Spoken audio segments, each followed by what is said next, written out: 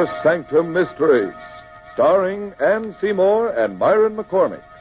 Brought to you by the makers of Carter's Little Liver Pills, the best friend to your sunny disposition.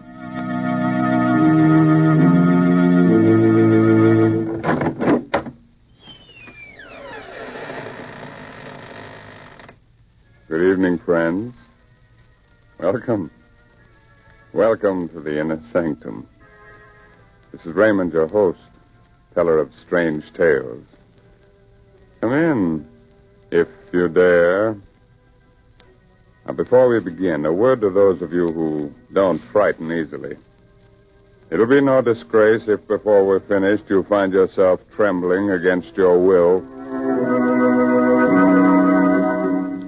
Inner Sanctum Mysteries takes great pleasure in presenting two of America's best-known and best-loved radio artists, Miss Ann Seymour and Mr. Myron McCormick. Tonight, these two favorites of the air lanes co-star in The Man from Yesterday, an original radio mystery drama by Milton Geiger, brought to you by the makers of Carter's Little Liver Pills, the laxative with the two-way action. For over 60 years, everybody has known that the name Carter's Little Liver Pills means gentle and efficient help whenever a laxative is needed.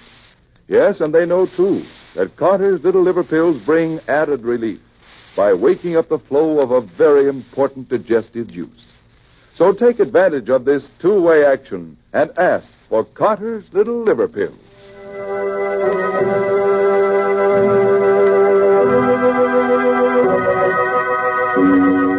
Do you like to have your hair stand on end?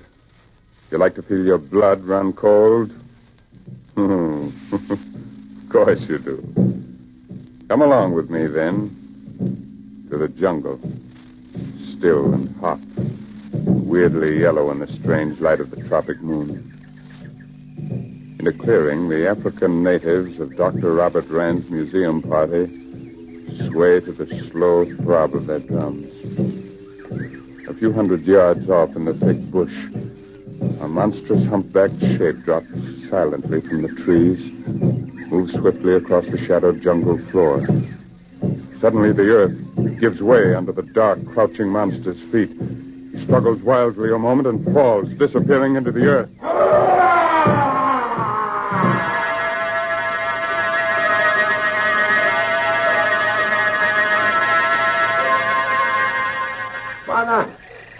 Ran. Quick, come quick. Ngagi, come quick. Eh? What's up, Sangala? Is something wrong, Sangala? Wana, you come fast. Bring big gun. Oh, what is it? Ngagi. Gorilla? Where? Old man gorilla. He fallen trap. Oh, you shouldn't go, Bob. You're feverish. Where is he? Where is the gorilla? Sangala show you. Bring big gun. You follow me.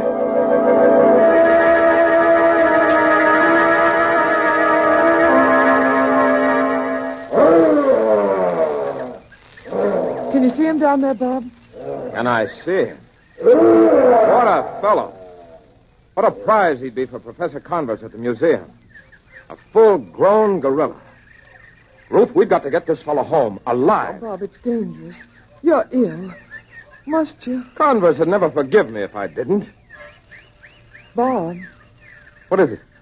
the gorilla hasn't made a sound for some time now. That's right. Turn the flashlight down there, will you, Ruth? That's very strange.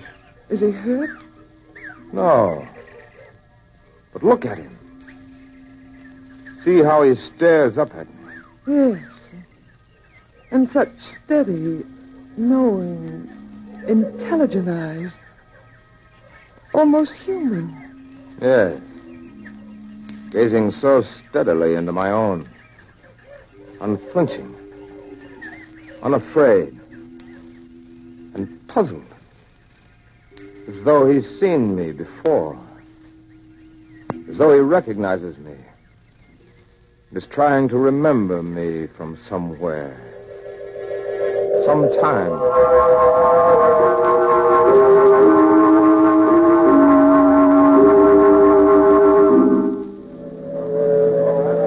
All right. Easy, man. All away. Ah, it's exciting, isn't it? Nerve-wracking, moving a great ape from where he obviously belongs to where he obviously doesn't. All right, hold it, man. Hold it. Keep the cage from swinging as it comes down to deck level. All right.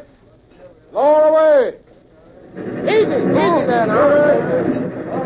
All right. Good. That does it, man. Now cast away the lowering chains and begin closing the hatch. We'll be right up. You tired, Bob? A little. But it's a relief to have Ngaji safely stowed away down here. Ngaji. It's a musical name, isn't it? It means gorilla. Well, nothing to do but keep him safe in his cage, keep him from catching cold, and feed him wild carrots and parsley. If it were for anyone but Professor Converse, I'd chuck it all right now. Sorry I started it. I don't like him, Gaji. Oh, he's a gentleman and a scholar. Don't talk playful nonsense about him, Ruth. He's a killer. He is not. I happen to know. What do you mean you happen to know? Have you been around his cage again lately? Well, I've been teaching him a few simple tricks, if that's what you mean. What do you call a simple trick? Well, for example, shaking hands with a lady. Ruth, you haven't. I have, and is my arm torn from its socket? It is not. Ruth, don't you understand? You can't make friends with a gorilla. You can't compromise with the jungle. And Gaji is clever and he's dangerous. He'll watch with those beady little eyes of his. He'll wait with that tricky little brain of his. Until his time comes. Now, don't give him his chance, Ruth. Oh, you're not well, Bob. And so you magnify the dangers and the menace of the jungle and all that bookish stuff. All out of proportion to... Well, what's the matter? Look at him. He's been watching me all the time. See how he stares at me? Never batting an eye. Never moving a hair. Watching me. Matching my gaze, stare for stare. Oh, come out of it, Bob. It's been like this from the moment we captured him. Ruth, that abysmal brute knows something. Darling, this stuff this ship's hold is getting you. Let's go and feed some quinine, huh? Very well. What'll I do with Ngaji back home? That's Professor Converse's problem, and he's welcome. Up the ladder with you. Right. All right, men. Batten it down. Bye-bye, Ngaji. So long, old man. Be good.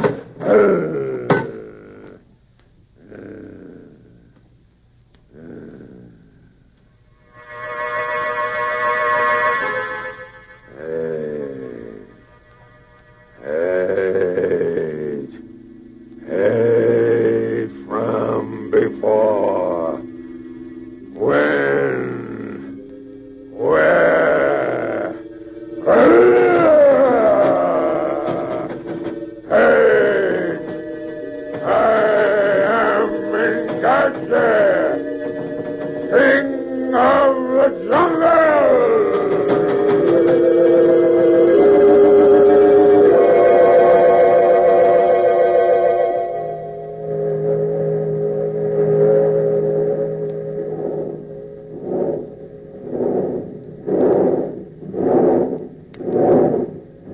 No, Ngaji. The other hand. That's it. That's it. Ah, good fellow. Now, the other hand. Take my left hand now. The left. That's it. Oh, careful now. Don't squeeze so hard. Hey, Butch, take it easy. No. Mustn't pull it. Stop pulling, do you hear? Ngaji. That's better. Now let go of the lady's hand. That's it. Now then, how about some exercise? Think you could walk around the hold here with a distinguished dame on your arm? Yeah, let's see how this chain and iron pin work on this door. They think you can't be trained, but I know you can. Oh, this is easy. I'll have this iron pin up in just a minute. Just be patient, old fellow. Oh, here it comes. Oh. Well, better luck next time. You down there, Ruth? Coming, Bob. I was just having a word with Ngaji. Well, hurry. We've got little old New York on our horizon, and I'm quite glad.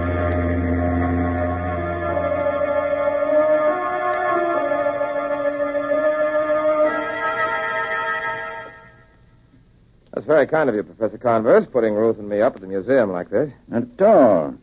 Plenty of room. Besides, I want to keep an eye on that fever of yours, because you won't. Well, nevertheless, Professor, we won't impose on your hospitality a moment more than it takes us to get settled again here in America. Here. Here's another door. After you, Rand. Thank you. This old wing is out of use, but it still has electricity. And what's more important, heat. Till the zoo can build proper quarters for Ingaji, we'd better keep him in here where the temperature is even. I've been thinking, Professor. These oak doors wouldn't be any problem at all to Ingaji if he happened to get on the loose. True. The door closing off this old wing from the new building is really made of iron. I see. So, unless your gorilla is of the armor-piercing variety, it's pretty safe. Here's next to the last door. This used to be our dinosaur room. A huge room. Well, here we are. Royal Suite itself. Ruth, what are you doing in here? I'm talking to Ingaji. Hello, Professor. I shouldn't become too familiar with Ingaji, Mrs. Rand. Oh, he's quite gentle. You know what he does now? He takes the rings off my fingers and then gives them back. Takes the rings off your fingers. Ruth, come on, let's get out of here. All right. You're rougher than a 500-pound ape. He's a real gentleman. Look at him. Look how he presses his face between the bars. To get a closer look at me. And it's been like that. By George, I'll give him a good look at Don't me. get too close, Rand. Now, careful. Oh, he doesn't know you well, Bob. Bob! There, you ugly brute. Take a look. Take a good long look. Well, what do you see? All right, he missed me. Could have shattered your skull with that blow, Rand. But it's only because he doesn't know you, Bob. He does know me. He looked into my face, and he saw something. What did he see?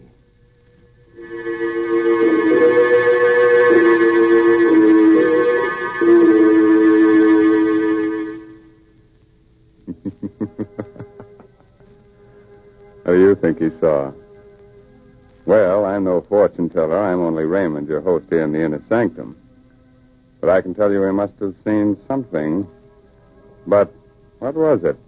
That's the big question. Yes, and when that logy, dull, sluggish feeling tells us that a laxative may be needed, the big question is, what laxative will do you the most good? Lots of folks have answered the question successfully by taking Carter's Little Liver Pills. Why? Because Carter's Little Liver Pills offer help in these two effective ways. One, they help relieve irregularity in an efficient, thorough, yet gentle manner. Two, usually within a half hour after taking them, Carter's Little Liver Pills wake up the flow of a very important digestive juice.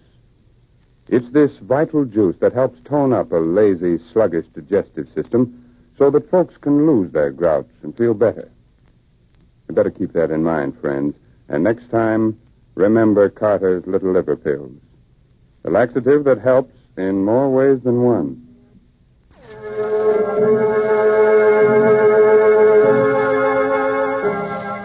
All right. Do you still want to know what the man from yesterday saw when he looked into Rand's face? You'll be sorry, but you asked for it. So let's go into Ngaji's cage with him now, as he listens to a strange, mysterious voice. Ngaji, Lord of the jungle, do you hear me? Do you hear Ngaji? Do you hear the jungle speak? Ingaji. I am Ingaji. I am the jungle. Jungle. You looked into the man-creature's pale eyes. Do you remember now? Do you remember that other Ngaji 1,000 million moons ago, before the pale man-creature walked the earth? Man. Small. Wait. Do you remember Ngaji? Remember. You fought with him in the jungle, fought for the beautiful she. He conquered. How you hated him. Hey. He was mighty, and he was different from the others. When the others swept through the trees, that other one ran, swift as the wind, on the ground. Remember. Remember. Hey. You fought, and you died.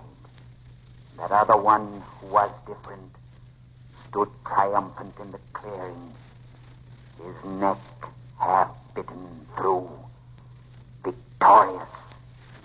He who would one day be a man. Man. Your conqueror then. Your captor now. Hate. Hate, man. Where is your strength, O Ingaji? That this same other one conquers you again, as he did 1,000 million moons ago. I am strong. I am Ingaji. Yet the weak one wins. Here. Yes. Here. Yes. Here. Yes. Here. Yes. Yes. Yes.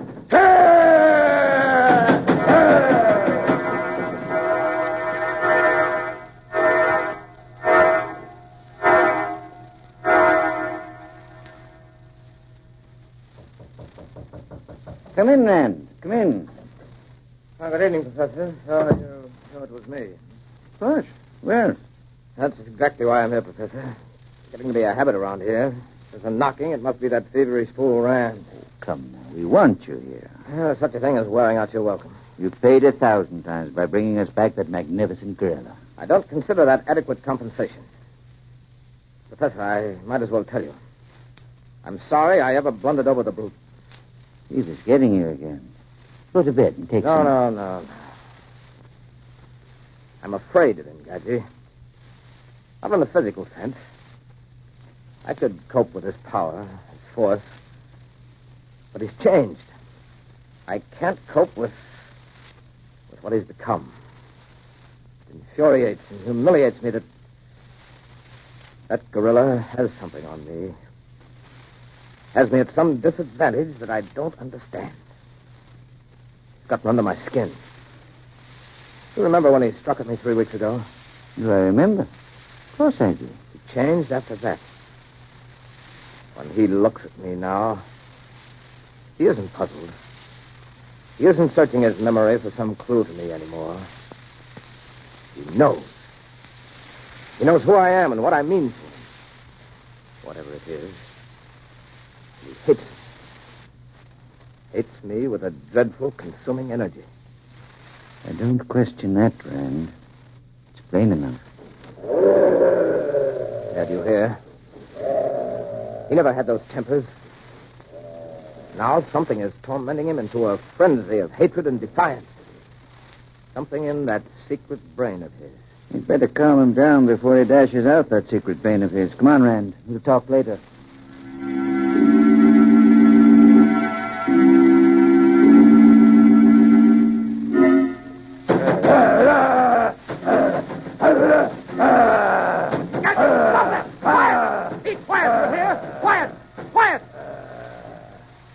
Did you say was afraid of whom? He's quiet, yes. But look at those eyes. Where have you seen such hatred? Or such tremendous living power? Yes. You've got to admire it at first. You almost think for a moment that he represents the super race. That big, black-haired, purebred gorillas are the dominating people. And on the basis of sheer power, with a certain amount of intelligence and ruthlessness, you think he ought to rule. Then you stop to think. You remember. Yes, he's pure black gorilla and powerful. But after all, he's just a gorilla. Oh, I thought I heard Ingaji fighting in here. Well, you did. Your precious beast was having a tantrum. You'd catch cold running about barefooted like that, and that wouldn't do. Because Ingaji might catch it from you, and that would be the end of Ingaji. On second thought, perhaps you'd better run around barefooted. But, Bob, he's worth a fortune. Well, so are you. Now run along back to bed. Professor Converse and I have a chess game to play. Hey, Professor?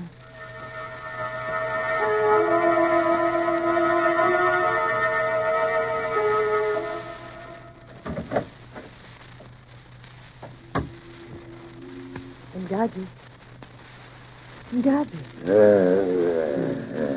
Hi, old fella. How about your banana?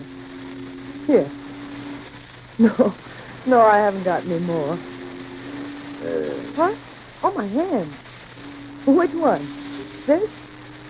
Oh, the left. Sure, pal. Take it easy, though. It breaks. That's a good boy. Oh, no. No, Gadget. Give me back the rings.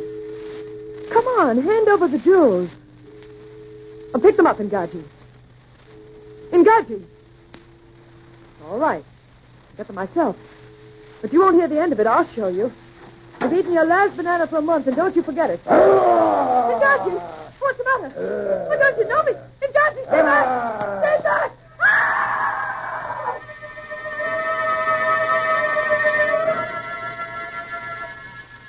Your move, Professor. Hey, Scott, it's loose. There's a light in the wing. Look. He's loose. The brute's loose. Wait a minute, Rand. Here. Take my revolver. I'll come along. Never mind. Stay here. Call for help. I can't hold him with just a revolver. Hurry!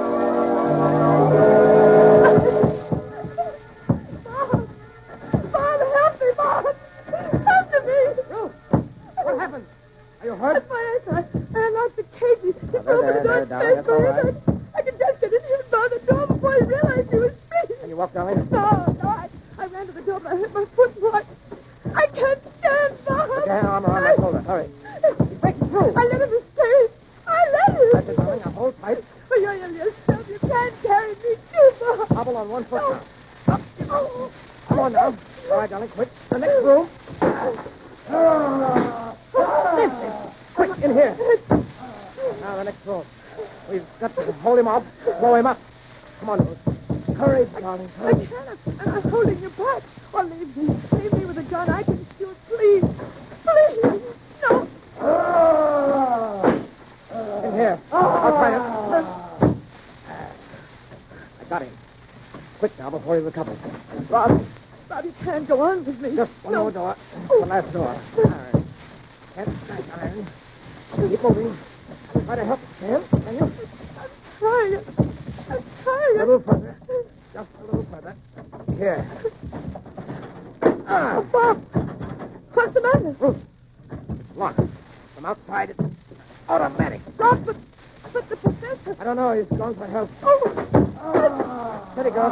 Steady. Oh, the lights have... There's the fuse box. You shut out the lights. Listen. He's dead. That other shot must have hurt him. He's dead. Quiet.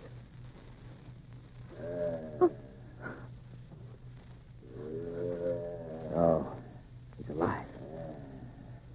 He's stalking us in the dark. How many bullets? 3. Bob, one more Pengaji. If you don't kill him... Quiet. This way. Keep moving.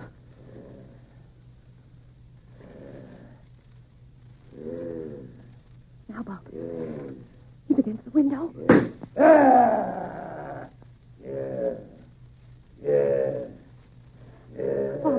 Bob, the moon.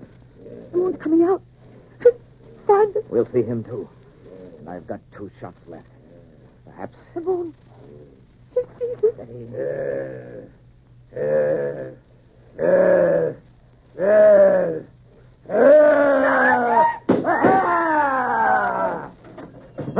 Rand, where are you? Rand! Point your light over here, Professor. Rand. Oh, thank heaven. You all right? Did you? Oh, my George. You did. Point blank range. My last 2 shots. Yes. In truth? She's a broken ankle. She fainted. She'll be all right, though. Oh. Well, Professor? That's the end of Waringachi, eh? Is it, Professor? You're certainly dead. Again. Again? Have you ever had the feeling that something that has just happened before, Somewhere. A long time ago? A very familiar psychological phenomenon. What about it? I feel that all this has happened before. When? And that it will happen again. I only wonder when. And where. And who will be the victor. Then. Yeah, let me look at you. Oh, yes. You're hurt. There are the marks of teeth on your neck. An unusual birthmark. It's occurred in my family for generations. Shows up when we become excited. Is it strange, Professor?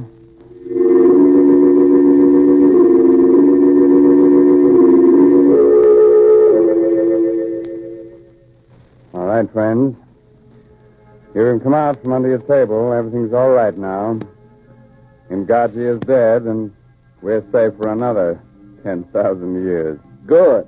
Oh, Mr. Hurley, Ngaji was only imaginary, so don't let him worry you. Oh, you're right, Raymond. Especially when real things can be so much more troublesome. You mean things like an irritable, sour, out-of-sorts feeling that so often warns us a laxative is needed? Yes, and that's why folks have been taking Carter's Little Liver Pills for years. They know the name stands for dependable, gentle relief. Yes, and besides, folks know that usually within a half hour, Carter's Little Liver Pills will wake up the flow of a very essential digestive juice. This juice is all important to normal, proper digestion. So why don't you take advantage of this time-tested two-way action and ask for Carter's Little Liver Pills? Well, friends, it's time to close that squeaking door to the inner sanctum until the same time next week. Invite all your friends to be here with you. It'll give you courage. There's safety in numbers. Well, next week, our ghost artist, pardon me, guest artist, comes with the highest credentials. He was on the horror roll at Spirit School. Fine student. And for anyone who'd like a snap course in exciting mystery reading, let me suggest this month's Inner Sanctum novel, The Murder of a Novelist, by Sally Wood. It's on sale at your favorite bookstore. Now, friends, here's an urgent, serious thought. Remember the Red Cross. It needs your help now more than ever. And also remember you are giving both for Christmas and for America. And your presents are United States defense bonds and stamps. Buy all you can afford today. Well, good night. Pleasant dreams, huh? Attention, armchair detectives. One way to solve a puzzling case is to keep your eyes and ears open. What valuable tip would you get from this conversation? I ought to have been home 2 hours ago. Got to get this order out, Tom. It's important. But I've stayed 3 nights this week. Well, so's everyone else. Come on, Tom. These days, grousing's out. But you fellas don't feel as sunk and low down and out of sorts as I have lately. I can't afford to. There's too much work to be done. So when you get the feeling slowed up and sluggish, why not do something about it? Yeah? What do you suggest? Try Carter's Little Liver Pills. Right. And when you don't feel good, try Carter's Little Liver Pills. They do the work of calomel, but have no calomel in them. For they are simple pills made of vegetable drugs. They wake up the flow of one of our most vital digestive juices. When this vital juice flows at the rate of about 2 pints a day, it helps to digest our food and bring back the glorious feeling that goes with regularity. Then most folks feel like happy days are here again. But be sure you get the genuine Carter's Little Liver Pills. 25 cents at all drugstores. This is the National Broadcasting Company.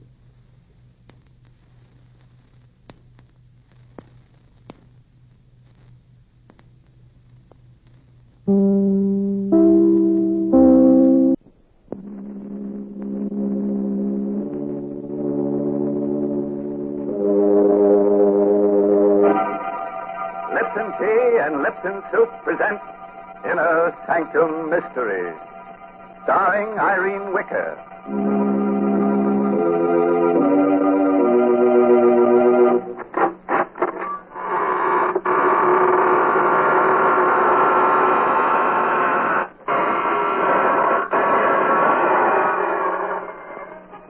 evening, friends of the Inner Sanctum.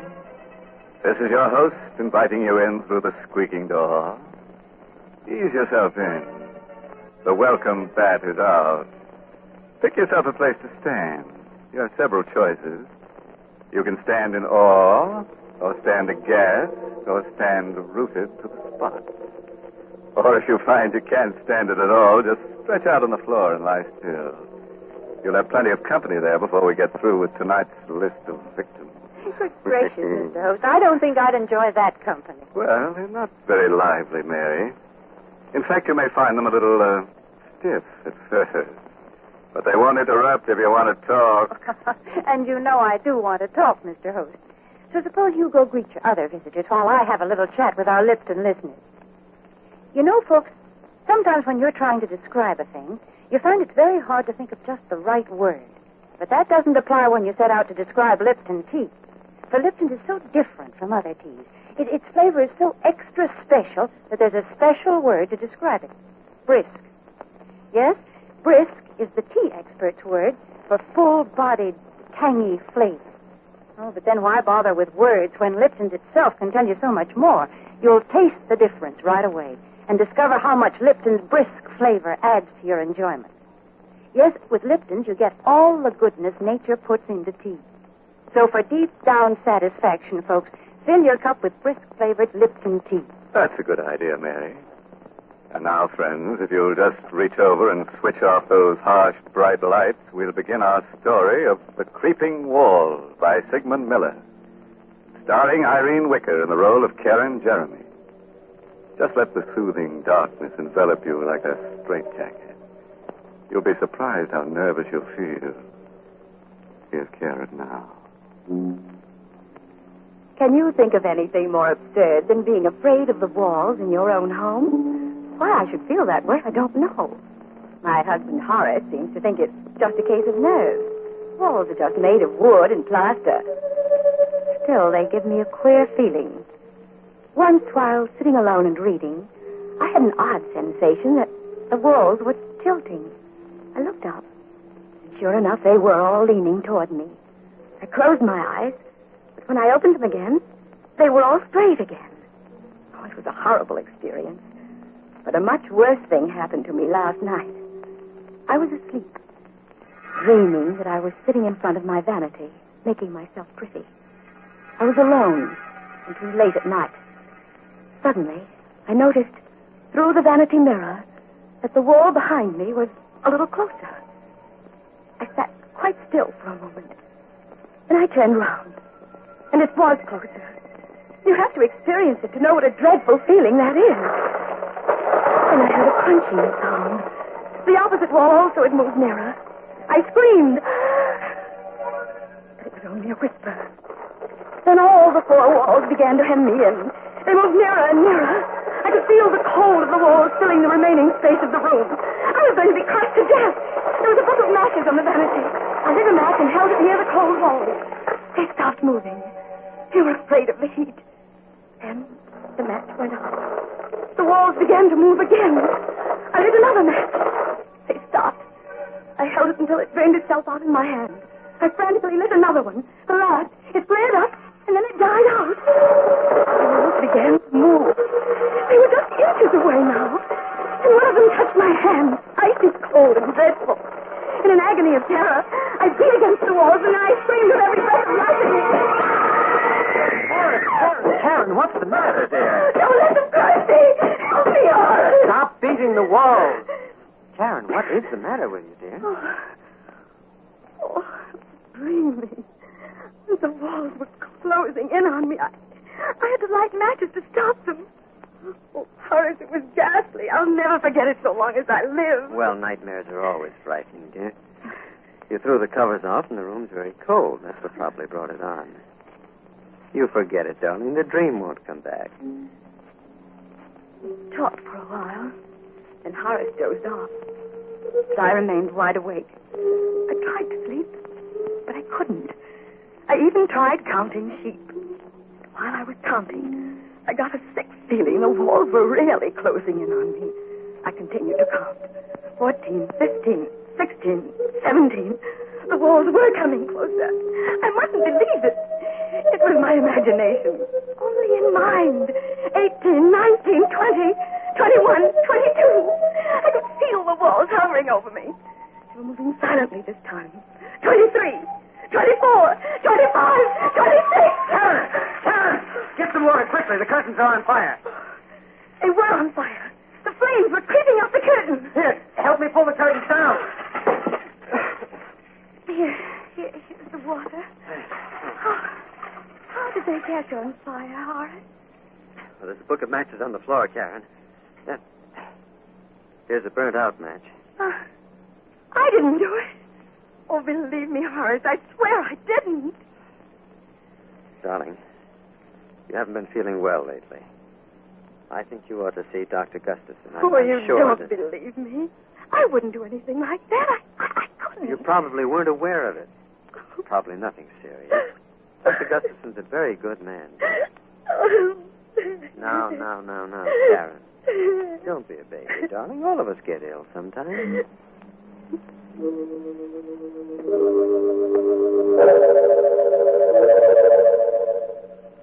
Dr. Gustafson is a little man with sharp eyes. I told him the whole story about the walls and the dream.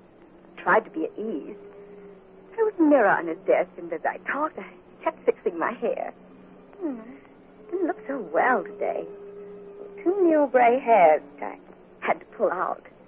He kept watching me very closely. All the time asking questions about my youth. I told him everything, even about winning the beauty contest when I was 17. He seemed very interested. Mrs. Jeremy, it seems to me you have an obsession about being beautiful. You're not as young as you used to be. Neither is your appearance. That's why you're afraid of close scrutiny. That may account for your fear of close spaces. Went on like that, looking at me as though I were a drab, middle-aged woman. He didn't like me, and I didn't like him. I didn't like the way he spoke to me, the way he watched me. Karen, put the letter opener down. I was just holding it. You'll hurt somebody holding it that way, darling. No harm was meant, I'm sure. The first thing you should do, Mr. Jeremy, is to get larger living quarters. Your wife may be suffering from acute claustrophobia, among other things.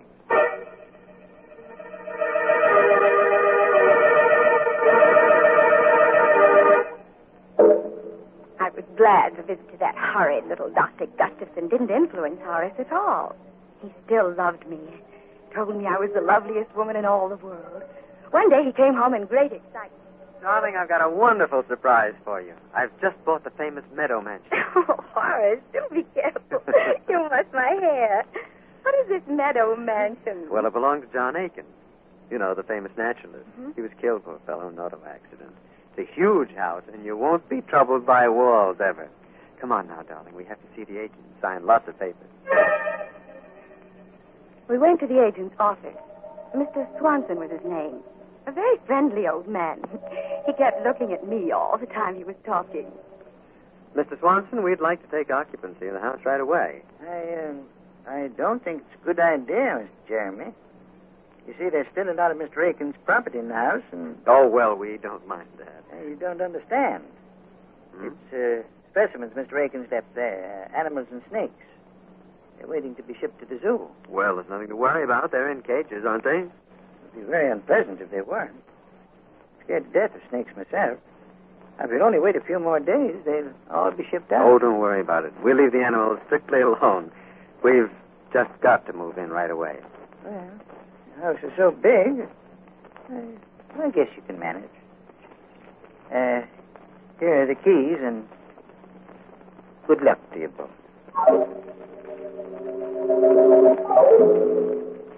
Meadow Mansion was magnificent. It was big and gracious. The rooms were huge and beautifully decorated. The high ceilings gave you a wonderful feeling of freedom. But the drawing room was loveliest of all. A large prism chandelier hung in the middle of the room, and the walls were paneled halfway up to the ceiling. But most exciting of all, each wooden panel had a darling little mirror set into it. There were easily 100 such mirrors. Oh, it was very gay. You could see images of yourself everywhere in the room. It was all breathtakingly beautiful. Except Or a picture on the wall of a very flashy-looking woman called Delilah. Well, darling, how do you like our new home? Oh, it's wonderful, Horace. I love it all. Everything. Except that picture. Well, you mean Delilah? Well, that's a fine painting, dear, of a very beautiful woman. Well, she looks evil to me. Darling, I do believe you're jealous. You needn't be. She isn't half as pretty as you are. Alice! Alice, answer the door, please. We didn't talk about the picture anymore because Mr. Swanson, the agent, came in to see how we were getting on. I left Horace talking to him, and I wandered into the next room. There were a dozen cages standing near the fireplace, ready to be shipped off to the zoo. There were mostly snakes and lizards in the cages. All of them were quite motionless, except one. It was labeled Bushmaster, Venezuela.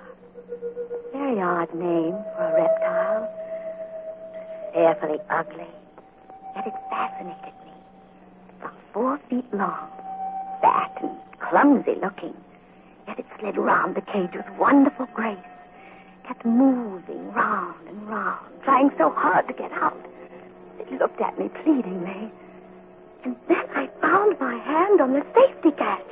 I drew it away in horror. The snake kept going round and round the 4 glass walls. Must be maddening to have walls so close they touch you all the time. I remembered what a terrible feeling it was to be frightened of walls. Then suddenly, the snake was in the middle of the floor. Karen, don't move. Good heavens. It's out of the cage. Stand still, Karen. I didn't move. Not one bit. I wasn't frightened. I was only wondering how it had escaped from the cage. The snake lay there in the middle of the floor with its head up, hissing. And it started to move. It slid in a wide circle toward Horace and Mr. Swanson. It's coming towards me. I've got to get out of here. Don't run! But he didn't listen to Horace. He started running and the snake struck him. It struck him twice in the left. Then he continued running past me. Then suddenly he fell. Horace picked up a chair. He smashed it down on the snake. He smashed it again and again and again until it was dead. His body is swelling. He's dying. I didn't open the cage. I swear to you I didn't. It got out by itself. Oh, the door must have been loose. Please believe me, Horace. I didn't open it. I couldn't have opened it. You must believe me. You must. Oh, you must.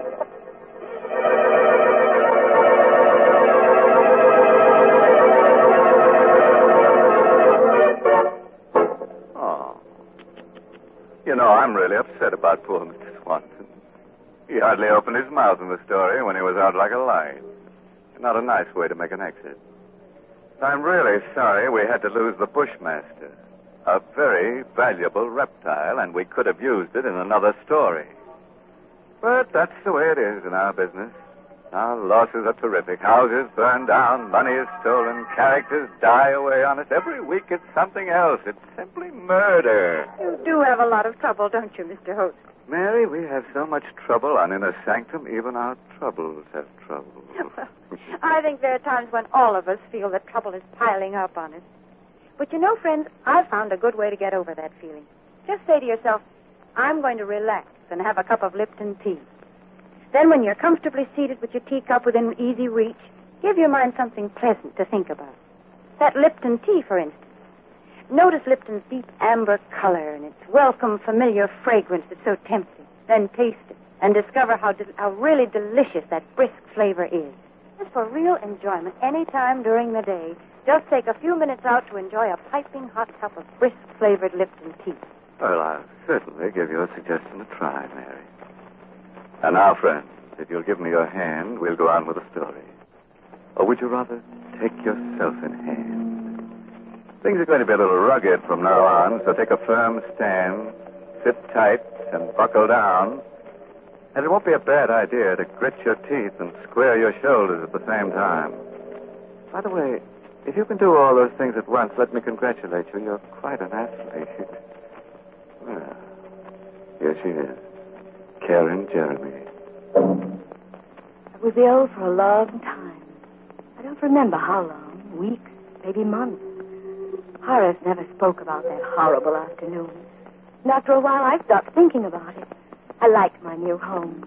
Meadow Mansion was such a beautiful place, I rarely left it. I loved best of all the drawing room, with its darling little mirrors and the wooden panels. I could see myself from all sides. It was so much fun. My absurd fear of walls was beginning to fade away. There was only one thing that irritated me. That was the picture of Delilah. I was determined to get rid of it. Karen, stop glaring at that picture. I don't like it, Horace. I wish we'd get rid of it. It's a fine work of art. Why? I don't care. It's an evil picture to me. Karen, look here. You're just jealous of her. You're jealous of any beautiful woman, even if she's only a painting. You don't care for me anymore. That is a ridiculous thing to say. You know it's not true. Well, if you really loved me, you'd take that picture down off the wall. That picture is staying right where it is. Now, it's for your own good. I'm going out for a walk. And, Karen, I absolutely forbid you to touch that picture. I'm in it. I sat there for quite a while, staring at that picture that was upsetting my life with Horace. He was always kind and gentle with me. For the first time he'd ever lost his temper. I looked at Delilah. There was a gleam of white teeth between her full lips. She was an abandoned-looking thing. Her long hair cunningly untidy. Her eyes sparkling, black, shameless. She seemed to be laughing at me. I made up my mind. Horace would understand. I got a knife from the kitchen. And I pulled a chair over to the picture. And I stood up on the chair, then began to slice down the length of the picture. Mrs. Gerald, what are you doing? It's no business of yours. Go away, Alice. Oh, you mustn't do that. Mr. Jeremy will be angry. I told you it's none of your business. Please come down off that chair. You're destroying a beautiful painting. You meddling little fool. I'll teach you to interfere. Mrs. Jeremy, I've put up with you for a long time. Nobody's ever dared to slap me. You vicious, miserable hag. That's what you are, a hag. For years I've pampered you. I've always told you how beautiful you were, how lovely you looked. Well, maybe you were beautiful once, but now you're just a self-centered, haggard old woman. But just look at your face. She was lying on the floor. Silent. Bleeding. I didn't stab her. It wasn't me. It couldn't be me. I wouldn't do such a thing. I looked at myself in the paneled mirror. I looked pale. My hair was all untidy. And I thought of Horace. He would never believe I didn't do it. He'd look at me in that piercing, sad way. No, he mustn't see the body. I must hide it before he gets back. I dragged her over to the closet. And I hid her body in the corner. I locked the door with a key. There was blood on my hand. I don't know how it got there, but I had to wash it off. And the knife, it threw it in the garbage pail. There was blood on the carpet, too. I took a scatter rug and carefully placed it over the spot. And I sat down and waited for Horace to come home. The room was very queer. The chandelier seemed to be lower. All the walls, they seemed to be closer.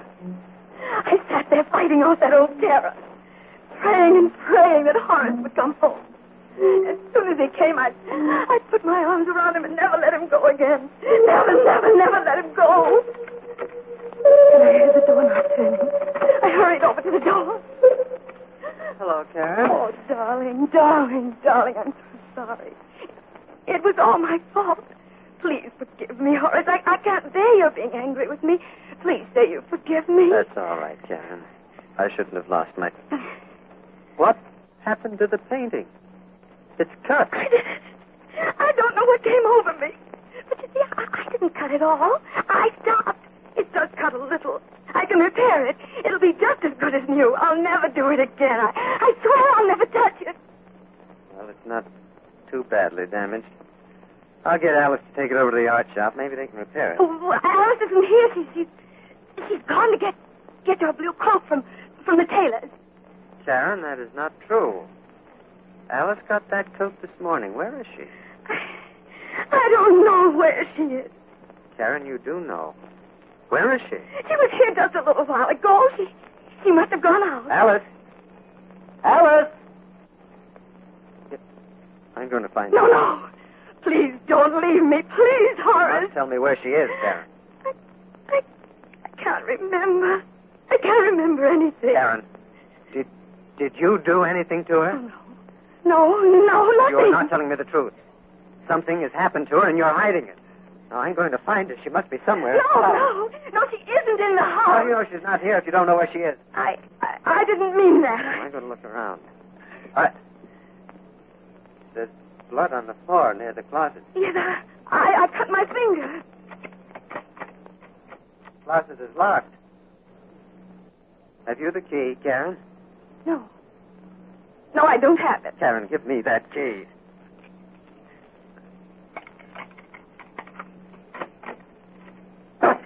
Karen! You killed her! No. I didn't kill her. I couldn't do such a thing. I saw her lying there on the floor, so I hid her in the closet because I didn't think you'd believe me. But I didn't kill her. I didn't do it. I'm going to get Dr. Gustafson, Karen. Maybe he Oh, can no, help. please don't go. I can't bear being alone. The walls, they'll crush me if you leave. I'll be back as soon as I can. He left me in the room all alone. I looked at myself in the mirror. All my beauty was gone. I looked haggard. I wasn't beautiful anymore. My face was all wrinkled and pale. My hair hung down lifelessly. I was ugly. I mustn't let Horace see me now.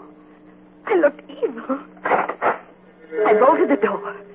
I didn't want him to come back and see me looking this way. He would hate me. The walls were moving again. They were very clever. They waited for Horace to leave. They were afraid of him. I looked at myself again in the mirror. There were dozens of me. Then something very strange happened. All the images of me began to come out of the mirrors, right into the room. It was incredible. They were all ugly. They kept coming out of one mirror, going back into another. I watched them. They began to move very fast, in and out, in and out, in and out. It made my eyes hurt to watch them. The walls were moving slowly, but they couldn't fool me. I knew they were moving because the picture of Delilah was nearer than ever. She was still laughing at me. I could even hear her laughing.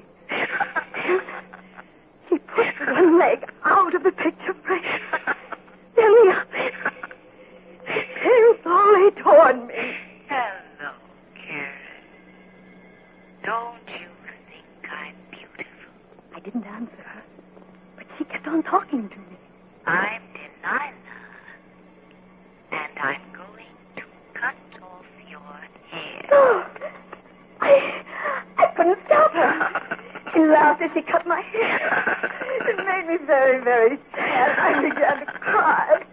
She began to cut faster and faster because the walls were very close now. I could even feel their coldness. Don't be frightened, Karen. I turned around. A man I never had seen before. He had a kind, good face.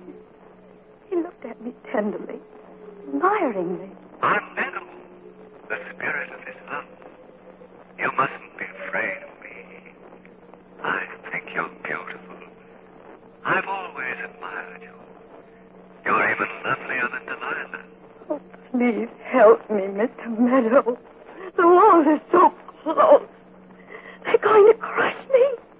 If you get into the picture frame, they won't be able to harm you. Quickly, before Delilah comes back. Open the door. Hurry.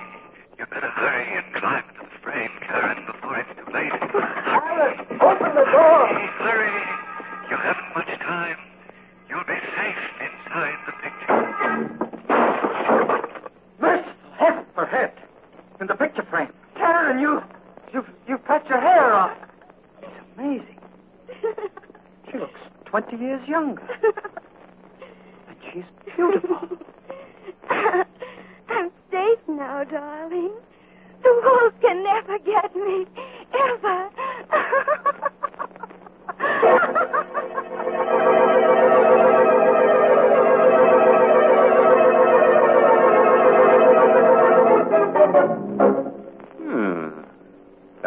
played rather well tonight.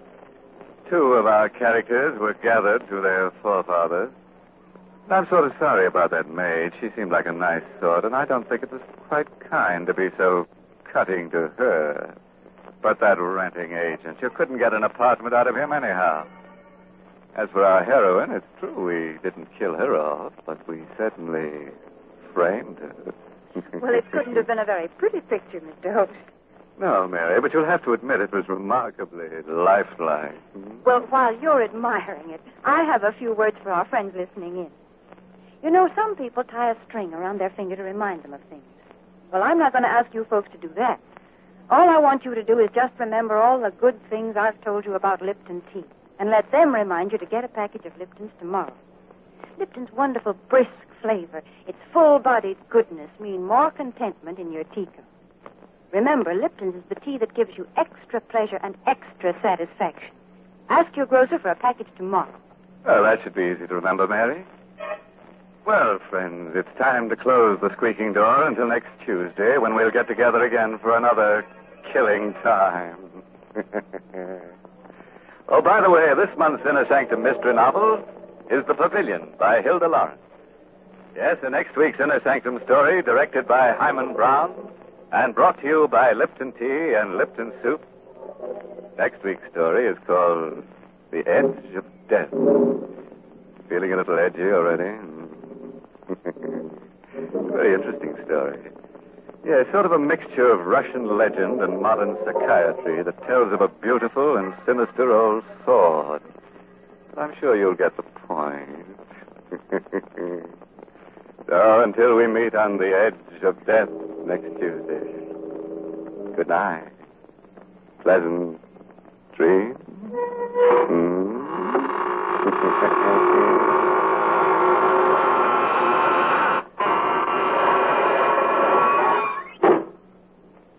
Here's a grand dish to get your dinner off to a good start. Lipton's Noodle Soup. It has all the homemade goodness and real chickeny flavor your family loves. Lipton's Noodle Soup is seasoned to perfection, and it's full of tender, golden noodles. Hard to prepare? Not a bit. It takes only a few quick minutes from package to soup plate. It's economical, too. Costs less and makes lots more than canned soups. So get Lipton's Noodle Soup mix tomorrow. And don't forget to tune in next Tuesday night for another Inner Sanctum Mystery. This is CBS, the Columbia Broadcasting System.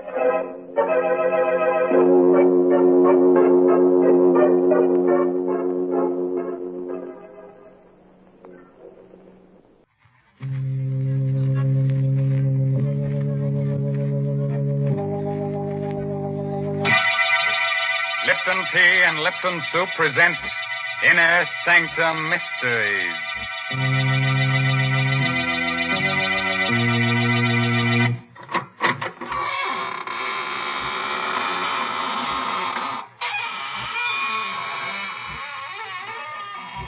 Good evening, friends of the Inner Sanctum. This is your host, Raymond, the gay ghoul. Friends, would you like to fly through the air with the greatest of ease? Do you think you'd enjoy being invisible, huh? Oh, it's easy. All you have to do is become a ghost. And to become a ghost, all you have to do is accentuate the ectoplasm and eliminate the protoplasm. Man! If that doesn't work, we'll introduce you to one of the characters on our show. He'll take care of you. And that's the truth. What awful people on this show. Wherever do you find them, Mr. Raymond? Well, it's simple. All you have to do is turn over a rock, and out they come crawling. And just suppose you were looking for decent people. How would you find them? Oh, well, now, Mary, you were the one who showed me how I'd just go snooping around houses and peering into windows, and I'd find all the nice people drinking Lipton tea. Oh, dear. There you go, making fun again. You know, maybe if you drank Lipton tea, you wouldn't be such a bitter, unhappy person. Yes, there's something so warming and cheerful about Lipton's. I guess that's why lots of folks drink it not only at mealtimes, but between meals, or whenever they get a chance to sit down and enjoy Lipton's famous brisk flavor. That word brisk, B-R-I-S-K, explains a lot when it comes to tea flavor. Brisk means that Lipton tea always tastes tangy and bracing. It's never flat or wishy-washy. That's right. You just don't know how good tea can be till you know how good Lipton's is. All right, Mary. As long as you're in the kitchen, you'd better sharpen up a couple of knives, as our main character tonight is going to use them. Our story is called Song of the Slasher. It's an original radio play by Milton Lewis and stars Arnold Moss in the role of Detective Dan Miller. Are you ready? Then gather close and listen. If you find you're getting too many chills, and just sit in the fire. A thick, murky fog hangs like a damp veil over the waterfront. The streets are deserted. The buildings loom like tombstones in a cemetery. No living soul can be seen, because people with sense stay behind locked doors. The slasher has murdered and mutilated his 5th victim in 8 days. In a drab, lonely little room, a young woman suddenly looks up when she hears a door close. Hello? Well, what's the matter? Can't you speak? Hey, you, get away from me. Let go. That knife.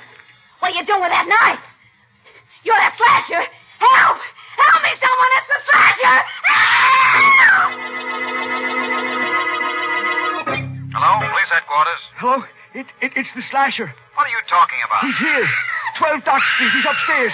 Mr. Nair's apartment. I can hear her screaming now. He's with her. I go up, but I'm an old man. It's the slasher. He's killing her.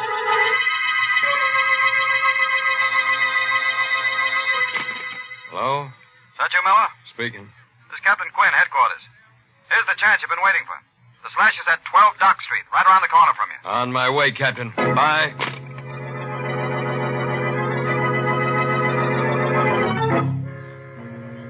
And that's how it started. A detective is asked to do some queer things in the line of duty. I didn't mind moving down to the dump at the waterfront with my wife, if it would help catch the slasher. So when I got the call, I rushed out of my joint and beat it down to 12 Dock Street. Oh. Where is he? Where'd he go? Hey. Listen, I...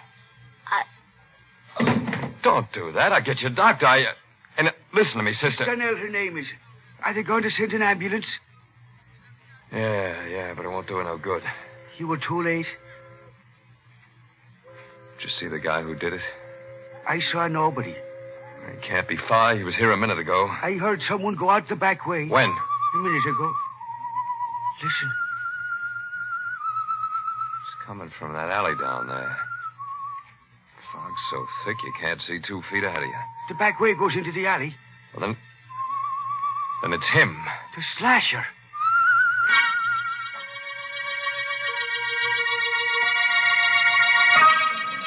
I got down to the alley, the radio cars and the men from the precinct were coming. We went through that neighborhood with a sieve.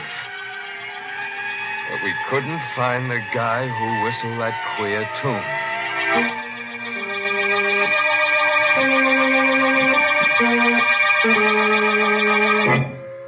Is that you, Danny? Yeah. Oh. What happened? Well, you shouldn't have got out of bed, baby. I was worried. He got away. Did he kill another? Yeah, another dame. It wasn't so foggy I could have seen him. That's how close it was. Any clues? No, nothing to speak of. Hey, look, baby, don't you worry about this. You go back and get some sleep. I'm frightened, Danny. That man is somewhere in this neighborhood, and us living here. I shouldn't have brought you down here. You're going back to our old place tomorrow. No, I'm not. I don't want you here alone, and I want to stay with you. Shut up. Danny. Listen. You hear that, don't you? That ain't something I'm hearing in my head, is it? Danny, what are you... Answer me. I want to make sure I ain't hearing Well, things. of course I hear it. It's someone whistling, but why are you acting like this? He, the slasher whistles that tune. Are you sure? Yeah, I heard him tonight. Then the killer, the slasher, must be somewhere around here. I'm going out, baby. Lock the door.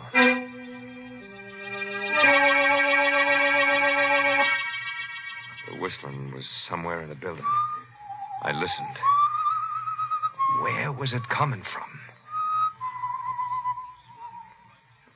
It was gone. I looked at my watch. 4:30 in the morning. I walked down the stairs listening for the whistle. I walked on my toes, listened at the other flats. I didn't hear a thing. I went down into the cellar. There was someone there, all right. Oh? Who's there? It was Sykes, the janitor. I came closer. Oh. Oh, it's you, Mr. Miller. Yeah, Mr. Sykes. Hey, what's the matter? You're shaking like you got a fever. You frightened me. Why? I thought you were the slasher. Yeah? He's around here, you know. He might be hiding in these shadows. He might be anywhere. Everybody's afraid of him. Everybody. Yeah, so I hear. Time did you come down here?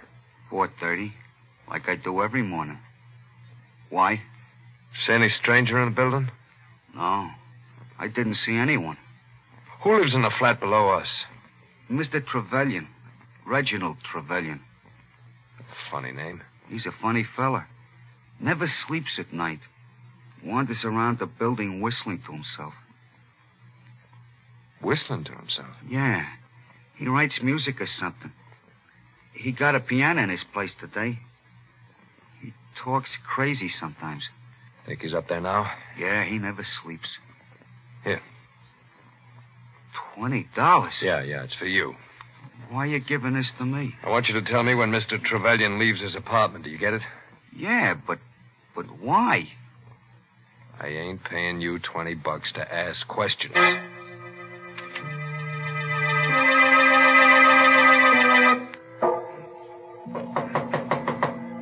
Who's there? Miller. Mr. Miller. Yes? What is it, Mr. Miller? My wife and I live upstairs. I know it's kind of late, but, can I come in here for a minute? Of course. Hope I'm not disturbing you. No, it's quite all right. You the people who moved in a few days ago? That's right. Glad to know you. My name's Reginald Trevelyan. Dan Miller's mine. You been up all night? Yes. Why do you ask? Well, because maybe you can help me. Someone tried to break into our place at about 4:30 this morning. Really? Mr. Miller, you think your wife would be very annoyed if I played the piano now? No. No, I don't think so. She likes music. Does she? She seemed like a charming girl. I noticed her when you first moved in. You're very lucky to have such an attractive wife.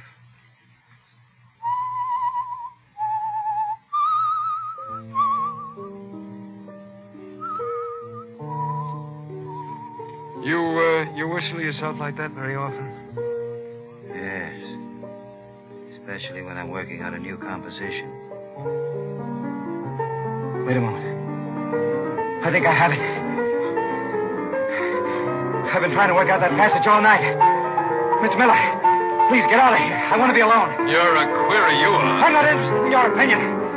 Well, what are you waiting for? Get out of here! Get out, I'll blow you out! Try it. I've lost it. What? That passage. You see what you've done?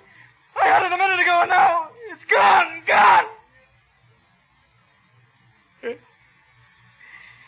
It's how it's been lately. I keep forgetting things. I'm sorry if I was rude to you. I didn't mean to be. Mr. Miller. Good night. Mr. Miller, is it really true what it says in the papers about the slasher? That he has the whole neighborhood trembling in terror? Yes. Lovely. Trembling for their miserable little lives. Worried about their dirty little souls. Shivering in fear in their ugly little rat holes. If I knew who the slasher was, I'd embrace him and give him every penny I have. Why? Because I hate them. Because they laugh at me. Because... Good night, Mr.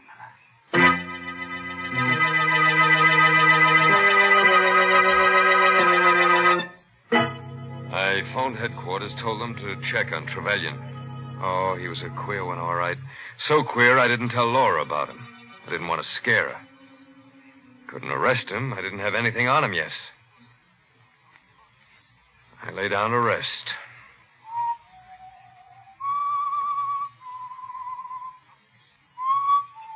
Maybe I heard it in my dream. Maybe not. But I heard that whistling again. That same tune. I think that's what woke me. I looked around. Laura. She was gone. And the door was open.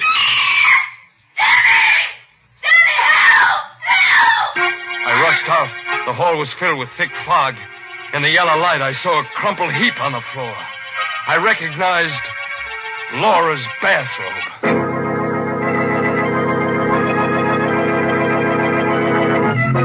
Ah, the slasher, that's my boy. He's not the type of low character who goes around murdering his friends and relatives. No, he's so big-hearted he murders anyone. Even people he was never introduced to. He's no snob. Snob? He's much worse than a snob. He's a lunatic. Oh, Mary, you're so unsympathetic. He's just lonely. He wants to get close to people with a knife. Well, if he's so lonely, then why does he go around cutting people? You see, Mr. Raymond, I can say the same kind of things you do. Don't you dare just be your sweet, practical self, or else... You can't frighten me, Mr. Raymond. But as a matter of fact, I do have something practical to say. I'm going to suggest that all the folks who drink Lipton tea should buy the larger, more economical size packages. Not only because they're thriftier, but for another reason. You see, if you have a large package of Liptons at home, then you're not likely to run out just when you need it. For instance, when folks happen to drop in unexpectedly some evening. And, of course, Lipton's is a grand drink to serve your guests. It goes so well with cake or sandwiches. It just seems to make everything taste better. So, folks, be sure to have a good supply of that brisk Lipton tea on hand. Yeah, do that. And while you're at it, be sure to have an extra hand on hand, because the slasher may want to collect one for a souvenir. Well, we've kept the blood from flowing long enough. On with the murders. Listen as we hear Arnold Moss as Dan Miller finish that story.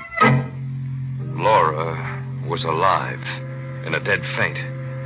I scooped her up in my arms and rushed her back to our flat. She opened her eyes a few minutes later. Danny. You're okay, baby.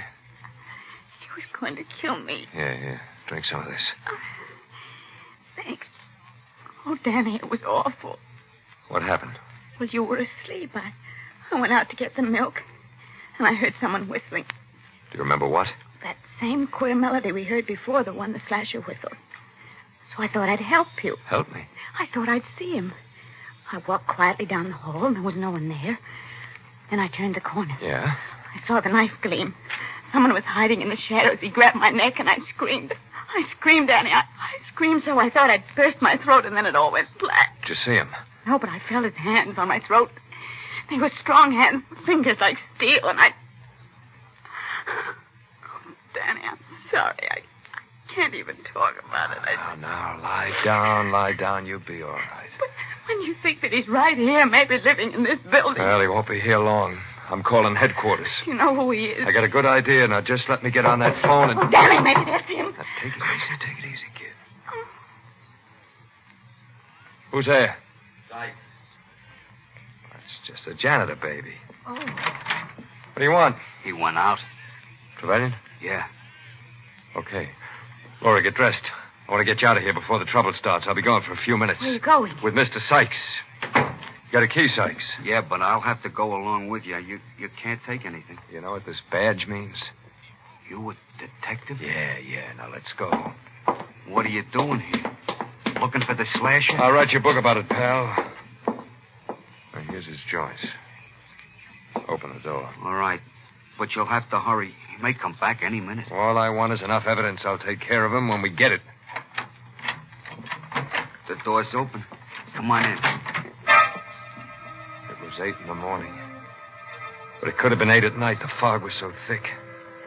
I knew this was it. I couldn't take any chances. I had to get all the evidence on him before I nabbed him. And I had to get it without him being wise. What are you looking for? Knives. We know he's got at least 3. I don't see none. Neither do I. Maybe it's a bum steer. I could be wrong. Hey, what's this? Music. He's always writing it. I used to be a choir boy once. They taught me how to read them notes. I wonder if I still can. Why?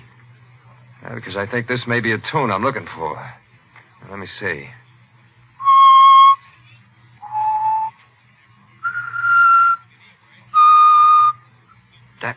That song. Did you ever hear it before? Yeah. Bet you did. He's always whistling it. I heard it myself when he killed the last one. You gotta find those knives. You better hurry. I think he just went out to get some breakfast. I looked everywhere. Couldn't find the knives. I couldn't bring a guy in just because I heard a song. I found a bunch of keys. They were trunk keys. But there was no trunk. I think I hear him coming. Never mind what you think. Where does he keep his trunk? In the storeroom in the cellar. He's always going down there for things. Hold it. That's him. Yeah. Come here. There's room behind this upright piano for both of us. What, if he's the Shut up. Get behind here and hurry.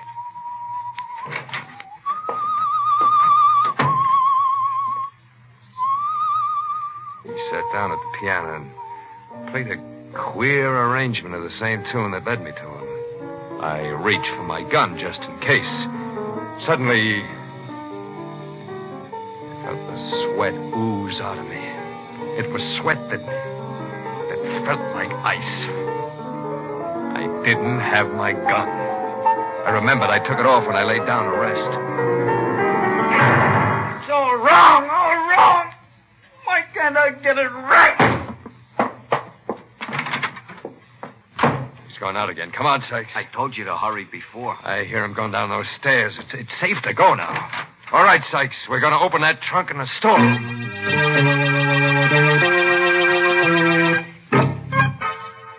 Here's his trunk, Mr. Miller. This key should open it.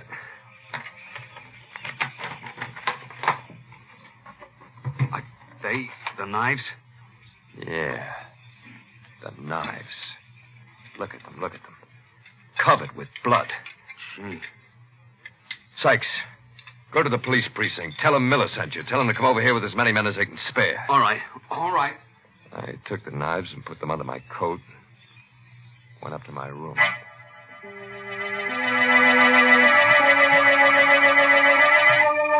Yes, dear. Yes, I'm leaving. I'll be home soon. I could hear Laura talking on the phone to someone. I opened the door. Oh, of course. I better hang up now. Danny just came in. Goodbye, darling. Who are you talking to? Mother, I'm ready to go. Oh, wait a minute. There's no rush. Listen, Danny. It's that man at the piano. Sounds like the Slasher song. Yeah. What have you got there? My gun. Come on, baby, we're going. That man playing the piano. Are you sure he's the Slasher? Yeah. Positive. Danny, you're hurting my arm. Oh, I'm sorry. I'm a little nervous. That's his place. Come on in with me. Come in with you? Yeah. I figured out a way to trap him. But, Danny, Don't be scared, baby. You'll be okay. Oh. It's you. Yeah, Mr. Trevelyan. I'd like you to meet my wife. I'm delighted. How do you do? Would you like to hear something? It's a composition I've just completed. I've had a great deal of trouble with it. But I think I've got it right now.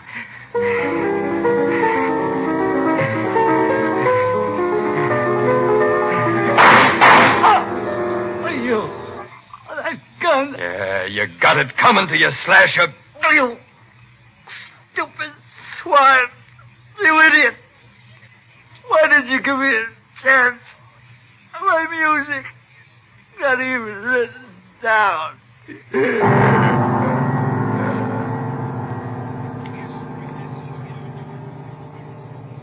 Danny. You murdered him. Yeah, Why? you'll find out. What are you going to do with that knife? It's one of his knives. Stand still, Laura. Danny, let go of me. In a minute. Danny, what's the matter You with got you? it coming to you, too. Danny! I know who you were talking to on that phone. It wasn't your old lady. What? It was Jerry Boyd, that guy who lives next door, wasn't it? Answer me, wasn't it? No! Lie to me. So this is why you made me come down here with you. You planned this all along. That's right, baby. And that's why I had you insured for $40,000. Oh. You made one bad mistake. You married a smart cookie. You're going to kill me and blame it on the slasher. Yeah. No! Help me, someone help me! Danny, don't!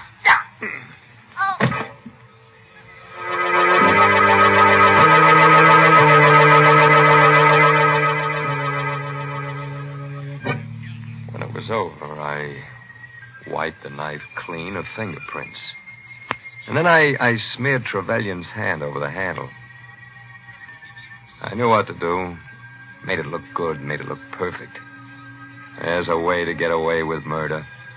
And I found it. I thought.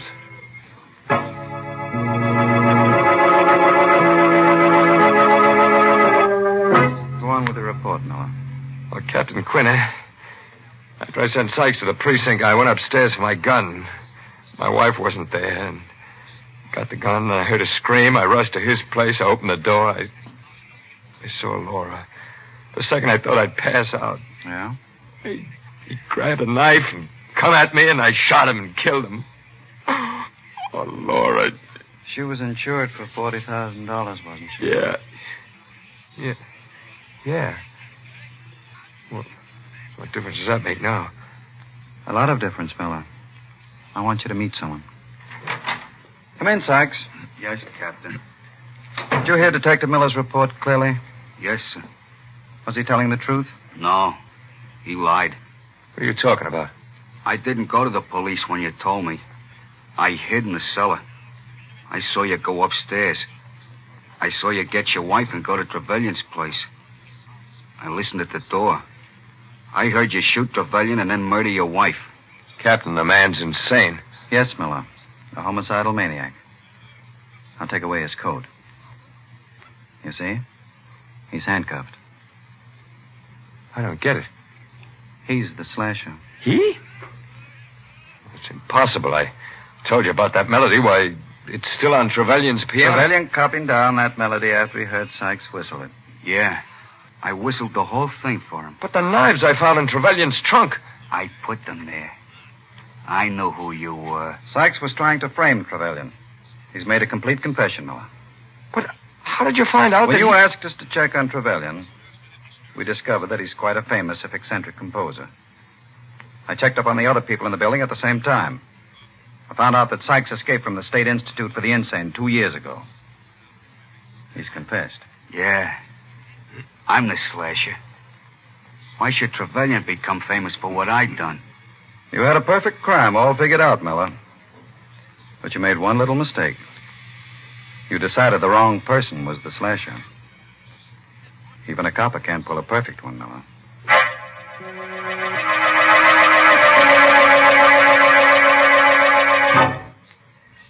So I'm telling you all this because in 10 minutes I won't be able to tell nobody anything. Ever since I made my report, I've been hearing that song in my head. Like somebody whistling it. Soon I won't hear that either. It's a nice tune. Kind of sad.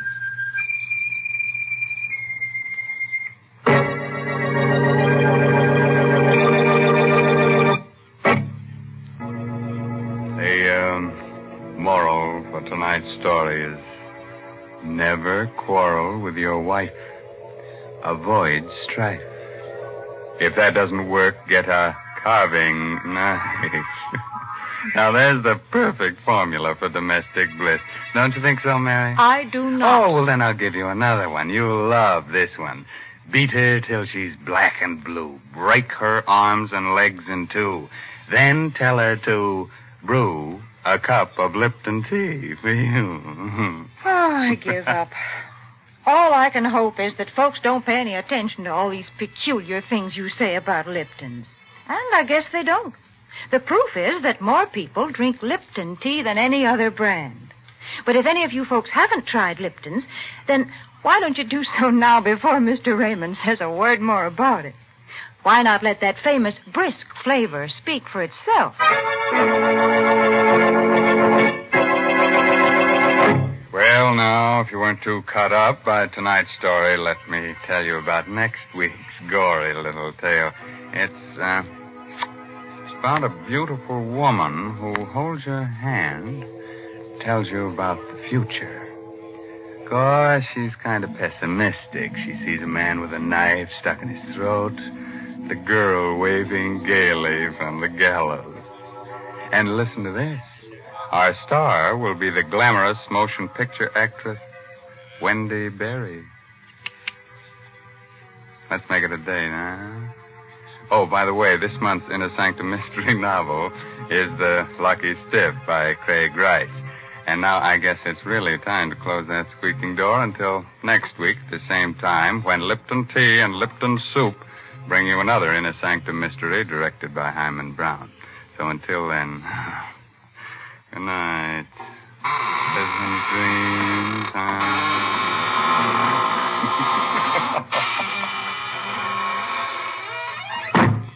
Folks, if you'd like to try a modern food with a real old-fashioned flavor, then try Lipton's Noodle Soup.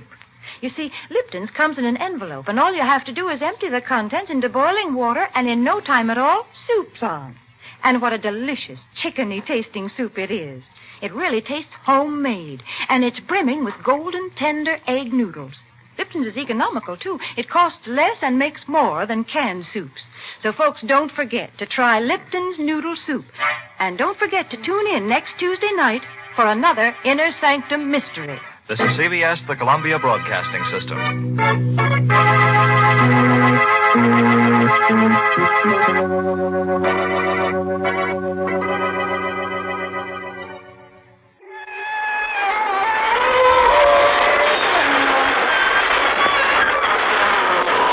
Good evening, friends. This is your host to welcome you through the creaking door into the inner sanctum. Come on in.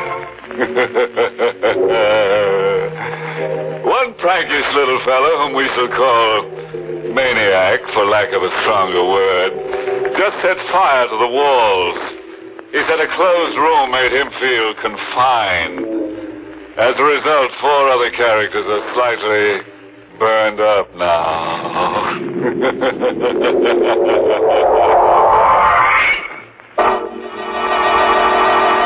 Tonight's Inner Sanctum Mystery, Corpse for Halloween, was written by John Robert and stars Larry Haynes in the role of Jimmy with Barry Kroger as Kavanaugh. And now, let's unhinge our minds a little. After all, what's a little insanity among friends? Tonight's story dramatizes the fanatical hold of memory. The one scene, the one fragment that plays and replays over and over again in your mind. The one terror that's with you when you dine and when you walk and when you sleep.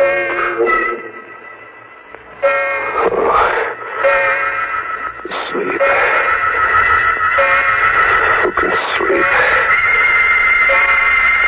I'm here in the 35-cent flop, but I'm in the Burma jungle. Watching a scene that never gets stale, even though it's 5 years old. I can hear sounds travel across the brush. I pick them up as if I'm a receiving set. Animal sounds. And I see, as if my eyes are in the sky, I see 2 grim figures standing with their rifles aimed at a pair of jungle beasts. A tiger and its mate in a crouch, ready to jump. They fire point blank together as if by signal. No good. They miss. The beasts roar and leap. I hear them scream out, Kavanaugh and Dr. Dolan. Just before they die.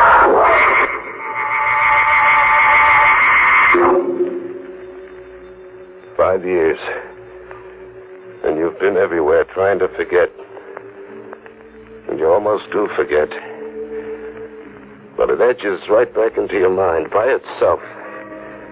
Like when a guy suddenly sneaks up on you in the night. Do you have a match? What? Do you have a match? Oh, yeah, sure. You popped up on me so suddenly. You're a nervous man. Thank you. I have a parcel with me. For you. For me? What, are you kidding? No. I have a parcel for you. Here, take it. Wait a minute. Hey, wait! But he's gone. Just the way he came. As if he's a chip off my sanity. As if there'd been nobody. But there is a package left with me. The mind doesn't dream up a package.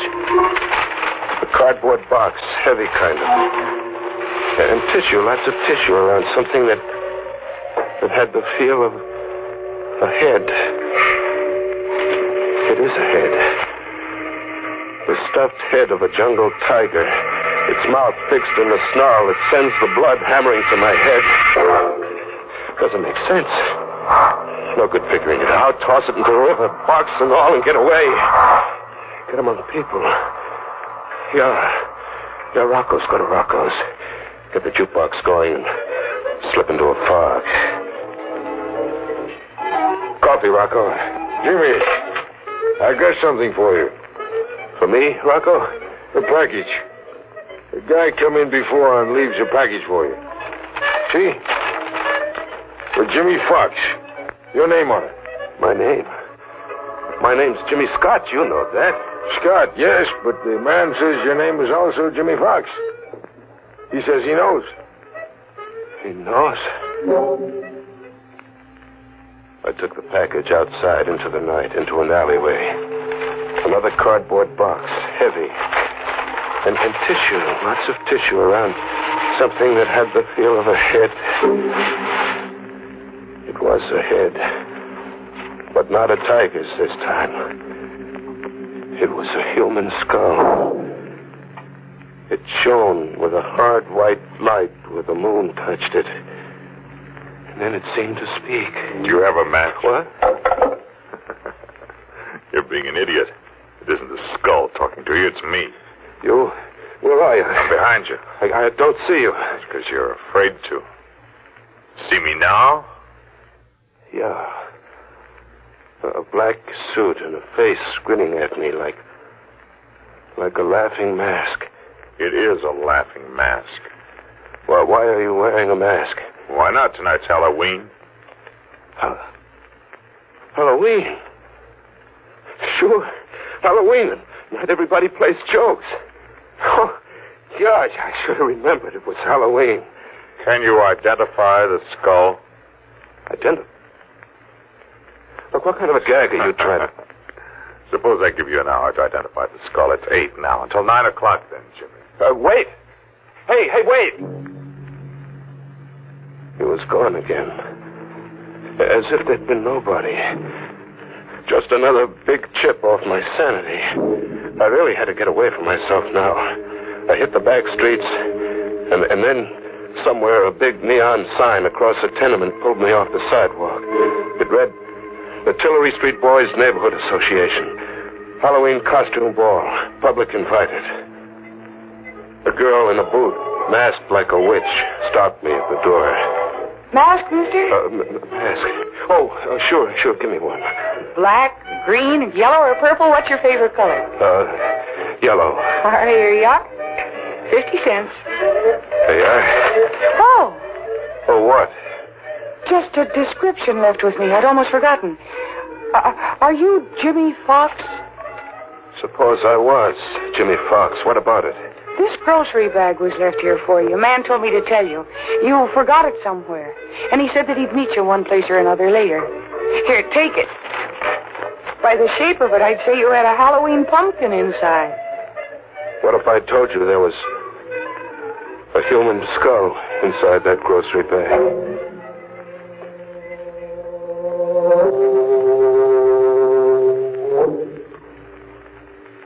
He'd meet me one place or another. under a street lamp, waiting for me to happen along. Hello, Jimmy. Have you dared to call the skull by name yet? Or must I? Look, that gag isn't paying off, mister. All right, go ahead. You call it by name. Dolan. Boxer Dolan, remember him? I never knew the guy. You no doubt got me confused. Have I, Jimmy? You've changed your appearance cleverly, except for one thing disguise could never conceal. One thing? Your guilt. You wear it like a badge of shame. Oh, what am I guilty of? Murder. 2 men left an encampment in the Burma jungle just before dawn. 2 men. Boxer Dolan and Kavanaugh. The 3rd man remained behind. He played sick, pretended to fever. The 3rd man was you, Jimmy. Must I tell you the rest? Tell me the rest. Dolan and Kavanaugh carried rifles in the event of a jungle encounter. There was a jungle encounter, a tiger and its mate. An emergency, but an easy one to resolve for 2 expert hunters. Just 1 shot apiece, and there'd be 2 more dead tigers. Just 1 shot apiece. They had their 1 shot apiece. But the tigers didn't drop dead in their tracks. Instead, Boxer Dolan and Kavanaugh dropped. Ask me what happened, Jimmy. What happened? During the night, someone had emptied their rifle loads and substituted blank bullets. You did that, Jimmy. You engineered the murder of 2 men. You murdered your 2 partners in crime. Just 1 day's push from the Hindu temple you'd all teamed up to loot. They got within 24 hours of treasure, and then you murdered them. 1 more day to the temple, so why split 3 ways, huh? You know about the temple. But I never pushed on to that temple. No loot, no nothing. How about that? You lost your nerve. You just hadn't counted on losing your nerve. What are you, a detective? No. I'm your 2nd victim. I'm Kavanaugh. Kavanaugh? But Kavanaugh was killed. Unfortunately for you, he wasn't. I'll show you what I had to survive. Feel my sleeve. Feel it. It's empty. Torn out of the socket. Now the face behind this laughing gargoyle I wear. See the left profile. Oh, it isn't pretty, is it? The eye's gone, too. I spent 5 years finding you, Jimmy. I've waited a long time to let you see my face. You came after me to kill me? After you've had the same 24 hours you arranged that Dolan and I would have. What do you mean, the same 24 hours? Unarmed, in the jungle, and helpless. I'm going to hunt you for 24 hours. In this jungle, the jungle of the city, with every beast of prey I can buy. I'm going to hunt you, Jimmy.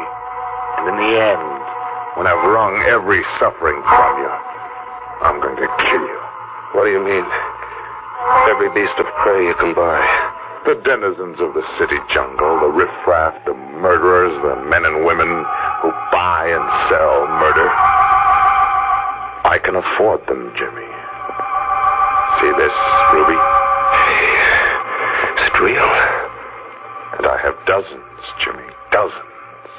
I didn't lose my nerve. It's 10 o'clock. You can go now. Go and see if you can escape me and my pack. You're going through with this? Get along, Jimmy. Hurry. The beasts will be coming at you from the sewers and the cellars, ambushing you from the shadows, into the dawn and through the day for 24 hours, until 10 tomorrow night. Or you win. You live. Hurry, Jimmy. See how painful death can be.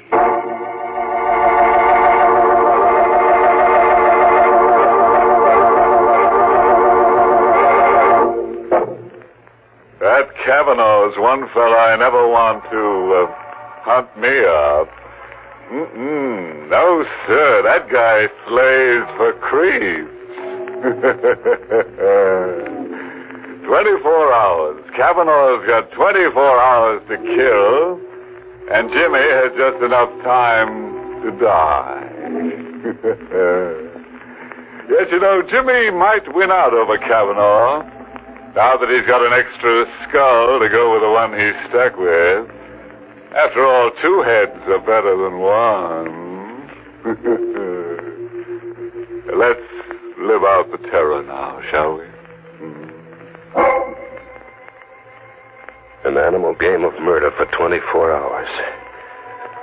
I was to be hunted down in a jungle where human beasts came at you from the sewers and cellars, where killers in the hire of a homicidal lunatic lay in ambush. Well, I had to win. I had to save myself. I had to. Hide. The thing to do was to hide, fade into an alleyway and find a cellar and stay put for 24 hours. Just stay put. With the sickening reek of garbage cans until 10 tomorrow night. Was I alone? Movement. There was a whispering movement somewhere in the cellar. A faint rattle of ash cans, as if the wind was rattling them. Wind in an airtight cellar. Hello? Anybody there? No answer. I've been imagining. But then something winged at me, goring into my shoulder, sharp and deadly, like a knife.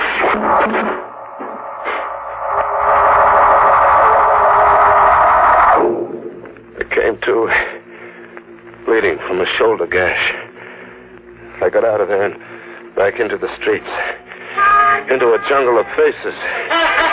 It was Halloween night like I'd never seen it. Masks and costumes on kids of 6 and old crones of 60. A crazy jungle of witches and snarling speak captains and lunatics. They couldn't all be in the hire of Kavanaugh. And then, where a fence was plastered with circus posters of jungle animals, a zany-looking guy was shooting from the hip at the poster while making menacing faces like a bad man. I caught a whiff of powder in the night air. The shot had burned into the poster. I crept up behind him. Faking a gun with my fist in my coat pocket, I rammed against his back. Get him up, pal, reach. I got nothing in that sentence. Your gun, I want your gun. Hand it over. Oh, sure, yeah. Now walk. Walk up the block and don't turn back to look.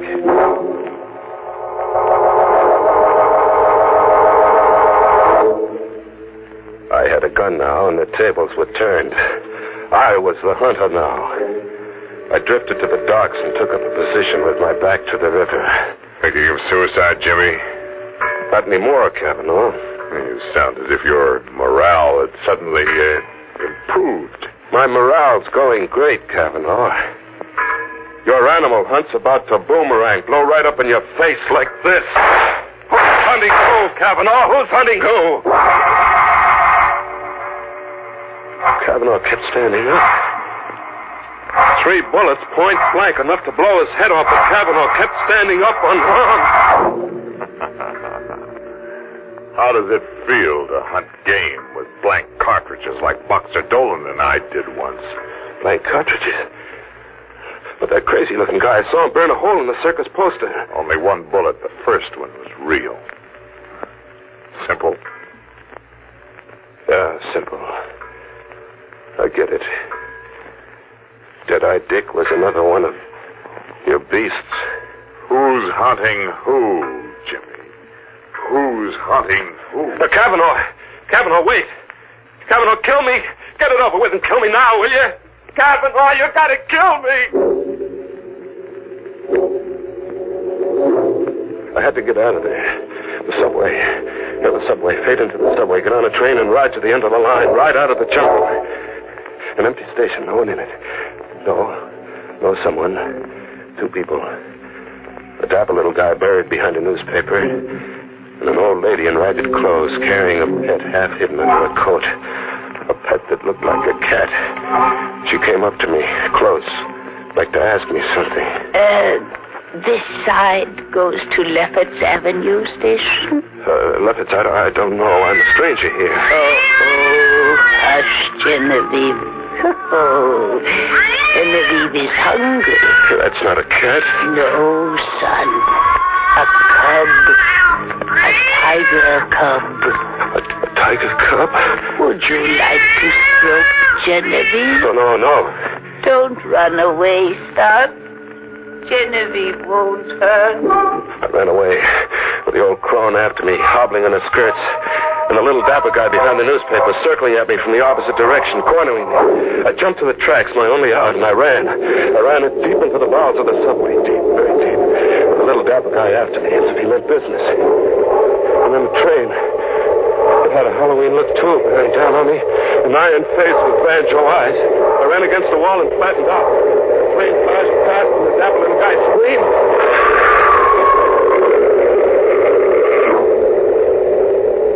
Kavanaugh was shy, one beast in his jungle. The little guy had been hit glancingly and hurled against the subway wall, pulverized. I got to him quickly and frisked him. I had a gun now. A gun with bullets that killed. I ran a half mile underground to another station, and then back on the streets. Back in the animal game. It was 3 a.m. A neon sign read, Tillery Street Boys Neighborhood Association. Halloween costume party. People were straggling out. The fun was over. Oh. What? You remember me? No. I'm the witch who gave you a free mask and a grocery bag that you forgot somewhere. And you're Jimmy Fox. Jimmy Scott. I used to be Jimmy Fox. Sister, are you all right?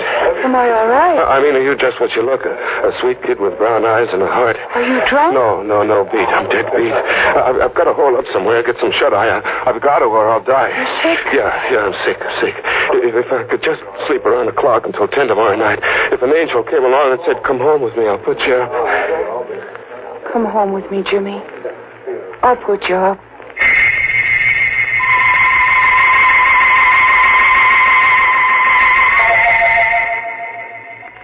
I fell asleep on a sofa with the gun under my pillow and the girl on a chair watching me anxiously.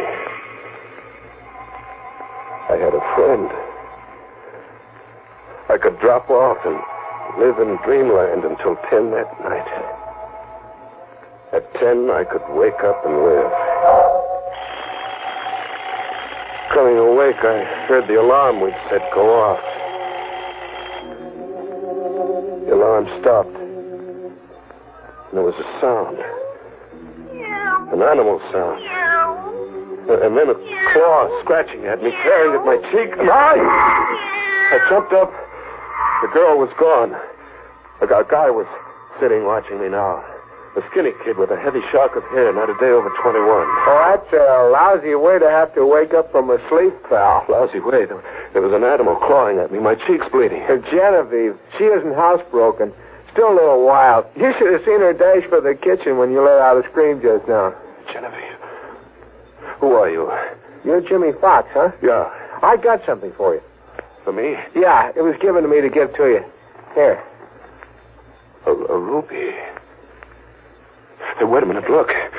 It's 10 o'clock. I set the alarm for 10, and it's 10. Well, it's only a quarter of. That clock's always 15 minutes ahead. Now the game's over. It's 10, and you can't cheat. I've won, Kavanaugh. You can't go back on your promise, Kavanaugh. You can't. What are you trying to get over, pal? I don't understand. I've won. You can't cheat. I won't be tricked. A gun.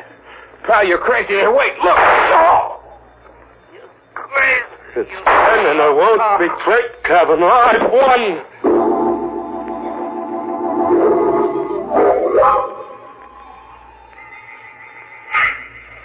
I'm still on the sofa.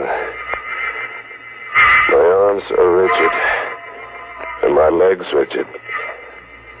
Like something exploded inside me and paralyzed my nerves. I can just look and hear. She's in the room now. The girl with her sweet face and brown eyes. Only her eyes are red, swollen from crying.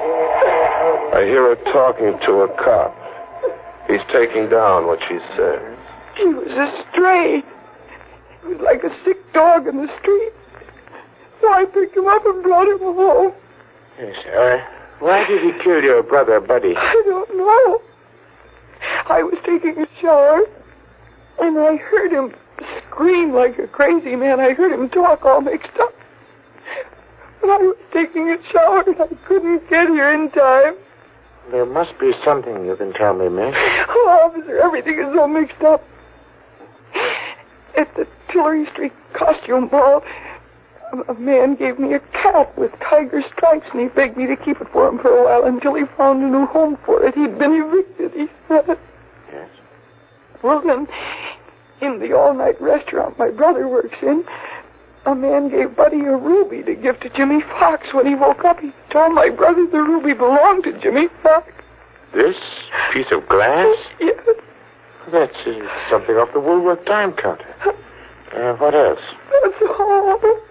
Really, that's all. I watch and I hear. I see through Kavanaugh's trick. Get me crazy, so I'll murder a stranger who called himself Buddy. The brother of a girl with brown eyes and a heart. Frame me, so I'll just want to die. Through weeks of a murder trial and months in the death house and 4 minutes in the death chair. I kept listening to them talk. The girl and the cop. Okay. We'll have to get the rest from Jimmy Fox there.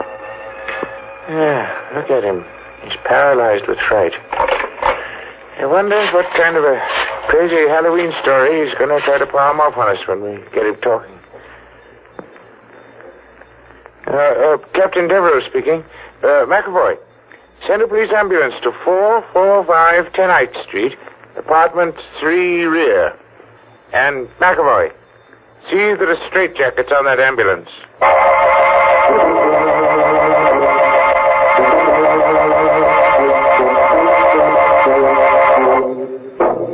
Well, quite a chase. It got so poor Jim didn't know whether he was coming or going. Nuts. What got his goat most was the way he kept seeing animals everywhere. Very confusing to a guy on the lam. Yeah, it got so he couldn't tell who's zoo. Tomorrow? Oh, sure. I read this Halloween notice on a tree somewhere. Never hunt out of reason.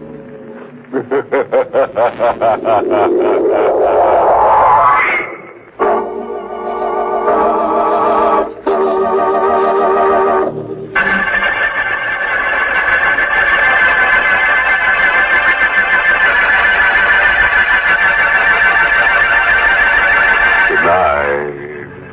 Pleasant dreams.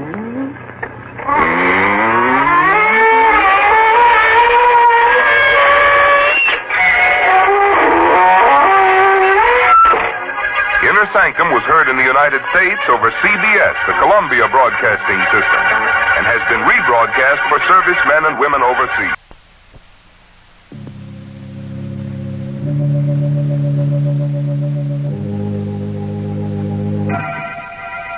Lipton Tea and Lipton Soup present Inner Sanctum Mystery.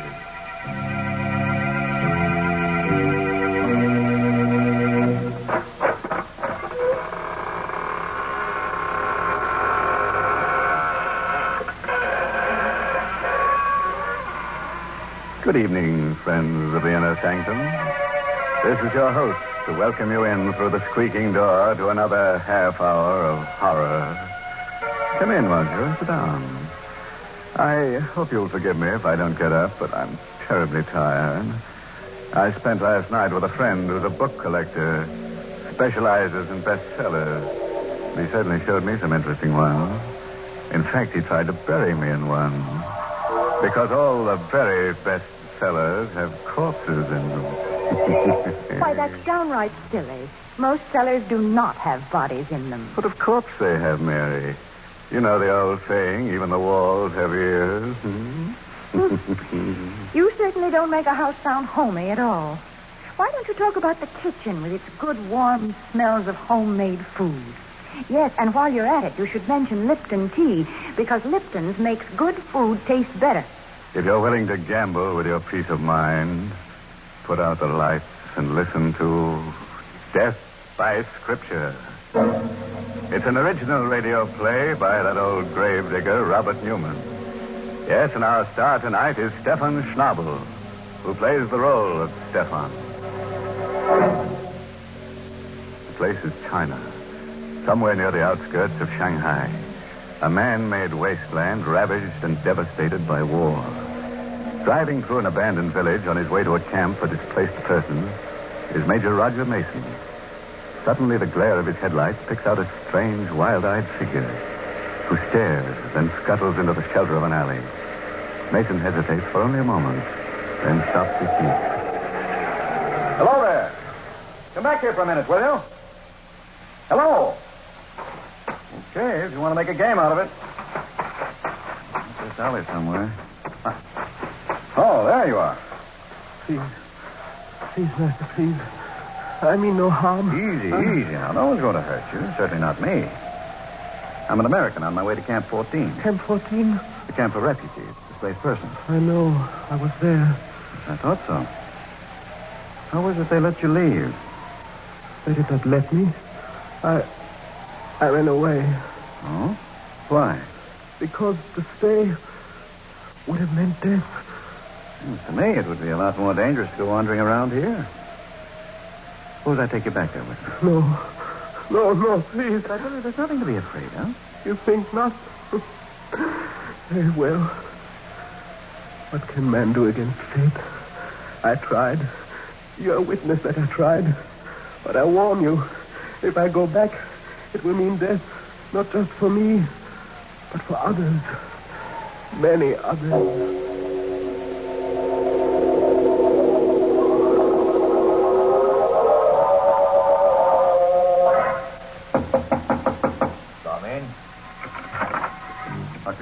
Yes.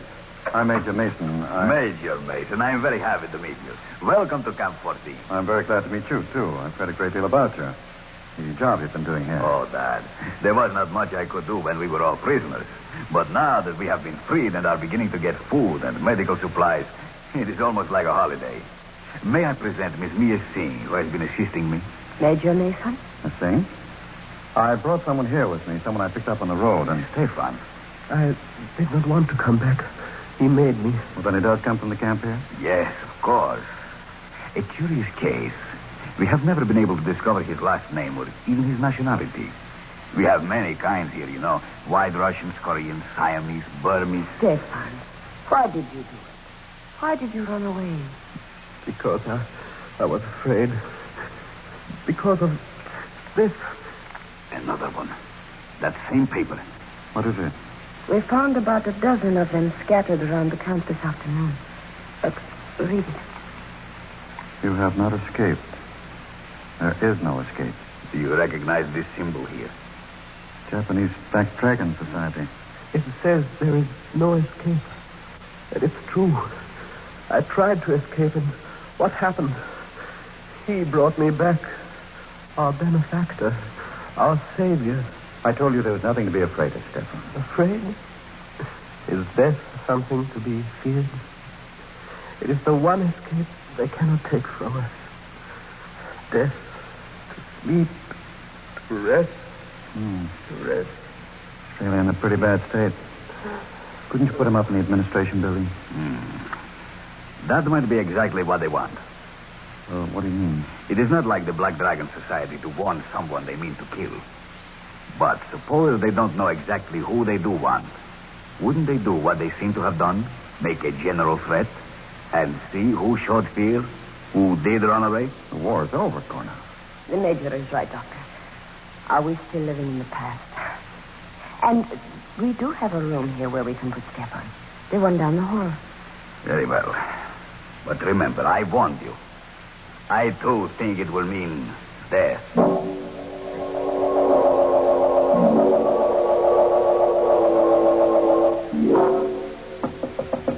Stefan. Stefan. The door is not locked, Major. Come in. I didn't know whether I'd be disturbing you. Whether you were asleep. Sleep? I never sleep. Never. You're feeling better, though, aren't you? Safer? It is at least quiet. A man can think. I was lying here, trying to remember. Trying to remember what? If I knew, I would know everything. But I don't know. There is much that I can remember. Such as what, then? The first one. The greatest one. Many lifetimes ago. The garden with a wall around it. The torchlight bright on their breastplates and helmets. And his face. Then the hill. The place of skulls. The earth shaking. Stop it, Stefan. Whatever it is you're talking about, it's horrible. Horrible, yes. But true. Those I can remember. I can't ever forget. But what I can't remember is now. Who I am, what I must do, and why. That will be horrible, too. As bad as the others, but Look, Stefan, you're a sick man. Now, you've got to rest. You've got to stop thinking, brooding. I'm going to get you something, some medicine. That'll help you to sleep. Then when you're strong again, we'll take you away from here. Sleep. I told you I do not sleep. I cannot sleep. No? We'll see about that. I'll be back in a few minutes. Sleep. He does not believe that it is not for me. Not even the final one, which is dreamless. What's that? Outside the door. This door. But who is that? Who is there? No!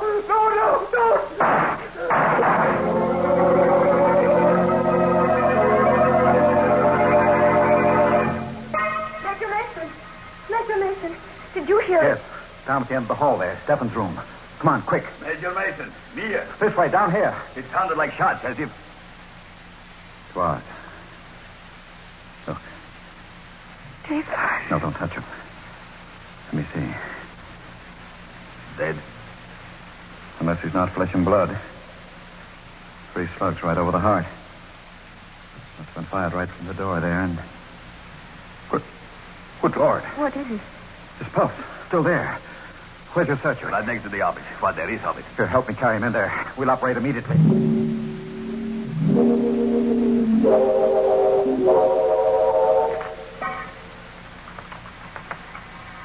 Swab. The tractor right there. That's it. Give me a stand. Clamp that off. You don't have another one, Major. Suit you then. Tie it. How's his pulse? Weak, but steady. Another swab. That's it. Oh, I don't dare probe. Forceps. It is almost in the vena cava. No worse than the others. Absolutely impossible. No one will believe it. But he's still alive. There. The last one. If it does pull through, he even holds out for a couple of hours, I'll believe anything.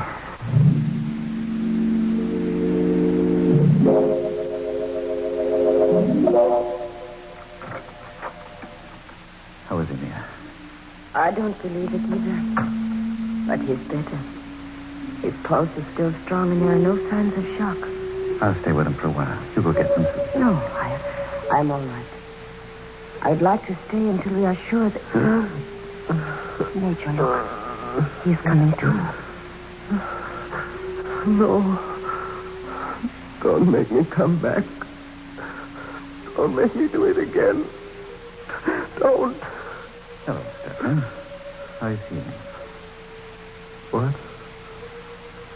Oh, yes. The American.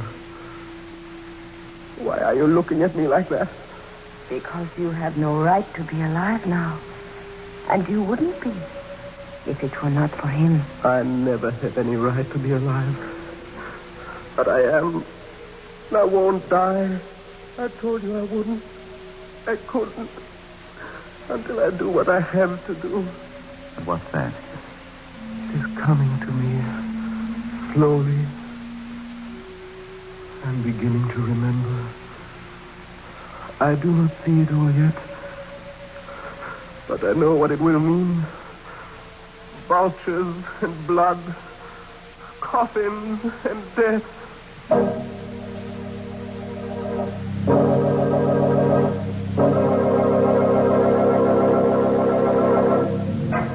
Well, now we're starting to get somewhere.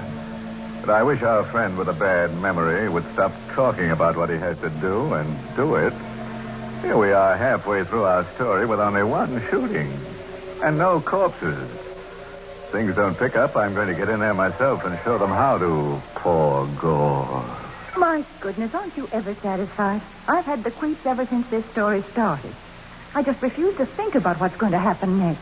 Well, as the doctor said as he sewed himself up, shoot yourself. What an awful pun. Brr.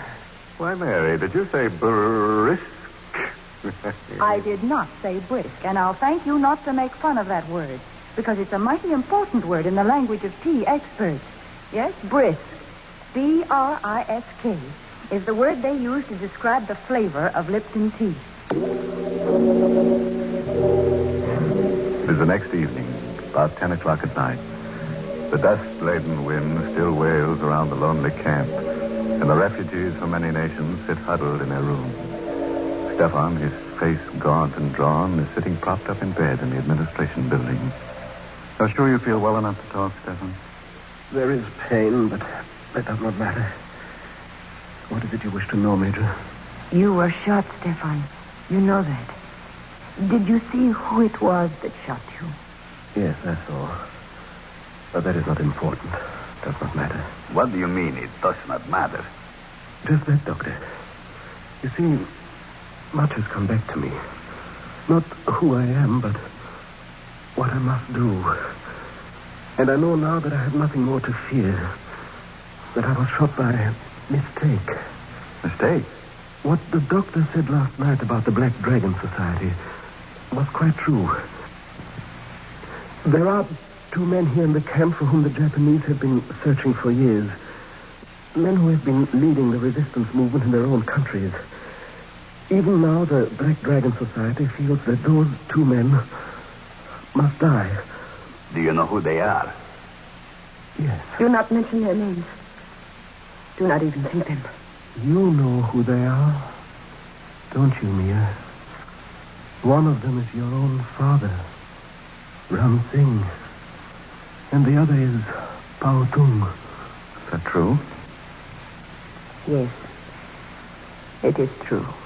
Then I think we ought to go see them at once. Make provisions to get them away from here.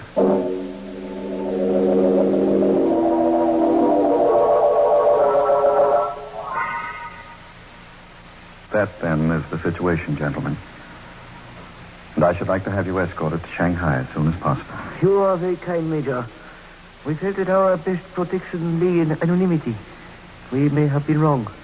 As for the danger, even though Japan has been beaten, not all the members of the Black Dragon nor their agents have been rounded up. So... Nonsense, Ram Singh. You always were too cautious. The Major is right. We should have declared ourselves, returned to our countries at once. I, for one, will be happy to do so now. Good. There are a few things in my room I would like to get first. It will not take but a moment. I will meet you back here. Fine. You still look worried, Father. Do I? Perhaps I am. After all these years, waiting, working, suffering, to be so close to what I waited and worked for. But what is there to be afraid of? The Major has promised you protection. I know, and I'm profoundly grateful. But I keep wondering how Stefan knew. What was that? Out in the compound, and it sounded like... Pao Tung. Stay here, both. No, wait, I'm coming with you. Father, you stay here. Lock this door and do not let in anyone unless you know who it is. Major Mason! Major Mason, where are you? Over here. Blasted dust is so thick. Who's that? Gone up. You heard it, too? Yes. Sounds as if it came from... There he is. Pao Tung? Yes. Dead? Sorry. Throat cut from ear to ear. No. No, he just left us. He was only gone a minute. That minute was all somebody needed.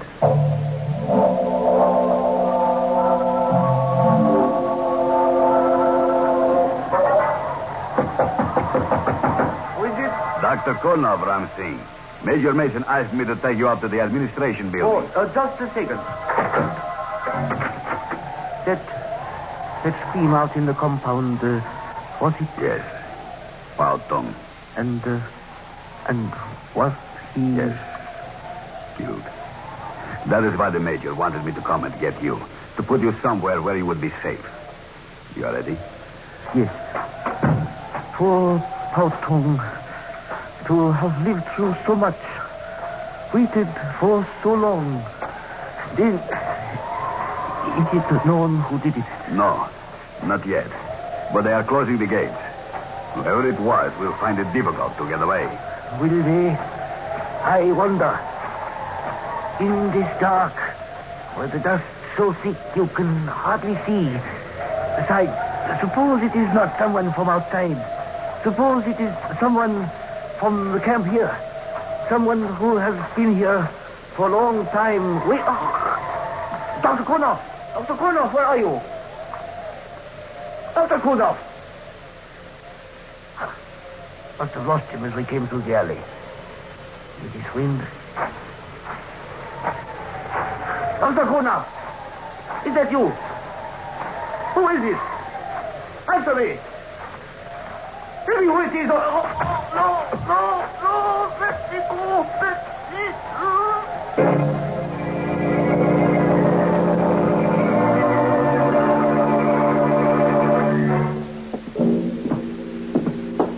Open the door for me, will you, Mia? Of course, Major. Where are you going to put him? Yeah. Right here, in the office. You told the guards at the gate? They are closed now. No one will get out. But, Stefan, what are you doing up? You should not be out of bed. I heard something outside. A cry, and I had to see. Which one is it? Pautong. Dead? Yes. His throat cut. And the other? Your father, Mia. Dr. Kurnoff went to get him. He is bringing him here where he will be safe. Now go back inside to bed. Father? Dr. Kurnoff? Kurnoff. Where is your father? Isn't he here? Well, why, no. You were going Didn't you go get him? Yes, I did. We started across the compound together, but it was so dark. The dust was so thick. I lost him. I called to him, looked for him, and when there was no answer, I thought he had gone on ahead. Stay here, all of you. I'll go. I'm sorry, Mia. Why? Why are you looking at me that way? And what are you sorry about? I am sorry that we became separated, that I lost him. I am sorry that he's dead. Dead? How can you say that? Because he must be dead. Because it's part of the pattern, the cycle. That's enough, Stefan. Come on. I will take you back inside. You're a very sick man. Yes, You should. Yes, I'm sick. Not as sick as some, but sick enough. I won't go back, though. Not yet. I must wait. I'm not sure for what, but I know I must wait for something. Listen. Major Mason? Yes. You found him? Yes. Yes, I found him. Father. I told you. I knew. He had to be dead. Yes. Yes, he had to be dead. I think I knew it, too. Knew it was hopeless from the very beginning. How did it happen? Strangled. This. Strangled. Dying out there in the darkness. 2 of them killed within a few short minutes, and we still do not know. That's not completely true, Mia. You mean you know? Your father and Pautong were around here for a long time. They died because Stefan revealed their identity. That means the murderer had to have access to that information. He had to know precisely where they were and when they were going to be alone. And he had to be able to get at the medical supplies here. The medical supplies? Because Pautong's throat was cut with a scalpel. And your father was strangled with a catgut suture. And that means... Don't move, Connor. Had you covered since I came in. Dr. Kornoff. No, I do not believe it. Thank you, my dear. I am sure that there will be quite a few others who will feel that same way. Stefan, you saw who shot you? Who was it? He. Kornoff. You too, eh, Stefan? Well, I have a little something here I'd like to show all of you. Something... Major, look out! Quite fast enough, Kornoff. At least you saved us the trouble of a trial. As for you, Stefan... Do not blame him, Major. It was not his fault. Not his fault. It was he who exposed your father in Pautong. I know. But I think I also know why he did it. You know? Then tell me in heaven's name. Here. This should not come from me, but take it. Money? You are giving me money? Yes. Silver. The amount may not be exactly right, but now do you understand? Yes. Yes. Thank you. And bless you. I do understand everything. What I have done is what I must do. What does he understand? But why did you give him that money? There was once someone else who betrayed a friend and was paid for it with silver. 30 pieces to be exact. You mean? Yes. In the Bible. One Judas Iscariot. What? That's mad, insane. Are you implying that that's why he didn't die when he was shot? He's eternal, immortal? I do not know. Perhaps he is not always the same. Perhaps in each crisis, in every period of history, there is always one who must play the role of the betrayer, even against his will. But this much I do know. That he is not immortal. Wait a minute. Remember the story of Judas in the Bible. Come on, quick. What's that? The money I gave him on the floor. And... Good heavens. Yes. Matthew 27, as I recall. And he cast down the pieces of silver in the temple and departed. And went and hanged himself.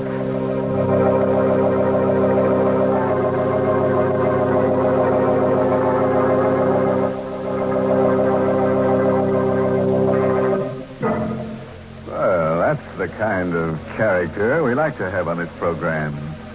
A little slow getting started, but he did deliver in the end. 2 corpses, plus his own. A nice down-to-earth sort of chap who wound up high in the air with a rope round his neck. Yes, we'll have to see that he's back with us again next week. Rope and all. Use the rope? Of course we will. You know our motto. No noose is bad news. Well, that's not my motto, Mr. Host. Is that so, Mary? Now, don't give me any of your Liptons. I certainly won't give you any of my Liptons. If you...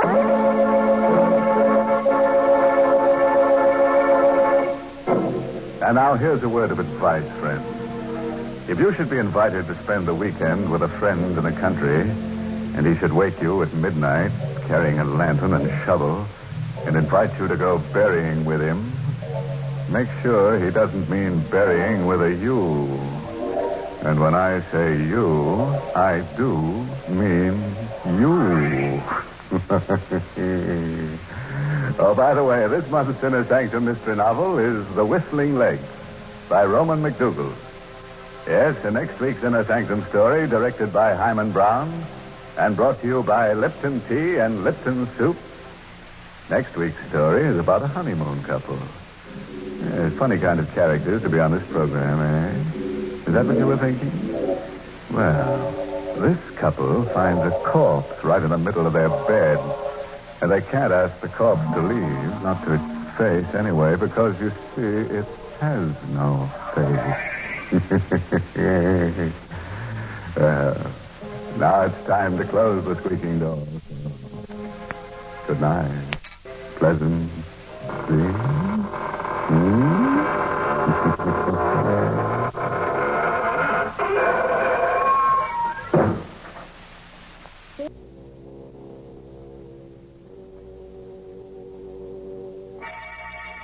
Lipton Tea and Lipton Soup present Inner Sanctum Mysteries.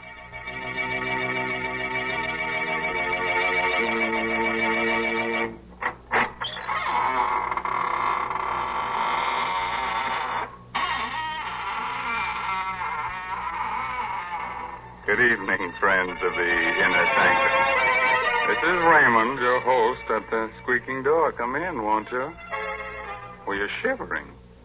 Cold? Oh. Well, don't let it throw you. Just remember that many are cold, but few are frozen. Well, our story, to be different tonight, is about murder. Murder and a clock.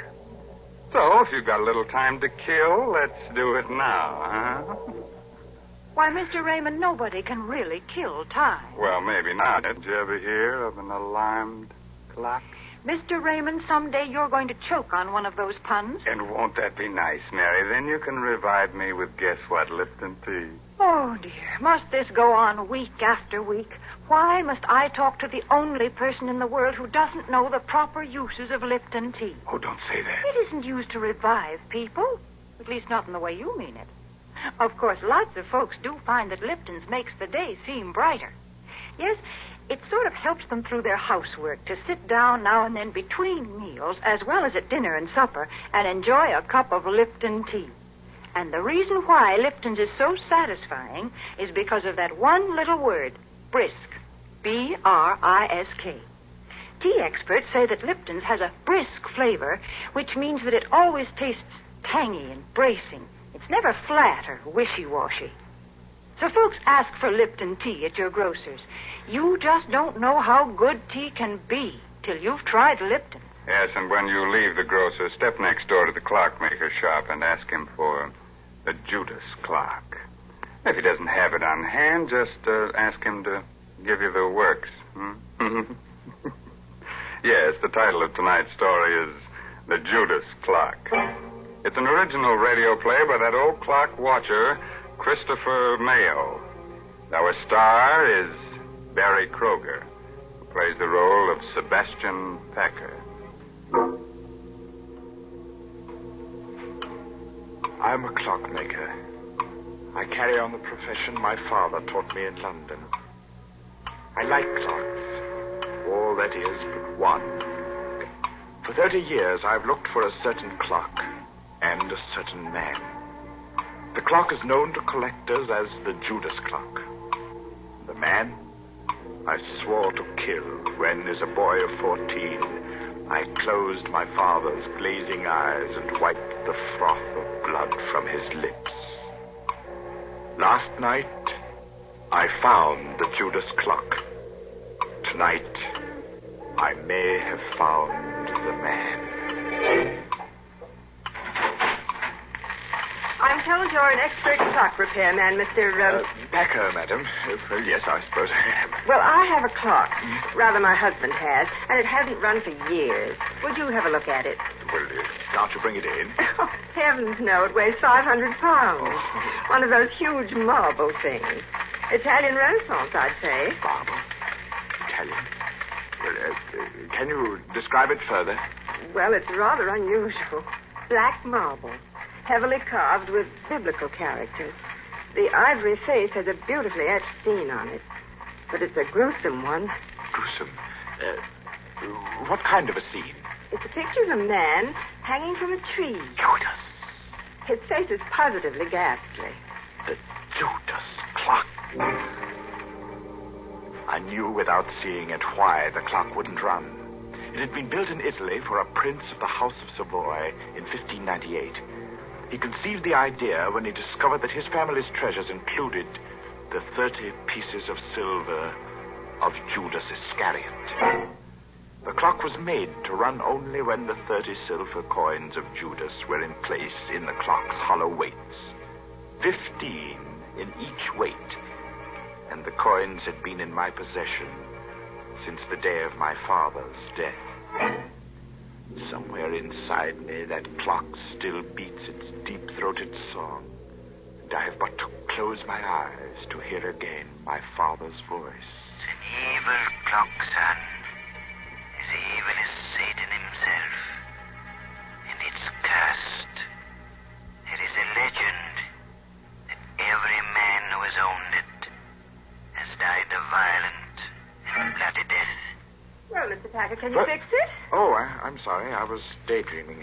Well, yes, does Mr. Arnold. Arnold, does Mr. Arnold know that you're having the clock repaired? No. We've only been married a few weeks, and I'd like to have it working when he comes back to town tomorrow. Sort of a surprise. Yes, I see. Well, I'll be there in half an hour, Mrs. Arnold.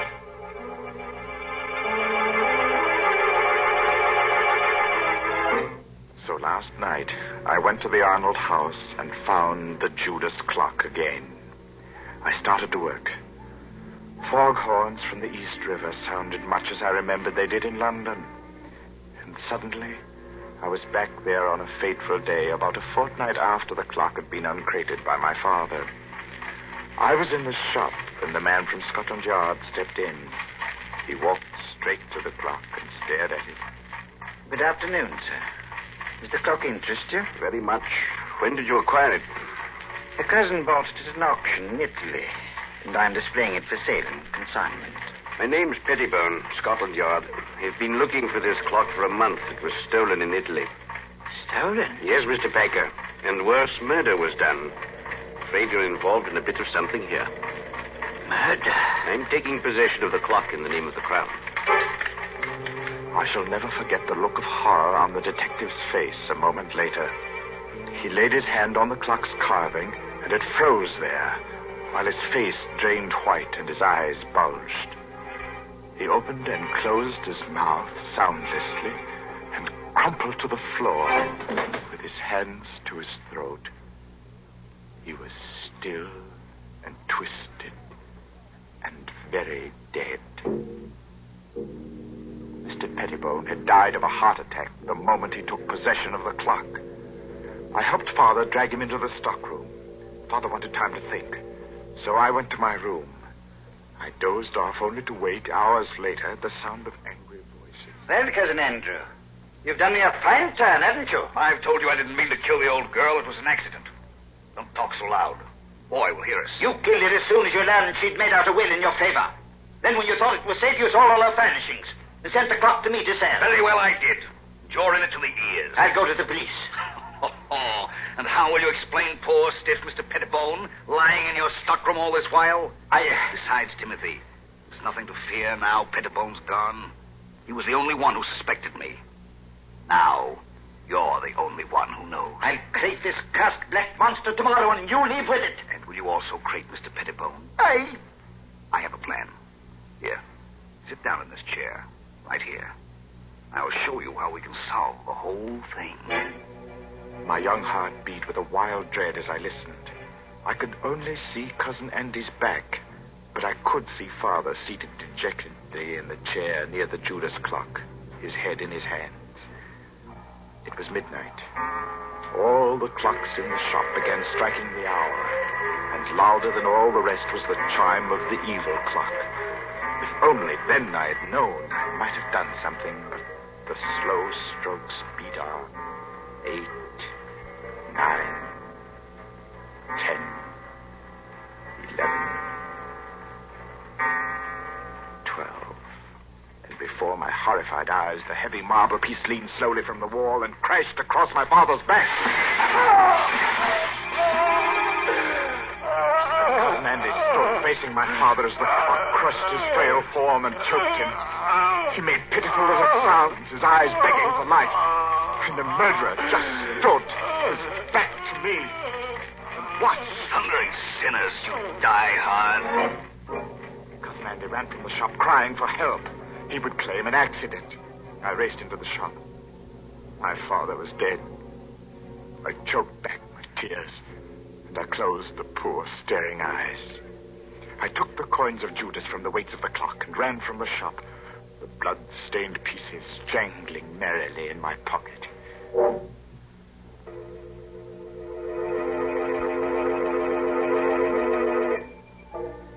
Armed with the notion that the coins were of value, and the definite notion that I must eat, I approached one of the many dingy little curio shops in the Limehouse district. I stepped through the fog toward a shop where a dim light burned in the rear. Every inch of wall and ceiling was hung with curios, old armor, swords, and shields.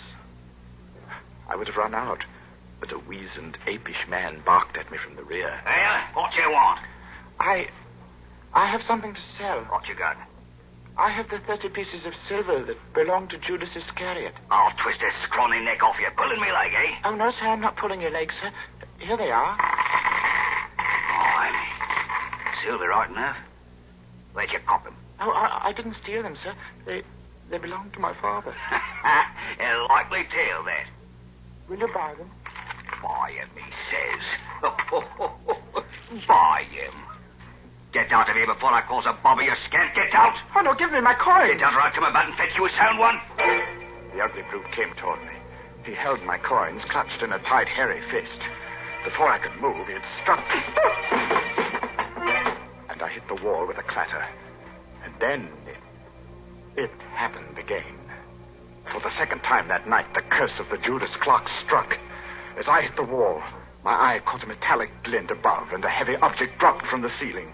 The man was about to strike me again when the object struck his head. And remained part of him. He fell. His skull split in two by a hangman's axe.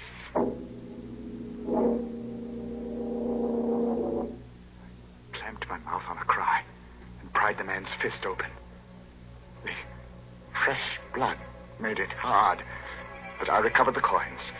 I stumbled in panic through the shop and out into the night. And the fog of London never swallowed a more frightened and lonely boy.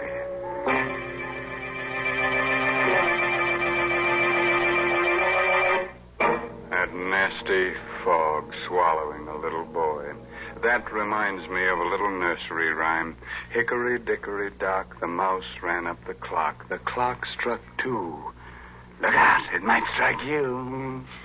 Heavens, I'm glad I don't own that terrible clock. Oh, don't say that, Mary. Just think if you had the Judas clock, then time wouldn't hang heavily on you. No, it would fall on you. Well, if it did fall and you rescued me, wouldn't that make you a time saver?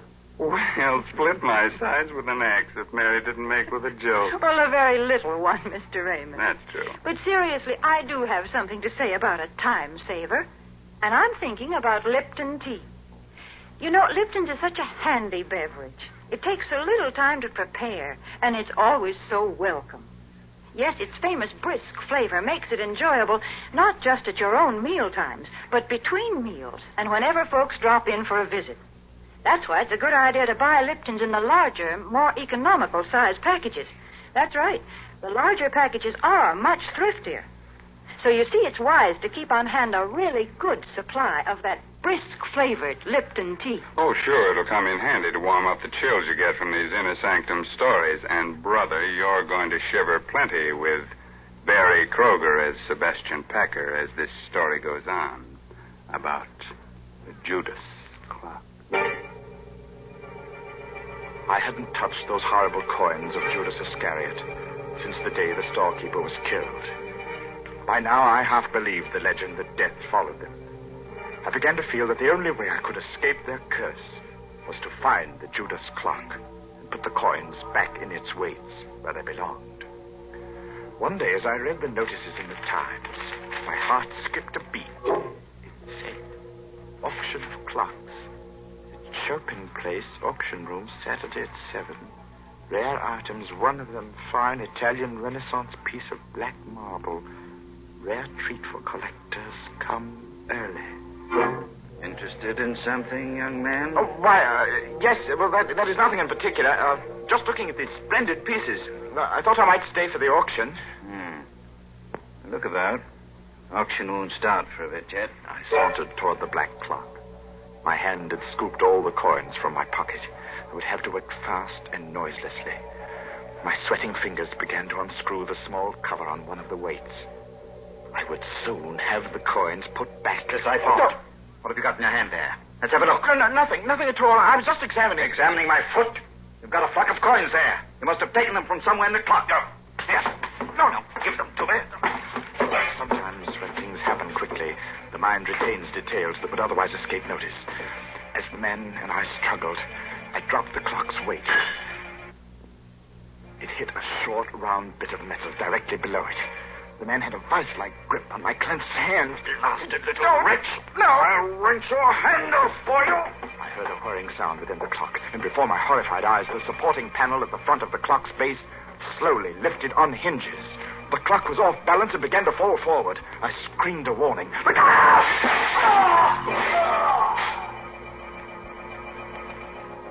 The auction man was dead, mashed to a pulp of bone and blood beneath the clock, as my father had been. I ran to the door and out into the street. I was right back where I'd started. Only now I knew that my father had been murdered by Cousin Andy.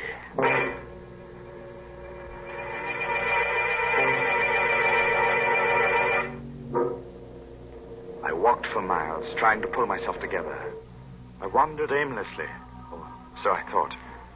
But fate had traced my path before me, because I was startled to find myself staring into the shop window of a rare coin dealer named Megaroyd.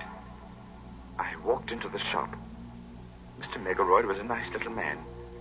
He smiled a bit quizzically at my firm belief that I possessed the betrayal coins of Judas. I poured them onto his counter. Oh, I say, you could be right, you know. Well, these are the right era. I say, suppose they are. Let me put a glass to them. Mr. Megaroyd, would they be worth a great deal, even if they weren't the... Well, let me see. Yes, gracious, yes, they should be worth a great deal as collector's items alone. Well, Mr. Megaroyd, I feel that there's something I should tell you about these pieces. They... Yes? Oh, it's not important. Oh, well, now, just a moment. I have a catalogue on this here in my show window. I'll fidget just a jiffy. The coins lay on the counter. I watched Mr. Megaroyd run down the aisle. As he approached the display window, his foot caught in an electric wire which lay across the floor. The lights went out, and I saw him pitch forward and... Mr. Megaroyd! Mr. Megaroyd!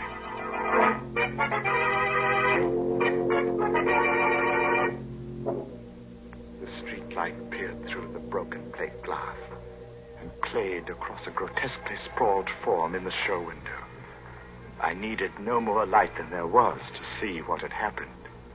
The upper half of the heavy plate had broken and dropped flat against the solid lower half. There was no need to ask how he was. No guillotine could have done a neater job. Mr. Megaroyd had no head. Who else but death can own the coins of Judas?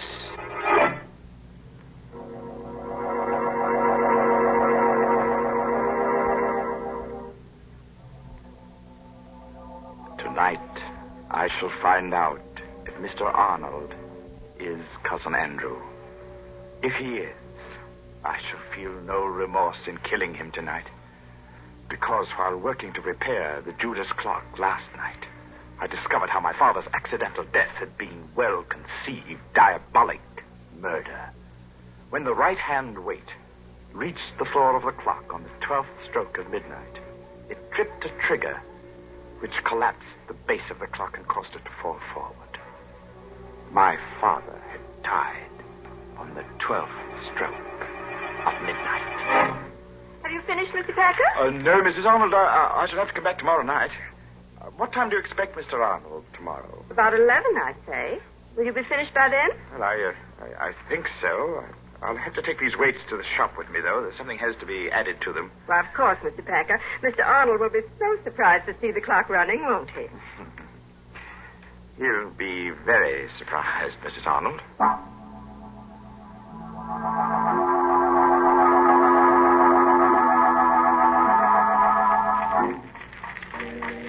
I've put the coins in their place within the weights. Not 15 in each weight, but 15 in one and 10 in the other. The other 5 coins are in my pocket. In another pocket, I have a small 38, although I don't plan to use it. 8 o'clock, and I have a 30-year-old date to keep. Good evening. Oh.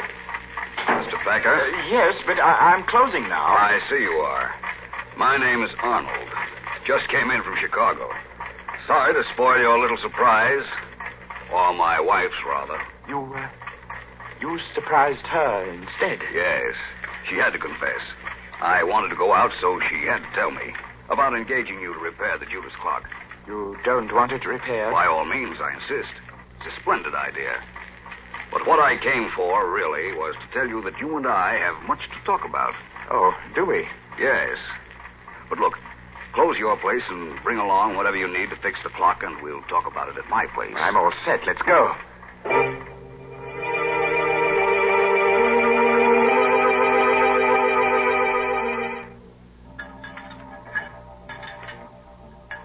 Think you'll have it fixed in time to strike midnight? Oh, yes. Yes, it will strike at midnight. Yes. Well, there we are, Mr. Arnold. Weights are in place. Let's see. Exactly 10 minutes before midnight. Set the hands. And just a little shove on the pendulum. So. And the Judas clock ticks again. It's an evil clock, son. Evil as Satan himself. The Judas clock wakes from a 30-year sleep. Hey, Cousin Sebastian. Cousin? What? That's what I wanted to tell you. My wife told me your father owned this clock in London. Well, yes. I was your father's cousin. You're Sebastian Packer, the little boy who ran away that night. Cousin? Yes. I wonder how much you know of that horrible night when your father was killed. Well, I know the clock fell on Father. I heard the sound from my room, and I was so frightened. I ran down the rear steps in time to see them carry Father away. He was all covered up. So that was why I didn't find you in your room afterward. It happened so fast. We were sitting, talking. The clocks were striking 12. Suddenly, the base of the clock seemed to cave in, and... I know. I bought the clock at an auction a few years later. Had it all fixed. It's good and solid now. I saw to that. Yes, sir. Well, I suppose I'll run along now, Cousin Andy. Nonsense. Let's make up for lost time and get acquainted. Well, come now. I have some fine old port from England here. Sit down a while. No, not that chair. No? This one's a lot more comfortable. It's a funny thing. When you work with clocks, as long as I have, you get to philosophizing about time. That's so. How? Well, here I sit by the big clock, just as my father sat 30 years ago. You know how many seconds ago that was, Cousin Andy? No. Do you? Well, 315,360,000 seconds in 10 years. That'd be 9,460,800,000 seconds in 30 years. You've got quite a mechanical mind, Sebastian. Here, try this port. Thank you. Here's to Father.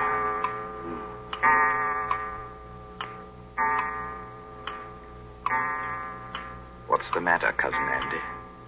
Are you ill? No. Your face is quite drawn, gray. Shut up.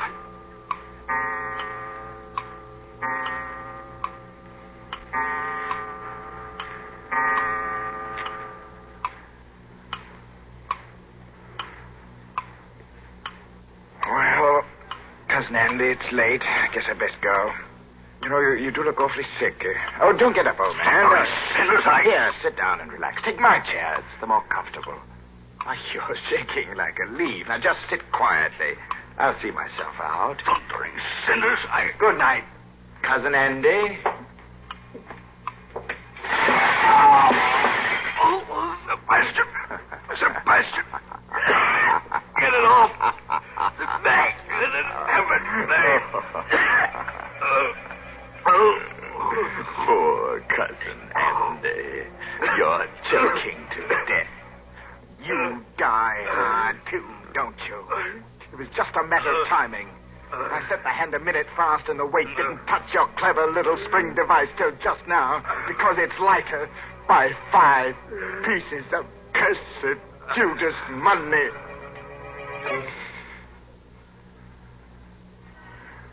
Rest easy, Father.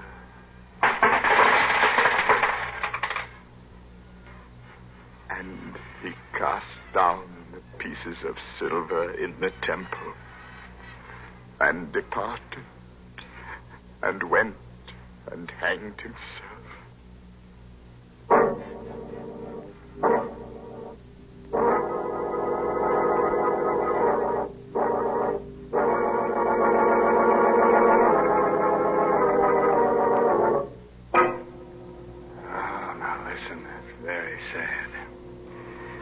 But a fine chime was had by all. Anybody want to buy a large grandfather clock? I'm in the market for a sundial myself. A sundial? My, they are old-timey. Say, Mr. Raymond, if you're afraid of clocks that tick, why don't you try to get hold of one of those old Egyptian water clocks? Oh, Mary, now you're going to tell me that when tea time comes around, the water begins to boil in the clock? Well, that would be quite an invention. But no, Mr. Raymond, right now I'm not going to talk about Lipton tea. Instead, I'm going to tell our listeners about an important job that lies ahead. A fight that's far from finished. Yes, the battle for Japan. Our government says that this Pacific War will be one of the most bitter and difficult in history. Never before has a nation fought so far away from its own shores. And to support this fight, we at home must work even harder at our home front activities. We must keep on buying more and more bonds, and we must hold on to them.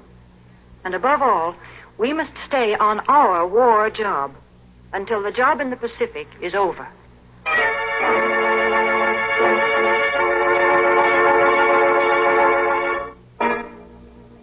Well, I'll leave you with a cheerful, timely moral. Oh, that goes with tonight's story. No extra charge.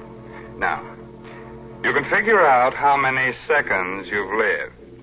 All right, that's your pastime. But you can't figure out how many you've got left. That's just sometime. You know what I mean? Well, I'll see you in just 604,800 seconds from right now. Well, that's next Tuesday night at 9 o'clock, of course. By the way, this month's Inner Sanctum Mystery novel is The Lucky Stiff by Craig Rice. Well, now it's really time to close that there squeaking door until next Tuesday night when Lipton Tea and Lipton Soup bring you another Inner Sanctum Mystery directed by Hyman Brown. So until then, good night. Pleasant dreams.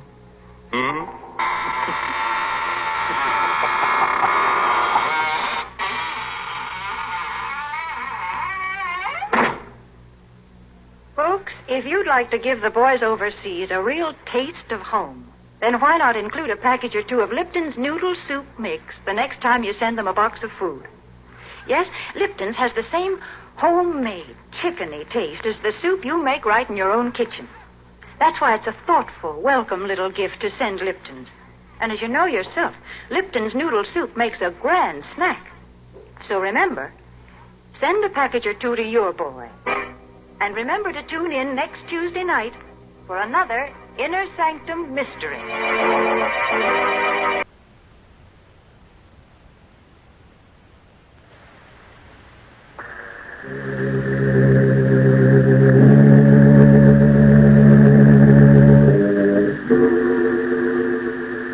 That is the making of Santa's funeral.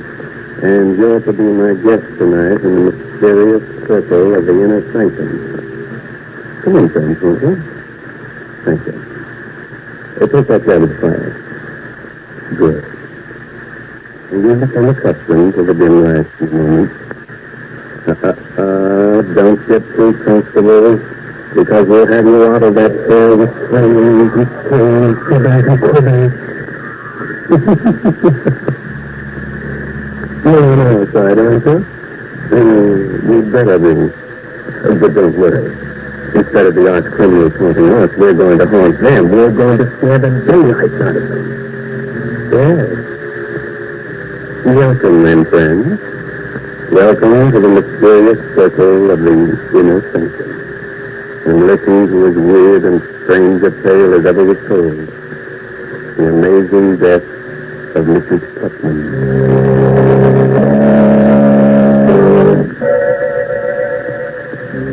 Tonight at midnight, a light burns uncertainly in the wing of a large gloomy mansion. Suddenly, a sobbing, hysterical woman slams the door shut, rushes to the telephone. Get the police, quick. The police. Quiet, please. Oh, hurry. Please, hurry. Hello? Hello? Police department? This is Mrs. Putnam. You've got to see him from here. Don't kill me. It's not so. I'm so sorry. I'm being murdered. Where are you?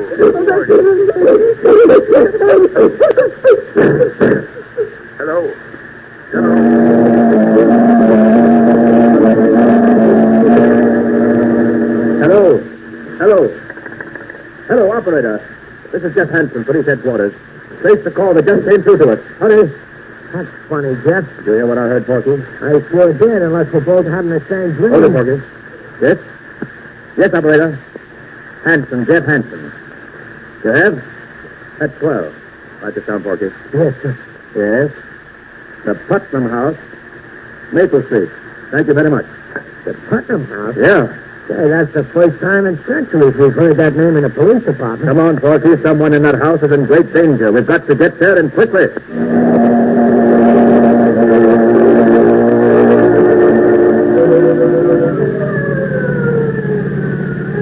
Put your foot all the way down in the gas.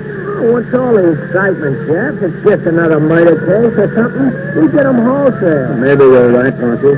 You're too jumpy lately, Jeff. What's the matter with you? Oh, nothing. Just on edge. You ought to get married. Then you'd have so many other troubles you wouldn't have time to think of yourself. You know, everybody should get married. At least once. Especially you, Porky. Oh, I'd get married tomorrow if I knew a girl who loved me for myself alone. Keep your eyes on the road, Mr. Fight to the Love Lord. All right. I forgive you for the crack. Now, look, Jeff. You and me is a great detective. Only you can solve everything but the mysteries of the heart. So what does nature do? Nature endows me with the wisdom which you ain't got in that department. Ain't nature wonderful? Sending me to straighten out your amours. Now, first of all, you gotta learn to treat love right. This is Maple Street, Porky. Oh, okay. I'll take up the lessons of love where I left off later. Pull up this love, Lord. Here we are. Let's go. Right, Jeff. It's a pretty old house. Ain't exactly a haunted place, but a ghost could feel at home here. Don't be silly. This house is fairly modern. What are you wondering about? Yeah, I'm counting the stairs. Didn't you think you observe everything? Now, remember, keep your eyes open and your mouth shut. You know how reliable I am, Jeff. Yeah, I do. Yes? From police headquarters. One moment, please. You can't come in like that. All right, William, please. Yes, Miss Lewis. Come in, please. Thank you, miss. My name is Jeff Hansen. This is for Ed Lamb, better known as Porky. I'm Lois Putnam. How do you do, Miss Putnam? Did you say you were from police headquarters? Yes? Yes, Dad. How did you find out so soon? We had a telephone call. From whom? There was a woman. I believe she said her name was Putnam. What? Oh, no. When did you get this call? Only a few minutes ago. The woman screamed that she was being murdered. She cried out for help. Oh, no. What in heaven's name are you talking about? My aunt is dead. Dead? Yes. She died 2 hours ago. Her name was Mrs. Putnam? Yes, Martha Putnam. You say your aunt died 2 hours ago? Yes. But we received a phone call for help only 20 minutes ago. That's impossible. Are you sure the call came from here? We'll take your number. Besides, I believe the woman said her name was Mrs. Putnam. Isn't that right, Porgy? It sounded like it. This is some idiot's idea of mine. The poor woman has been dead for 2 hours.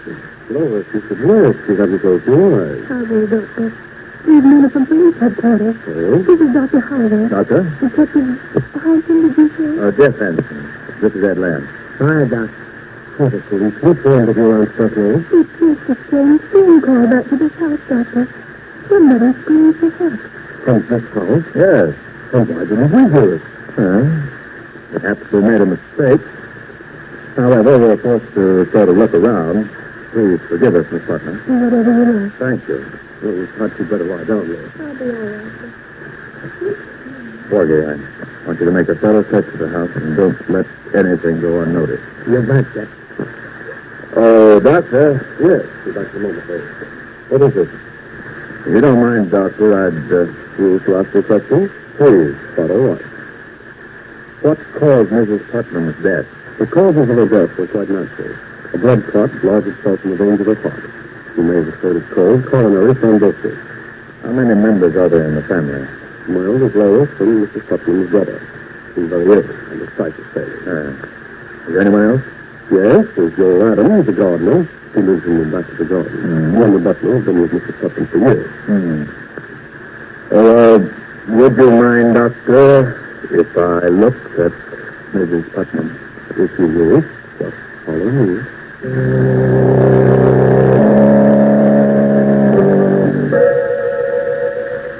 The pattern is a mystery, Clarence. The strange telephone call late at night.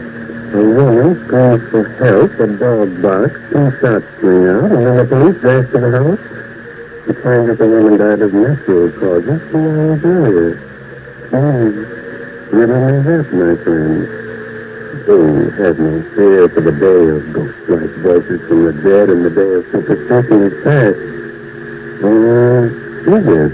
Huh? That's a thing.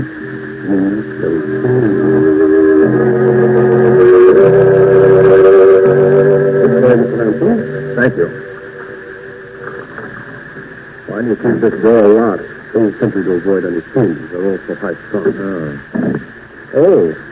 What's the matter with your hand, Doctor? You mean this bandage? Hurt yourself? There's just clumsiness. While cutting some doors, I slipped my hand. It bled rather profusely. I'm sorry for all this inconvenience, but in my business, it's wise to check on everything. I understand. You wish to examine the body more thoroughly? No. No, I don't think so. She looks rather natural for a corpse. Shall we go? Yes. May I see the butler now? Yes, this castle is only just units. After I see him, I'd like to talk to the others, too. There may be touching with Lois Wilson. She's quite broken up. She was attached to the old lady. Of course. Did you ring for me, Dr. Holloway? Yes, Williamson. Detective Hanson wishes to talk to you. Yes, sir. Now, if you'll excuse me, I'll take a look at Lois. Quite all right, Doctor? Excuse me. Your name is Williamson, I gathered. Yes, sir. How long have you been working for Mrs. Putnam? 32 years. It's a long time, isn't it? Yes, sir. By the way, did you hear any odd noises or screaming this evening? No, sir. You did hear 2 shots, though, didn't you? No, sir. You're not frightened, are you, Williamson? Yes, sir. Yes, sir, I am. This house isn't what it seems on the outside. Oh? No, it's full of hated. Everyone hated Mrs. Putnam, and she hated all of us. The Lord found vengeance. He didn't deserve to live. There wasn't a kind soul in me. Who killed her? The devil is so clear. Who fired those 2 shots? Lightning struck twice. Where is the dog? In Haley, little beast. Don't think you're fooling me, Williamson, by avoiding my question. Take me to Mr. Putnam's room. Yes, sir. It's right here. It's very ill, though. Shall I knock? No. No, you may go. Yes, sir.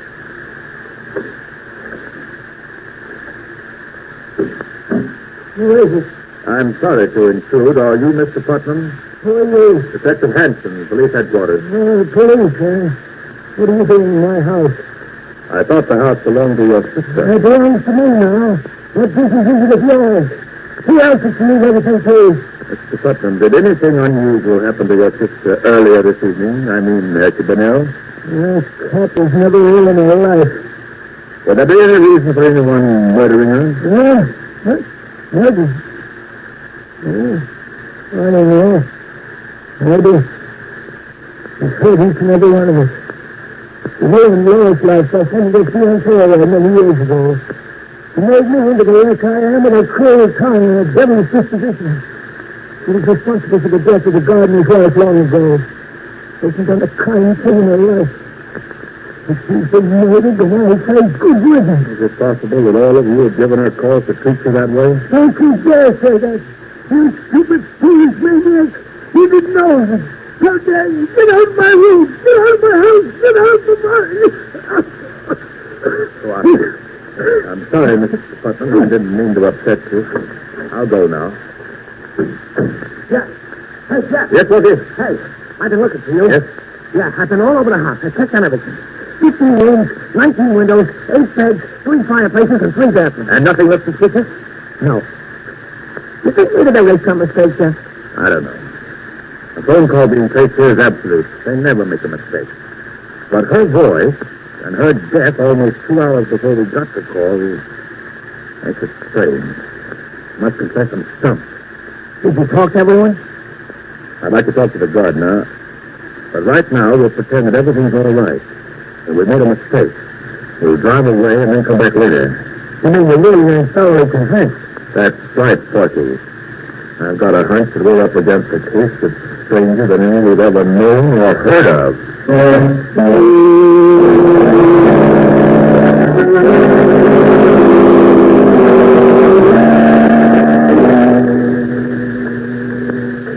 Get in the car, Porky, and don't look back. Right, sir. I don't want them to think that we're even slightly suspicious. They may be watching us in the window. Throw on your lights and get the car started. Yep.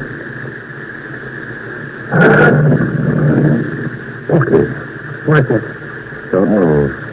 Just look over there. Yeah. Right straight in the beam of the light. Wow. What do you mean? In the garden. That mound of earth. Looks kind of fresh. Right. Holy smoke. You think maybe somebody's buried under there? We'll soon find out. Drive the car down a few blocks.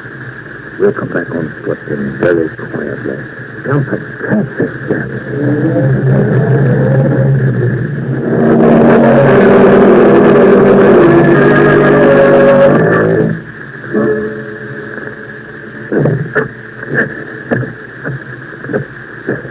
Not so loud, Porky.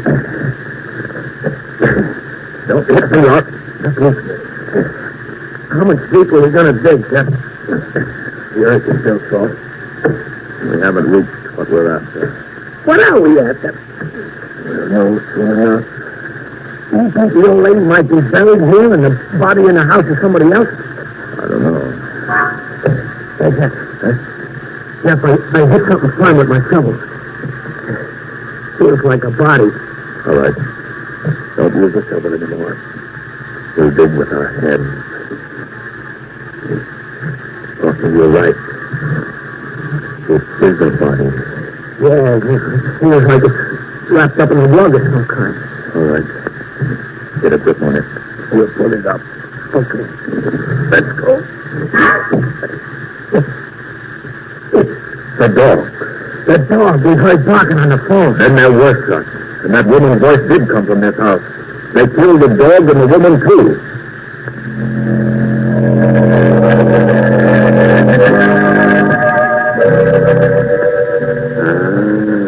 Are you completely mystified? Wondering about the strange death of Mrs. Putnam? Is that what happened? Well, there's no need to be frightened. You know how old-fashioned it is to stop like this suddenly and leave you in mid-air wondering about the outcome of the story. Oh, are you in mid-air? Good. Good. But I assure you, everything will come out all right. We'll not let you down. And this is as good a time as any to remind you of someone else who won't let you down. The makers of Carter's Little Liver Pills. When you don't feel good, try Carter's Little Liver Pills. They do the work of calomel, but have no calomel in them. So they are simple pills made of vegetable drugs. They wake up the flow of one of our most vital digestive juices. When this vital juice flows at the rate of 2 pints a day, it helps to digest our food and bring back the glorious feeling that goes with regularity. Then most folks feel like happy days are here again.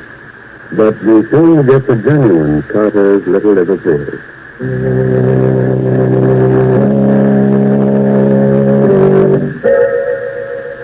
Now let's solve tonight's Inner Sanctum mystery. Where were we? Yes. Jeff and Porky had just unearthed the body of a dog. The dog we heard barking on the phone. Then there were shots, and that woman's voice did come from this house. They killed the dog and the woman, too. I just swallowed a lump that had nails on it, Jeff. What's the idea? Throw me right in the... I'm going to the window. Yeah, but you didn't have to throw me right into the grave. Sorry. Here, I'll help you out. Hold in the window. Now, look, you stay here, Porky. I'm going in to talk to the gardener. You watch the house. I'll be right back. Hey, you ain't going to leave me here with this dead dog, are you?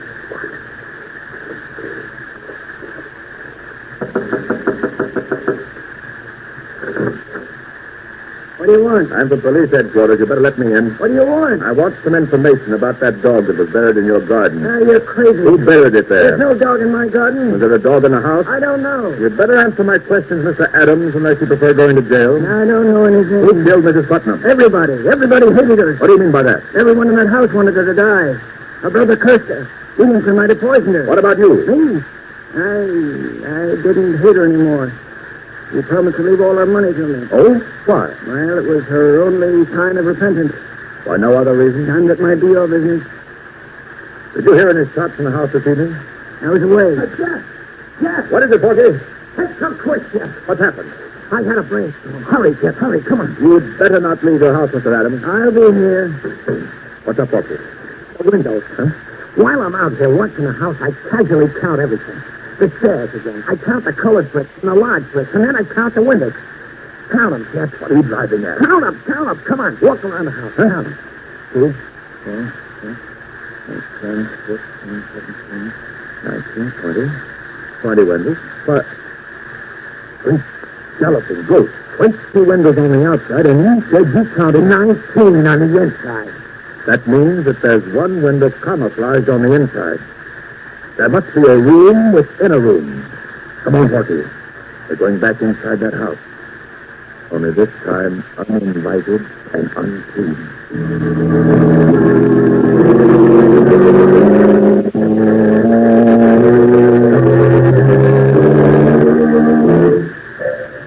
You think maybe the room is up around here, sir? Just keep trying, Porky.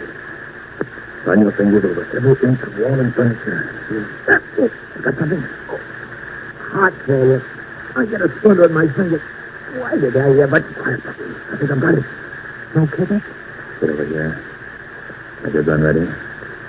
There's a little knob here in back of the bookcase.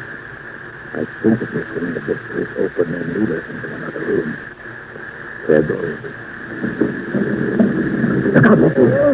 You come to kill me, but I'll kill you first. I'll kill you if you come near me. We haven't come to kill anyone. Who are you? I'm Mrs. Putnam. What? Mrs. Putnam? Yes, there's the ghost we needed to top off everything. And light a match, Porky. Oh, there's a candle over there, Jeff. All right, light it and bring it over here. Okay. How do we know that you're telling the truth, that you are Mrs. Putnam? Heaven knows I am, but I wish I was someone else. I've gone through so much. If you are Mrs. Putnam, then who is the dead woman downstairs? The dead woman? Yes. He's my cook. He took suddenly ill and died earlier this evening. Your cook? I can prove to you that I'm Mrs. Putnam. How? My signature. I signed a new will tonight. They forced me to will everything to them. Oh, you must believe me. We'll check on that. Was there any shooting in the house this evening? Yes. They shot my dog while the poor creature was trying to protect me. I called the police to help me. I thought they meant to kill me, but instead they brought me up here to face the living dead. We're the police. If you are Mrs. Putnam, then we're here to help you. Thank heaven you don't know how they tortured me to make me write a new will. You say the new will leaves everything to Yes. them? Yes. In that event, it will be a simple matter to trap them and for you to prove yourself. Have you got the old well? No, they destroyed it. Well, it doesn't matter. You tell me the contents of the old well. They'll give themselves away when they hear it read. And now, Mrs. Putnam, about those who tortured you. Who are they?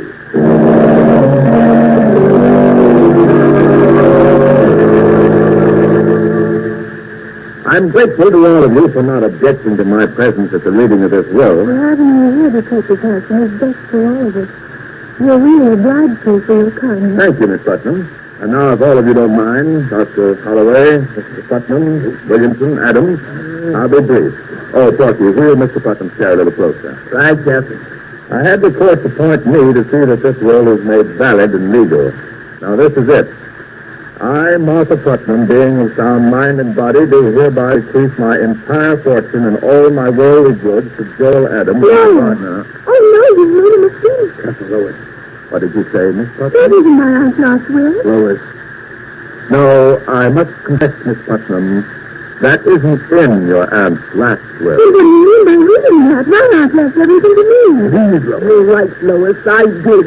In the will you forced me to sign. Don't move, Doctor. Yes, Lois, I signed the will, leaving everything to you, that's true. But only because you and your darling doctor forced me to. Oh, I never dreamed that my own flesh and blood would be that selfish. Just a moment, Mrs. Putnam. The conspiracy to spirit you away and bury the cook in your place was entirely my idea. Don't blame Lois. It was a clever plot, my friends, and it might have worked, but fortunately you made a mistake. By the way, Doctor, does that bandage on your hand cover a nasty bite you got while doing away with the dog? Yes, it does. I confess to everything, Mr. Hanson, but Mrs. Putnam is as much to blame as anyone. Everyone who ever lived in this house hated her. With all the money you had, Mrs. Putnam, you never did one decent thing in your whole life. You distrusted everybody and hurt everybody. And so we plotted to get you out of the way. Fate was kind enough to provide us with your cook as the means. With your money, we could have gotten something out of life. You'll get life now, all right, without her money.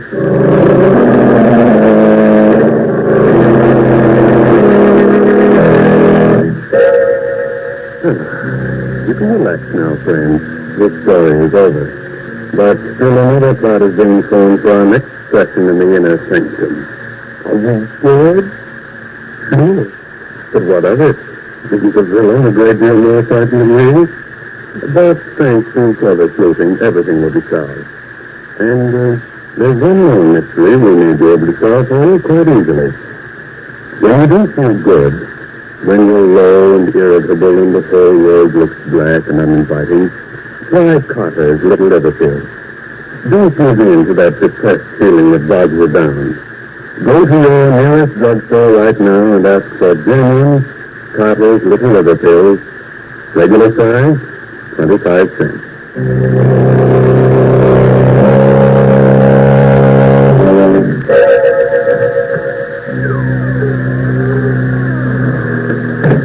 There now. We've closed the door to the Inner Sanctum for another week. Time to go. But spread the news to all arch criminals that we shall ride again in their pursuit next week. This is no laughing matter for them, my friend, so take your tongue out of your teeth. That's better. Remember, we'll expect you next week at the same time in the mysterious circle of the Inner Sanctum. Oh, by the way, you like good mystery stories, so be sure to read this month's Inner Sanctum mystery, The Case of the Solid Key, by Anthony Boucher. Good night.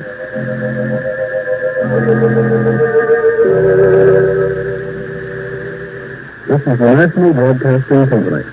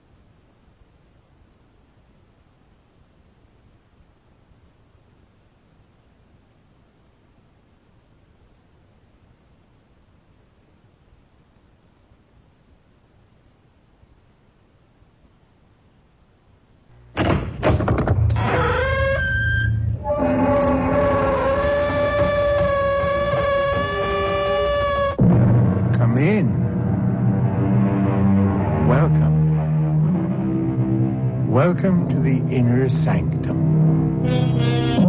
I'm Hyman Brown. I have a strange and frightening story about an onyx eye and the effect it had on the lives and happiness of several people. It's a well-known law of physics that any action has an equal and opposite reaction.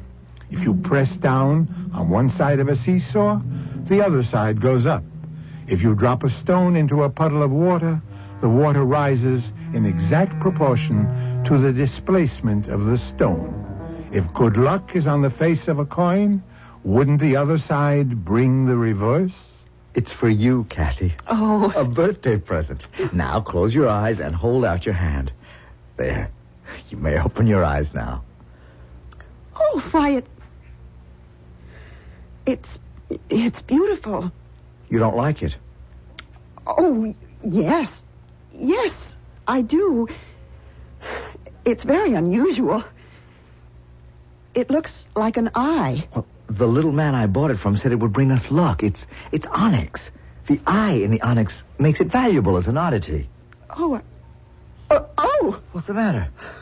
It moved. It moved in my hand. Take it away, Jack. Take it away. Please.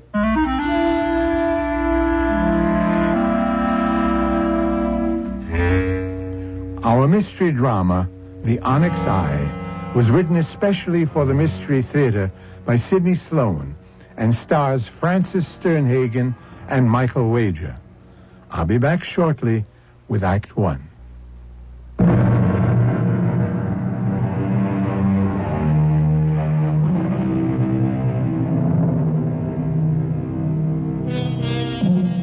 It was on a cold, slushy day in January that Jack Evans found himself on the run-down side street in a section of town in which he had seldom been before.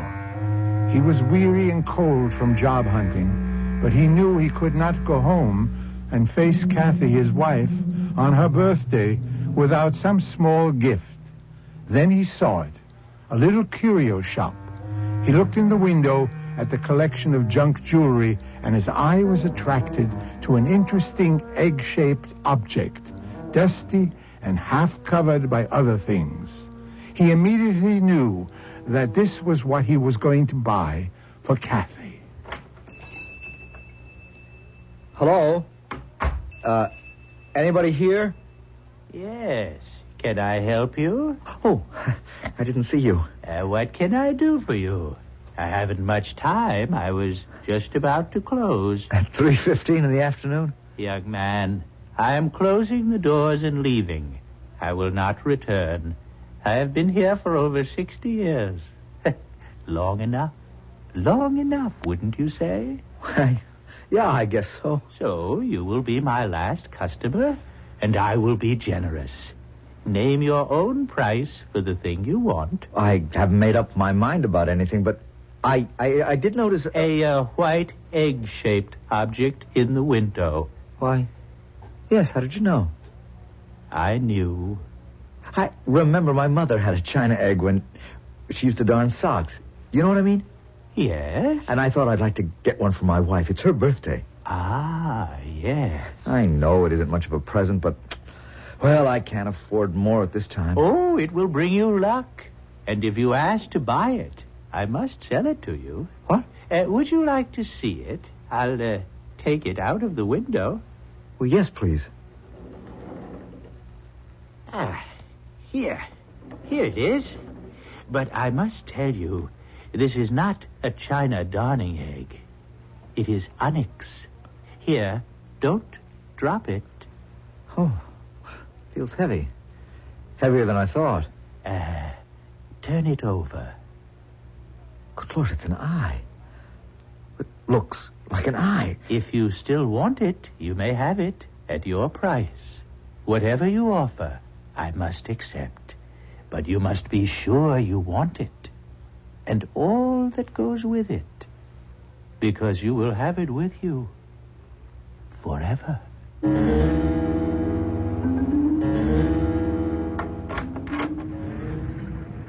Hello? Is that you, Jack? Home, Kathy. Come on into the kitchen. It's warmer here. Okay, dear, as soon as I get my galoshes off. Oh, does feel warmer in here. Ooh, the heat's been off all day. I think we've run out of fuel. I've kept the oven on so the house wouldn't freeze. Well, did you call Holder's Fuel and tell them? Oh, a lot of good that would do. We owe them. Well, we're way beyond our credit. Oh, but in weather like this, let me call them. Didn't you tell them you're expecting a baby and that the cold wouldn't... Phone's out, too, Jack. They sent us 2 warning notices. Oh, great. Fine thing to happen on your birthday. You should have married a guy who could take care of you, Kathy. Oh, you're the nicest husband in the world. And you're going to be a marvelous father. But... No buts. Having you for my husband is enough. Enough for me. What did you do all day, dear? Walked around looking for a job. Any luck? I had one promise from Ellsworth Manufacturing. You think it's a possibility? I wouldn't bank on it. I think the guy in the employment office, Mr. Mazurek, was just trying to brush me off. But, look, I don't want to talk about that. I want to celebrate. Now, kiss me before I show you your real surprise. There. Now, close your eyes and hold out your hand. There. Now open your eyes. Oh, why... It's beautiful. You don't like it? Oh, yes. Yes, it's very unusual. It looks like an eye. The little man I brought it from said it would bring us luck. It's onyx. The eye makes it valuable as an oddity. Oh. What's the matter? It moved. It moved in my hand. Oh, Kathy, it didn't move. That's just your imagination. Take it back and get your money. I don't want it here. There's something... I don't know how to say it. There's something about it that I... Look, I'm sorry, Kathy, but it seemed so different, so unusual. Yes, different, but not in a pleasant way. It's ugly. Take it back, dear. I can't take it back. What? I don't want to. The old man said it would bring me luck. Well, we could use a little. I don't believe in luck, Jack, and you know it. I just can't have that evil-looking eye around. Luck or no luck. The phone. It's been off all day. Answer it. Answer it, Jack. Hello? Who? Yes, this is he. Oh, you will? Who is it? It's the fuel company. They're making a delivery in an hour. Yes, we'll be here. I won't have the money to pay you tonight, Mr. Holder. Oh, well... Thanks. They're extending our credit. Mr. Holder said that since we've been a good customer for over 6 years, Kathy, it's the eye, don't you get it? It's really changed our luck. Oh, Jack, that's childish. Well, how about the phone coming on after they'd cut us off for not paying our bill? I still don't believe that thing had anything to do with it. There's the phone again. Get it, Kathy. Hello? What? Yes, he's here. Who? Yes, I'll get him. Jack, it's Ellsworth Manufacturing calling. Mr. Mazurek.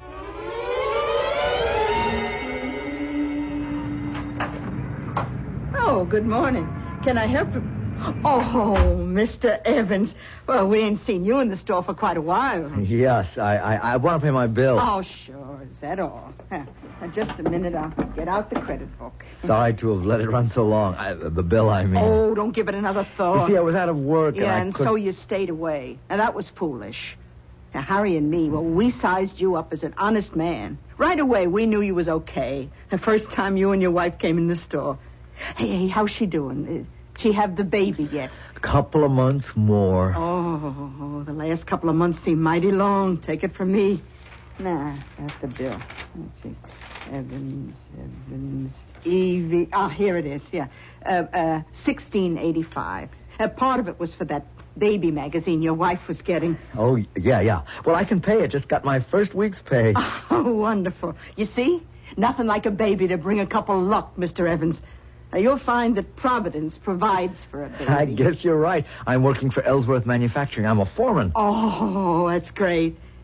Hey, I just thought, why don't you buy a lottery ticket on the state lottery for the baby? It's just $2, and with your luck, I'm sure... I don't want to push it too far, Mrs. Mazza. I got a load of bills to pay before I start taking chances on $1 million to one shot. Well, someone's got to win. Hey, look, I'll put up the money for you. The ticket will be in your name. If you hit, we split. Nothing to lose and everything to gain. It'll be my present to the baby. How about it? Okay, but you're throwing away your money. I never won anything in my life.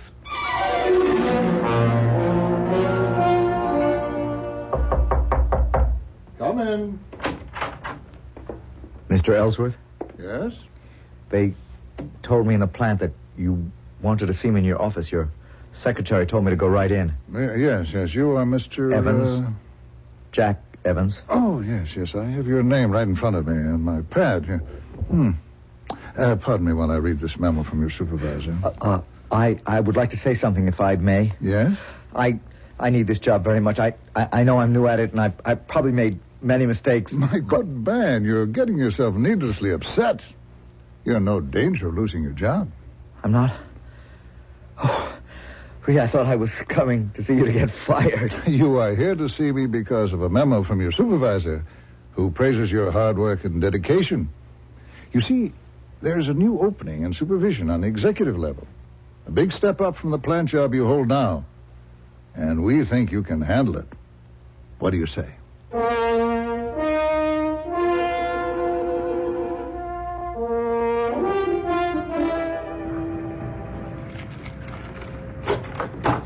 Kathy! Kathy! I've got wonderful news! Kathy!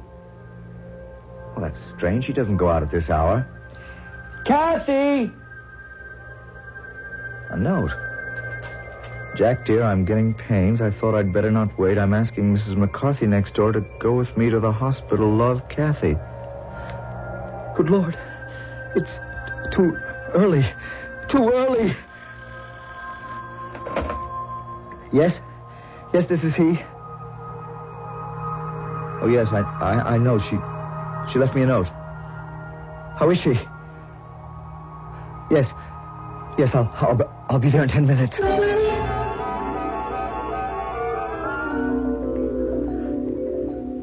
Jack. Oh, Jack, I wanted you near me. I was frightened. I came as soon as I could, dear. Have I had the baby yet? Yes. Yes. Yes, the baby. You've had the baby. It's all over. Is it a boy, Jack? I wanted a little boy. I know you wanted a girl, but we'll have the boy first. Yes. But you're tired now, dear. We'll talk later. You must rest. No, I'm not tired. I want to talk about it with you. I want to see it. When can I see the baby? Kathy, please, try to get some rest. Jack, you're acting so strange. Is something wrong? Darling. The baby. It's dead, isn't it? Oh, Kathy, that I should have to tell you. Oh, my darling. Was it a boy? A beautiful little boy, the doctor said. Well, why? Why did he have to die? I have no answer, dear. Doctor said everything was going fine, even though the baby was premature. He didn't feel there was any danger. Then suddenly the little heart stopped beating. They did everything they could. It was God's will. No, it was that evil thing. That ugly, frightening thing. That eye. Kathy. That eye. Kathy. Get rid of it. Throw it away. I felt its evil presence ever since you brought it home. Oh, darling, if that eye disturbs you, I'll get rid of it. Before I get home, Jack, promise me you'll sell it or give it away. And if you can't, then destroy it. Yes, Kathy, I'll do whatever you say.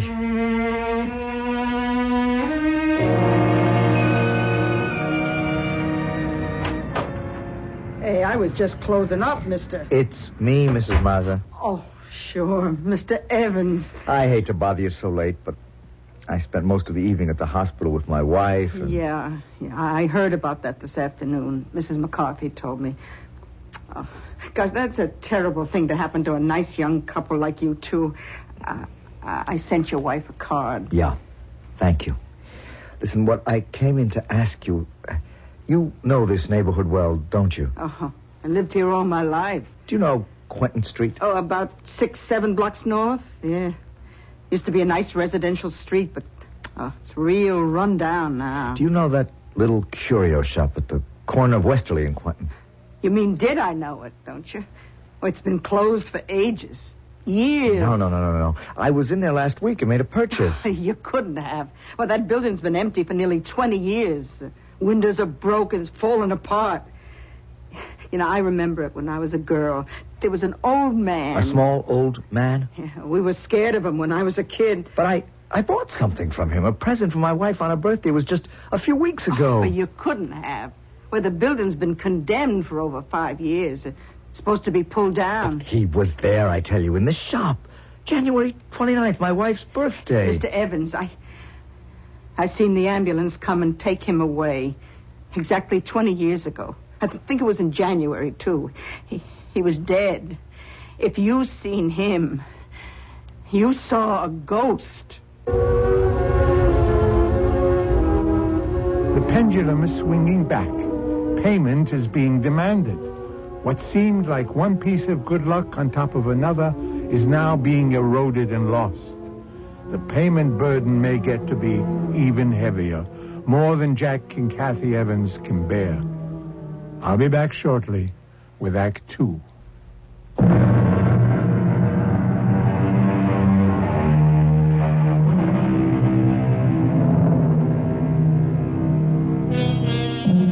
When Jack Evans was told that the little curio shop where he had purchased the Onyx Eye had been closed for over 20 years, he couldn't believe it.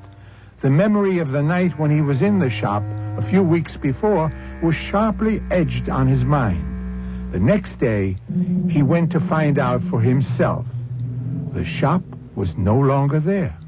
The ancient building in disrepair, broken windows, the door hanging on one hinge. It was not his recollection of the shop, but it was as Mrs. Mazza had described it. That evening, as he returned from work... Mr. Evans? What? Are you Jack Evans? Yes? I'm from the Globe, Mr. Evans. Congratulations. Congratulations? Yeah, you won the big state lottery, Mr. Evans. Didn't you know? No, I don't think... Oh, hey, this is rich. You haven't even been told yet? I mean, nothing from the lottery commission, no phone call, no letter, no wire. Oh, wait a minute. There it is. Look, it's right by your door. See, it's a wire. Here you go. Open it. Jack Evans, 38 Mulberry Street. Uh-huh. Well, happy to inform you that your number...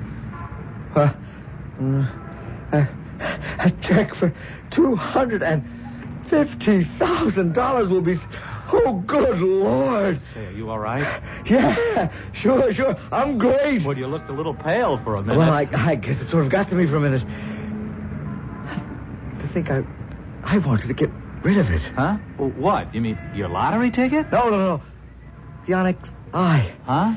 Oh, this money is only half mine. Mrs. Maz, who runs a little stationery store on Euclid and 12th, bought the ticket for me. We're going to split the money if I won. Mrs. Mazza, Euclid and 12. Got it. Now, what about this eye? The Onyx Eye you just mentioned? I'd rather not say much about that. It's kind of a good luck charm. Well, have you got it with you? I mean, I'd like a picture, with you holding the good luck charm in your hand. Well, I've got it in the house. Come in. Great. Say, you said you were going to get rid of it, or you wanted to get rid of it? Yeah, it bothered me. Just a minute. I've got it in a drawer. Ah. Here it is. Say, that is something. Huh. Ugly little thing, isn't it? That eye seems to be looking right at you, huh? My wife's afraid of it, wants me to get rid of it. Are you going to? I don't know. She thinks it brings bad luck. For you, it didn't.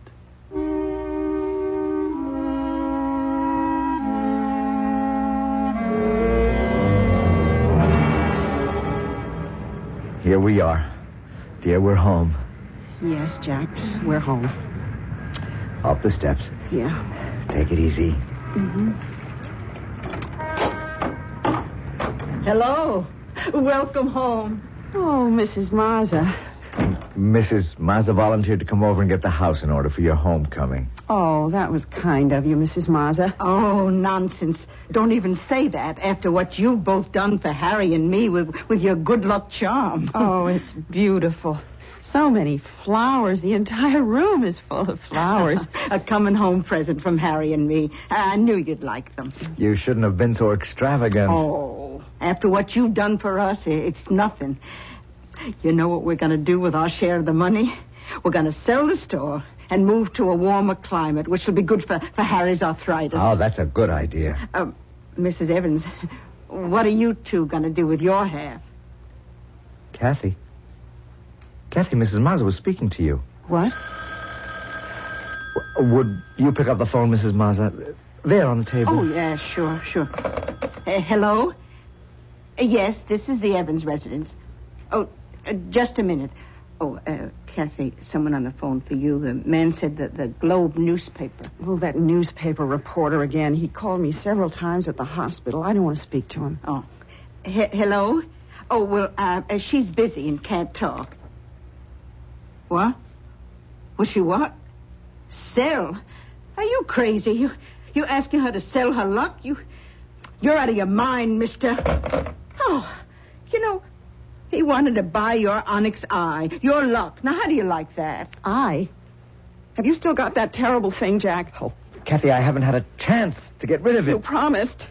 You promised, Jack.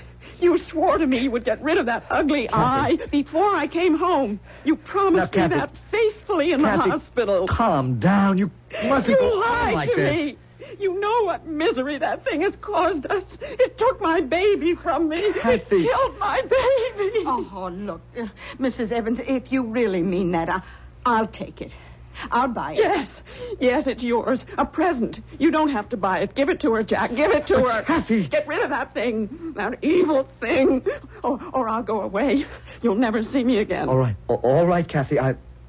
I'll do anything you say. Here, Mrs. Mazza, I hope it brings you better luck than it has us.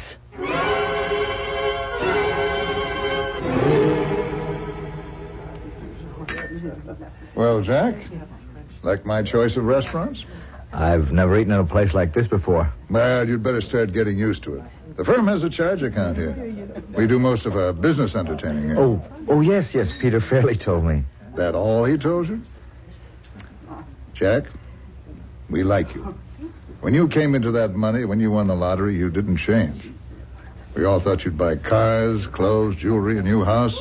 But you took it all in your stride. No fuss, no feathers. Made a big impression on the board, I can tell you.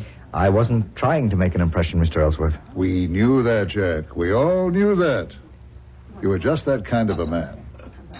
Which brings me to what I started to say a moment ago. Jack, the board of directors has voted to make you an officer of the company. You are now a vice president of Ellsworth Manufacturing Incorporated.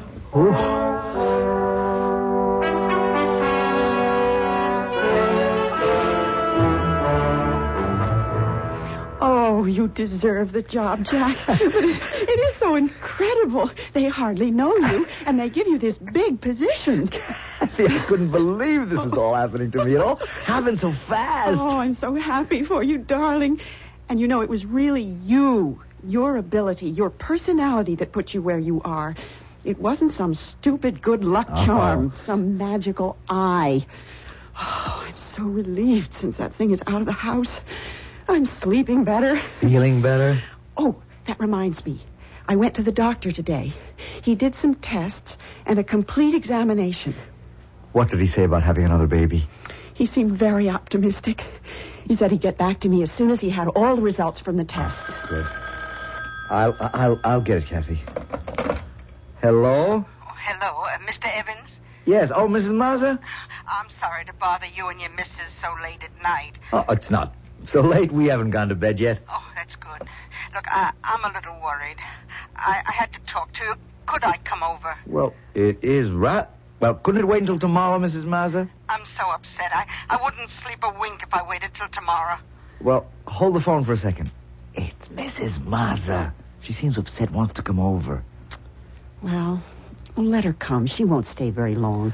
Mrs. Mazza? Yes? Come over, but please, remember, Kathy's not fully recovered and... It'll take me just a few minutes. Thank you. I'll be there in 5 minutes.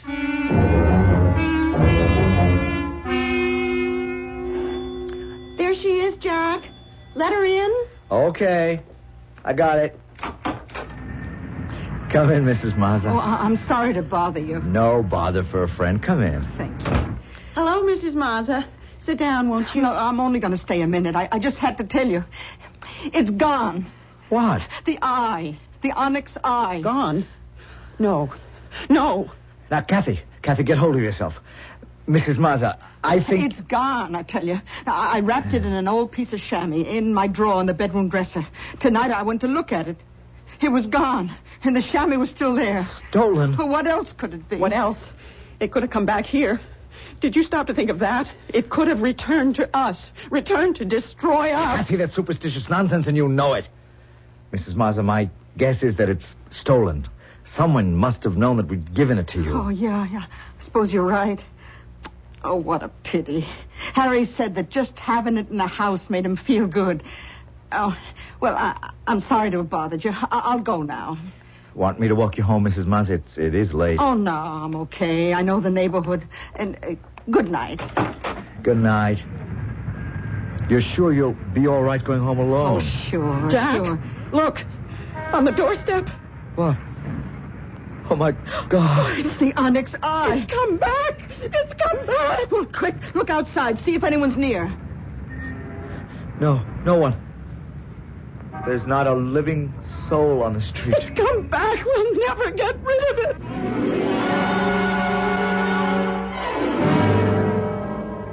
You have made an offer, and now you must go through with it.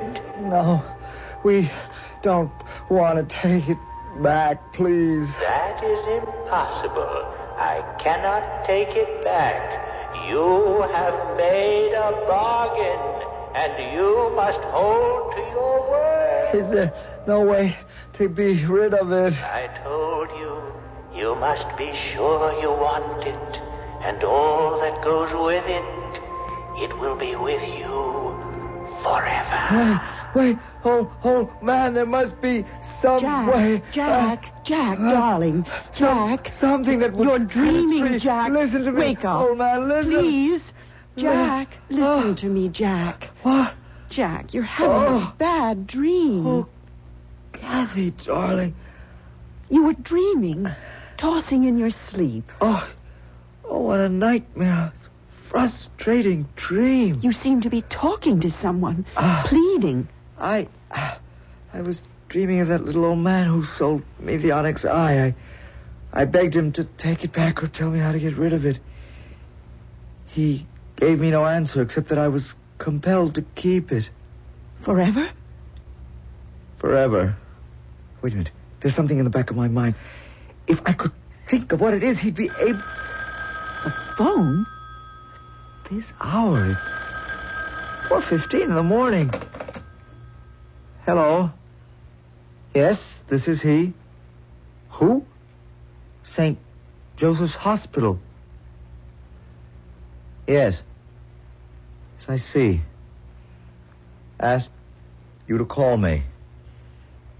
Yes, I'll come immediately. Thank you. What is it? Mr. Mazza.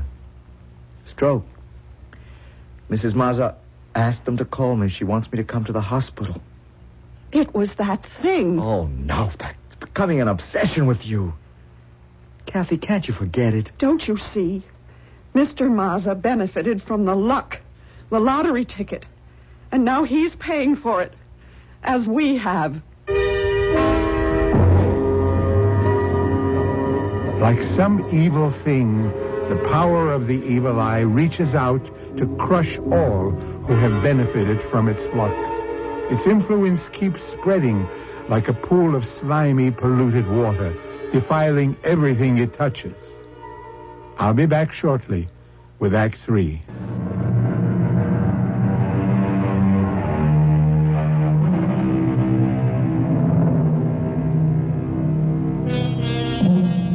Jack went to the hospital that night and sat waiting with the wife of the stricken man through the long gray dawn. Finally, the doctor came with the news that Mr. Mazza had died. His last words before the end was, strangely enough, the eye, the lucky eye, how wonderful to have it. At the cemetery, several days later, Mrs. Mazza was heard to repeat almost the identical sentiment. Our Father, which art in heaven, hallowed be thy name. He was so happy the last few days of his Thy life. will be done on earth. Happier than I've seen him in years. Mrs. Mazza, I'm sorry. I'm sorry that we involved you and your husband in our... I don't know how to say it. We feel responsible. Oh, no, you got it all wrong. I told you he was happy. You brought us luck. Bad luck. No, it was good. Even if it was only for a few days, a few hours. It was like a dream come true. But, Mrs. Mazza, what will you do now? Oh, what does it matter? I'm not sad. I'll manage. I'm happy to know that Harry got something good, that made him feel good before he passed away. No, you're wrong. I can't understand you. You wish for death. That's not happiness.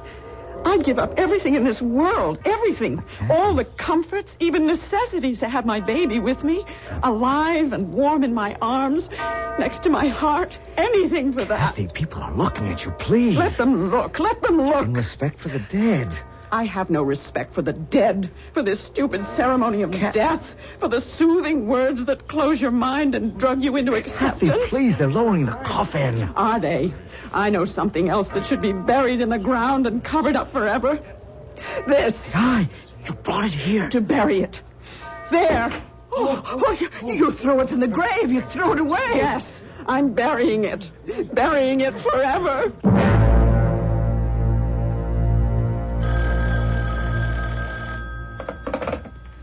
Hello? Hello, Mr. Evans. This is Peter Cawley. You know me. I'm the reporter on the Globe. I'm the guy who interviewed you when you won the lottery. What do you want? I'm in the middle of dinner. Well, I see that you found an envelope on the street with over $2,000 in it and that you turned it into the police. That's right. Well, you don't seem very excited about it. $2,000 seems like a lot of money to me. It's not my money. Yeah, but if the owner doesn't come forth and identify it, it is going to be yours, right? Really, Mr... That's right, isn't it? Is this why you called me to find that out? No. I called you because I see a continuation of the good luck story I did on you when you won the lottery.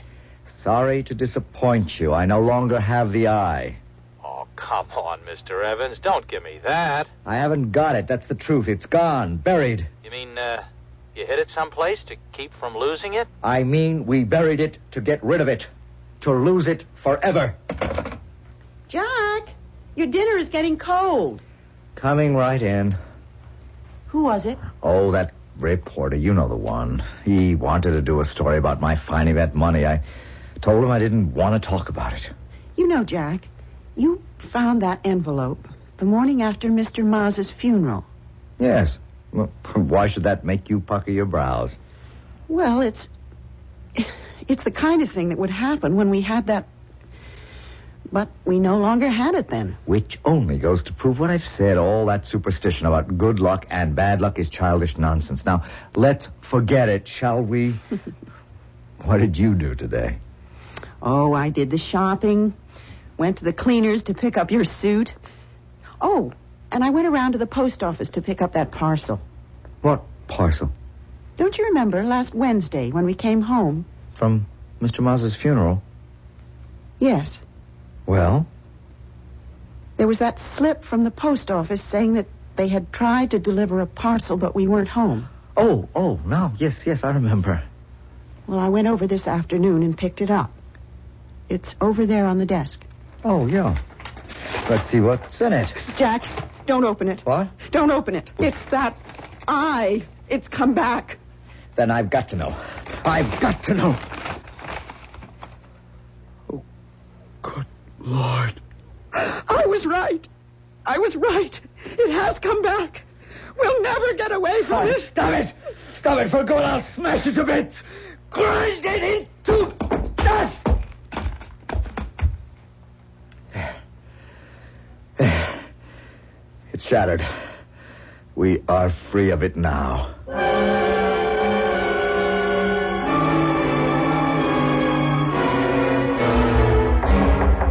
Come in. You wanted to see me, Mr. Ellsworth? Oh, yes, Jack. Come in. Sit down. Thank you. Jack, I see you've been having a little trouble. About the lottery ticket? Been in the papers, featured quite prominently. I can say the same thing to you that I told to the district attorney. I did not know the ticket was a forgery. Yes, I know. I have returned my winnings to the State Lottery Commission. Mrs. Mazza has returned her share also. You have behaved very honorably in the whole matter. I myself have said that to the board. This was brought up to the board? It had to be, Jack. You see, you occupy a very unique, a very sensitive position in our company. I don't understand how this could affect the company. My boy, a company such as ours is only as good as our reputation. I get it, Mr. Ellsworth. Now, I know why you called to talk to me. Jack, try and see my side. You are no longer an asset to Ellsworth Manufacturing. You are a liability. Now, I'll tell you what we are prepared to do. We shall give you a letter with the very highest praise for your ability and character. We shall give you 3 months' salary as termination pay, and your best wishes for my future.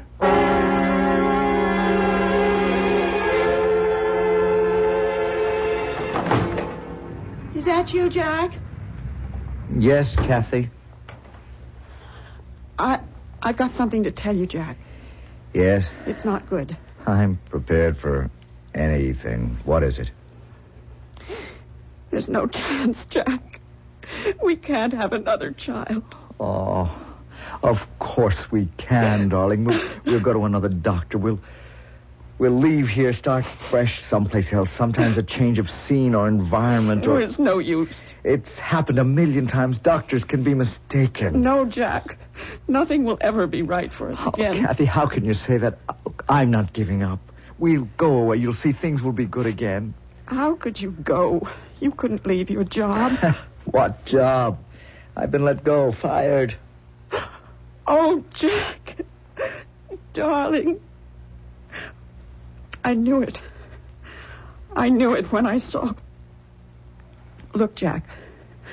Look what's on the floor next to the window. Oh, no. No. Your good luck piece. But I smashed it. The dust swept it up, put it in a cloth bag, weighted it, dropped it off at the ferry boat in the middle of the harbor. Look at it. Not a scratch. Not a crack. And that eye. That evil eye glaring at us. How did it get there? I don't know. I didn't see it this morning. And then when the phone rang, I came in here to answer it. And when I finished the conversation on the phone, I saw it. I screamed and ran out of the house. I'm going to beat this thing. There's some way to get rid of it. There is got to be. I remember there was something that little man said, but it seems blurred in my mind. I keep reaching for it, but it gets away from me. You can't give it away. When we gave it to Mrs. Mazza, it returned. But how could the old man give it to me? He did give it to me. And the door. Get it, Jack. I'll go into the bedroom and finish packing. Start packing for me, too. We'll go together. All right, dear. Not that I expect it will do us much good to run. Hi, Mr. Evans. You. Hey, wait, listen. Leave us alone. Can't you stay away from us? No, please, I've got good news. I don't want to hear it. It always turns out bad. Oh, please. Now, don't shut the door, okay? Okay, what is it? Now, first, that money hasn't been claimed. You know the money you found? It'll be released to you at the end of the 30-day waiting period. I won't be here to claim it. Well, why? You going away? Yes. Because you lost your job? That's only part of it. But you haven't lost it. What do you mean? Look, the Globe carried the entire story in this afternoon's edition about how you were innocent and also that it was rumored that you had lost your job with Ellsworth Manufacturing because of the scandal. Yeah, that's about it. Well, 20 minutes after the paper hit the street, the paper got a call from Mr. Ellsworth himself denying the story and saying that the company had never doubted your integrity and all that sort of guff. You know, he told our editor to retract that story tomorrow or face a possible lawsuit. That's very funny. Only hurts when you laugh, huh? You going back to Ellsworth? No, I'm going away. Away from this place for good. You're serious? Dead serious. I want that good luck charm. That onyx eye. You don't. I want it. I know what it's done for you, and it could maybe... It's done nothing good for me. We've had nothing but grief and humiliation from it. I want it, and I'll give you $5,000. All I have. I want it. If you offer to purchase, I must accept. That's it. That's what he said to me. Then you'll let me have it? Look, I must warn you, it will bring you nothing, and its gifts are empty. And you'll pay heavily for all you get. Or think you get. I want it. I insist that you sell it to me. Very well. You are sure you want it. And all that goes with it. I'll get it for you. I've got the money with me in cash. Here. Here. Hold out your hand. Yeah. There. And here's the payment. And thanks. Thanks for parting with it. May the Lord have mercy on your soul.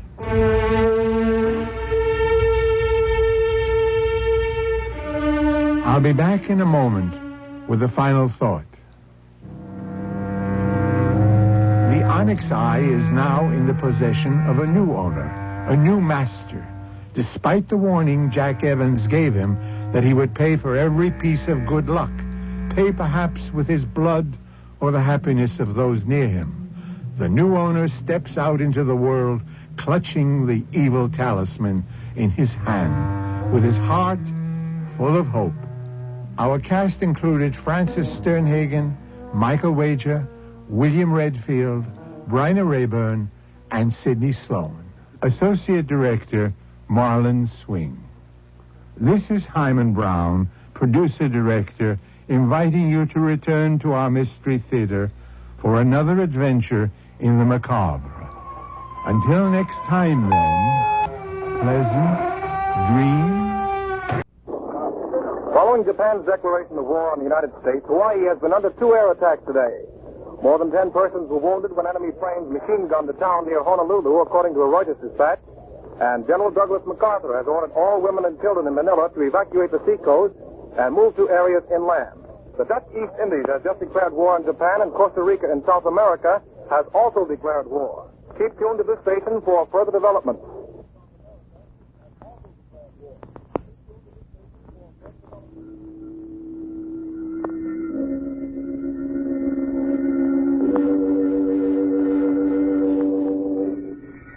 Inner Sanctum Mysteries, brought to you by the makers of Carter's Little Liver Pills, the best friend to your sunny disposition.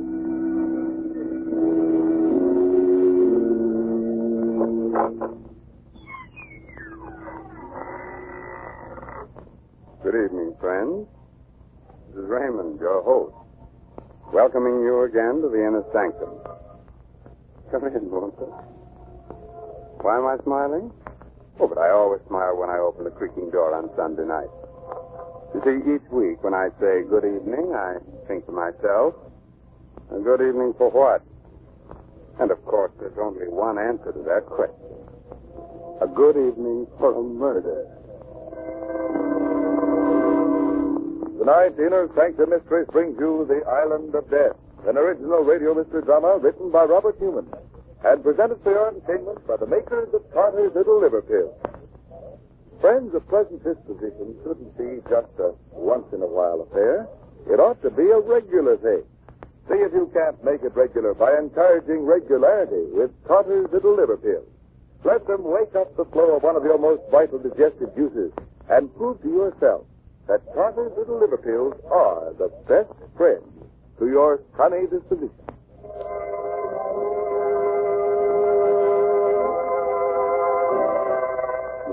Now I think we're ready to begin. Ready to begin as strange and terrible a tale as ever turned a man's hair gray overnight. A tale of voodoo, conjuring, black magic. Oh, now you're smiling. You don't believe in voodoo, huh? Good.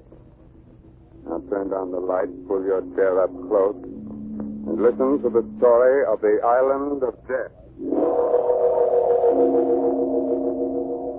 Come with me to the Dark Island, the secret magic island, Haiti. It is night. A fierce tropical storm is raging. The car drives slowly down the road with a cane field on one side of it, a jungle on the other. Now which way? I don't know, John. Blast Brandon. Why did he let us go off alone? How are we going to get back there? But he told us not to go off alone, John. John, look. Where? Ahead there. That old native walking up the road. Oh, maybe he can... Yeah. Hey, you!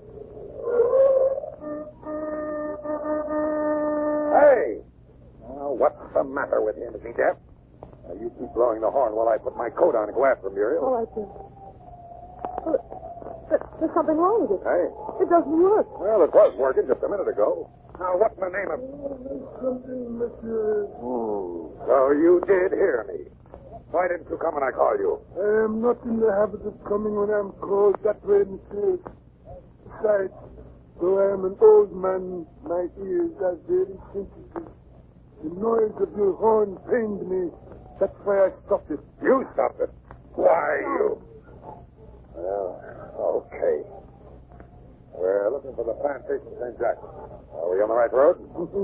You are on the right road for many things, Monsieur Cole. Right. How did you know my name? It was gold, Oh. Well, how do we get there? If you go down this road 1 mile, you'll see it on your right. And when you get there, well, perhaps we will meet again. If we do, Hey, where did he go to? Oh, I don't know. He just disappeared. Step back off the road into the jungle. Well, at least we know where we are now. Yes. John, Hey. do you suppose he was a papaloy, a witch doctor? What on earth makes you think that? I don't know. The way he looked and talked. And after all, the horn did stop working.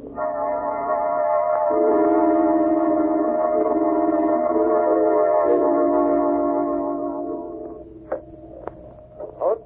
Is that you, Coach? No, Yours. Mother, I'm sorry, Mrs. Coach. Alan, you have to make things even more difficult than they are already. Would it make things any easier if I pretended that we were just old friends? It didn't matter to me that you'd married him instead of me. No, Alan, I guess not. I'm sorry, Muriel. I shouldn't say that. Hello, Alan. Order me a drink, will you? Boss. Yeah, thanks, Mr. Coach. Yes, Monsieur Brando. I was. Did you find out what was wrong with the horn? Yeah, one of the wires come loose. Met an old native on the road, and Muriel's convinced that he was a witch doctor. But it's just that he was so strange, and so, even though I know there are no such things... What we know or believe isn't terribly important. What is important is what the natives believe. They don't like being laughed at. You mean they really still believe in voodoo, stuff like that? Well... you're saying, Monsieur. Yeah. Do you believe in voodoo? But not really, Monsieur. Oh, this is funny. This is really funny. Hey, what's that? It's, nothing, Monsieur. Just the healed hands doing the Congo. Oh. Well, they can't have done a hard day's work if they've got enough energy to dance at night. I think maybe I'll go down there. Oh, no, Monsieur. No. What do you mean I must not? I am sorry, Monsieur. I just meant, well, if you were interested in voodoo conjuring, perhaps I could show you some. You, Pierre? Oh, I am no papalois, Monsieur Brando. I have some skill with the knuckle bone, telling fortune. And if Monsieur Coates would like... No, why not? Go ahead, Pierre. Very well, Monsieur. There. An arrow 9 times. That means unhappiness. For whom? I see a city far away from here. I see 2 men, both in love with the same woman. Yeah, easy, Alan. Let him finish. Go on, Pierre. One of the men is rich, powerful. The other is not. The one who is rich has his rival sent away, and in his absence marries the girl. She knows she is making a mistake. Oh, she does she? Why, you ain't telling her. John, stop. You coach. How dare you hit him for 2 cents? All right, Mr. Brandon. He did not hurt me. No? Well, I haven't even started yet. You're fired. Just a second, Coach. Oh, Brandon. I had a hunch you weren't getting as much as you could out of the natives, that you were too soft with them. Now I know it. You're fired, too. John, so that's why you insisted I come down here with you. Of course.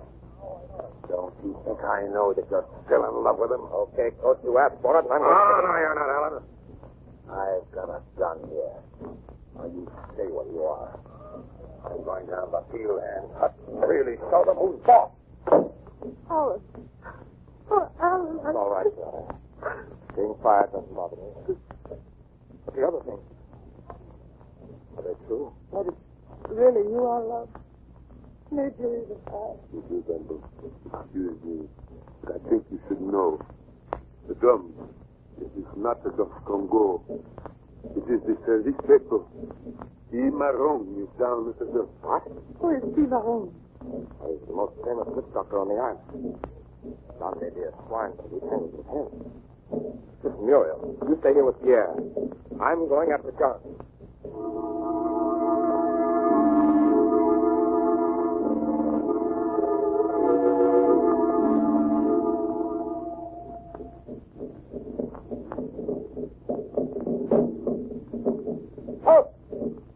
Where are you? Oh, yes, I'm looking for a man named Cimarron. You are Cimarron, huh? I am. Another white man came down here a few minutes ago, Cimarron. Do you know where he is? Yes, monsieur. He said he would pay well to see some voodoo. He said this petrol. He is in the Humpo, the temple. What? There's no temple here in the village. He is not. Come with me into this button. That iron ring there, lift it up. A trap door. Now turn the steps.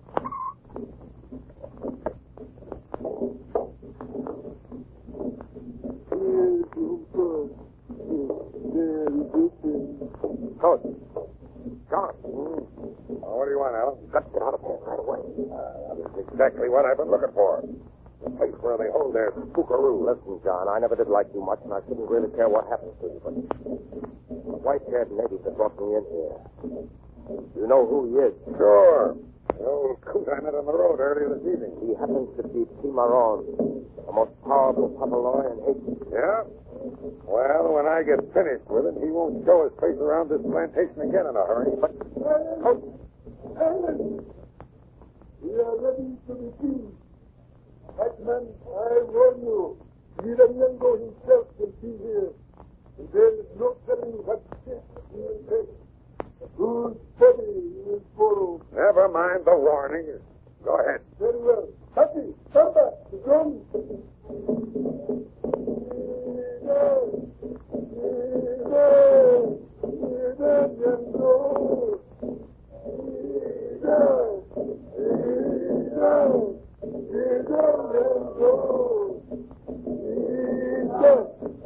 Someone has the little air from the jungles of the night. Come, Nida. Come. See the body. Loose its soul. Point its feet this way. And come, Nida. Come. Come. There. He has taken the body. He's coming. Quick back. The wall water sprinkles on the ground in front of the altar. Hey, what is this all about? What do they think they're doing? The bells of death. He's coming. He's a come. Look at him. Something is coming. What do you mean? Something. Let's do this. Who or what it is? No, not yet. Prepare. Holy smoke. There. They're white. He's a younger come. Down. A woman. A white woman. Walking as if she were asleep or in a trance. As soon as she gets to the altar, we'll be able to see. Oh, great God. No.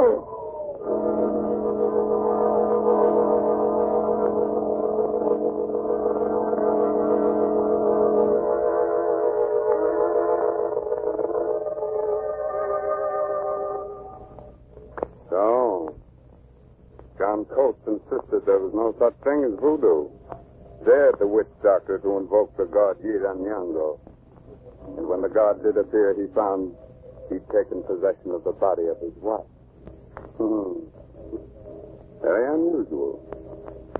But not any more annoying than when a simple thing like a mean, sulky, gloomy disposition takes possession of us. Oftentimes irregularity is entirely to blame. So the sensible thing to do is get right after it with Carter's little liberty. Now don't let the gloom of irregularity hold you back. Keep you from enjoying life and getting ahead in the world. Wake up the flow of one of your most vital digestive juices with Carter's little liberty. Let them help you to feel up and mad and bubbling with enthusiasm and alive with the glorious feeling that goes with regularity. Just give Carter's little liver pills a trial. And I think you'll agree that Carter's little liver pills can really be the best friend to your sunny disposition.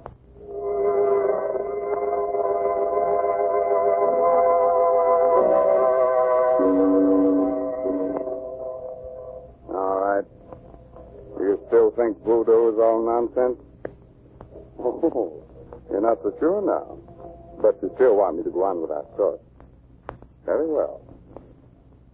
Just a moment later now, and Alan Brandon and John Coates still sitting in the subterranean temple transfixed with horror. We left her up at the house. It can't be. But it is. She's in some kind of a trance. Blast that witch doctor. I'm going to... Stop the fool. He's in the thing now, but he's pulling what's happened to her. Wait a minute. We call you again. Look, they're all kneeling. Bowing to her. You are nobody with the power we've given you. Let us see that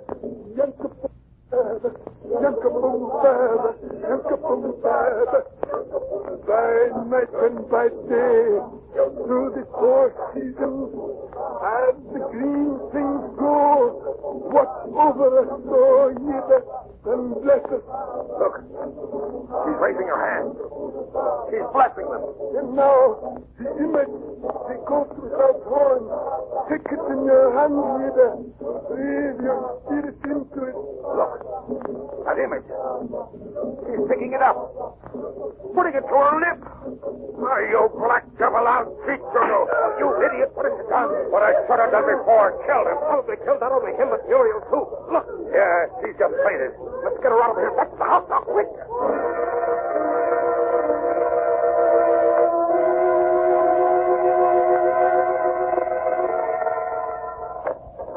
Inside here. Put her on the couch.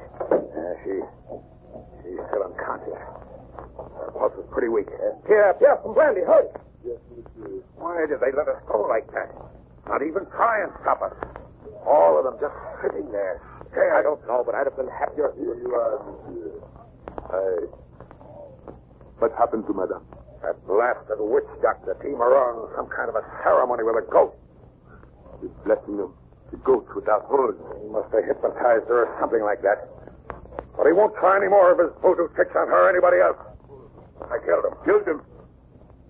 killed Cimarron. Yeah, hold her head, friend, while I give her some of this brandy. All right. Brandy. I am afraid that will not help you. You do not give brandy to someone who is dead. Dead? What are you talking about? Her heart is still beating, yes. But she is not really alive. You see, her soul left her body, and Cimarron called to her. When you killed him, it could not find its way back. It is out there. So, now, wandering around, lost in the night. Why, look, John, haven't you done enough harm already? Well, we've got to get a doctor for her. Right away. Yes, monsieur. For if her soul does not find its way back soon, it will never come back. But there is no white doctor that can help her. Will you shut up? Where's the nearest one, Alan? Up the Ghost Inn, about 9 miles up the road. I'll show you the way. All right, well, come on. You stay here and watch them, yeah? And if anything happens to her... Yes, monsieur. I will stay. Are you coming, John? Hurry up. Yes, all right. Holy God, wandering around somewhere in the night. She's fainted, that's all. Maybe it's a fever and she's out of her head. Well, which way? Shortest way is that way there. You mean through the jungle? But it's dark. We won't be able to see it. Listen, Coach. You may not know it, you may not care, but Muriel's life is in danger. I'm not sure a doctor can help her. But I'm going to get one if I have to crawl on my hands and knees.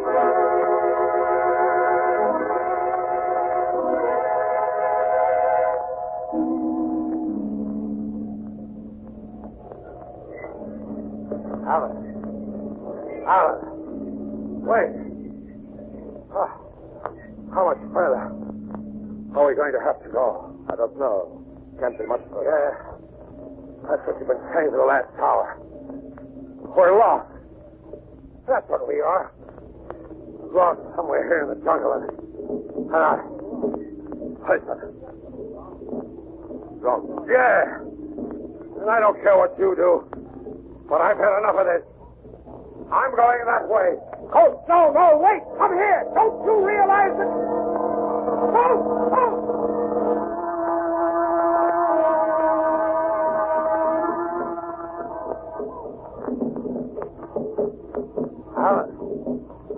Alan, look. Hot. A fire. We're out of the jungle.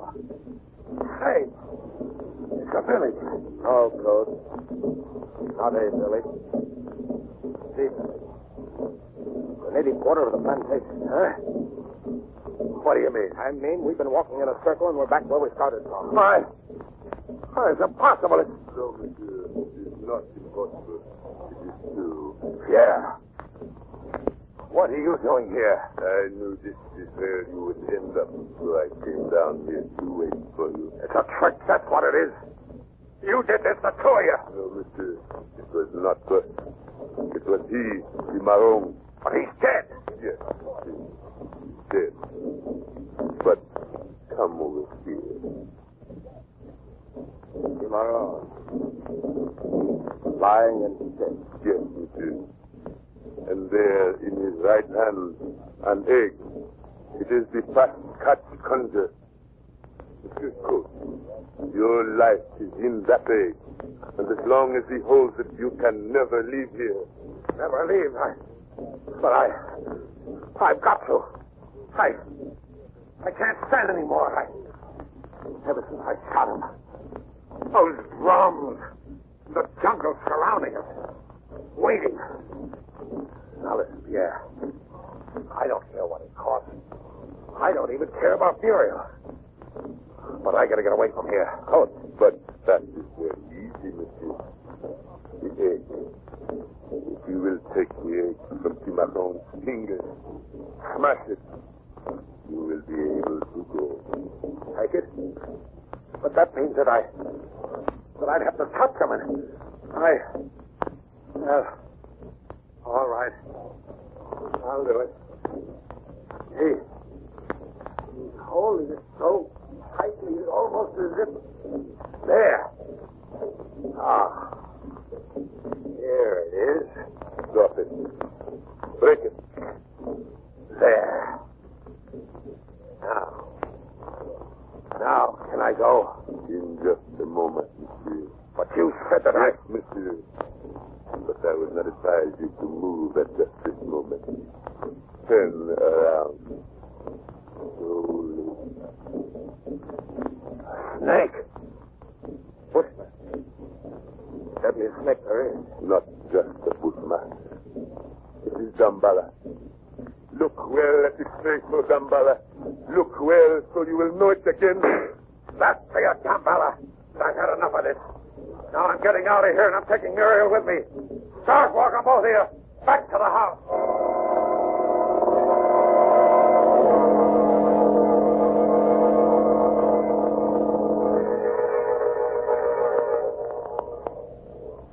All right. You stop right there. Now you listen. I'm going to get the car and back it up here. You're going into the house, and you're going to bring Muriel out here. Coach, she shouldn't be moved now, so you do as I say. Perhaps we had better. Come, Mr. All right.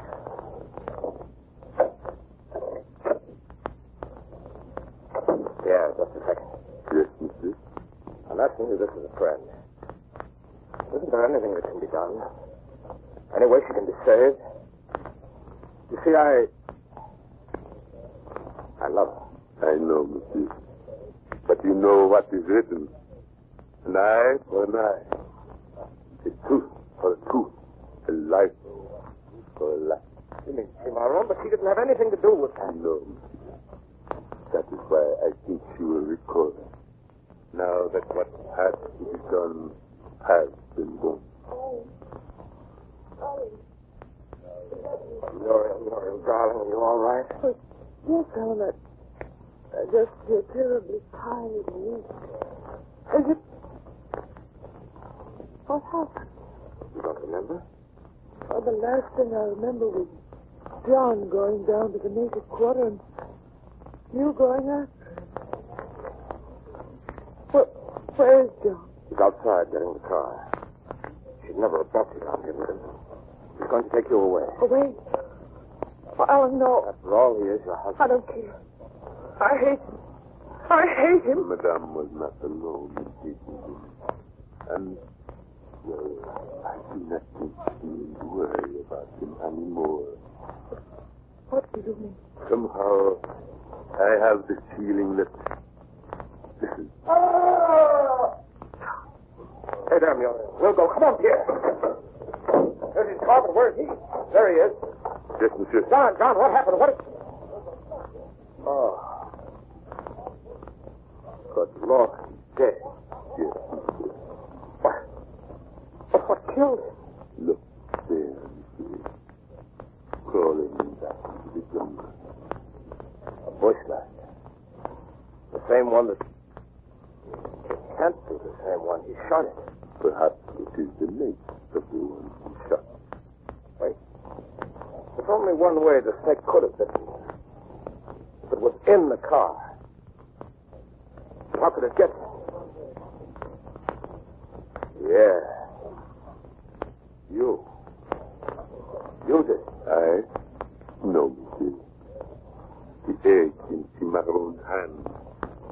The egg with his life in it.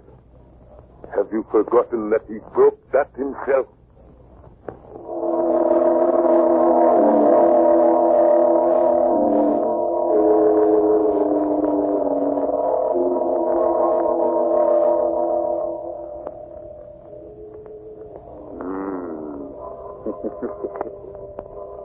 Now, do you believe in voodoo? You don't? Oh, now. Come here. Come here a little closer. I'll whisper something in your ear. Neither do I. And let me whisper this in your ear, folks. There are just 15 shopping days until Christmas, full of rush, hurry, and crowd. About all you can do is face things armed with a good disposition. So don't let irregularity get you down. Get after that low-geek, cross, irritable feeling with Carter's Little Liver Pills. Let them wake up the flow of one of your most important digestive duties and help turn those 15 shopping days into 15 topping days, full of the glorious, glad to be alive feeling that goes with regularity. Remember the name, Carter's Little Liver Pills. Yes, and remember this, too. Christmas comes but once a year. But year round, Carter's Little Liver Pills can be the best friend to your sunny disposition.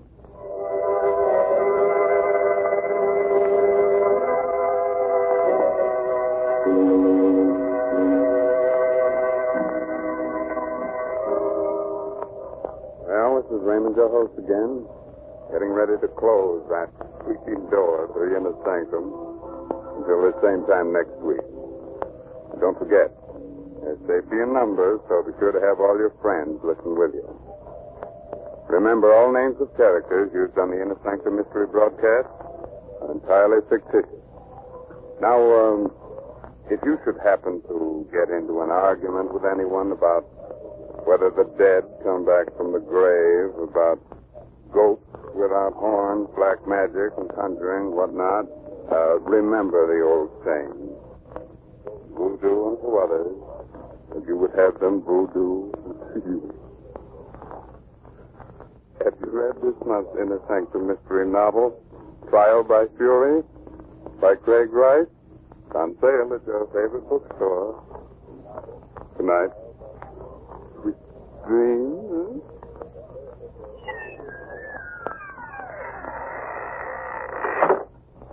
Listeners, be on guard. Don't let it sneak up on you like a thief in the night. What is it? Listen to this report from the Harris home as Mrs. Harris says to her maid. Hannah, I'll never give another party. I'm going straight to bed. Oh, before dinner, ma'am. I'm exhausted. All those chatty, noisy women depress me so. I wouldn't be too quick to blame the guests, ma'am. You've been kind of edgy and cross all week. Not like yourself at all. You're right, Hannah. I'm sorry. Oh, I know how it is. And when I get to feeling that way, I know it's time to try Carter's Little Liver Pills. Right. Then when you don't feel good, try Carter's Little Liver Pills. They do the work of calomel, but have no calomel in them. For they are simple pills made of vegetable drugs. They wake up the flow of one of our most vital digestive juices. When this vital juice flows at the rate of 2 pints a day, it helps to digest our food and bring back the glorious feeling that goes with regularity. Then most folks feel like happy days are here again.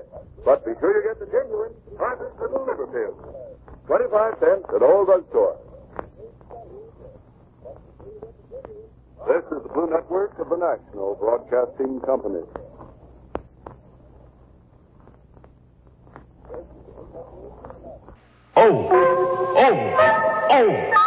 End stop triple O.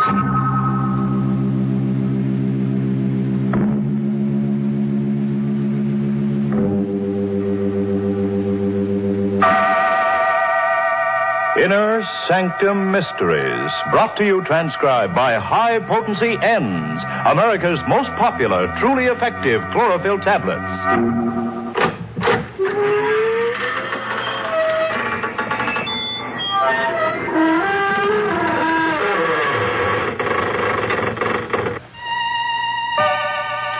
Good evening, friends of the creaking door.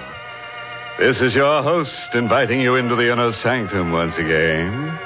Come in. You're early tonight. The coroner hasn't arrived yet. But it's all right. The corpse is here. Yes, that's him over there in the corner. The slightly decapitated gentleman sitting with his head in his hands.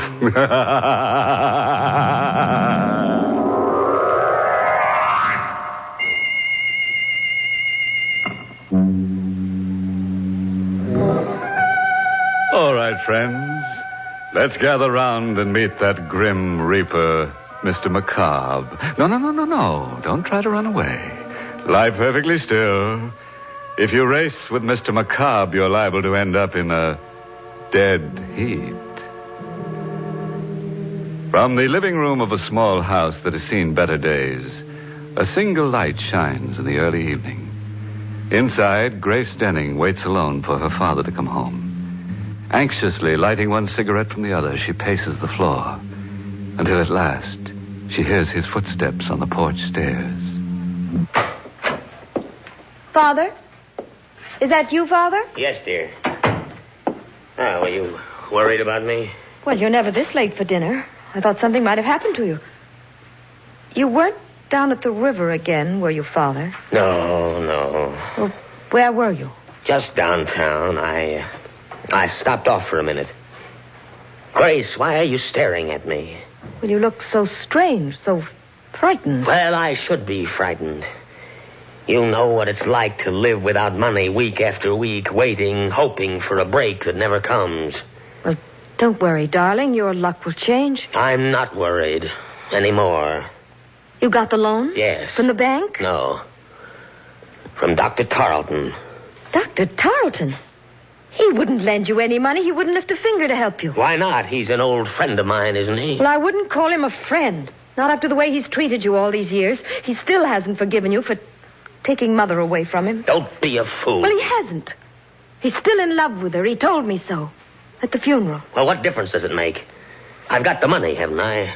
But how did you get it? I told you he lent it to me. Why did he lend you that money? Because I gave him something in return. What? I sold him my brain. What do you mean, Father? I willed it to him in return for the loan. Your brain? Yes. He said it would be of value to him in his experiments. He said the medical school was making a study of men with artistic talents. But you haven't painted for years. Well, Dr. Tarleton didn't really want my brain, Grace. Can't you see? It was just an excuse to torment me. Well, you're not going through with it. I won't let you. You'll have to, Grace. I've gotten the money. Then you'll give it back. I won't let you take it. Here, what are you doing? Holding him up to return that money. Put that phone down. Father, let go. Drive you out of your mind if you accept this loan. Now, let me speak to him. Dr. Tarleton's office. Miss Henry speaking. Hello. Oh, Miss Henry. Is Dr. Tarleton there? Why, who's calling, please? This is Miss Denning, George Denning's daughter. Would you ask the doctor to come to the phone, please?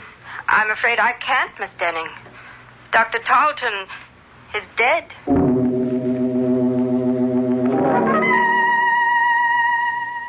Miss Henry, I hope you don't mind my coming over here. Asking you all these questions, but you see, Dr. Tarleton was an old friend of the family's, and I'm rather anxious to know the circumstances. I understand, Miss Denning. Dr. Tarleton often spoke of you and your mother. When did he die, Miss Henry? This afternoon, about 5 o'clock. We can't be sure of the exact time. Nobody was with him when he died. Nobody? As far as we know. I was out of the office on an errand when it happened, and when I got back, he was dead. But what happened to him? I mean, it was all so sudden. Did he have a heart attack or something? Well, he was subject to dizzy spells, Miss Denning. He probably had one this afternoon. Oh, I see. But I'm not sure that's what caused the accident. Accident? Yes, he fell against the instrument cabinet in his office and broke the glass. The edge of it cut an artery in his neck, and he died before anyone could reach him. How awful. Well, what makes you think it wasn't an accident? I don't know. I just have a feeling it might have been murder. Why? Was anybody with Dr. Tarleton when you left this afternoon? Yes, a man by the name of McCobb. Who? Mr. McCobb. I don't know his first name or anything about him, but the police are investigating him right now. And there wasn't anybody else this afternoon? Not that I know of. Are you sure? Didn't Dr. Tarleton have an appointment with a man who was interested in some sort of brain experiment? What's that? An elderly gentleman, tall, with gray hair and a long, thin face. Why, Miss Denning, that was Mr. McCobb. Where have you been, Grace? Oh, just out for a walk. Now, don't lie to me. Where have you been? Over to Dr. Tarleton's office. Yes? Yeah, well, what for? I told you not to meddle in my business. Tarleton's dead, and my bargain with him is automatically canceled. Is that the agreement you made with him, Father? My agreement with Dr. Tarleton doesn't matter anymore. It doesn't to me, Father. But it might to the police if they find a copy of that agreement. What are you driving at? Don't you think they'll find out Tarleton's death wasn't an accident? Good heavens, Grace, you don't think I killed him, do you? You don't think I murdered a man for the sake of a few $100s? What did you do? You were in his office at 5 o'clock this afternoon, weren't you? Who told you that? What difference does it make? Miss Henry knows you were there. She told me all about it. I didn't speak to Miss Henry. Mr. McCobb did. Oh, for heaven's sakes, Father, don't you think the police will see through a trick like that? They're out looking for you right now. Well, confound it, Grace. I didn't kill Dr. Tarleton. And I never heard of Mr. McCobb. Now, let's not talk about him. All right, Father. If you want to bluff it through, I can't stop you. Only I wish that you... Just a minute. I'll get that. No, let me. It may be the police. Hello? Hello, Miss Denning? Yes? I've got to see you right away. I have something to tell you about the murder of Dr. Tarleton. What do you mean? I can't talk to you over the phone, but if you'll come down to 54 Palmer Street right away, I'll tell you all about it. Come alone, Miss Denning. And come quickly. Just a moment. You haven't told me who you are. Oh, I'm sorry. The name is Mr. McCobb.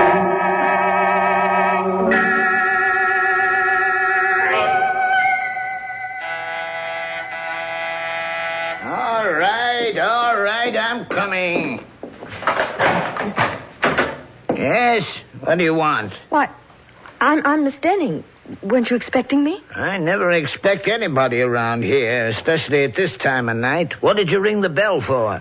Well, I was supposed to meet somebody here. Are you sure you got the right address?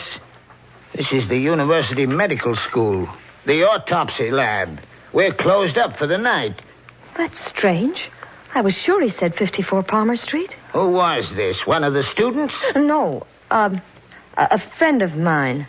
Well, it's a funny place to be meeting a friend of yours, but if he said he'd be here, well, maybe you better come in. Well, Come on, I don't mind you waiting on the inside. Sure. Yeah, I'm always glad to have a little company around. A place like this kind of gets under your skin. What do you mean? Ain't you never been to a medical school before? No, Well, there ain't nothing to be afraid of, lady, but it's just like being in a morgue with them dead ones around, especially tonight. Why tonight? And didn't you read in the papers what happened? Didn't you see where that doctor got killed under mysterious circumstances? Dr. Tarleton? Yeah, that's the one. You knew Dr. Tarleton? Oh, sure I knew him. He used to teach down here. Anatomy. Oh, I didn't know that. Maybe that's why I was told to come here. Because of Dr. Tarleton? You know something about his death? No, but the man I'm supposed to meet here does. Have you ever heard of a Mr. McCobb? McCobb? Are you waiting for Mr. McCobb? Yes. Do you know him? Who sent you here? He did. He called me up on the phone and told me he wanted to speak to me about Dr. Tarleton's death. Mr. McCobb said that? Yes. You better come with me, lady. What's wrong? I didn't say there was anything wrong. I just want you to come with me. I gotta know if you're telling me the truth. Where are you taking me? Don't worry, it ain't far. Right in here. Come on. But stop pulling me, will you? Where are we? Where do you think? In the lab. But why did you bring me here? Didn't you say you had to see Mr. McCobb? Yes, but... Well, this is where he is. Right in that canvas bag. It's a body. Of course it's a body. And they give them all names. The students, I mean. Oh, no. This one is Mr. McCobb.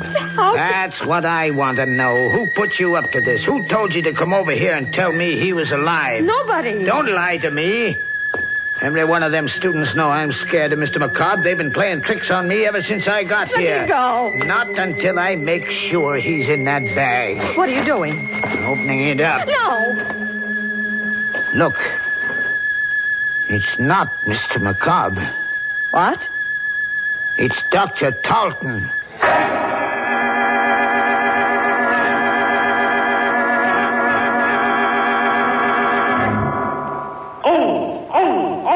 N stop triple O. Yeah, Yes, high-potency N Stop Triple O. Stop odor of breath, odor of body, other personal odors. All three at the same time. That's important because anyone who comes in contact with the public should take high-potency N's chlorophyll tablets as protection against all odor offense. N Stop Triple O so effectively that just one or two N's tablets keep you fresh as a daisy all over all day. N's make Triple O go.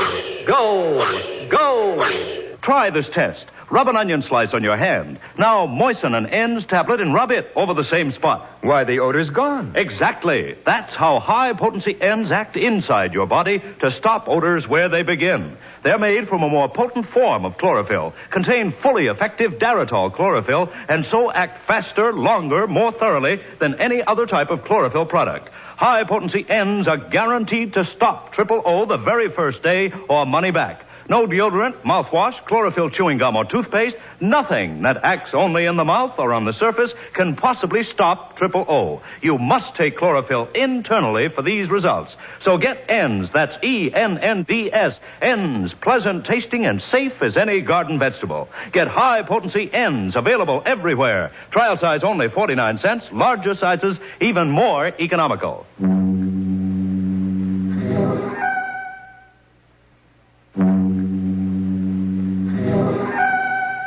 Well, now that you've had a few moments to let your hair down, let's get back to our story and make it stand up again. Let's see now, where were we? Oh, yes. In that lovely little dissecting room where the university goes to meet the student body. As I remember it, Grace Denning went there, too, with a night watchman to see a man about a corpse. But the corpse didn't keep his appointment. At the last moment, Mr. McCobb got cold feet and left Dr. Tarleton holding the bag.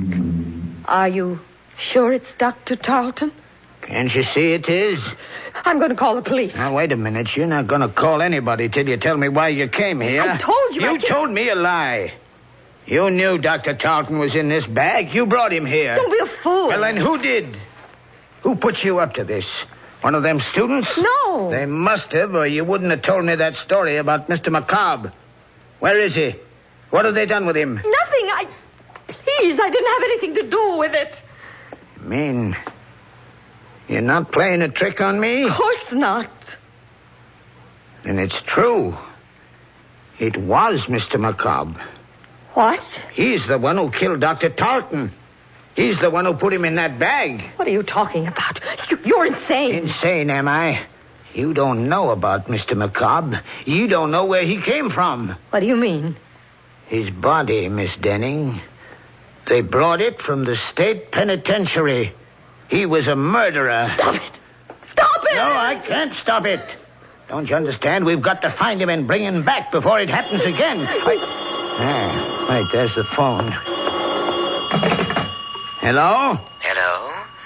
Is Miss Denning there, please? Just a minute. It's for you, Miss Denning.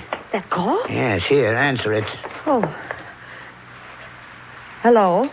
Hello, Miss Denning? Yes? Tell your father not to worry about the murder. Dr. Tarleton was killed by a woman. A woman who lives at 9 River Road. How do you know? Who is this? Don't you recognize my voice? I'm Mr. McCobb.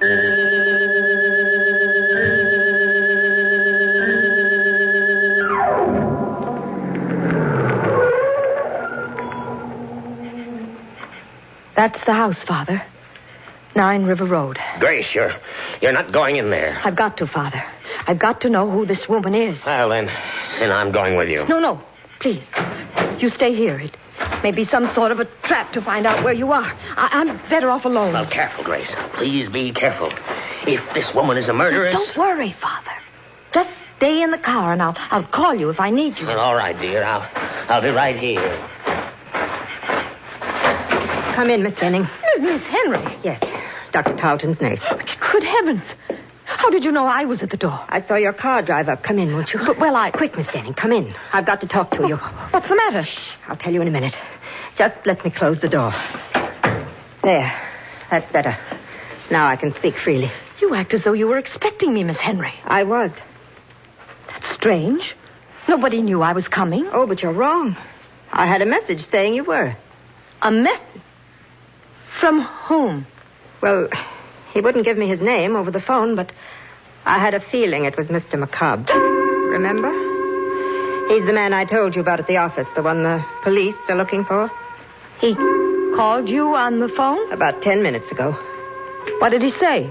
Well, he didn't want to talk very much, but he said you were coming over to see me about Dr. Tarleton's death. He said you suspected me of committing the murder. What do you mean? Do you, Miss Denning? Why, no. I have no reason to suspect you. What made you think I did? Just the fact that he said so. And the way you're looking at me right now. How did you find out about the letter opener, Miss Denning? What letter opener? The one that's missing from Dr. Tarleton's desk. Who told you about it? Why, nobody. I didn't know it was missing until you just mentioned it. Then why did you come here? Because Mr. McCobb... Don't blame it on him. He never saw that letter opener. Well, neither did I. I don't even understand what connection it has. Don't you, Miss Denning? Why would a letter opener be taken from Dr. Tarleton's desk unless it had been used to commit the murder? You mean Dr. Tarleton was stabbed to death? He might have been.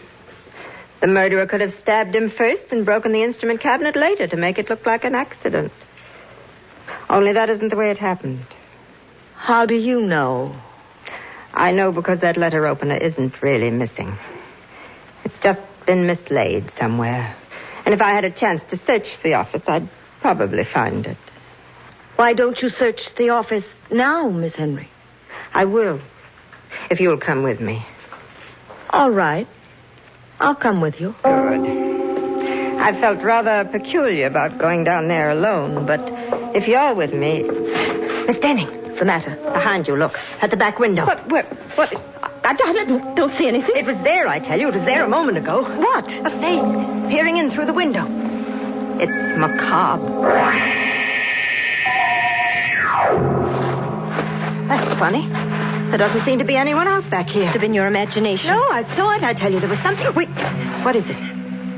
Thought I heard something move behind the garage. Quick, let's go in there. We can look through the back window without being seen. Careful now, we mustn't make a sound. Here, hold on to my arm. I can't see a thing, Miss Henry.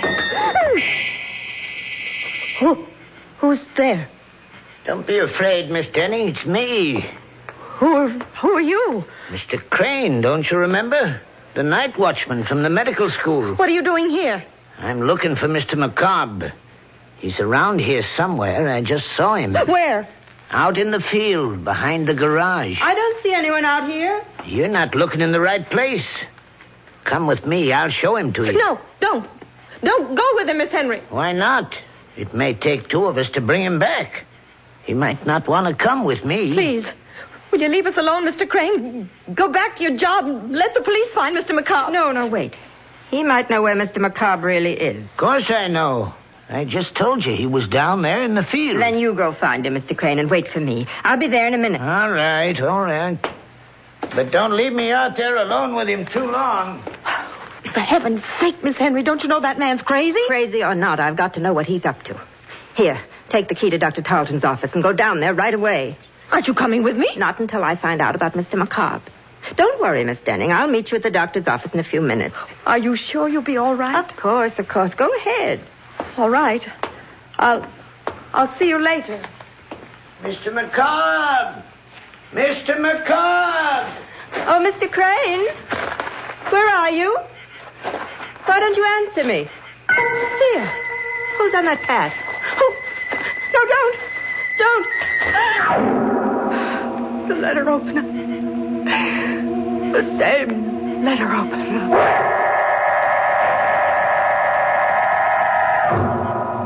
Father.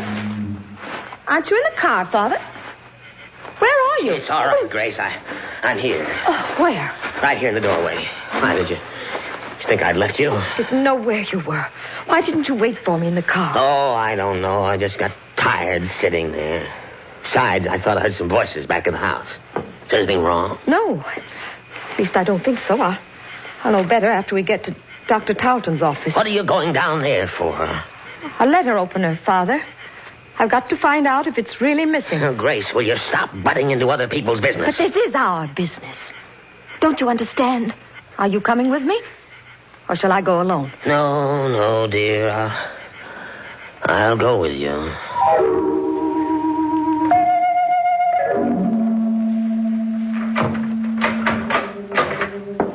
Wait right here, Father. Just outside the door. Let me know if anybody comes down the hall. Even Miss Henry. All right, but hurry. I'll be as quick as I can. Oh, I should have turned on the light before I closed that door. Now, where on earth's that light switch? Oh. Well, what's the matter with this thing? It doesn't work.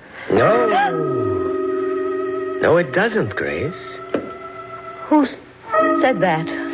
I did. Don't you recognize my voice? No. Where are you? Over here, sitting at my desk. Dr. Tarleton. Yes. You're alive. No, my dear. I'm just living on borrowed time for a while. Just long enough to tell the police who murdered me. It's a trick. You're not really dead. No. You shouldn't have come back here to return that letter opener. That was the trap we set for you. Only we never dreamed you'd kill Miss Henry. You fool! Who are you? Dr. Carlton, dear. The man who was foolish enough to leave you half his estate because of your mother. You're a murderess, Miss Denning. Be quiet! Be quiet or I'll kill you! You can't kill me, Grace. You've done it already. Now do it again! I'll do it right this time, the way I killed Miss Henry! Here, put that letter opener down. Let me go!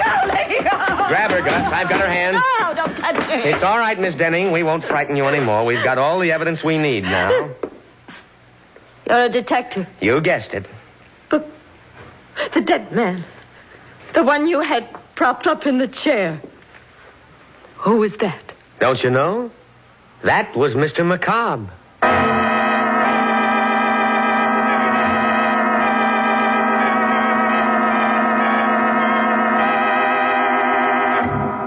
Well, that was a corny stunt for Macabre to play. If I were a corpse, I wouldn't go around frightening confessions out of murderous young ladies. I'd rather be seen dead. And speaking of death scenes, have you ever heard the one about the ambitious ghoul who left no stone unturned?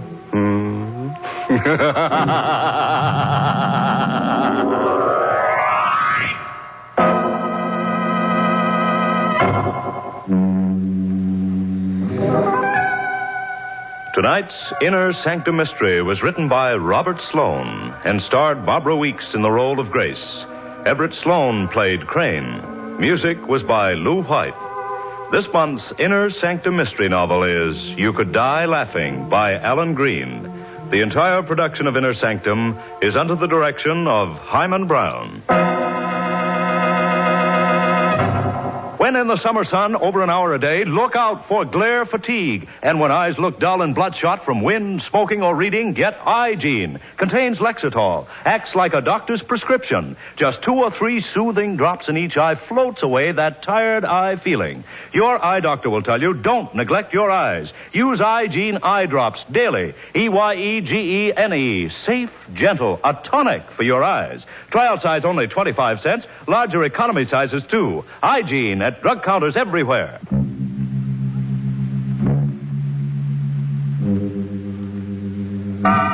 Well, friends, it's time once again to close that creaking door. Until next week at the same time. Next week's happy little horror, entitled Strange Passenger, concerns itself with a bright lad who keeps on killing the same girl over and over again, until he realizes that she's taking him for a sleigh ride. You'll be sure to listen, won't you? Until next week, then, good night. Pleasant dreams.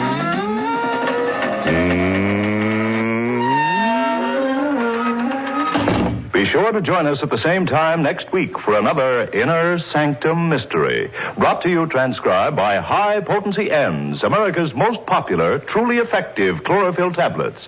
And don't forget N's two great television shows, Police Story on CBS TV and Lights Out on another TV network. Please check your local television listings for day and time. Carl Caruso speaking.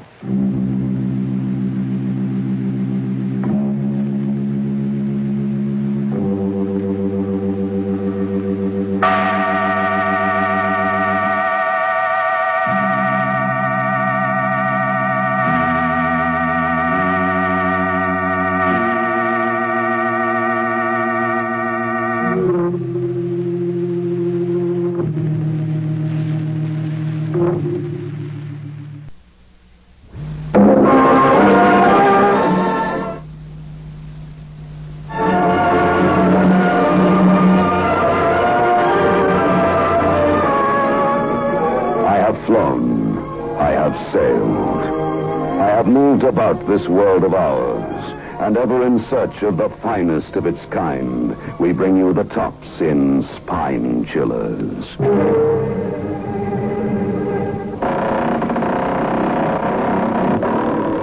The creaking door.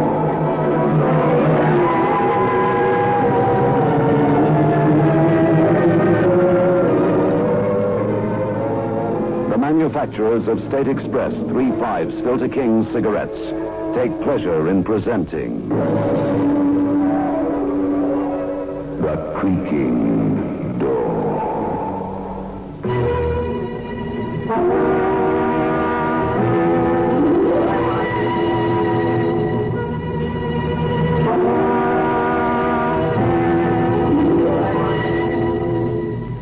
Good evening, friends of the creaking door. The creaking door is open.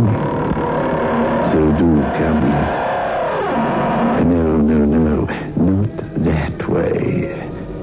Follow me into the dark tunnel. Careful. It's very dark. You must be very careful that you don't tread on any corpse. It might be yours.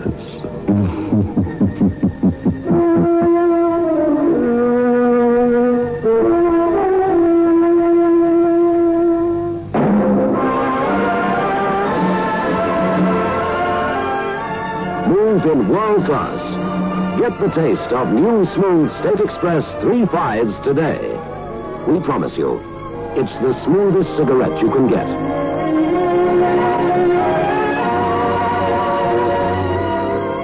It's a blend that has been perfected after years of constant research by our master blenders. And the recent development of an entirely new process which gives you an even smoother 3/5 smoke. We promise you, it's the smoothest cigarette you can get. Move in world class. Get the taste of new, smooth State Express 3/5s today.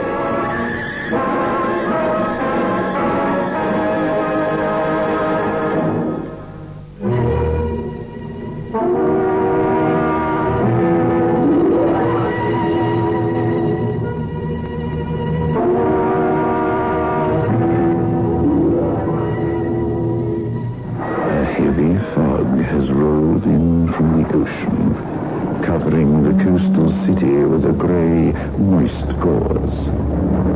On the roads along the sandy shoreline, police patrol cars move slowly through the thick mist in their search for an unknown killer.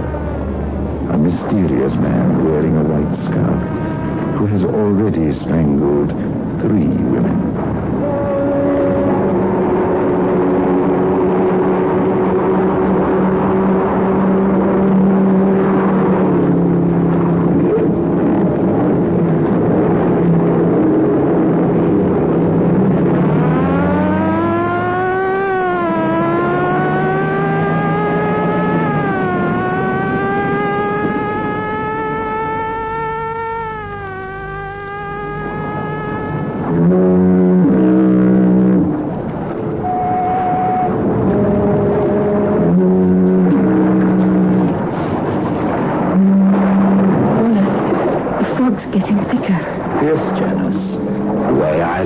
it. I always come down here to the beach on nights like this.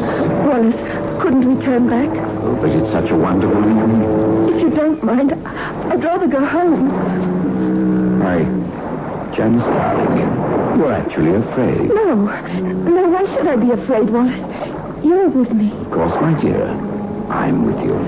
But those stories about those poor women who were murdered on the beach. So that's what's bothering you. It's only natural, isn't it? How do we know who may be near us in this fog? How do we know what may lie ahead?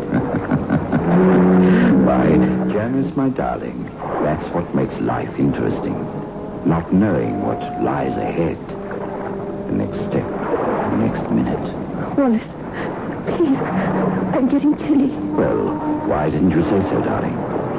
Here, I'll wrap my scarf around you. I'd rather go back to the house. Really, Janice, you're acting like a stupid child. Now, come on. Let me put this around your neck. All right. There. Now, I'll wrap it good and tight so it'll be warm. Wallace, please. What's wrong, Janice?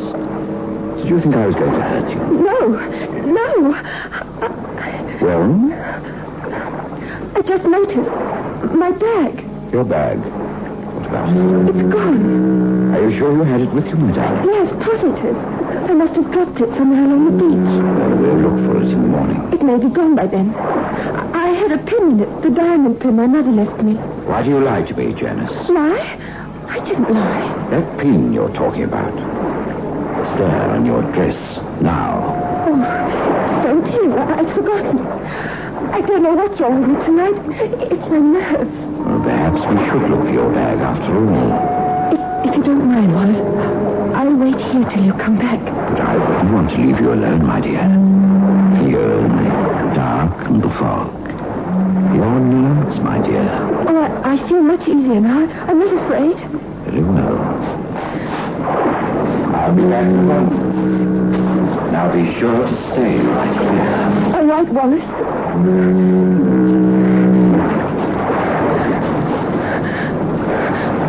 Wallace?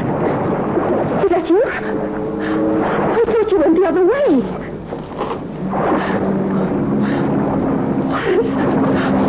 Wallace? Why don't you answer me?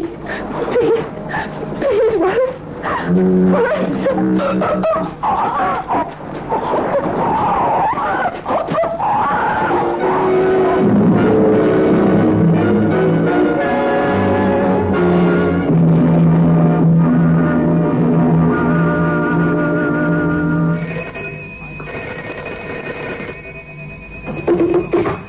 Hello?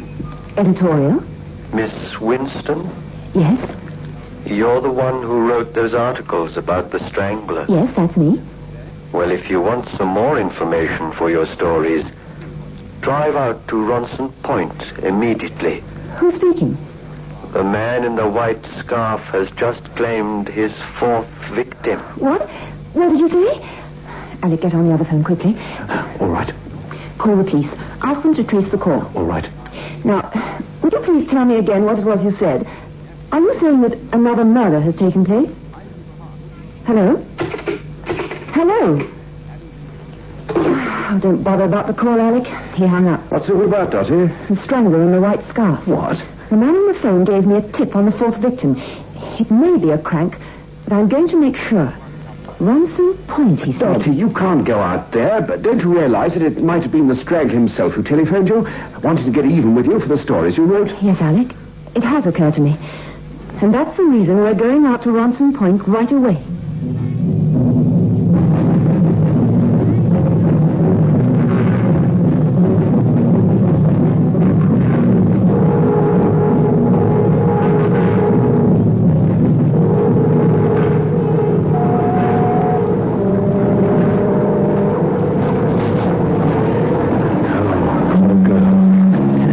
Hoax after all.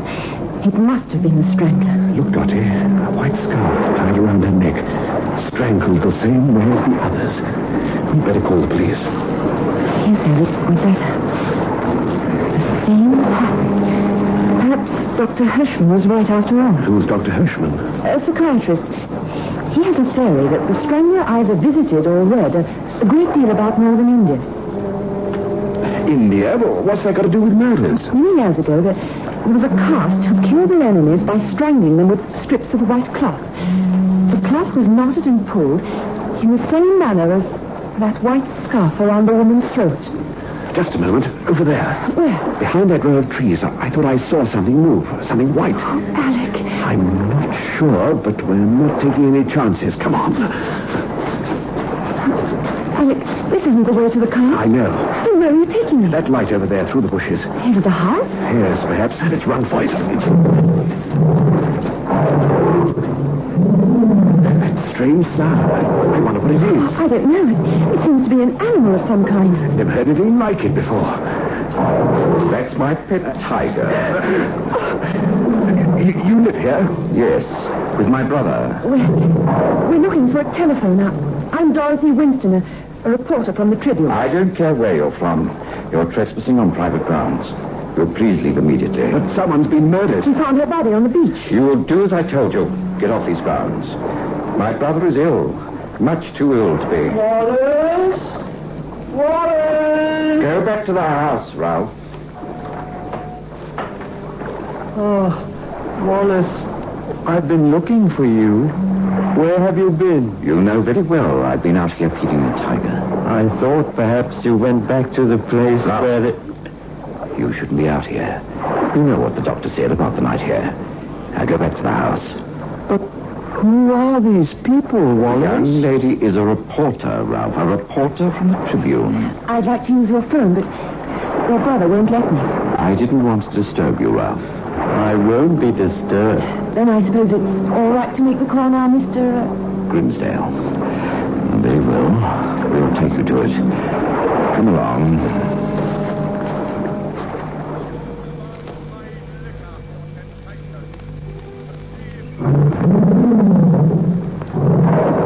If you're a reporter, I suppose you want to phone your paper about... Wallace! My arm, you're hurting. Forgive me, Ralph, if I held you too tightly. You know how unsteady you've been lately. I didn't want you to fall. You squeezed my arm because you didn't want me to talk. Now, really, Ralph, you have these people believing I'm some sort of monster. You're free to say anything you please.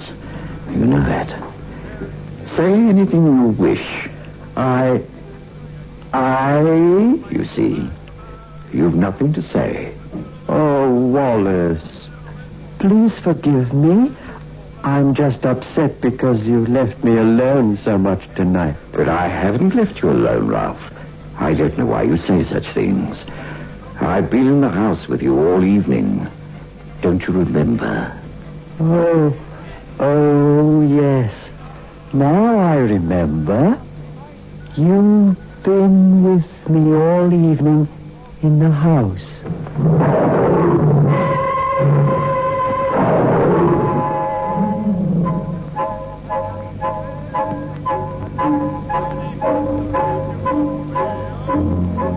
All right, Ralph. I think you're strong enough now to take these people to the phone.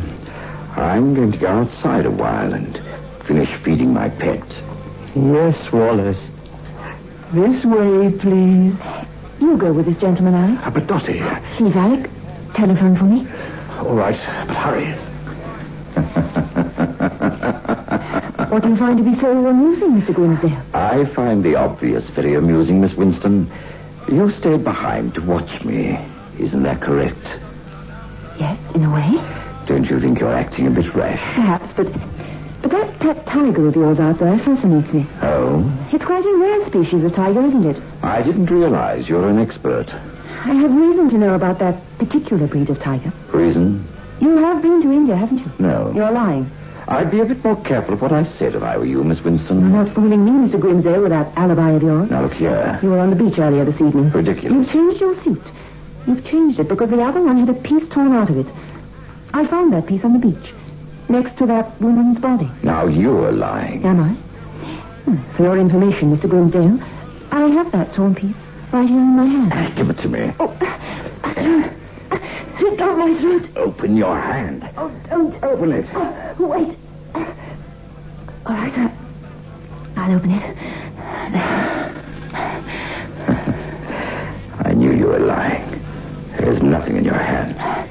Of course not. But I found out what I wanted to know. No? What are you talking about?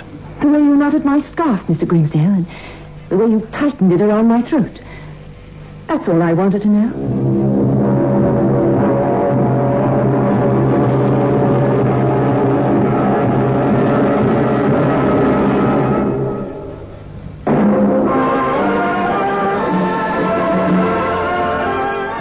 Move in world class. Get the taste of new smooth State Express 3 5s today. We promise you, it's the smoothest cigarette you can get.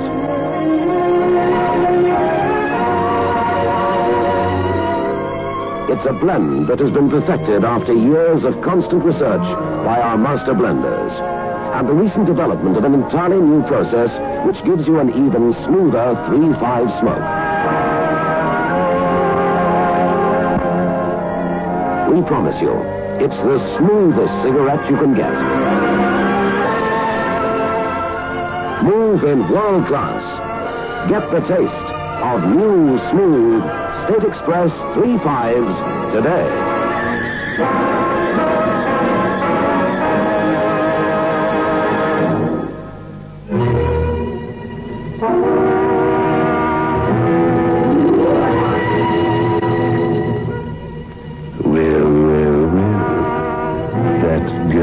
Reporter and her boyfriend weren't very clever, were they? As they say in the classics, a torn suit on the beach is worth 2 in a tiger's cage. But let us proceed with our tale.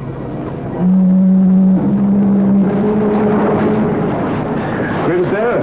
What are you doing here? Looking for you. I suppose it's your turn to keep tabs on me now, is it? Dottie told me you tried to choke her with the scarf. Why did you run away? You knew I called the police and ran away. Really? You're talking nonsense. I have nothing to fear from the police. Where do you think you're going? I'm going back to the house to tell no news. What news are you talking about, Grimsdale? The fact that you and Miss Winston are outrageous liars. What? I looked all along this section of the beach. I found no trace of a woman's body. You're just saying that. It's a trick you're trying to pull. The body's over there by those rocks, and you know it. Lying, am I? Then go and see for yourself. I will. Believe me, Lancey, you're just wasting your time. It's gone. What did you do with the body, Grimsdale? What? But where did he go to? Where did he...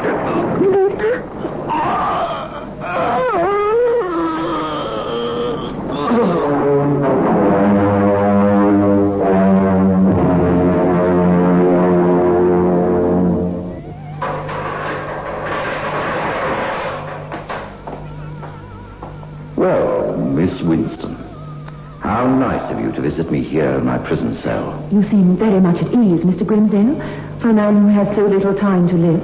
Oh, I don't know, Miss Winston. I've an idea I'll live longer than you will. Don't you think it's a little late for you to threaten me? Miss Winston, you're meddling in something that shouldn't concern you. Alec Lancey was my fiancé. You'd do better to let the police capture his murderer. They already have. They won't keep me here another 24 hours. And when I'm free, Miss Winston... Oh, you can't frighten me. Janice Craig's body was found this morning in a clump of bushes. Very interesting.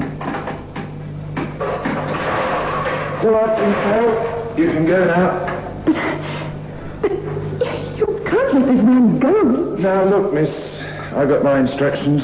This way, Grimsdale. Just a moment. Oh, you have something else to say, Miss Winston? I haven't given up, Mr. Grimsdale. I'll prove that you murdered Alec and the others. It's the last thing I ever do. I see. Well, Miss Winston, who knows? It might very well be the last thing you will ever do.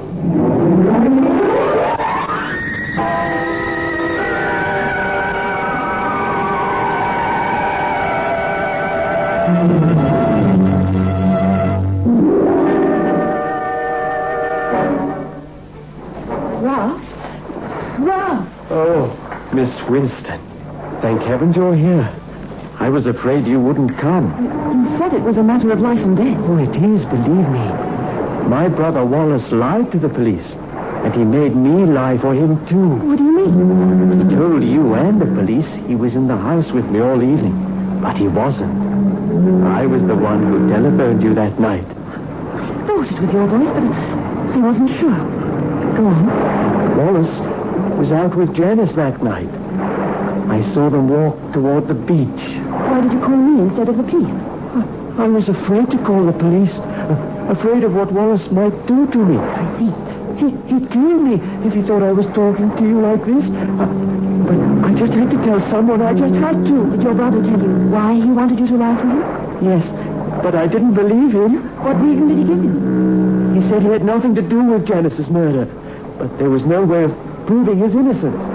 He was afraid he would be found guilty if I didn't do as he told me. I see. Tell me, Ralph.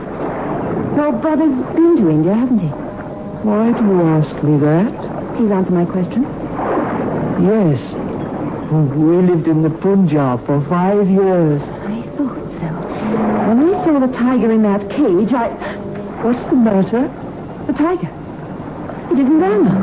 The cage is empty. Your brother must have taken it away. Yes, Miss Winston. I did. Oh, Wallace. I took it away because unfortunately it's dead. It was shot. Wallace, What were you saying to her, Ralph? I didn't say anything. Not anything. Go into the house immediately. Now, wait a minute. Are you meddling again, Miss Winston? I'm going to protect the Crown's key witness in the case against you, Mr. Grimsdale. So, Ralph, you told her. Yes, I told her. I told her everything. I don't care what you do to me. I don't care because Now, stop that. Stop that hysterical blabbering. Stop it. You're through giving orders to anyone, Mr. Grimsdale. Put that gun away, you fool. Don't you dare move. I promise if you do, I'll fire. Ralph, hurry. Call the police. I'll keep him here until the police arrive. Ralph, don't do it. Call the police, I say. He'll kill you, too, if you don't. Yes, he will. I'll call him right away. Ralph, come back. He'll be back, Mr. Grimsdale, with the police. You're making a mistake. There's no mistake about you now. Not after what your brother told. For all you know, I may just have been trying to protect Ralph. It's obvious how strange he is. It's too late to blame it on him. But I'm innocent. And I can prove it if you'd only give me half a chance. Like the chance you gave my Alec? I wasn't anywhere near Lansing when he was killed. I ran away and left him alone on the beach. And I suppose the same thing happened with Janice Craig. I was in love with Janice. I was going to marry her. Ralph was always afraid that he'd be left alone. Oh, you can't make me believe that, Mr. Grimsdale. Just give me some kind of a chance, Miss Winston, before it's too late for both of us. I admit I was with Janice that night. But I didn't do it. I couldn't have done it. What do you mean you couldn't have? I'll show you why, if you go with me to the place it happened. Do you think I'm that foolish? I know, Miss Winston, you want to find your fiancé's murderer. But you'll never find the killer if they could have linked to me. Please, give me a chance to prove to you who the real killer is. Before it's too late. All right, Mr. Grimsdale. I'll give you just this one chance.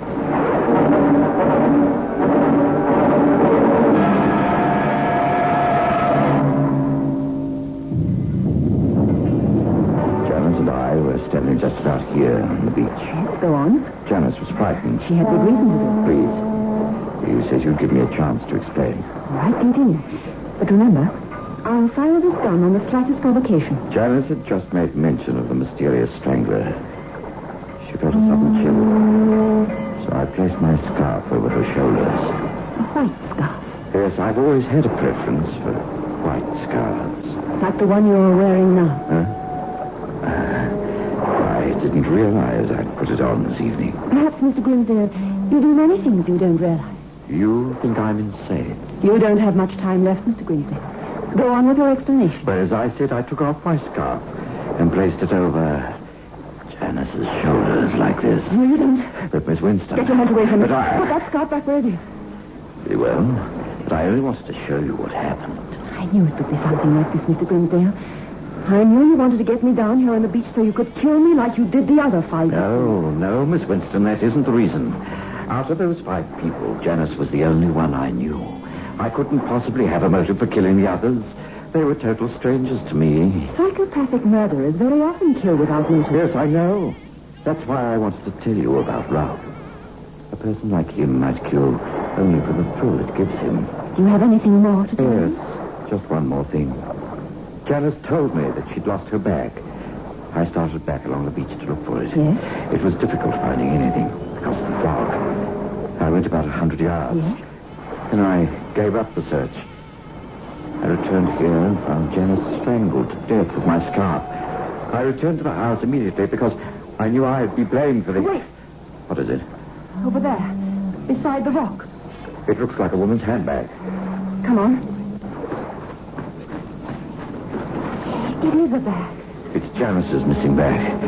You'd better pick it up, Miss Winston. No, you pick it up. You still don't believe me? Pick it up, I said. All right. I will. I don't know why you don't trust me now. You have the gun and nothing could...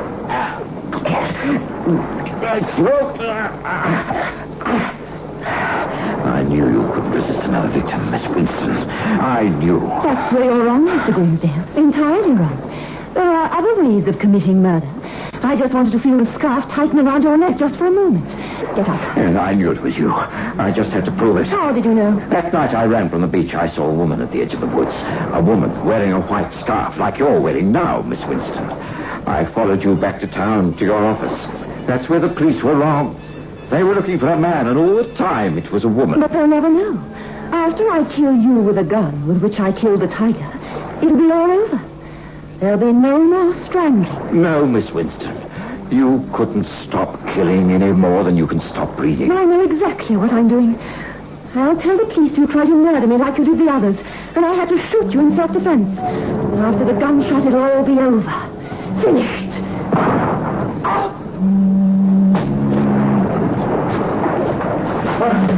I had to wait, Wallace, until you'd moved out of the line of fire. She's dead. Yes, Ralph. Just as she said. After the gunshot, it will be all over. Completely finished. Let's go back to the house.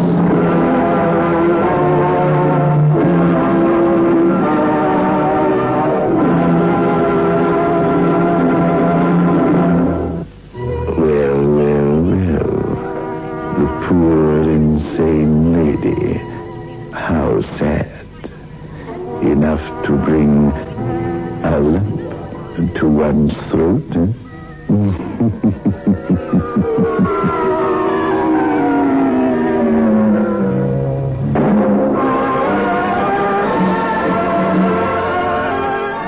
Move in world class. Get the taste of new smooth State Express 3.5s today. We promise you, it's the smoothest cigarette you can get.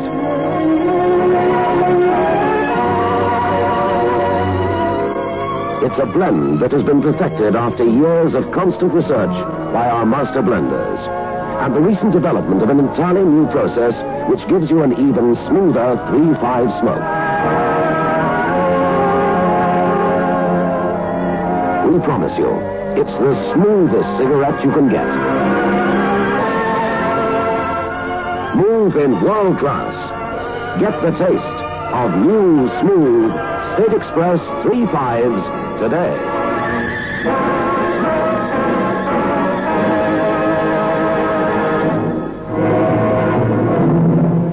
This is your host back again. Just a reminder of our rendezvous next week. Where are we going? Through the creaking door? Of course.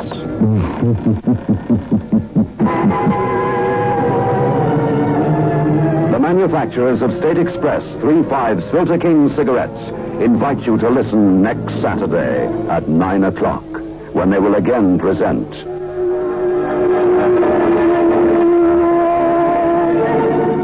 The Creaking Door.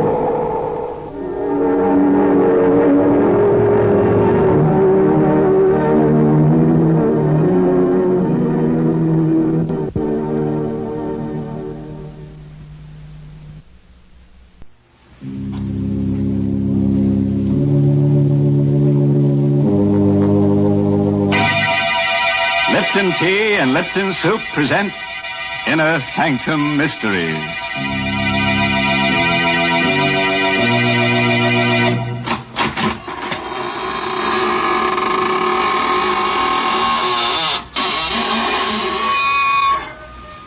Good evening, friends of the Inner Sanctum.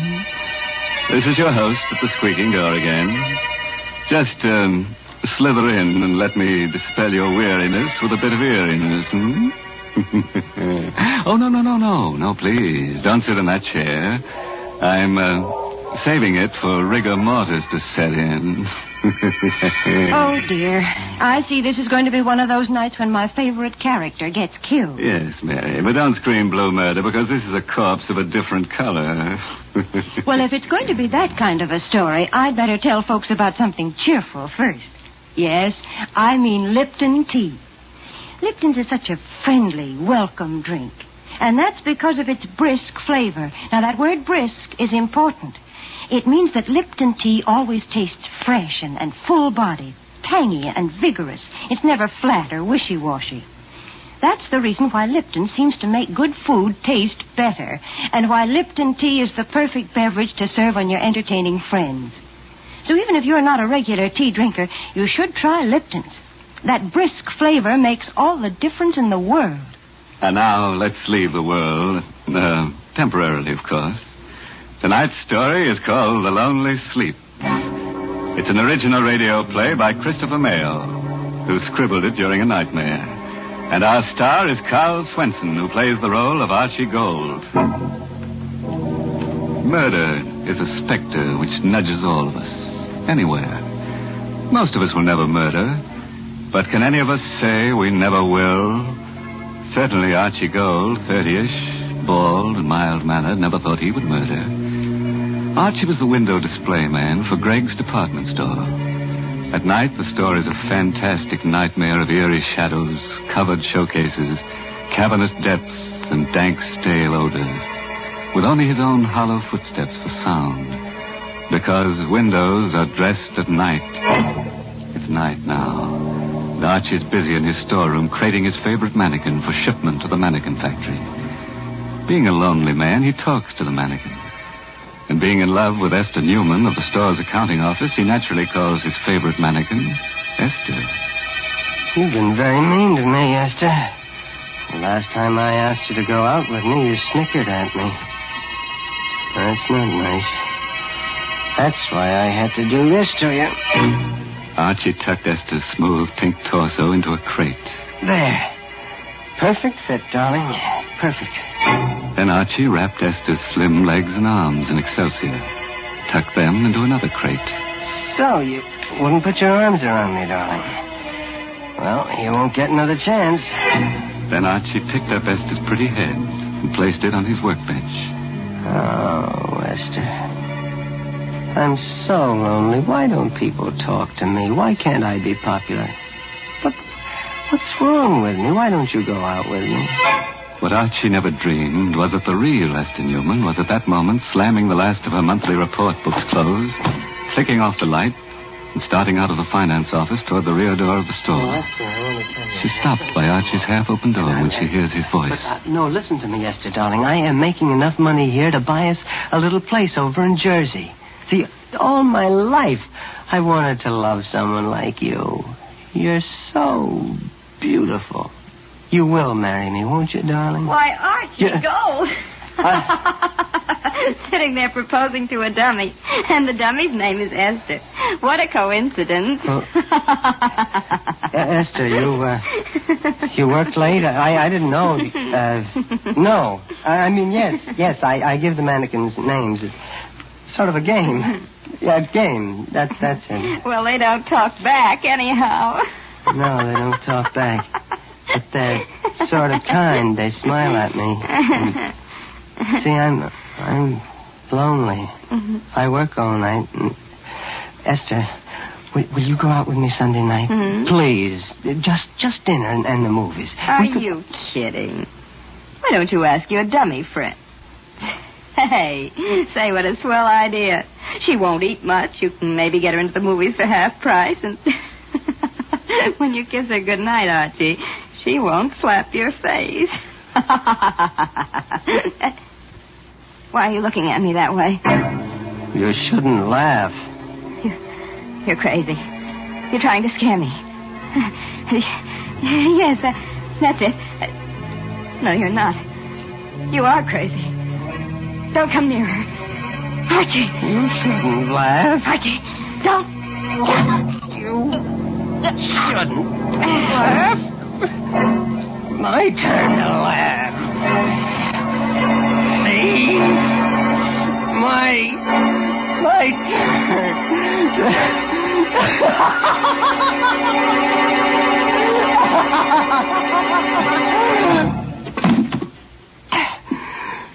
You shouldn't laugh. People shouldn't laugh when you're lonely. You see, the specter of murder had nudged Archie, and he's obeyed. This was no mannequin at his feet. This was a woman, warm, beautiful, and dead. And being scared and lonelier than ever, Archie talked to his mannequins again. This time to Frank, painted and rouged and handsome in Greg's bargain $29.50 tweed suit. You heard her laughing at me, Frank. I just couldn't stand her laughing at me again. See, look at her, Frank. You'd think she was asleep. Her neck's broken. See, what am I going to do with her? Yeah, I gotta think. Gotta hide her. Gotta dress the front window, too. The window. Sale of cozy kitten mattresses starts tomorrow. It's a big sale. Sleep on a cozy kitten. I've got it, Frank. The window. I've put her in the window on a cozy kitten mattress, and nobody will know. And then tomorrow night, I can... So Archie used some pancake makeup, bringing life to Esther's sallowing cheeks and purple lips. He placed her dead weight on a hard truck. He rolled her to the lighted window. An hour later, Esther's corpse, covered with gleaming white sheets and sleazy satin quilts, smiled in peaceful bliss at the empty street. Archie found his work well done. Nothing more to do now. Just wait. I'll go home. And wait. That's a good window. You look very pretty in bed, Esther. I've been watching you, young fella. Saw you do the whole thing. What's the matter? I scare you? No, officer. I didn't know. Yeah, I've been in the doorway across the street watching you. A lot of work to making up one of them windows, ain't there? Yeah. You saw me do the whole window, you mean? Uh-huh. Yeah. Saw you put the mattresses in, make the bed, put the signs in, then fix the lights. Then you put the girl in the bed and fix her face up. Hey, it's a nice job. Yeah. Say, you look bad, son. Yeah. Anything wrong? You sick? Huh? No. I'm just tired. All through for the night? Yeah, I'm all through. Good night, officer. Good night, young fella, and don't worry about your girlfriend. I'll keep an eye on her every night.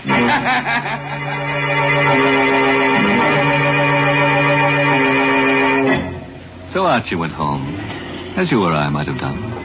And because he'd been too busy setting his little post-mortem stage, the impact of his crime began to seep through only as he neared his rooming house. Maybe the girl in the doorway he'd passed started him thinking because she laughed. Are you kidding? Just a girl and her date. But you can't blame Archie for hurrying. You would have thought it was Esther, too. Archie hurried. He hurried to the rooming house. He raced up the steps. He had to get to his room, get in and close the door of the world. Close the doors. That's it. They can't laugh at me here. They won't find me here. This is my room. Nerves. Stupid running like that. I've got to act normal. Sure, just like nothing happened. I couldn't help it. She made me do it. No, forget about it. Why, Archie, gold. No, you can't laugh now. You're... I'm dead, Archie.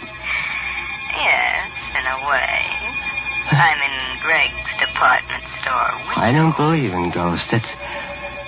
It's just my mind, my imagination. That's right, Archie. You're too clever to believe in ghosts. I'm not a ghost, Archie. I'm in your mind. I'm part of you now.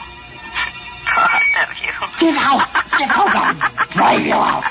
Oh, no, Archie. You can't. Unless, Archie.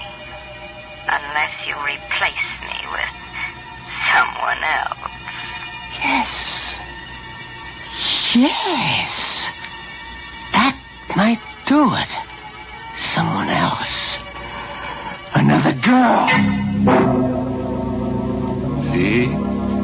That's how a murderer thinks. Oh, yes. You do the same thing. Archie never thought he would murder. Now he's ready to do it again. To get rid of his conscience, to get rid of a voice. Archie lit a cigarette. He poured himself some milk, ignoring the laughter in his brain as he pushed through him. Look at your hands, Archie. Look at them. All crooked and hard and clutching. Oh.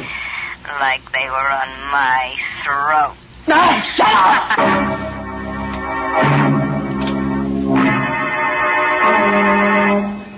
Archie threw himself on the bed and jammed the pillow against his ears. He fell into a dream worse than reality. Hello?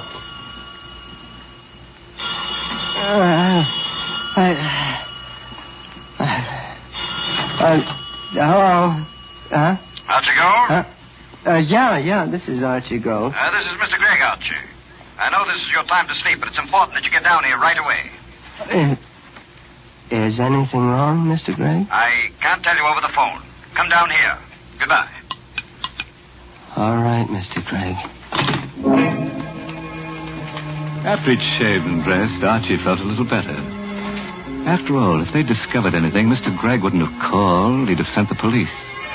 Feeling of confidence stayed with him until he stood across the street from Gregg's. He lost it then.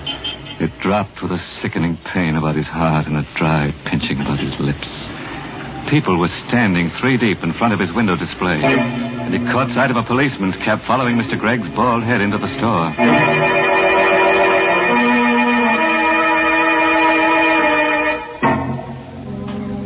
Well, were you thinking of going window shopping tomorrow? Want to be popular? Have lots of people crowding about you on the sidewalk side of a plate glass window. Want to be a mannequin? Look up Archie Gold. He's the mannequin doer. Well, all I can say is I'm glad that murderer is about to be caught. Why, Mary, don't talk that way. It was really kind of Archie to put her on the mattress. She was so sleepy. In fact, she was dead to the world. Yes, the one to feel sorry for is Archie. Why, the poor fellow's shivering. Why don't you make him a cup of Lipton tea? Lipton's is too good for him. And besides, he's probably too scared to taste the difference between Lipton's and ordinary teas. Yes, folks, Lipton tea is different. In the language of tea experts, Lipton's has a brisk flavor. And when they use that word brisk, B-R-I-S-K, they mean that Lipton tea tastes tangy and spirited, really full-bodied. It's never flat or weak. So get acquainted with that brisk flavor. Why, you just don't know how good tea can be till you know how good Lipton's is. Well, let's see how good Archie's alibi is. Remember Archie, the lonely little man who dresses Gregg's department store windows at night? Just couldn't stand being spurned by Esther Newman any longer. She laughed at him when he asked for a date, and now Esther is a lifeless mannequin advertising the restful qualities of cozy kitten mattresses in the window display. And Archie enters the store to see what's in store for him. Mr. Gregg, I'm... Archie Gold, come in. Close the door. Sit down. My boy, you know Miss Newman in our bookkeeping department? Yes, sir. I knew her, but I'd like a chance. You're going to get a chance, my boy. Before leaving on a week's vacation, Miss Newman completed our annual report. Miss Newman is on vacation? Yes. Which isn't important. The report shows we sold 16 cozy kitten mattresses in 1 year. Well, that's not many, is it, sir? It's terrible. We were stuck with 1,500 of them. Just a minute now. Jenkins. Jenkins. Yes, Mr. Gregg? How many mattresses have you sold now? 802, sir. You hear that, Gold? Yes, sir. 802 mattresses in a couple of hours. And your window display did that. My boy, you're a genius. Mr. Gregg, No. I know just what you're going to say. Any man who has the imagination to put a woman dummy asleep in a window, and such a dummy, so peaceful. How much are we paying you, Archie? It's $36.47 a week, sir. Starting today, it's $72.94. And a private office, and you're the head window display manager of my 3 stores. Ha! Stunned you, huh? Everything I've always wanted. What's more, I've had pictures taken of that window with the crowds, and the paper promised to run it in tonight's edition. With your name. Good? Yes, sir. I want you to know, sir, I appreciate it. Oh, nonsense. Greg knows a bargain. So I'll go home to bed again, or take tonight off. Oh, no, I have work to do. Get more good ideas? Good. Mr. Gregg. Yes, my boy. If the mattresses are selling so well, we won't need the display. I can take it out Oh, tomorrow. nonsense. Don't touch it. We'll run this sale for 2 weeks. I just ordered 1,500 more mattresses. Success and popularity was sweet to Archie's taste. But Archie knew a corpse, no matter how beautiful, cannot survive the sun beating through glass for long. And Archie knew that. It was a wretched rainy night. Greg's department store had long since closed its doors. The night belonged again to Archie. Now he had a nasty job to do. He drew the curtains across the big window. In case the officer was watching again. Esther was just a mannequin now, a mannequin of flesh and bones, but a mannequin. And Archie spoke to his mannequins. You've had a hard day, Esther, darling, haven't you? Well, it's all over now. You never did anything for me alive. Dead, you brought me success. Now I've got to send you away. You're stiff and cold, Esther. And you can't laugh now, can you? Esther couldn't laugh. And Archie opened the crates which contained the mannequin he had originally planned to ship. With a few simple tools and lots of work, he made Esther, the real Esther, conform to his original shipment. A torso, a pair of slim legs and arms, and a head.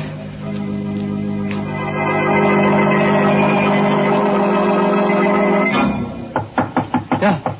Who? Well, that's the alley door. Somebody's there.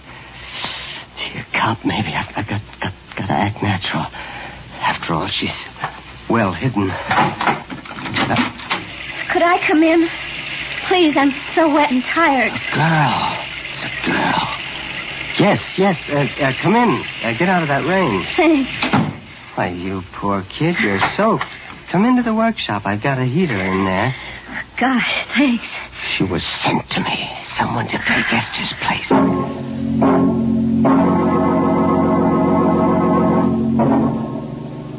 Feel better now? Yeah, lots better.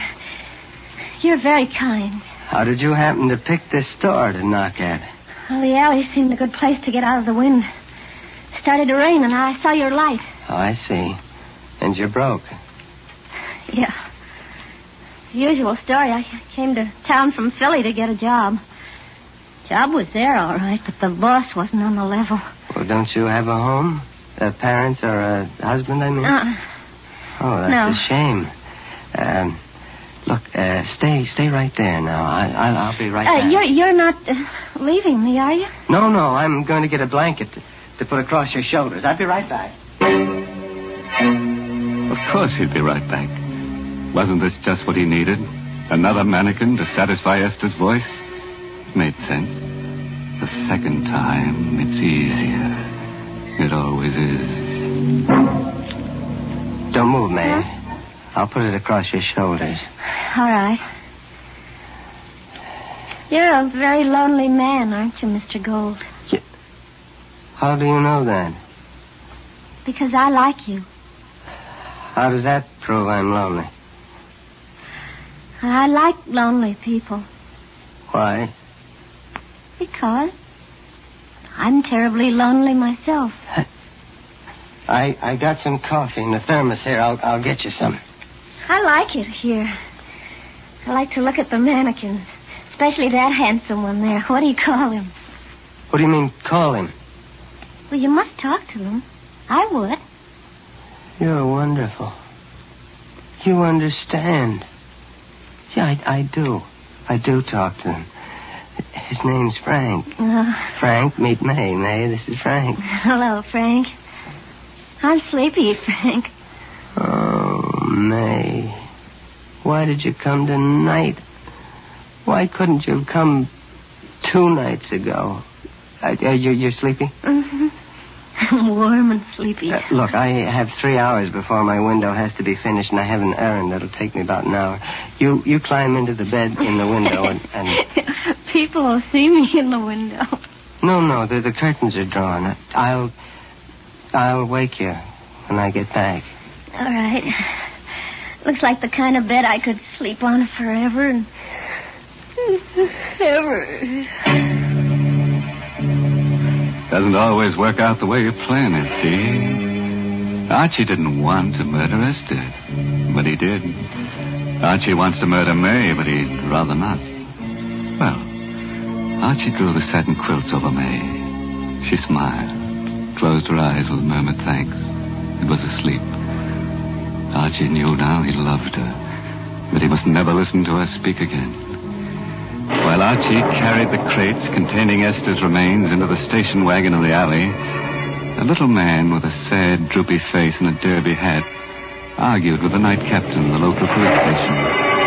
I tell you, I know what I'm talking about. I stopped at Greg's window 4 times today. I know a corpse when I see one. Well, I saw that window, too. That's a dummy in that bed. I know a dummy when I see one. I don't doubt that, Captain. You've had more experience with dummies than I have, but I've had more experience with corpses than you have. That's a dead girl in the bed. Now, what makes you so sure? I've been an undertaker for 40 years. My name is Huzak. My establishment is down the block from Greg's store on 10th Street. Okay, we'll check. Now, operator, get me Mr. Gregg. Yeah, Greg's department store. Of course it is home. What else at this hour?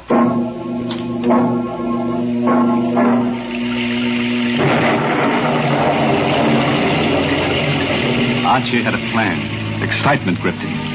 But that habit of years was strong, and he talked to Esther as he piled her 3 coffins into the station wagon in the alley. Don't you worry, Esther. In a half hour, you'll be at the bottom of the river. You shouldn't have laughed, Esther. And then I'll come back to May. Sure. Archie had a plan, all right. But it didn't include the little old undertaker who knew a corpse when he saw one, or an angry, sleepy Mr. Gregg, or a confused police captain. Were right then coming to a stop in front of the store. This is an outrage, a preposterous, fantastic farce. Getting me down here in the middle of the night to prove I have a corpse in my window. I know, Mr. Gregg. I feel silly about it myself, but Mr. Huzak here seems so sure. The curtains are drawn in front of the window. We'll have to go inside. In a minute, you're all going to look very silly. There. Does that look like a corpse? No. You're right. It's not a corpse. It isn't a dummy either. She's alive. Breathing. There's something queer here. I'm going to look around outside. Archie! Archie, go!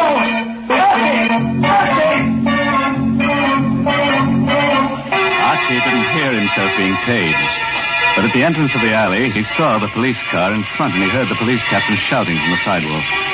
That was when Archie decided it was better to be lonely than lonelier the better. They found out. That's the police. They found out. Hey, you! Right now. Got to. They won't catch me. They won't. Got the light's red. I gotta go through. Faster. Faster. Why can't it go faster? The truck. Turn right. Turn!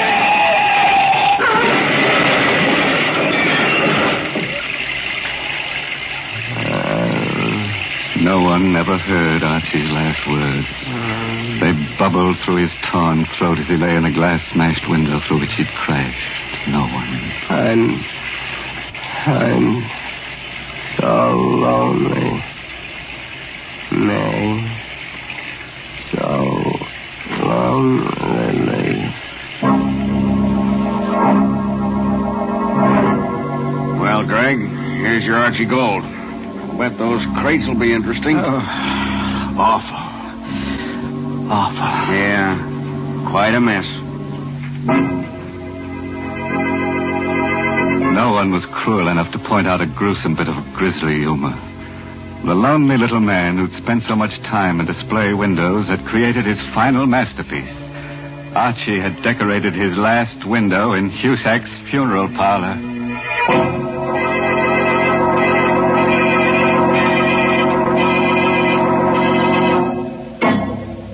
The lesson we learned from tonight's story is that murder doesn't pay. It's a losing business. Murderers are always in the red. And it's strenuous work, too. You're bound to find yourself a little stiff. Mr. Host, I did not like that story. Well, neither did I, Mary. Imagine the Cozy Kitten Mattress Company pulling a smart advertising stunt like that on Lipton's time and for free. Now, that's not what I mean at all. And if you're worried about Lipton's, let me assure you that Lipton's is the largest selling brand of tea in the whole world. That's the kind of popularity that really counts. And, folks, if you'll just once try Lipton tea, I think you'll be convinced, too.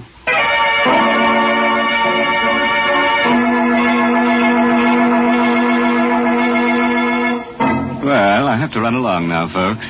Got some shopping to do in Greg's department store. What? Oh, I know it's late, but, you see, Archie and I shop at night to avoid the shrouds, you know. By the way, this month's Inner Sanctum mystery novel is Puzzle for Wantons by Patrick Quentin. Oh, and here's a special announcement. Next week's Inner Sanctum story, directed by Hyman Brown and brought to you by Lipton Tea and Lipton Soup. Next week's story is about a man whose dreams always come true. All he has to do is to dream that somebody's being murdered and... Enough to keep you awake, isn't it? Until we meet again next Tuesday, you dream of me and I'll dream of you. Now it's time to close the squeaking door, so good night. Pleasant dreams.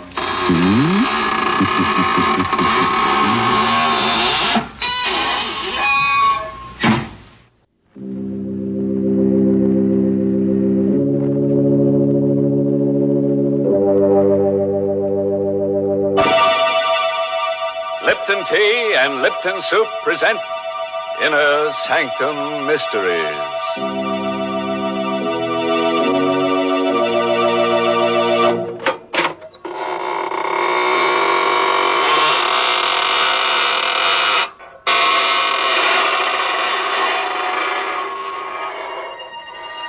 Good evening, friends.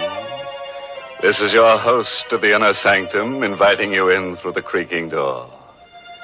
Come on in and enter into the spirit of things.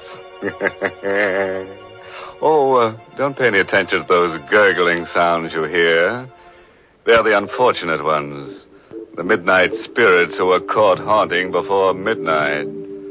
Poor things. All they can do now is gurgle because they've evaporated into distilled spirits. What a horrifying thought, Mr. Host. Can't we ever talk about the brighter side of life? Well, don't forget, Mary, murder is my business. Well, thank goodness it isn't mine. And right now, I'd much prefer to talk with our Lipton listeners about something more conducive to happy spirits. I mean, a cup of hearty, piping hot Lipton tea. You know, it's really wonderful, the extra delight you get from this superb tea, friends. And the reason is simply this. Lipton's grand brisk flavor. Brisk, you know, is the tea expert's own word for the fresh, full-bodied, lively flavor of Lipton tea. Because unlike ordinary teas, Lipton's is never flat-tasting or lifeless. Lipton tea is always spirited, full-flavored, truly satisfying. Why, I'd even go so far as to say that once you've tried it, I think you'll enjoy Lipton tea more than any other tea you've ever tasted. And I'll go even further, Mary, and introduce our listeners to tonight's story. It's an original radio play written especially for Inner Sanctum by Emil Tepperman. and starring Richard Widmark in the role of Alex Gregory. It's about a man who became master of a secret so fearful that it could never be revealed to any mortal, living or dead. But let him tell you the story himself, how he learned the most terrible secret in all the universe, and what he did with it.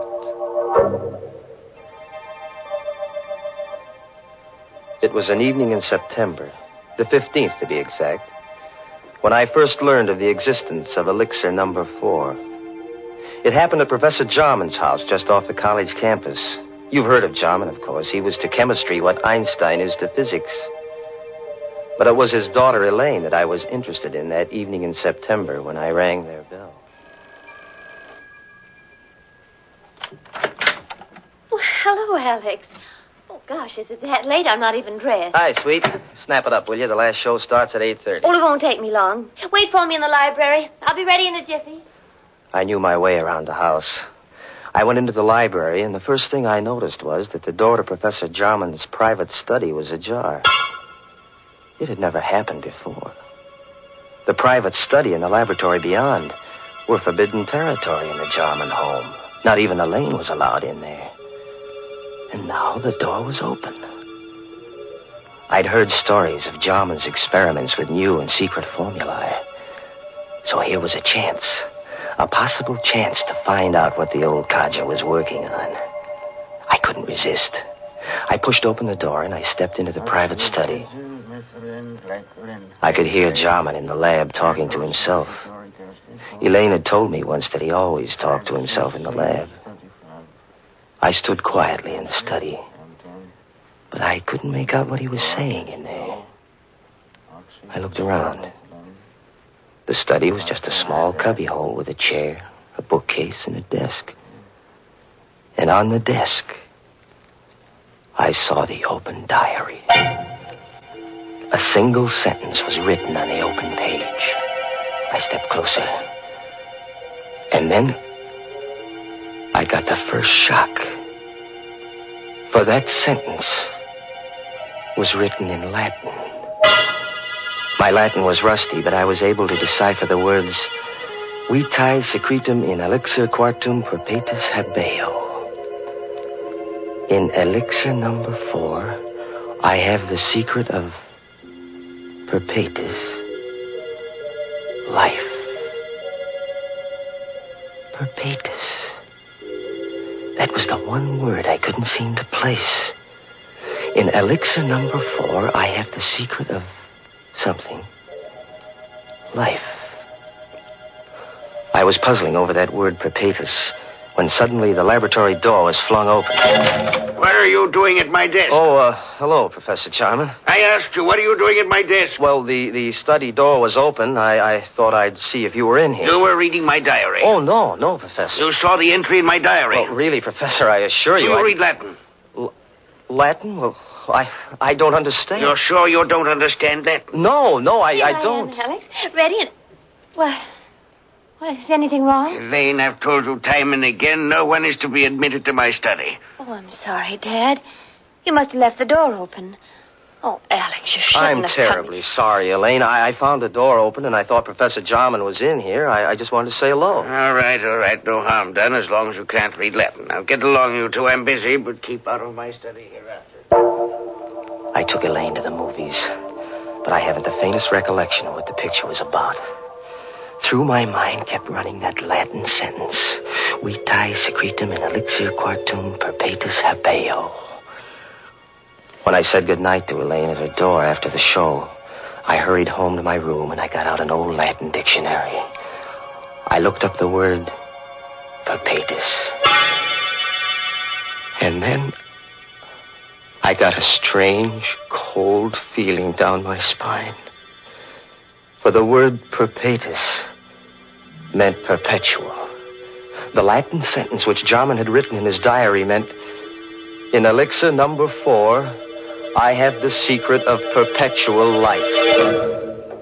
Professor Jarman had discovered the secret of immortality.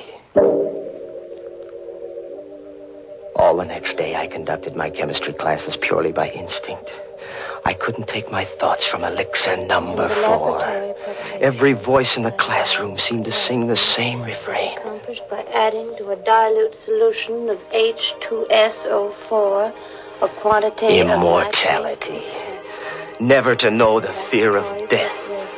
To live on serenely. To watch the world change through the centuries.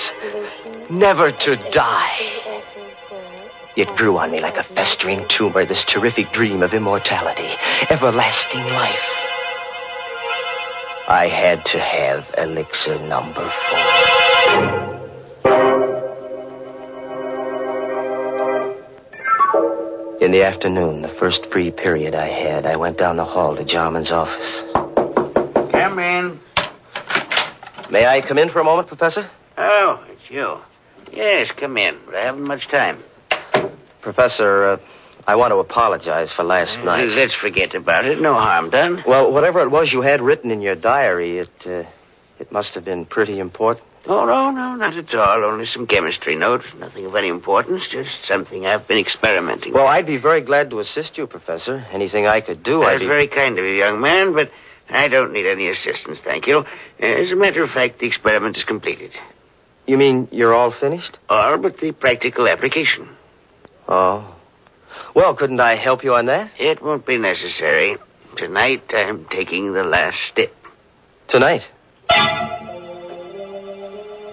I knew what that meant. Tonight he was going to use elixir number 4. He was going to administer it to himself. I had to act tonight or never. Jarman's keys were on his desk. I distracted his attention, and I managed to pick them up without his noticing. Then I hurried across town to a locksmith and had him make duplicates of Jarman's house key, his study key, and his laboratory key.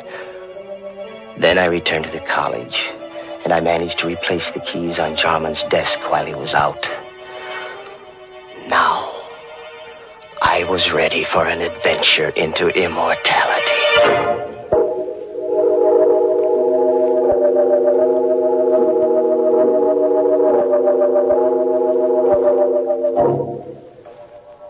At 8:30 that evening, I let myself into Jarman's house, opened the study door, and stepped quietly over to the laboratory.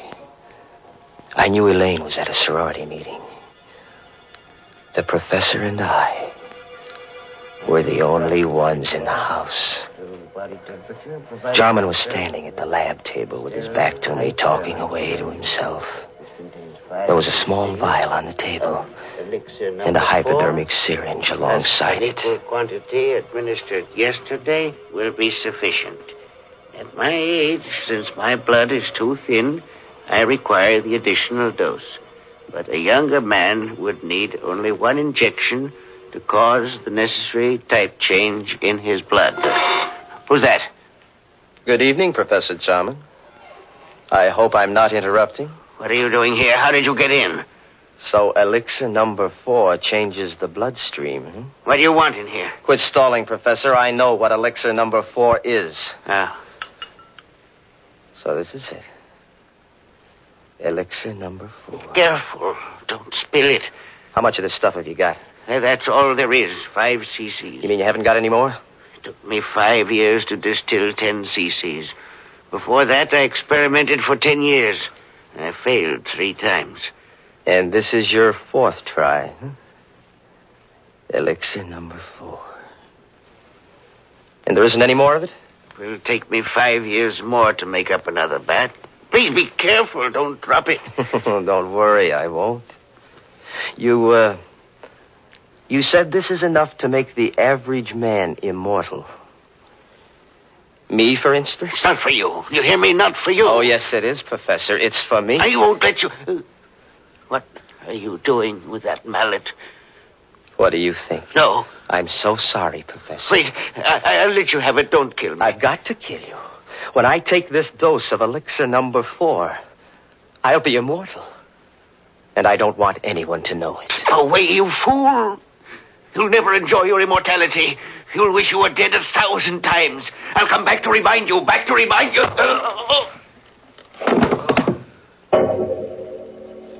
I didn't hit him hard enough to kill him. That wasn't part of my plan. But when he lay unconscious on the floor, I searched among the chemicals until I found what I wanted. I mixed some chemicals in a test tube, and I watched the fumes forming. Then I held the test tube against Jarman's mouth, forcing the deadly gas into his lungs. When I was sure he was dead, I wiped the tube clean of my fingerprints and put it back in the rack. Then I picked up the vial of elixir number 4, the hypodermic syringe, and I hurried away, locking all the doors behind me. As soon as I got home, I filled the hypo with elixir number 4, and I gave myself the injection. Almost immediately, I felt a strange radiance pervading my body. A new strength was flowing in my blood. I was immortal. I couldn't die. I would go on living and living and living forever.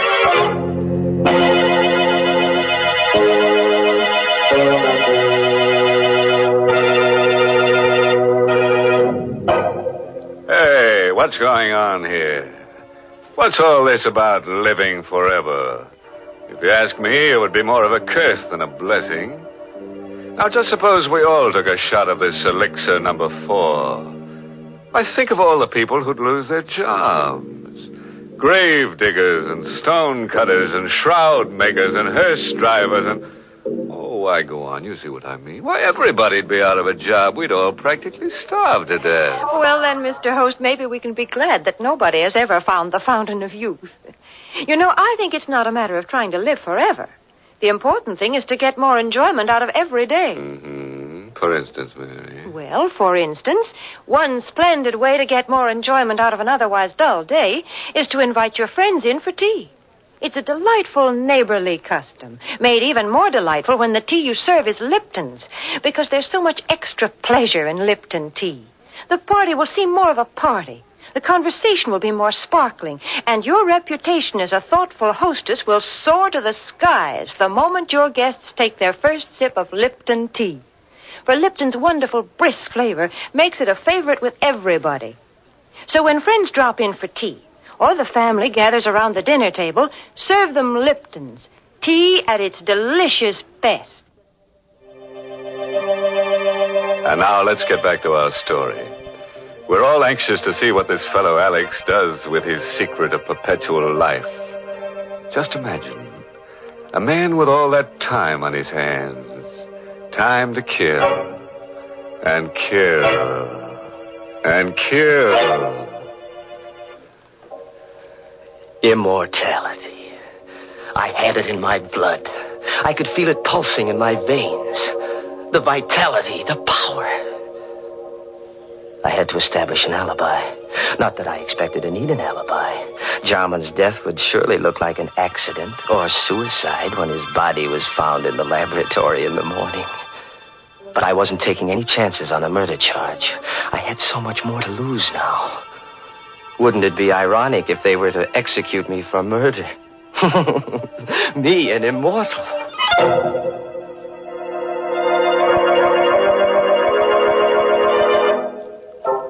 Next morning, I stopped at Jarman's house and rang the bell.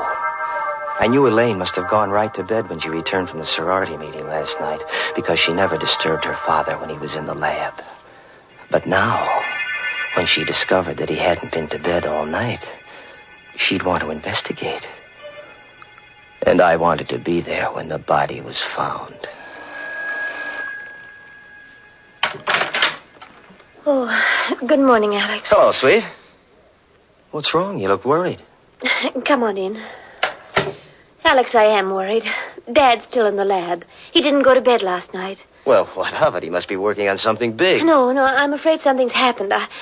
I knocked at the door just now and there was no answer.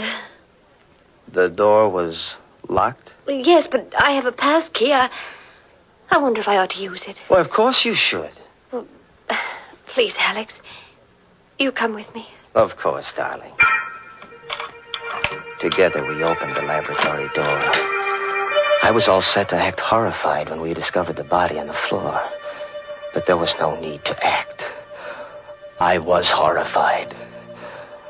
For the lab was empty. There was nothing on the floor. The body of Professor Jarman was gone. I don't know for how many hours after that I walked the street, confused and frightened and uncomprehending. I tried to reason it out, how Jarman's body had walked out of that lab. There was only one solution. Jarman had already taken 1 dose of elixir number 4. It must have counteracted the poison that I'd forced into him. He must have gotten up and then walked away. But where? And why? I recalled what he'd said before I hit him with the mallet. Yes, I could hear his voice faintly strumming at my brain. You'll never enjoy your immortality. You'll wish you were dead 1,000 times. I'll come back to remind you.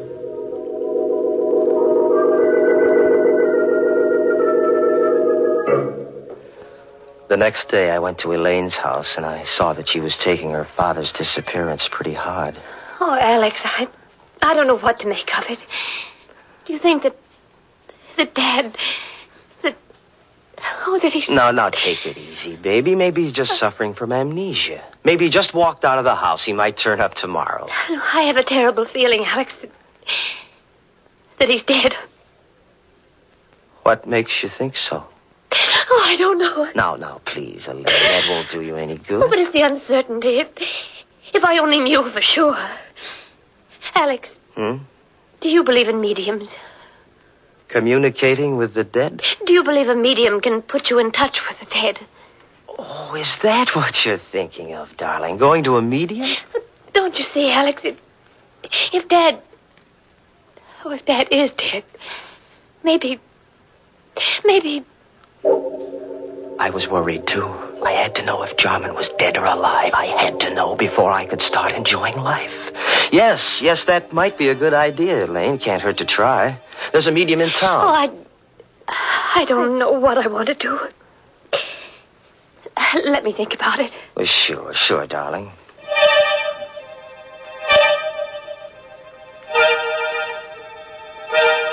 In the days that followed, I began to doubt whether I really was immortal. Was elixir number 4 really the elixir of life? Was I really going to live forever? If there was only some way to prove it. Then I remembered what Jarman had said, that the elixir caused a change of blood type. Well, that'd be easy enough to check.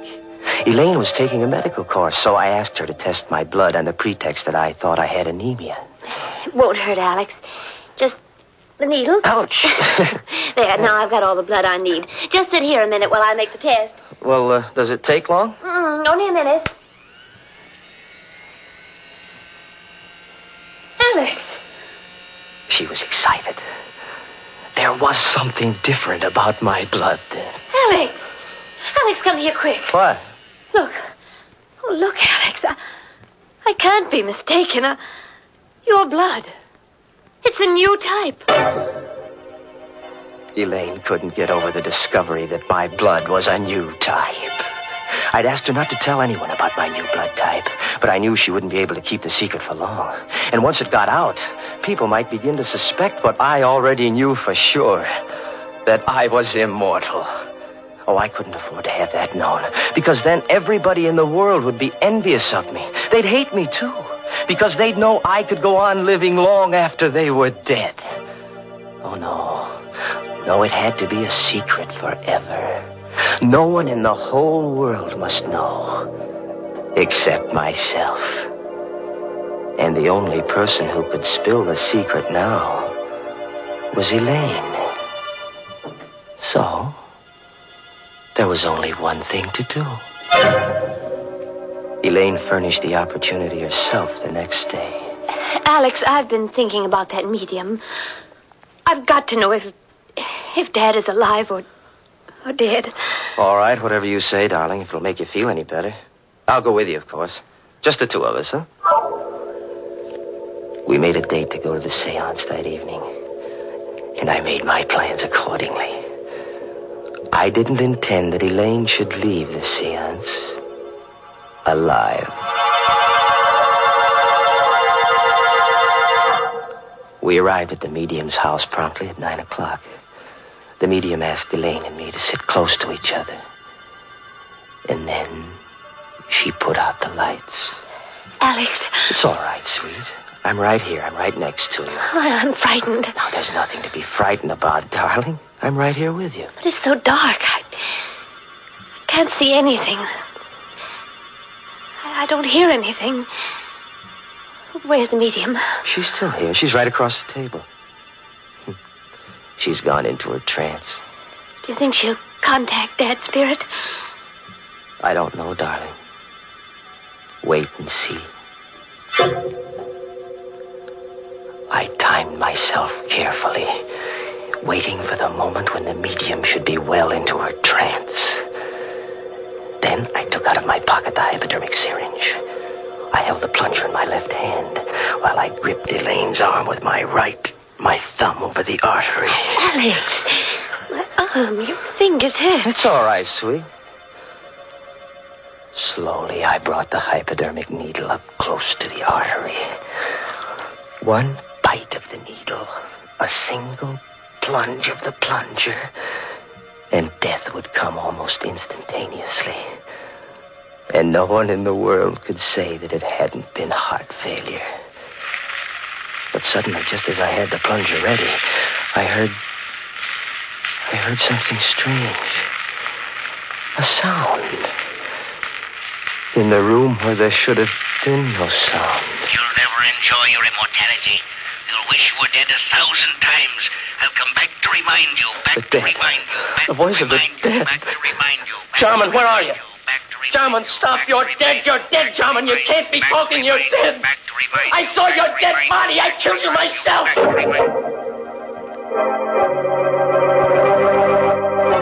Suddenly, the lights flashed up. The room was full of police. Arrest him, officer.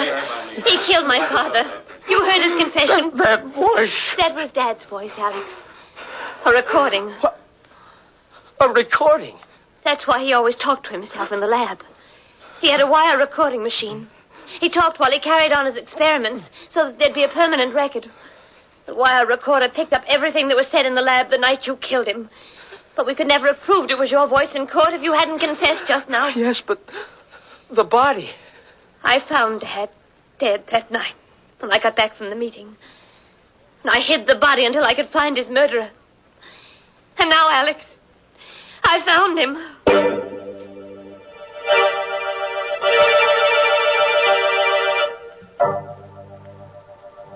All through the trial, Elaine sat and watched me. All the time the jury was out, she sat and watched me. And she watched me while they read the verdict of guilty. Her eyes never left me when I stood up to be sentenced and heard the judge say, Alex Gregory, it is the judgment of this court that you be confined to the penitentiary for the rest of your natural life.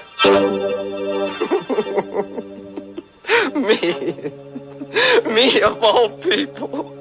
Me sentenced to imprisonment for life. Me in whose veins runs the precious elixir number 4. Imprisonment for the rest of my natural life, which means forever.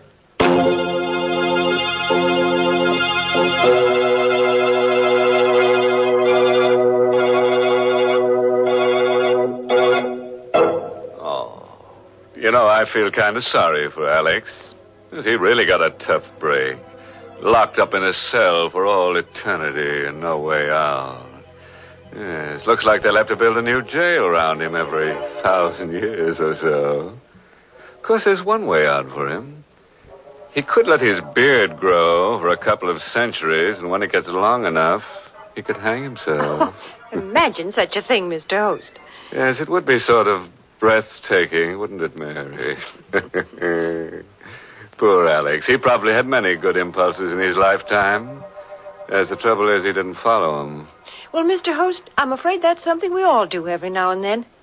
For instance, perhaps some of you Inner Sanctum fans have promised yourselves the pleasure of trying Lipton tea, but somehow just haven't gotten around to it. Or maybe you've just forgotten it when you're writing out your grocery list. Well, this time, make sure. Add Lipton tea to your grocery list right now. For until you do try it, you're missing a real treat. Why not start enjoying lively, full-bodied Lipton tea beginning tomorrow?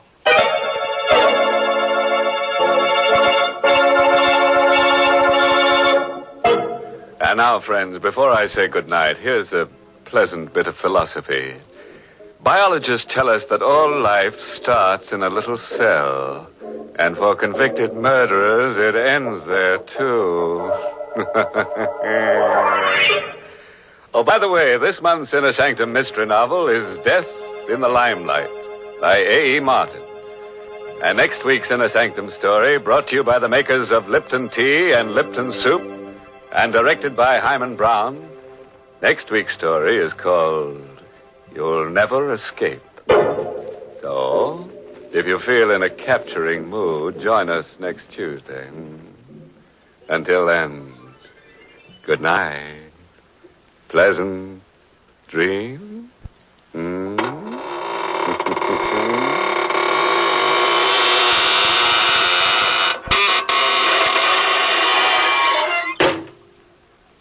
Friends, you want to know how to make an ordinary meal into a feast? Start it right. Start it bright with tempting, heartwarming Lipton's Noodle Soup. Lipton's Noodle Soup is ready to serve in a jiffy, and what a treat it is. Lots of tender, golden noodles and a world of real chickeny flavor that makes it taste homemade. It's economical, too. Lipton's Noodle Soup mix costs less and makes lots more than canned soups. So try Lipton's Noodle Soup real soon. And don't forget to tune in next week at the same time for another Inner Sanctum Mystery.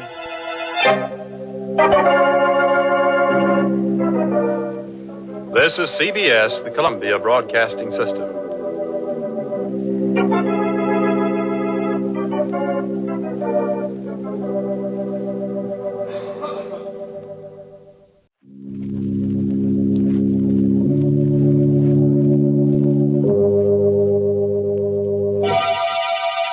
Lipton Tea and Lipton Soups present Inner Sanctum Mysteries.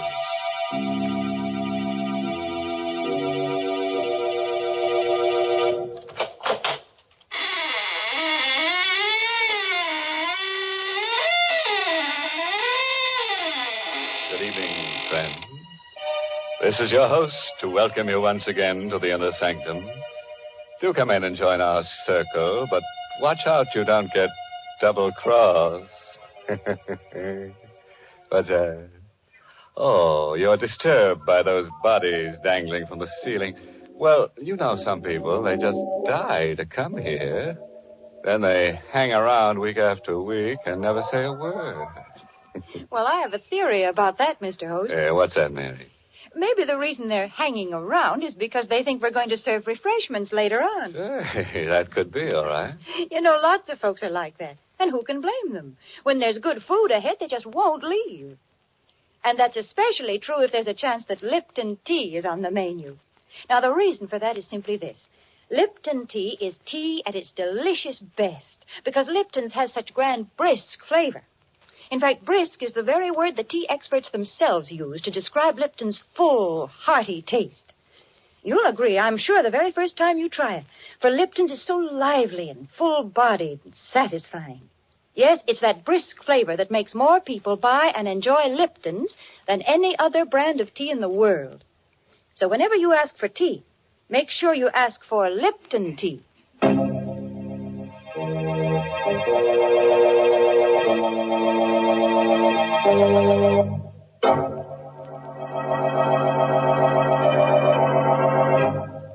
And now, friends, draw close your chairs. If there are no faint hearts among us, we'll begin tonight's tale of terror. A story written especially for Inner Sanctum by Michael Sklar. Our star tonight is Santa Soteca, who plays the role of Elwood Fitch in You Could Die Laughing. We wanted to escape our problem, to forget about it, so we went to the movies. But there was a doctor in the story, and every time he appeared on the screen, I remembered. Halfway through the picture, I couldn't sit there anymore. I nudged Catherine, and we got up and walked out. The street was cold and dark and empty. Elwood, what do you want to do now? I just want to go back home. All right, dear. Get in the car. Elwood, I want to talk to you. All right, there's time for that. Please, dear, let's stop being silly about this thing. Let's face it. I am facing it. But you're not. Don't argue with me. For heaven's sake, don't you understand? The doctor said you only got a year to live unless we move to Arizona. Doctors are human. They can make mistakes. Not 3 doctors. I don't care. Why are you so stubborn? Why are you so dead set against Arizona? You ought to know why, Catherine. Me? Yes, you. Because of me? Yes. I haven't given you much, Catherine, not even children. But I've been able to make a living. We've been able to get along. What would I do in Arizona without a job and without money? Elwood, slow down. I can still drive a car, Catherine. You're speeding. Let me alone. Passing through a red light. Elwood, that man crossing the street. Look out, Hi. Catherine. Did I? Yes. He's lying on the ground. Good Lord. He walked in front of the car. Well, we've got to help him. Is he? He's dead. Oh, Elwood. I didn't mean to do it. I couldn't help it. It happened so fast. Better call the police. Police? Well, you said he's dead. The police? Catherine, there's no one but us on the street. Nobody else saw it happen. What difference does that make? Get back in the car. Elwood, are you suggesting I was that... speeding. I passed a red light. And now this. They'll arrest me. They'll put me on trial for manslaughter. But my... He's dead, isn't he? We can't help him. It won't do me any good if I go to jail. But running away, leaving the body... Catherine, we've got enough troubles without this. We're going to get into the car and drive straight to the garage. I've got a year to live. And I'm not going to spend it in prison.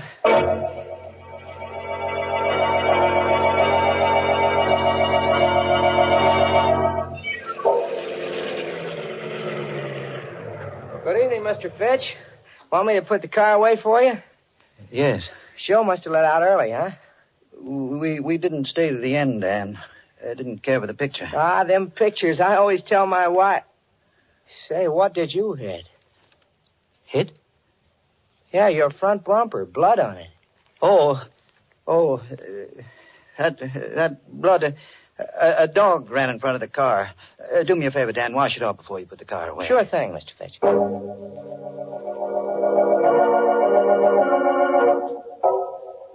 I didn't sleep well that night. Bad dreams, all mixed up.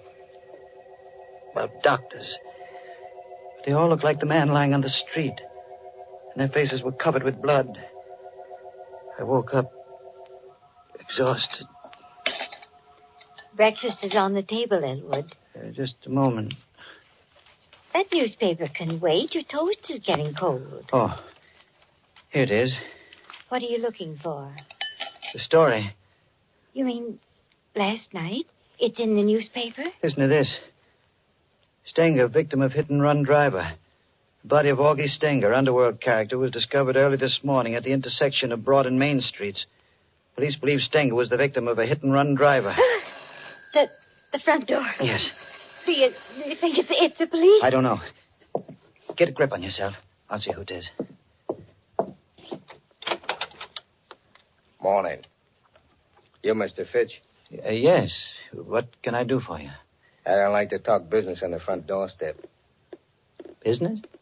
It's about last night, that accident. What accident? Don't try to act innocent. I saw that hit and run. Now can I come in? Let me handle this, Catherine. Who are you? The name is Chandler. I was sitting in my car last night at Broad and Main Street. I saw the accident and I followed you home. Thought I ought to talk to you about it this morning. What do you want? The cops are looking for that hit-and-run driver. I'm the only guy that knows you're him. It ought to be worth something for me to keep my mouth shut. You want money? Yeah. Blackmail. Don't talk to him, Elwood. Send him away. No, we can't do that, Catherine. He'd go to the police. But, Elwood... Leave this to me. All right, Chandler. I'll give you the money. How much? $500. That's chicken feed. 1,000. Ah, now you're talking sense. When do I get it? I'll give it to you now. It's in my coat pocket. Here it is. You'll find exactly $1,000 in $20 bills. Thanks. Now, get out of here. Now, wait a minute. Don't get nasty, Fitch. I'm doing you a favor. You got your money. Now get out. I'm going. But I'll be back. We call this the first installment. Elwood, where did you get that money you gave him? Money? Last night you said we couldn't go to Arizona because we had no money. You just gave that man $1,000. Where'd you get it? I was ashamed to tell you. I took it from Stenger. Stenger? The man we hit. I put my hand inside his coat to see if his heart was beating. The money was in the inside pocket. Elwood, how could you? Don't look at me like that, Catherine. We've been married a long time. Long enough for you to know that I'm not a crook or a murderer. But to kill a man and then take his money. Try to understand. All day long I've been thinking. A year to live. A year to live. When you know you're going to die, it does something to you. You forget what's right and what's wrong. I thought, with that $1,000 and the few hundred we've got in the bank, I thought we might be able to go to Arizona after all. Well, the money is gone. Yes. Don't think about it anymore. How can I stop thinking? You heard what Chandler said? That $1,000 is the first installment. He'll blackmail us out of everything we own.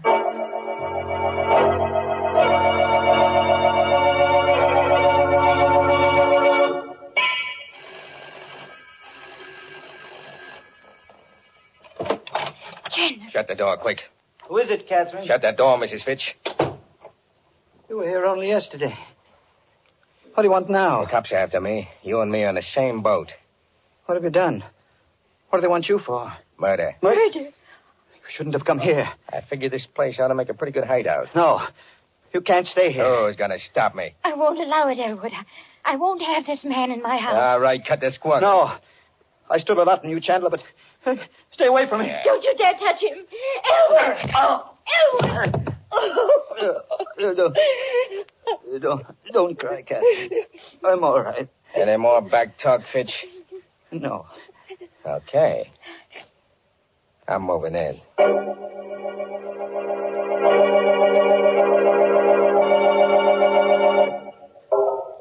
He took over the house. He used Catherine and me as servants, treated us like dirt. There was nothing we could do about it. Just the three of us, cooped up in that little house. We couldn't go out. Food and cigarettes were sent up from the store. Went on like that until Tuesday morning. Hush, Elwood. Chandler will hear you. He can't. He's in the bedroom. You're going to give yourself up? I can't stand this anymore. I can't stand it. Well, do what you think is best, darling. I've made up my mind.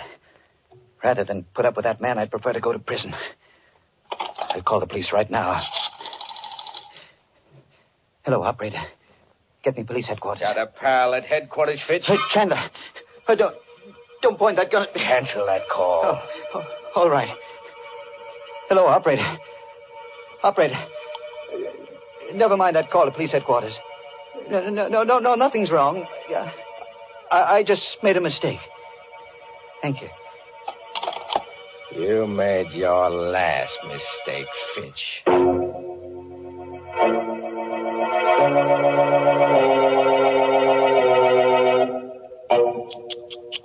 Imagine that black villain, Jack Chandler. First he blackmails Elwood, then he blackjacks him, and now he blackballs him from using his own telephone. You know what I'd do if I were Elwood? I'd apply for a writ of habeas corpus. That is, if Chandler doesn't turn Elwood into a corpus first. Things do look bad for Elwood, I must admit, Mr. Host. My, what a lot of unpleasant surprises he's been having. Yes, and he's in for a lot more, Mary. Goodness. Well, right now, I'd much rather talk about pleasant surprises. Well, that's a lady's privilege, Mary. You go right ahead. A good instance of a pleasant surprise happened to me one of those glorious sunny days last week. Florence Perry and I drove out to the woods to gather spring wildflowers. But we'd scarcely reached the woods when the sky clouded over, and in a few minutes we were chilled to the bone. Back to the car we hurried, figuring the whole afternoon was ruined. And it was then that Florence brought out that pleasant surprise I mentioned. A whole big thermos of heavenly hot Lipton tea. Well, we sat down and had ourselves a regular tea party right there in the woods. Suddenly everything seemed bright and cheery again. Lipton's had certainly saved the day with its bracing, cheery taste, its delightful, brisk flavor. The same thing happens so often with so many folks. Any time during the day, Lipton's is a pleasant, refreshing treat. Tea with a glorious, full-bodied tang that adds extra zest to every occasion. The reason? It's worthwhile remembering, friends. Lipton tea has brisk flavor.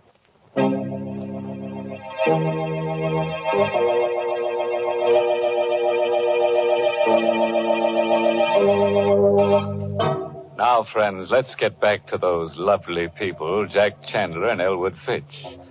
Chandler the murderer and Elwood the hit-and-run driver. It's quite a pair. Together they make a full house.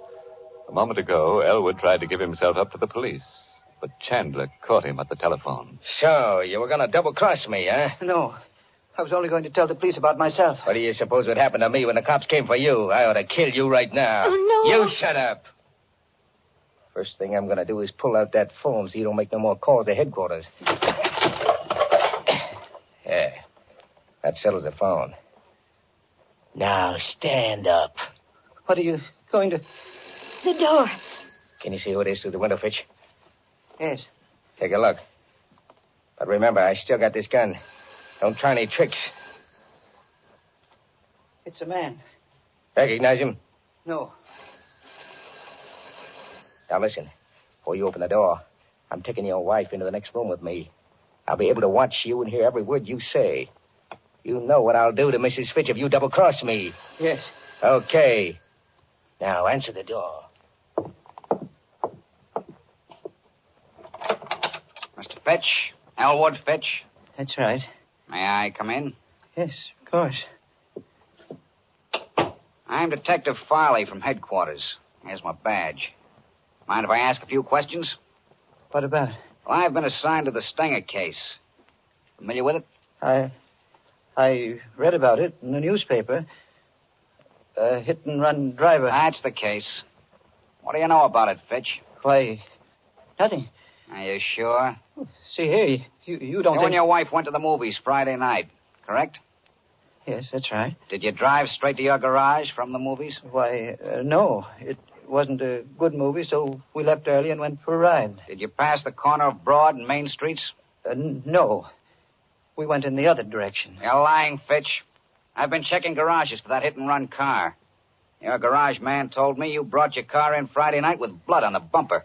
I told him we ran into a dog. Don't make me laugh. Your story wouldn't hold up a minute if that fool garage man hadn't washed the blood off. Are you going to arrest me? I need evidence first. When I get it, I'll come back.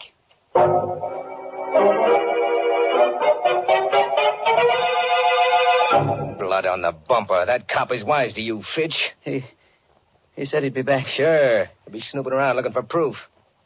Yeah, this is one heck of a hideout. I'm leaving. You're going away? Yeah, glad of that, ain't you? Well, you got nothing to celebrate. What do you mean? I need time, plenty of time to get away from the city. I'm not going to leave you here to squeal to the cops as soon as I'm out of the door. We wouldn't tell the police. Yeah, I'm going to make sure you don't. I got one murder rap on me already. It might as well be 3. 3? Elwood, he means... Listen, Chandler. I swear we won't tell. Why should we? Remember what you said. We're both in the same boat. The police are after me, too. You tried to double-cross me once before. I ain't taking any chances. Please. There's no use begging. It won't do no good. When are you going to do it? Before I go. Sometime after dark.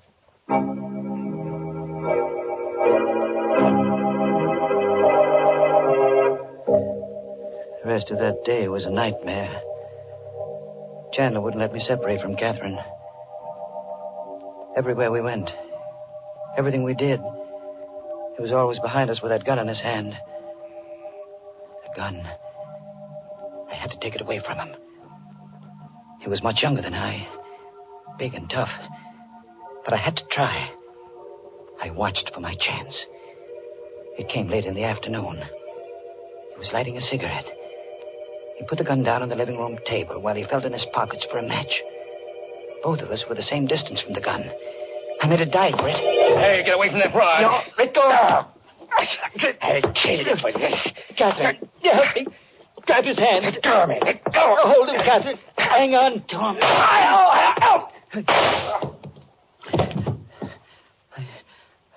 He's dead. I had to shoot him. I had to. Now what will we do? I don't know. What would he do if the positions were reversed? Call the police. No. The money. The money I gave him.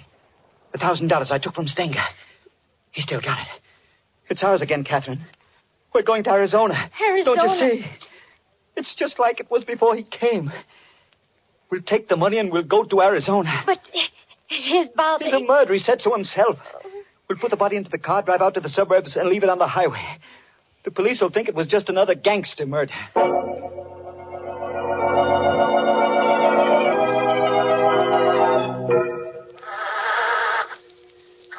I was just able to squeeze the dead body into the luggage compartment. Hurry, Elwood. Let's get away before one of the neighbors sees us. Oh, my gosh. Now what's the matter? The gasoline gauge. It's almost empty. Oh. We'll have to stop at the garage.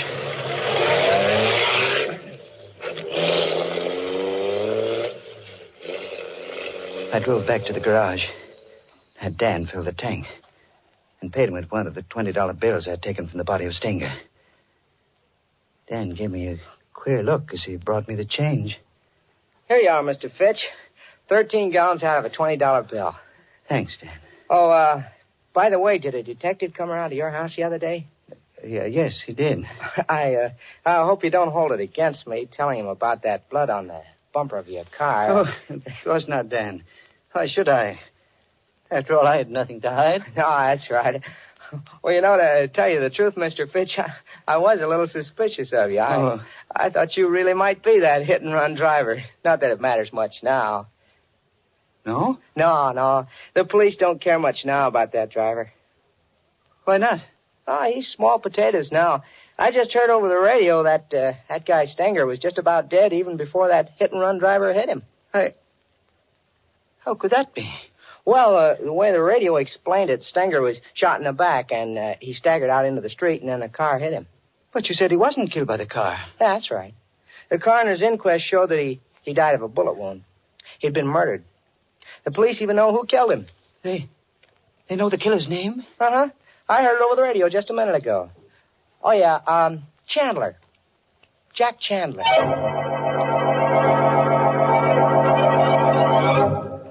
I don't remember driving away from the garage. It kept going around in my brain. Chandler had murdered Stenger. Catherine and I had run away from a crime we hadn't committed.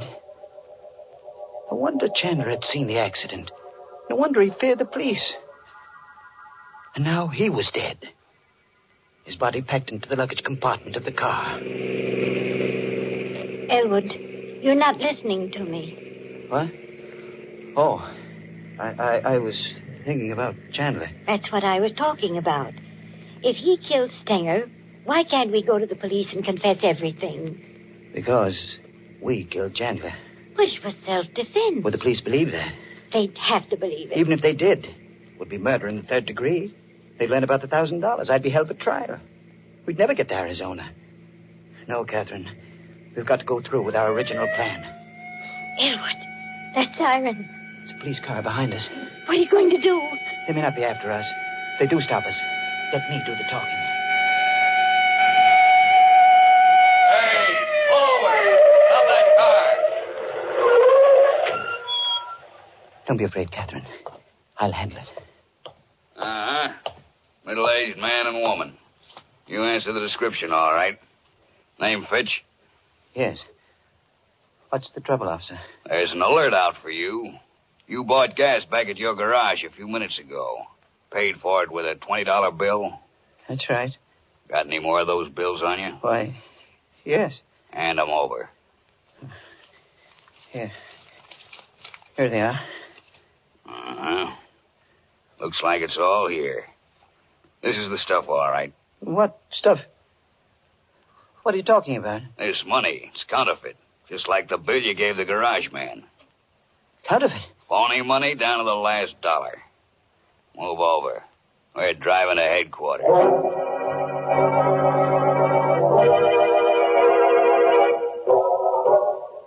Well, that's the story, Detective Farley. You'll find Chandler's body in the back of my car. Willing to put your signature to this confession, Mr. Fitch? Yes, I'll sign it. Oh, you could have saved yourself a lot of grief. I knew you were the hit-and-run driver when I came around to your house. But I needed the proof, and you gave it to me when you broke one of these phony $20 bills.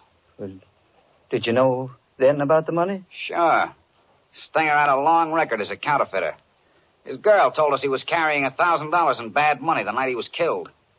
Naturally, when we didn't find the money on his body, we knew it had been taken by the hit-and-run driver. And the blood on the bumper of your car was the giveaway. Well,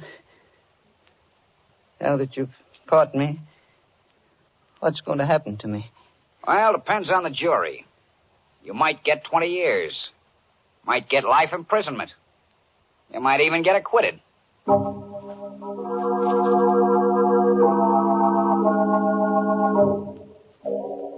I'm in the courtroom now. Catherine beside me, waiting for the decision. The jury just filed in. The judge has asked if they reached a verdict. The foreman of the jury is rising to his feet. Your Honor, we find the defendants not guilty. Oh, Catherine. Oh, Elwood, thank heaven. I don't know whether to laugh or cry. Oh, darling, you were right in the very beginning. Money or no money, we're going to Arizona.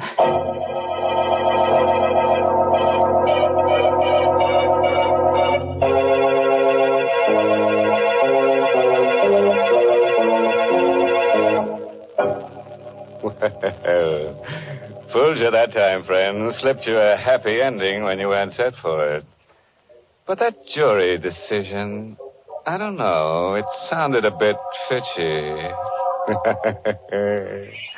But seriously, friends, do you like happy endings?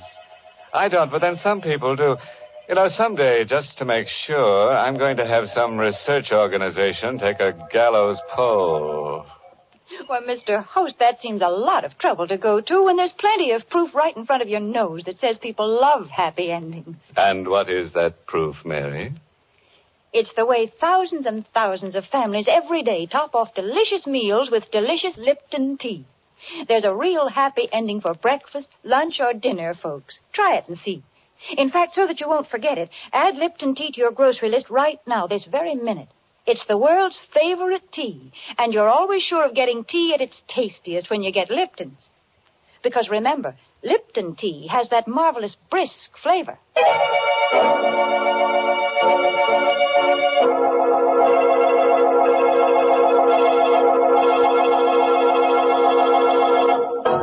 A parting word of advice, friends, drawn from the experiences of Elwood Fitch.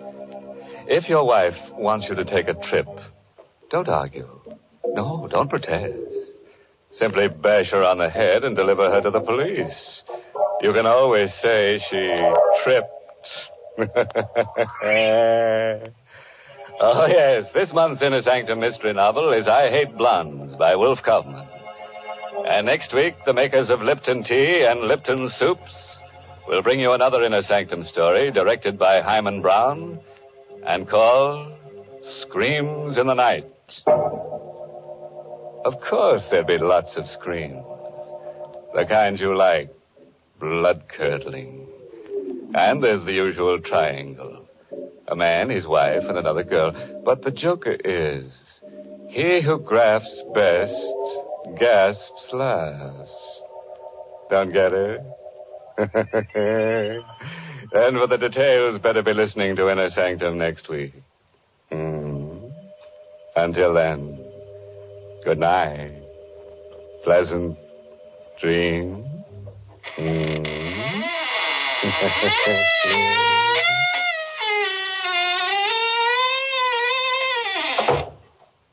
Let's begin at the beginning of the meal, friends, with the soup. If you want soup to be both delicious and easy to prepare, make it Lipton's noodle soup. Here's a soup that has real honest-to-goodness chickeny flavor. It's full of tender noodles, and because it comes in modern soup mix form, it saves both time and money. Lipton's noodle soup mix is quick to make, and it makes lots more than canned soups, yet costs less. Try Lipton's noodle soup. And tune in next week for another Inner Sanctum mystery. This is CBS, the Columbia Broadcasting System.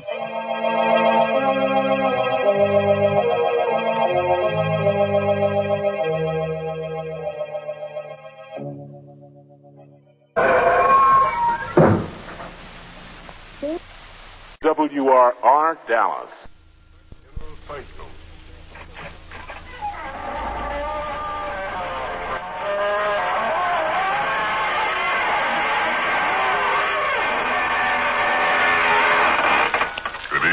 Friends of the Inner Sanctum.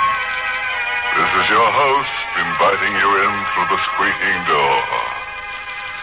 I just left a friend of mine. He runs an all-night billiard academy near the cemetery.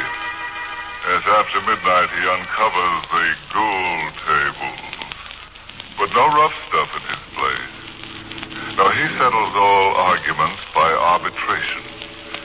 Simply lifts the shroud and points out they haven't a leg to stand on. Believes the old motto that a fiend in need is a fiend indeed.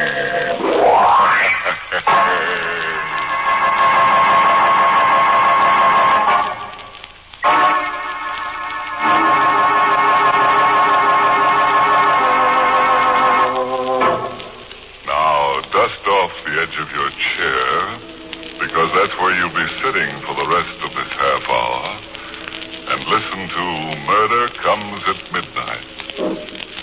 This is the story of how one average family, even as yours and mine, spent a quiet night at their rented country house. A night of terror. As I said, the Cannings were just an average family.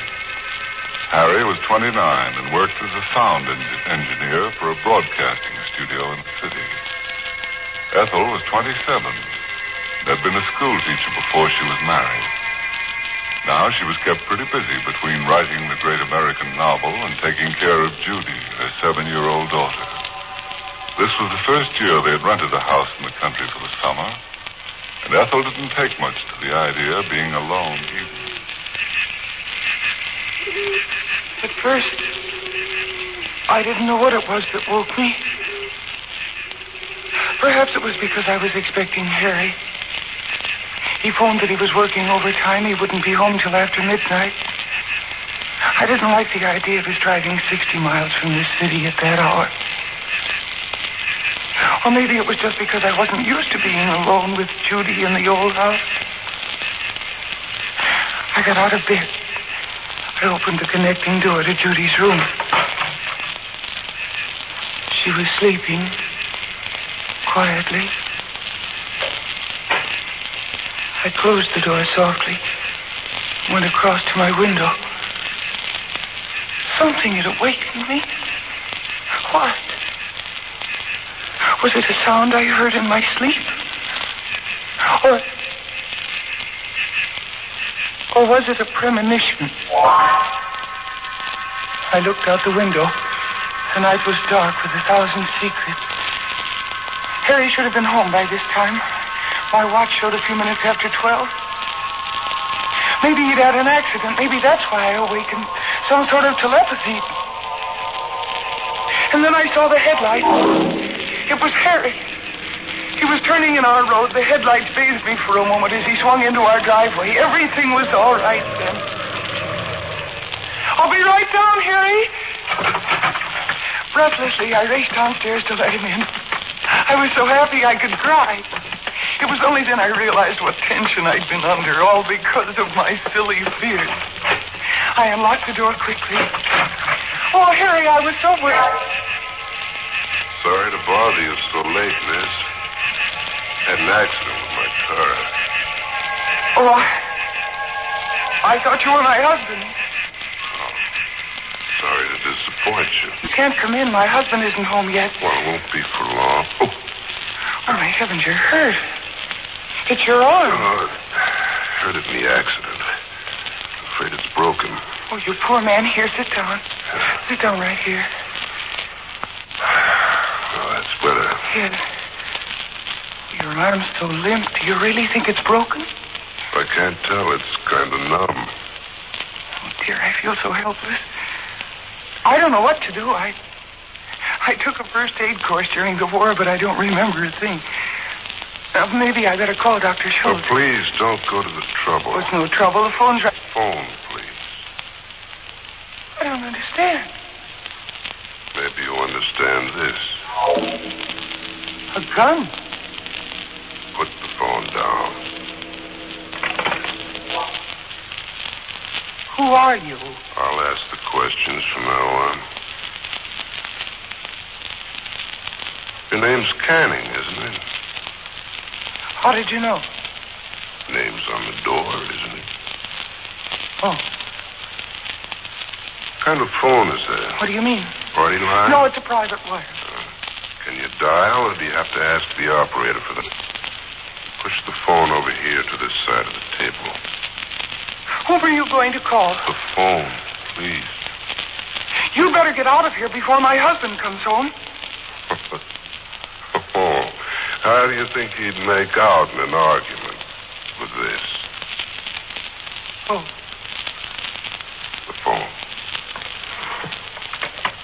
Thank you. Now step back a little. That's good. Good. I have to put this gun down while I make my call, this arm of mine. And you could reach it from there, don't you? Yes, I understand. I see. We'll get along all right. Oh, operator, get me Plaza 99970. Yeah, hurry, please. Oh, this is 864. Please, after your phone call, you get out before my husband comes home. He's late already. You wouldn't turn an injured man out of your house in the middle of the night. Oh, hello, Linda? That's right. I had a little trouble. I hurt my arm. Yeah, I'm bringing Fred and Doc Stetson along. No. Everything's fine. Won't be any trouble. I'm a guest to some very good friends up here. Canning's the name. Well, you drive up Highway 26 through a court and turn right when you pass the first gas station. Just a mile from there. You ought to be here by 6 in the morning. There'll be a light in the downstairs window. Right, Linda. See you in the morning.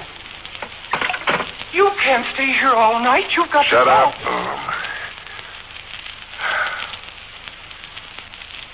What's that over there? Radio? Yes. It's pretty big. It's a sending and receiving set. Harry built it himself. He's a radio engineer. Can you get shortwave police calls? Yes. Turn it on. But I don't... Turn it on.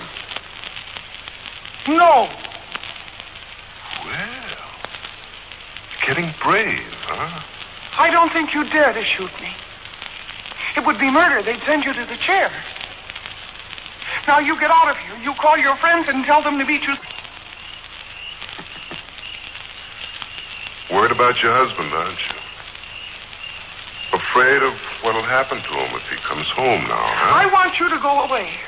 And if you don't go now, I'll run out and scream for help. There are other houses in this neighborhood, and somebody will hear me. Oh, go ahead and run. What? I won't shoot you. You won't? I don't have to. What do you mean?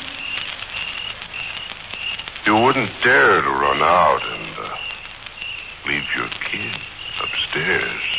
That little red-headed kid with a... How do you know I have a daughter? Easy. The doll carriage over there. How do you know she has red curls? Maybe I guessed it. And her name, too? Turn on that radio. All right.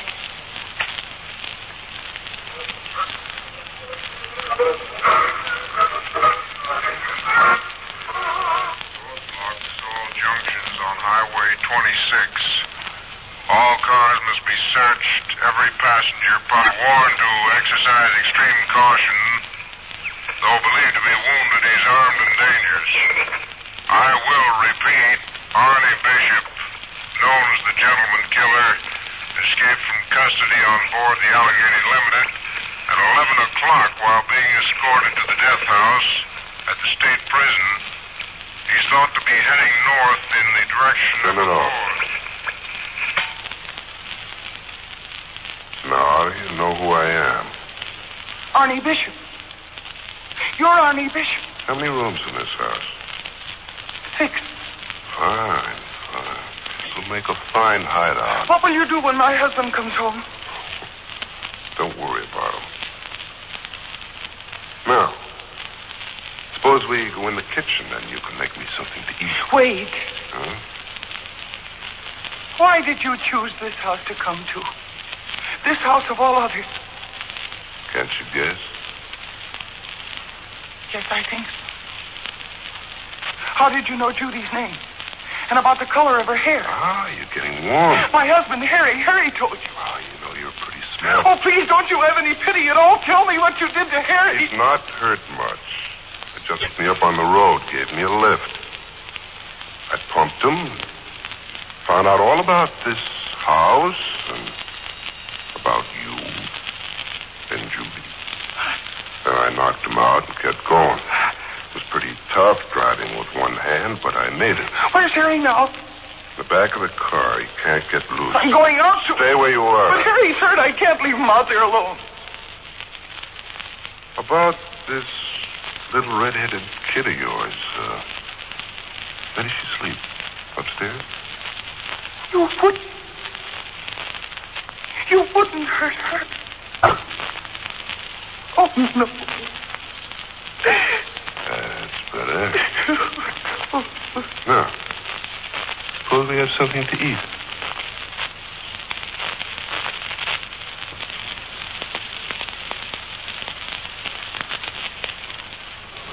Now let's return to the little white-shingled house on the hill, where Ethel Canning is entertaining her uninvited guest, Arnie Bishop. You know, he's a pretty courageous guy for an ex-convict. But then maybe he has the courage of his convict. But Arnie isn't so smart, you know, tangling with a red-headed gal. He ought to recall that old ditty. How's it go? Beware of a girl with deep red hair. A man is safer in the electric chair. But who can tell how a tale will end on Inner Sanctum? Let's join them in the kitchen. Well, excellent bacon and eggs. I'm sure my friends will like cooking when they come. More coffee? Yes, please. Careful. Oh. I thought you might have ideas about grabbing this.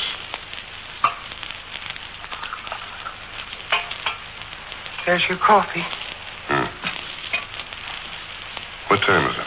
20 after 2.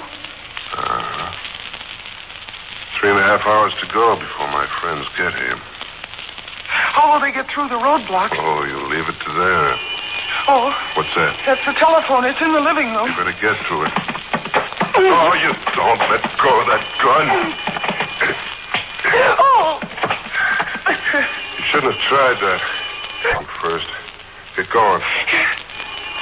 Anybody in the habit of calling you at this hour? No. All right, answer it. But be careful what you say. Hello? Yes, this is Mrs. Canning. Oh. It's for you. All right. Lay the receiver down on the table and walk away. All right, it's far enough. Don't try anything. Hello? Linda? Did you get started yet? What? Roadblocks? Well, you've got to get through. I need Doc Stetson. You've got to make it, Linda. I can't stay awake forever.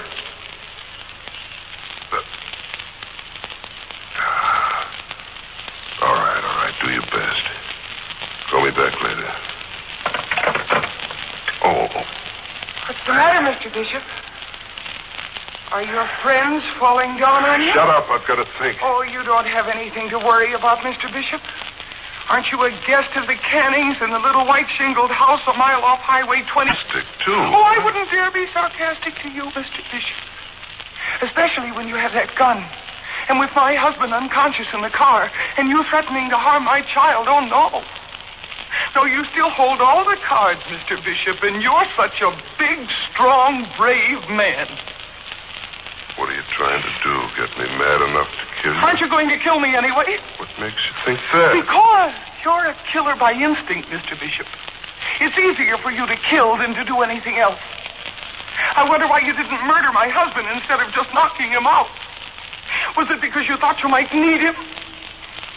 Well, you're not afraid. No, I just realized. I can't afford to be afraid. What? I'm a woman fighting for her family, for Harry and Judy.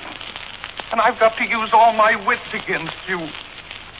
I can't afford to be afraid. You've got some scheme in that crazy little brain of yours. Yes, Mr. Bishop, I have. I think I found the chink in your armor. You're a coward. Me? Yes, you. You're the one who's afraid now. Your friends aren't coming.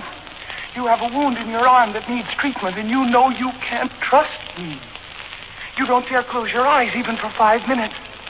And staying awake night and day, watching me every minute of the time, afraid that you might drop off to sleep at any minute. Oh, that's how you figure it, huh? Maybe you better kill us all right now, Mr. Bishop. That would be easy, wouldn't it? Just 3 bullets. Then you wouldn't have to worry about watching anyone. That's an excellent idea, Mrs. Canning. Yes. But then you'd have other things to worry about. Such as? This is Saturday morning. The milkman will come to collect for the week's milk. The neighbors will stop by to ask if I want my marketing done. And what will you do? Skulk in the cellar while they ring the doorbell? Yeah. And then there's the police. What about the police? Are you making inquiries at all the houses? Do you want them to find the car outside? With Harry in it? Oh.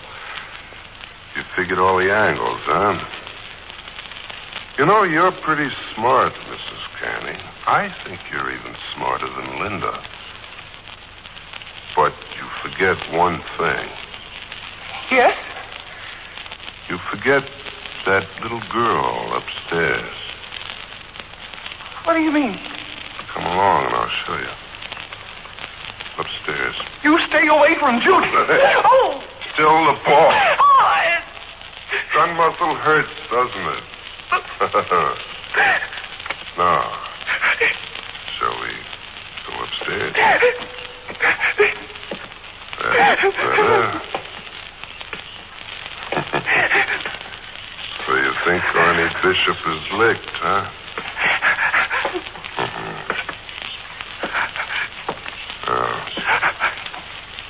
Which is Judy's room?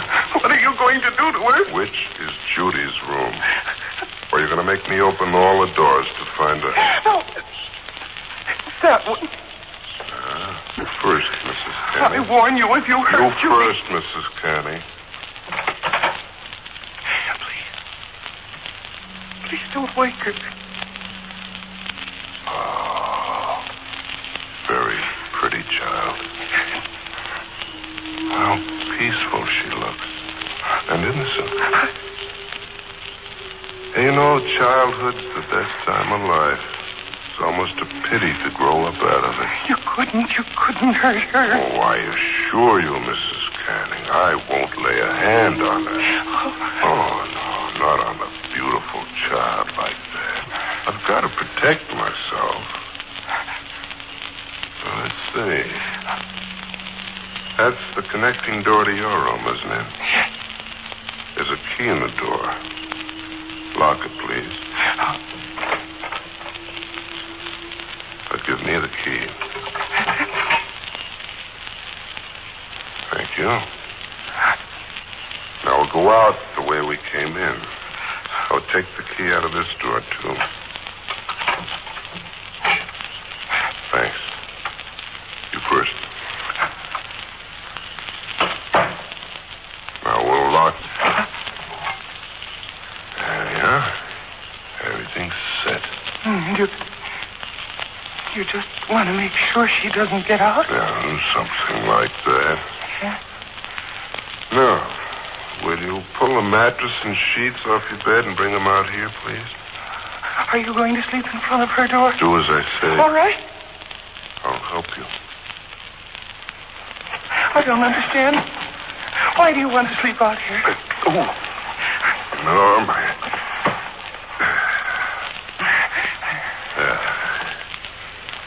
everything just the way Woody's door. But you can't sleep on it that way, half up against the door. I didn't say I was going to sleep on it. Oh, what are you going to do? Mrs. Canning, we'll see if you can figure out how to beat this angle.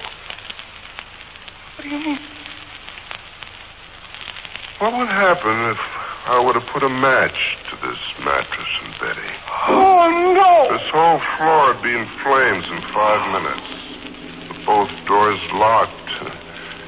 Judy wouldn't have much of a chance. Oh, no! Still think Ronnie Bishop is licked, Mrs. Canning? You were right corner. With this bum arm, I've got no chance of running if the police come.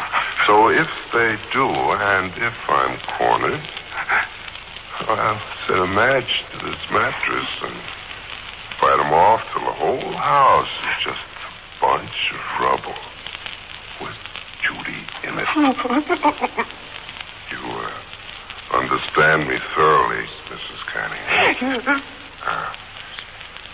So it's up to you to see that the police don't come.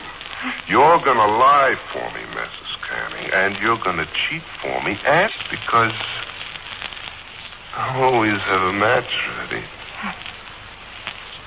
Now, do you still feel like trying any tricks? I'll do whatever you say. More like it. Now, the first thing you're to do, go downstairs and run that car into the garage. Get it out of the way. But don't touch your husband. Don't even look in the back of the car. I'll be watching, understand? Yes. Glad we understand each other at last. Let's go.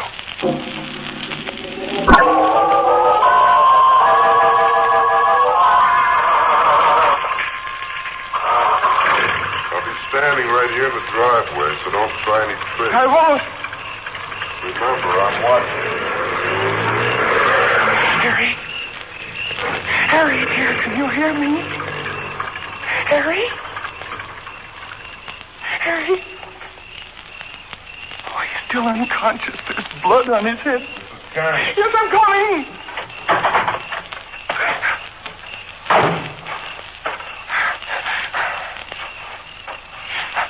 You did take... No. All right, come in, son.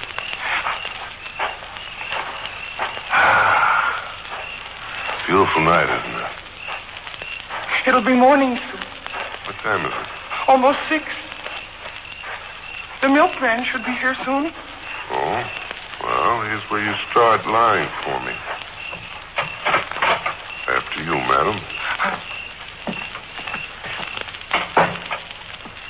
Now, I'm going to sit right here in this chair with my hand in my pocket. And in my hand's the gun. That's the milkman. You'll tell him your cousin just visiting here for a few days. He'll wonder why you're up so early. Let him wonder. Go on, answer it. Good morning, Miss Canning. I'm the new milkman on the route.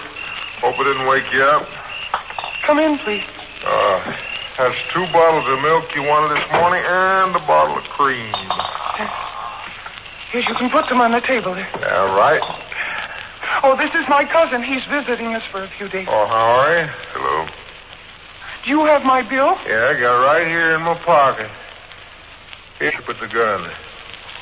Sit still and take your hand out of your pocket very carefully. Okay, you win. But how come a milkman with a gun? I borrowed this coat from the regular milkman. I'm Sergeant Wright, State Police. What? Thank heaven. State Police? How did you know I was here? Mrs. Canning told us. She? Well, how? I didn't let her out of my sight. She broadcast it to us. Broadcast? Yes. Over this set, Mr. Bishop. Come over me. I was really talking to the state police over the short wave. Don't you remember I told you that this was a sending and receiving set, that my husband built it? And when I turned off the short wave signals, I turned the switch to sending. And then I just hoped my message would get through. I didn't think you were smart enough. And I thought I had you scared stiff. You looked like the kind who would scare easy. Oh, I am, Mr. Bishop, I am. But I warned you, I can afford to be scared.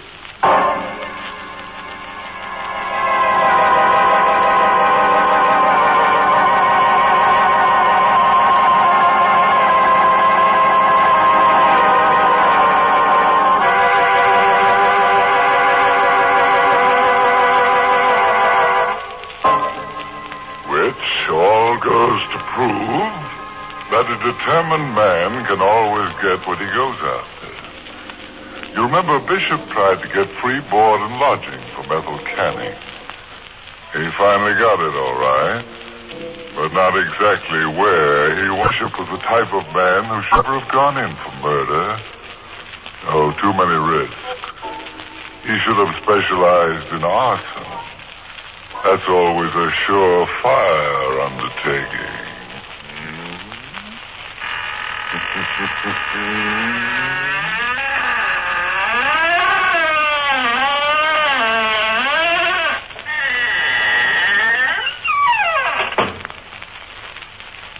That was your host, Raymond Edward Johnson, closing the door on Inner Sanctum, tonight's performance in the Mystery Playhouse.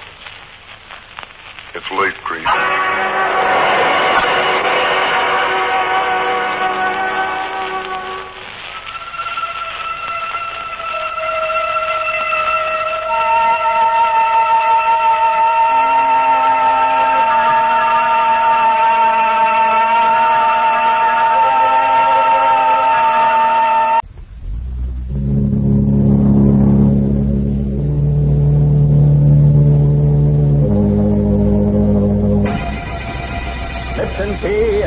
Soup presents Inner Sanctum Mysteries, starring Boris Karloff.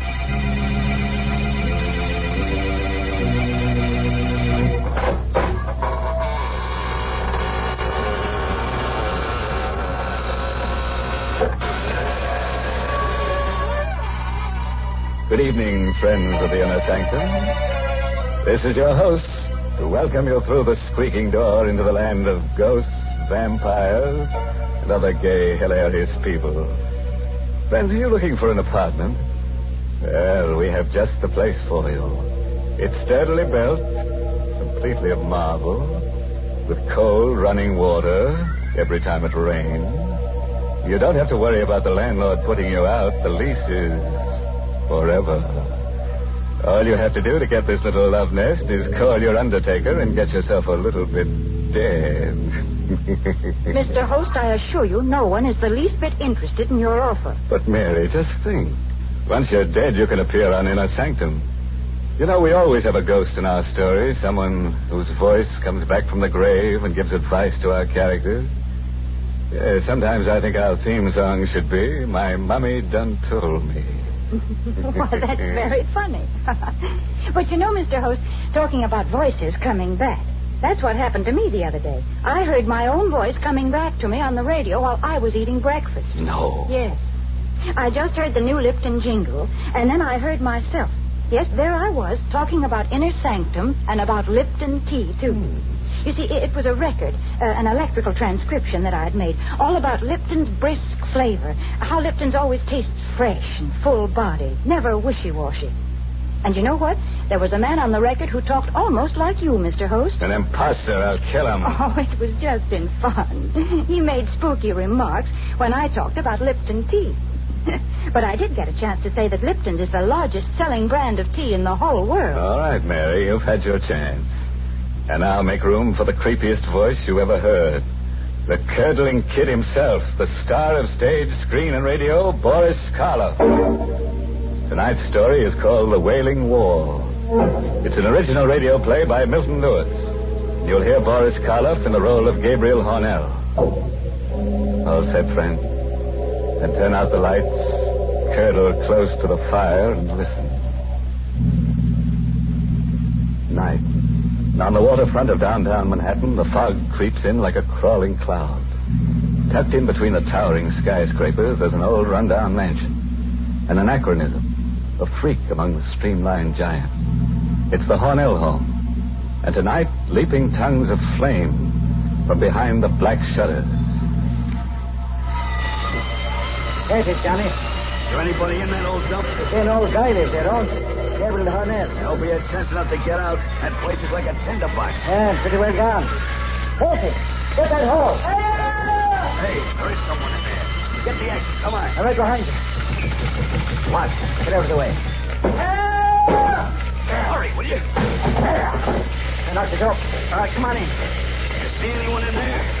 No, we can't see. Hey, there he is. Oh, the crazy coot. He didn't even have sense enough to get out. Here, grab his shoulder. Yeah. No, hold me. We're just taking you out. I don't want to go out. Yes, asking you what you want. Come on, Johnny. Before this joint collapses. Oh, take me out. I can't leave the house.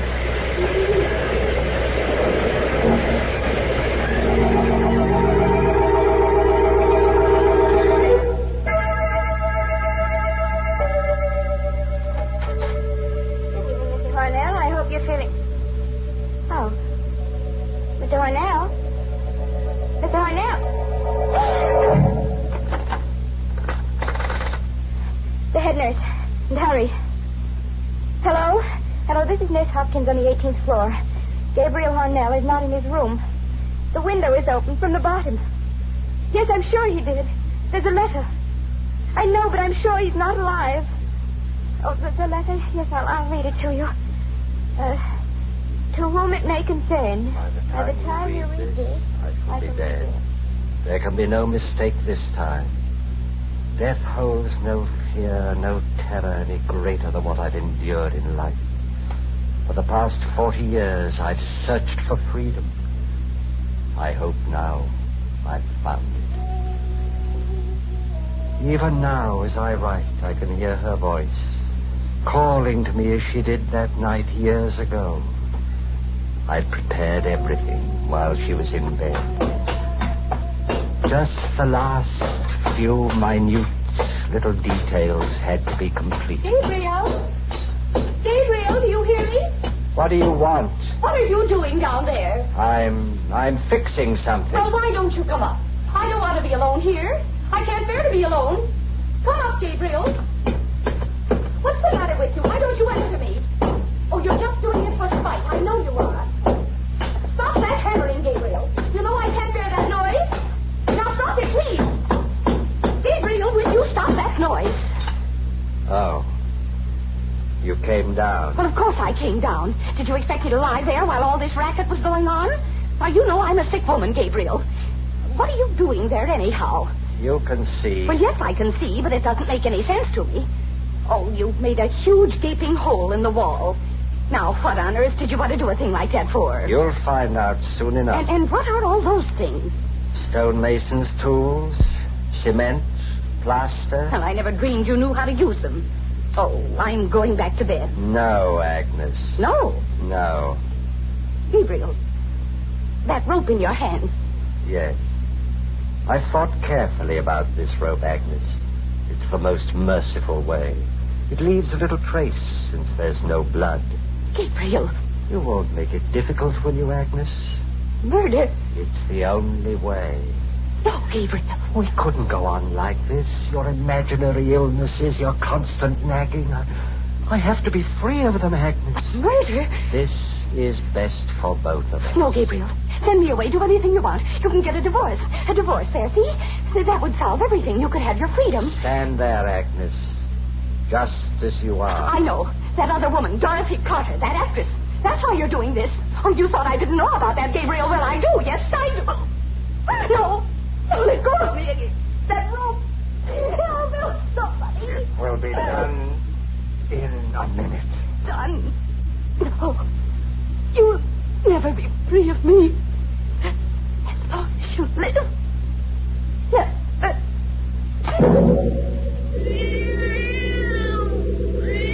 The cat saw everything with its yellow eyes. The cat saw me take her body to the tomb I'd made in the wall. The cat saw me place her there and carefully seal it up. I worked quickly, skillfully, with infinite care. First the bricks, one on top of the other, then the plaster. Then the wallpaper to match the rest of the room. That wasn't very difficult. In a short time it was done.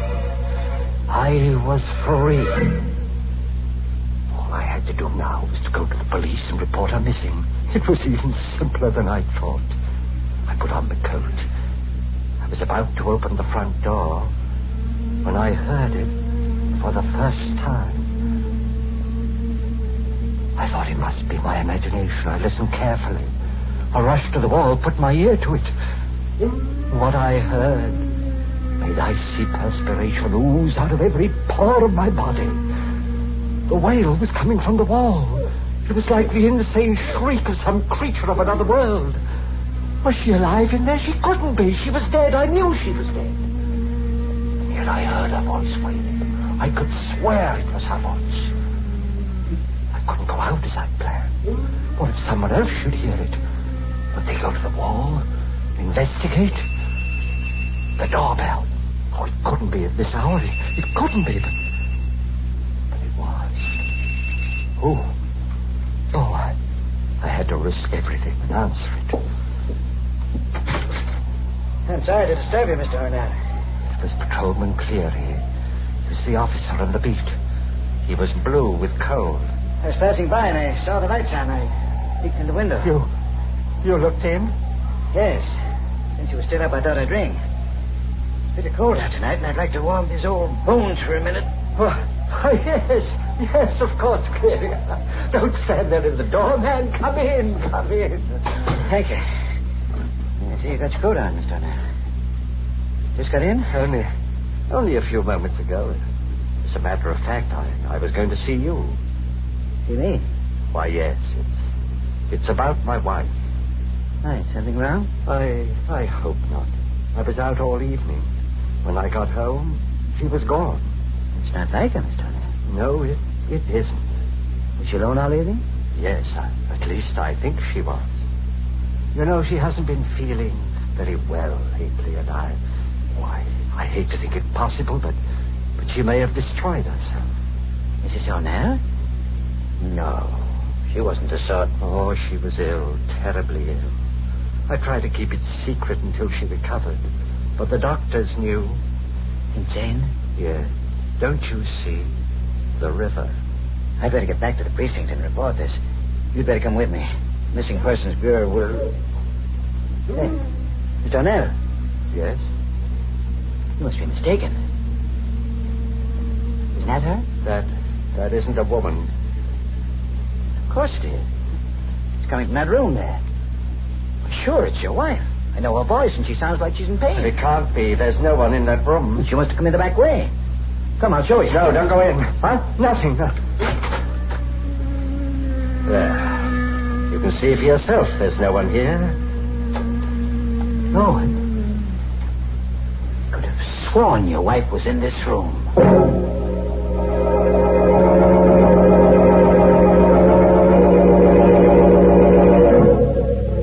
Well, how'd you like to live in a house with wailing walls? Well, one thing you have to admit, things aren't so very dead in the Hornell mansion. Or are they?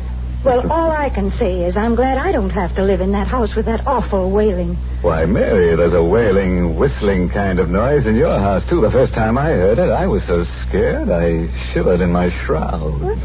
Oh, you're talking about my whistling tea kettle. Oh, goodness, there's nothing scary about that. Now, as you'd only try Lipton tea with its wonderful brisk flavor, that whistle would sound as cheery to you as birds whistling in the morning. Especially on these chilly mornings when a cup of Lipton's just makes you feel like the sun was shining inside of you. And, folks, if you want a sunny disposition, you should try relaxing with a cup of Lipton tea after a hard job like, well, maybe washing out your window curtains. Yes, and what's more, you can help your friends feel right with the world, too, by serving them Lipton tea when they come to visit you. Lipton's always taste so tangy and heartwarming, never flat or wishy-washy. Yes, that brisk flavor makes all the difference in the world. All right, friends, we've given you a chance to warm your blood, and now we fondly hope to turn it to ice again, with the help of our star, Boris Karloff. Oh, let's hear the second act of Inner Sanctum. We continue with the strange letter left by Gabriel Hornell. Here he was, in silent fascination as the cat screamed and leaped against the wall. Would he notice the new wallpaper in the dim light? Suddenly, the policeman turned to me. Yes, I guess that noise is only the wind. Strange how like a wailing woman it can sound, isn't it? Yes. Well, then, good evening now. I guess it'll be all right for you to stay here. I'll make the report at headquarters about your wife. It's very good of you, Carey. If she turns up, you let us know? Yes, I'll let you know. Good night, Mr. O'Neill. Good night. He left. I locked the door and came back to the room where my wife was entombed. Was she still alive inside the hollow of that wall? I listened all that night. The wailing rose to a high, insane shriek, and then towards morning began to grow weaker, as though she were losing strength, and it seemed to die. The cat crept away. There was a merciful silence in the house. She was dead. She had to be by now. I sank down onto the sofa into a feverish sleep.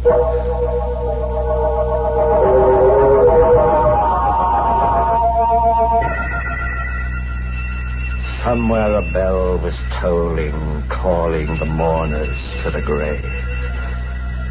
Suddenly I sat bolt upright, shaking, trembling. I'd been dreaming. The front doorbell was ringing. It was night again. How long had I slept? The house was silent. Oh, there was nothing to fear now. I ran to the door, opened it.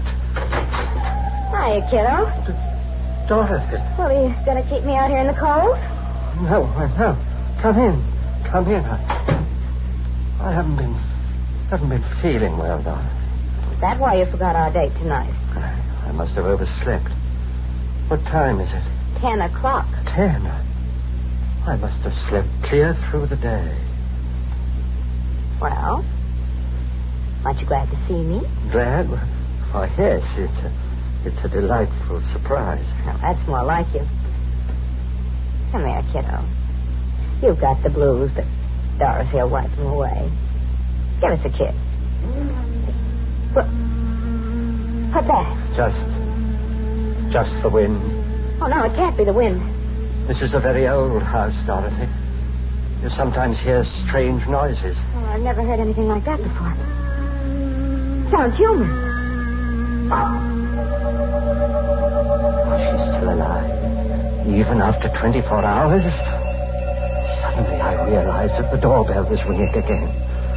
There was a large pair of wooden sliding panel doors between the room that we were in and the vestibule that led to the street. I wasn't going to take any more chances. There's someone at the door, Gabe. Yes. You wait here, Dorothy. What are you doing? Closing these doors. Why? I'd advise you not to ask too many questions. Evening, Mr. O'Neill. Officer Cleary. Who are those men with you? I've got something to show you, Mr. O'Neill. You'd better brace yourself. It's not going to be pleasant. All right, bring it in, boys. You can put it over there. What? What is it? It's a body. A woman.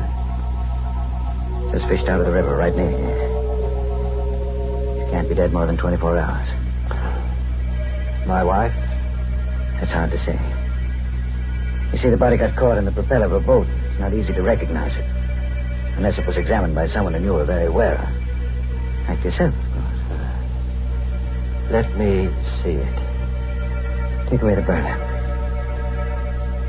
Look, Mr. O'Neill.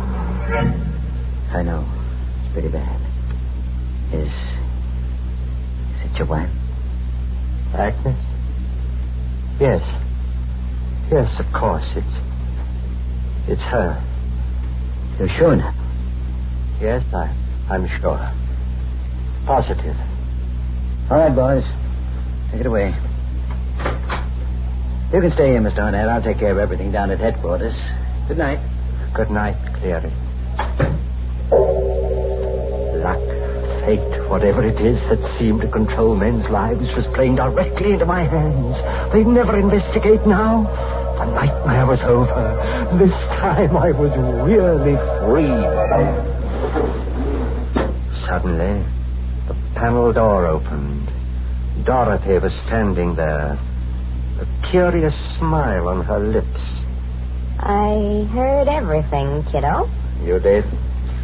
So you were married. No longer, Dorothy. My wife died. Suicide. So I heard. Now everything will be quite all right and we can get married in a few weeks. We'll have money, lots of money. She left you plenty, eh? She was very wealthy. What's the matter? Nothing. Nothing. I see what happens to your face when you hear that wail. Did you kill her? What are you talking about? Did you murder her? You heard what he said. She was found in the river. You can fool the dumb copper, but you can't fool Dorothy. That wail. Queer. Awfully queer. Look at what that cat's doing, will you? Jumping up on that wall like it's gone crazy. Yes, there's something about that wall. That's what the cat's trying to tell me. Something about the wall. You better stay away from there, Dorothy. I'm going to find out something. Yeah, put that bookend down. Not till I'm done with it, kiddo. What are you doing there? I'm going to bring it to that wall. You crazy fool, stop it. No. Here, give me that thing. You're too late, Gabe. I've broken a hole through, and I'm going to look.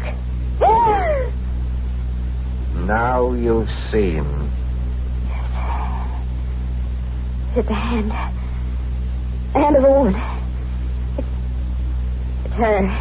Your wife. Yes, Dorothy. You murdered her. Yes. Well, ain't you the kid? What are you going to do about it? What do you think? I want money. Lots of... That rope. Yes. This rope. It leaves no telltale traces. Oh, no, kid. Didn't you get it? It was all a joke. No, don't come any closer. Don't scream, Dorothy. It won't do you any good. Kid, listen to me. I don't want a cent. Not one penny. I love you. I love you, I tell you. I'll keep your secret. I'll do anything you want. Anything. That rope. Take it away from my neck. Don't give it to me. Don't break it.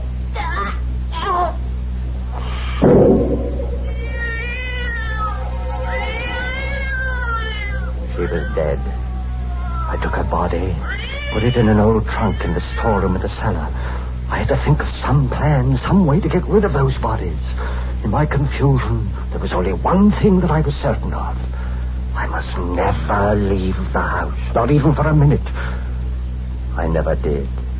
At night, I would sit there, listening. Then it would come, the wail in the wall. I knew that after a week she couldn't be alive. What made the wail? Plans? I thought of 1,000 plans, but all of them would mean that I had to leave the house, and if I left, someone would hear the wail and find out, just as Dorothy did. Fire. Yes, fire. That would do it. The idea danced like a flame in my mind. But no. they discovered charred bones of the skeletons among the wreckage. No, it wouldn't be worth it. The only way I could be safe was to stay there in the house. I stayed. I, who had risked everything for freedom.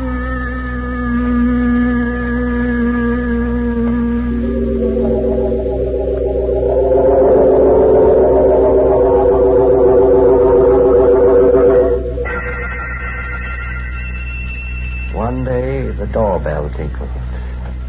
I opened it. Mr. Hornell? Yes? I'm Mr. Crawford from the bank. May I come in? Just in here, in the vestibule. We've written to you a dozen times, but you've never replied. What do you want? Well, Mr. Hornell, you may not realize it, but you've overdrawn your account. The money your wife left is gone. Gone? So short a time? So short?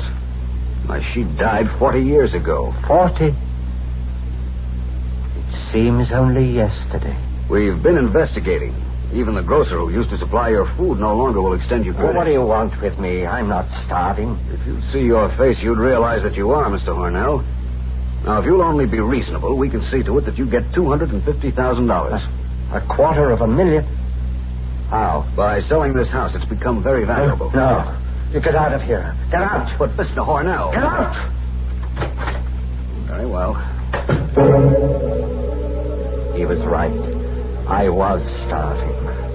That night, when I heard the wailing begin again, I came to a decision. I had spent 40 years in the house. More punishment than criminals receive who've committed even worse crimes than mine.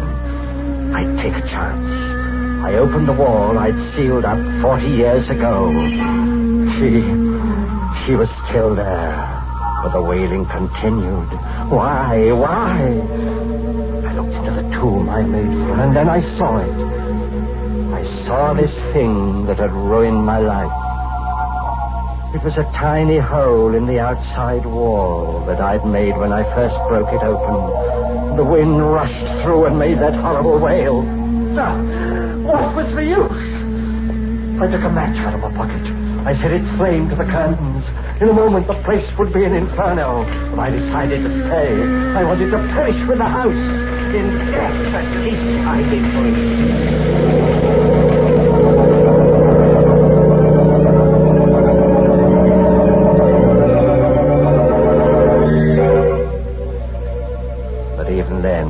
Freedom was denied me. They rescued me, brought me to this hospital. I had the nurse make inquiries from the police. She told me. No, there was nothing unusual found among the ashes. Everything was burned to a fine powder. If I had only set fire to the house 40 years ago. But no matter. The window is open. And it's 18 stories to the ground. I will soon be free.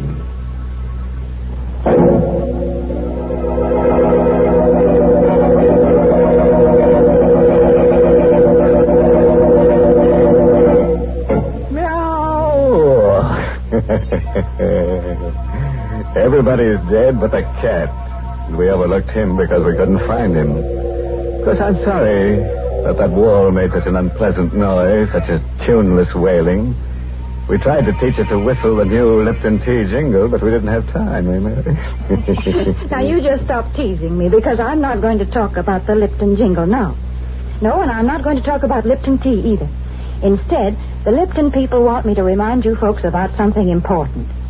I mean the Victory Loan Drive. You know, friends, we've been buying bonds for many years now. But this drive is in some ways the most important. Because if a job is worth doing, then it's worth finishing. The bonds you buy now won't buy weapons. No, this time the money will help bring our boys home. It will also help take care of our wounded soldiers, provide them with the finest medical care in the world. And, friends, we can certainly do no less. And the victory bonds you buy now will help launch our veterans into a safe and secure post-war world, the kind of world they've been fighting for. Yes, you're helping others and yourself, too, every time you buy a victory bond. So buy all you can, won't you?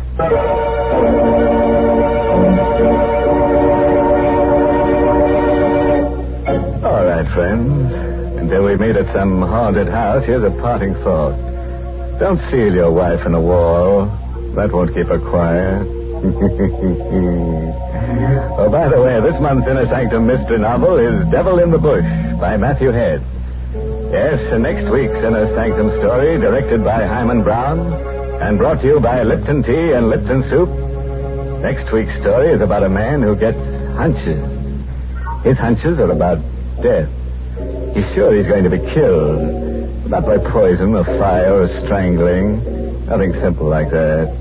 No, our character has a nice, interesting death waiting for him. Oh, if you'd like to be in at the death, drop in next Tuesday. And now it's time to close the squeaking door, so good night. Pleasant dreams.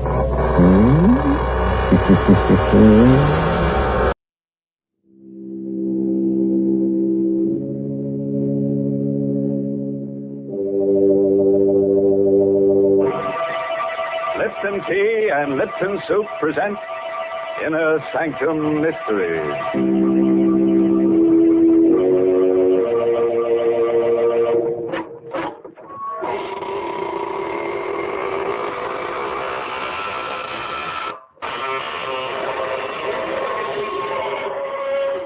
Good evening, friends of the Inner Sanctum. Here's your host at the creaking door. Through these portals pass the world's most horrified people. Oh, what's the matter? Did my happy medium startle you? Sorry, I keep him around to get in the right spirit, you know. And now here's a little tale of horror that speaks for itself. The Edge of Death. Written by Frederick Maytho and starring Larry Haynes in the role of Ralph. We're going to tell you of a night Satan played a game of murder along a deserted strip of Manhattan's waterfront. For his sport, he chose two friends. For his victim, a woman. And the weapon he suggested he had long ago placed in the hands of another murderer. The weapon was a long, slender, graceful rapier, which first drew blood at the hand of Rasputin, the mad monk of Russia.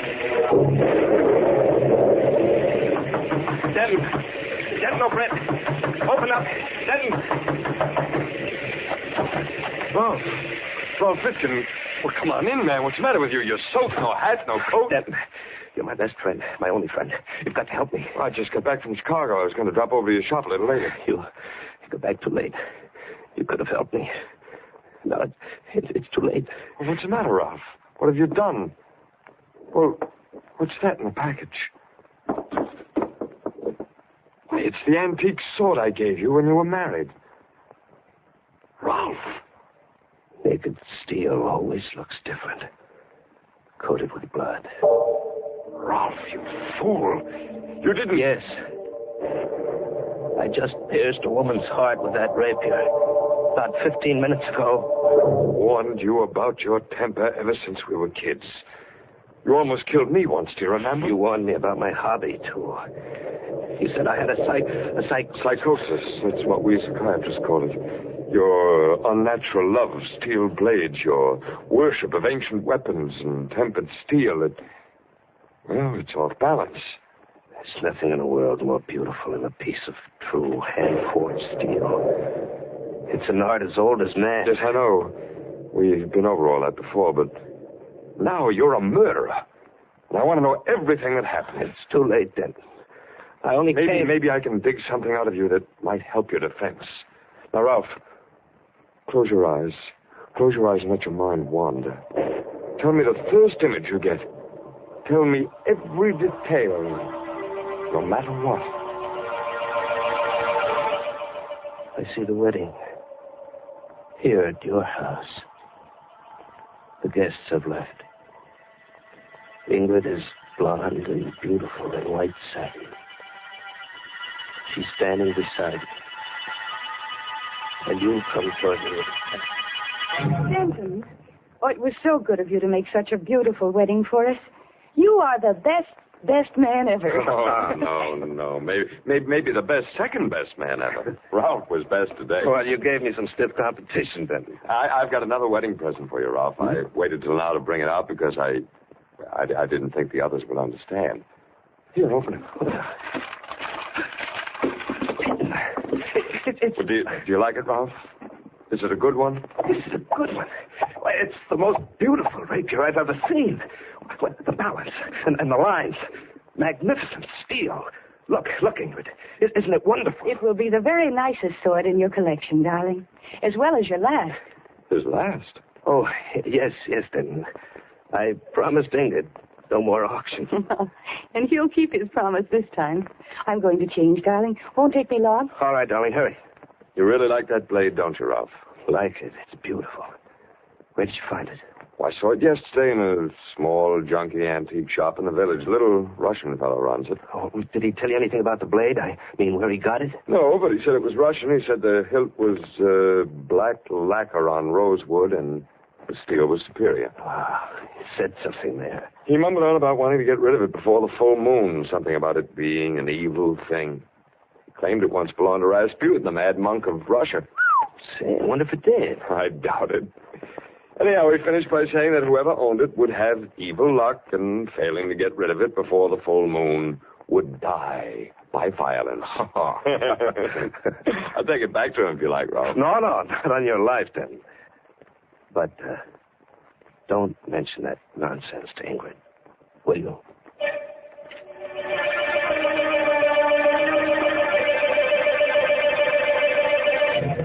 I remember all that myself, Ralph. I left for Chicago that night. Now, what's the next thing that comes to your mind as important? Well, about 3 weeks ago, I was working on some knives in the shop. Ingrid had left. I was alone. The shop door opened, and she was there. She? Who, Ralph? Stasha. She was beautiful. Tall. White as marble. Dressed in black. And beautiful. I beg your pardon. What did you say? Oh, I'm sorry. You said beautiful. There's no cause to be embarrassed. I have heard this said before. What can I do for you, Miss... Kosov. Stasia Kosov. You own something that I would like to buy. Oh, what is it? A rapier. A Russian rapier. I saw it in your window as I passed. It's not for sale. Oh, really? Are you sure? I will pay you well. Say, $100. Sorry. Very well. Perhaps you might change your mind. Here. Here is my card. Come and see me if you do. Well, thanks, but I... Shall we say before the next full moon, Ralph?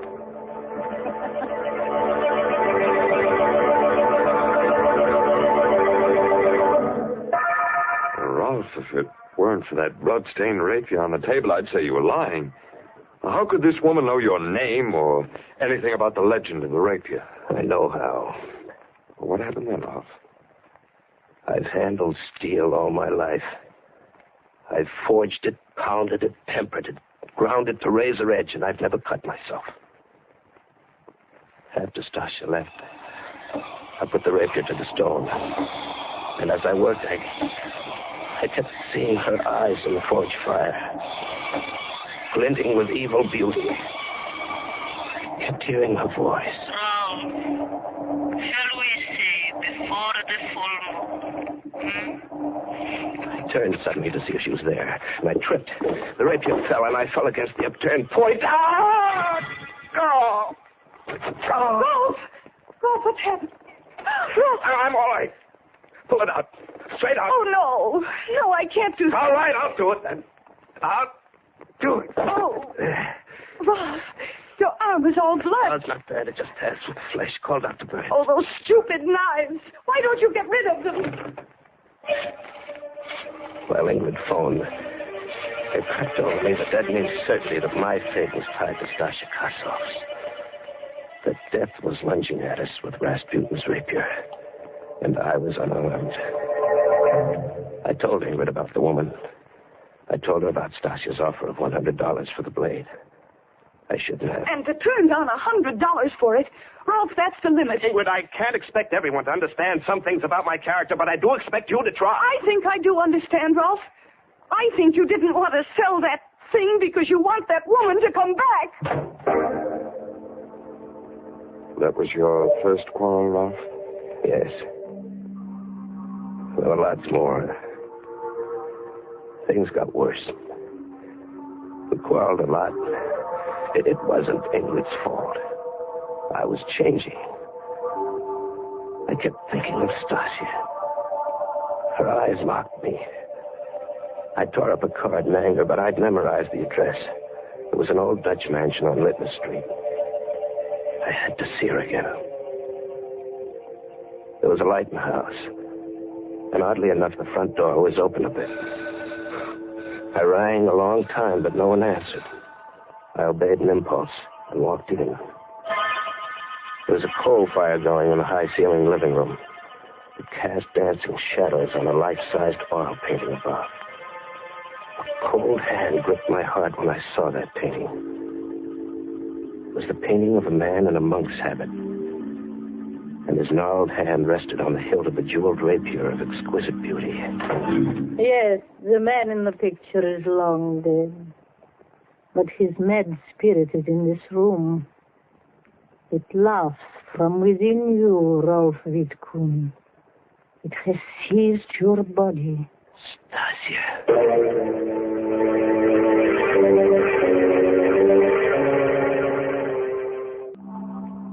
So the Kosov woman convinced you that the spirit or the ghost of Rasputin had taken possession of your body. And you fell for it. Oh, I fought against believing it didn't. But it did explain so many of the strange promptings that had been stirring me all up inside. She say anything more about it? No. I turned to face her. She was a smiling column of white beauty, sheathed in black satin. Miss Kosov, how is... Stasia. Call me Stasia. How is it you know my name? What do you know about the rapier? Does it matter? You have changed your mind, perhaps? About selling me your rapier? No, I came to ask you about it. Or you came because you are confused? We will discuss it. But first, let us have some tea. Yes? I examined the room while she was out of it. On the wall across from the fireplace were 5 oil paintings. All of them portraits of men. At first I thought the light was playing tricks. It wasn't. Each face was painted with closed eyes. Each was a study in sleep or death. You like my painting? Come and sit down. We'll have tea and talk. Who are those men you painted, Stasia? The 5 men you see in those paintings, each own the rapier you now possess. Good Lord. Then they're... Dead. And the dates on the paintings? Those are the dates on which they died, Rolf. Each on a day of the full moon.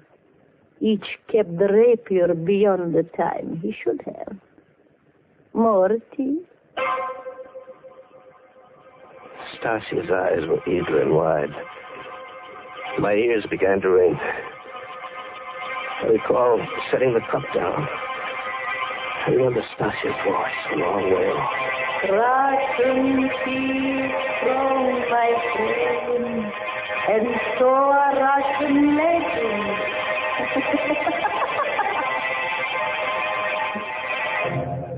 This is all so fantastic, Ralph. Are you sure it wasn't something you dreamed? Something I dreamed? No, she drugged me. It was no dream. Those portraits were no dream. The painting of Rasputin was no dream. They were there when I woke. Stasia was gone. The fire was on. My head ached. There was an easel near the lamp. It hadn't been there before. I shuffled toward it. There was a fresh painting on the easel. I stared at the face before me. Its eyes were closed in sleep. The face was mine. There was a date painted in them. It was January 15th. Yes, that's tonight.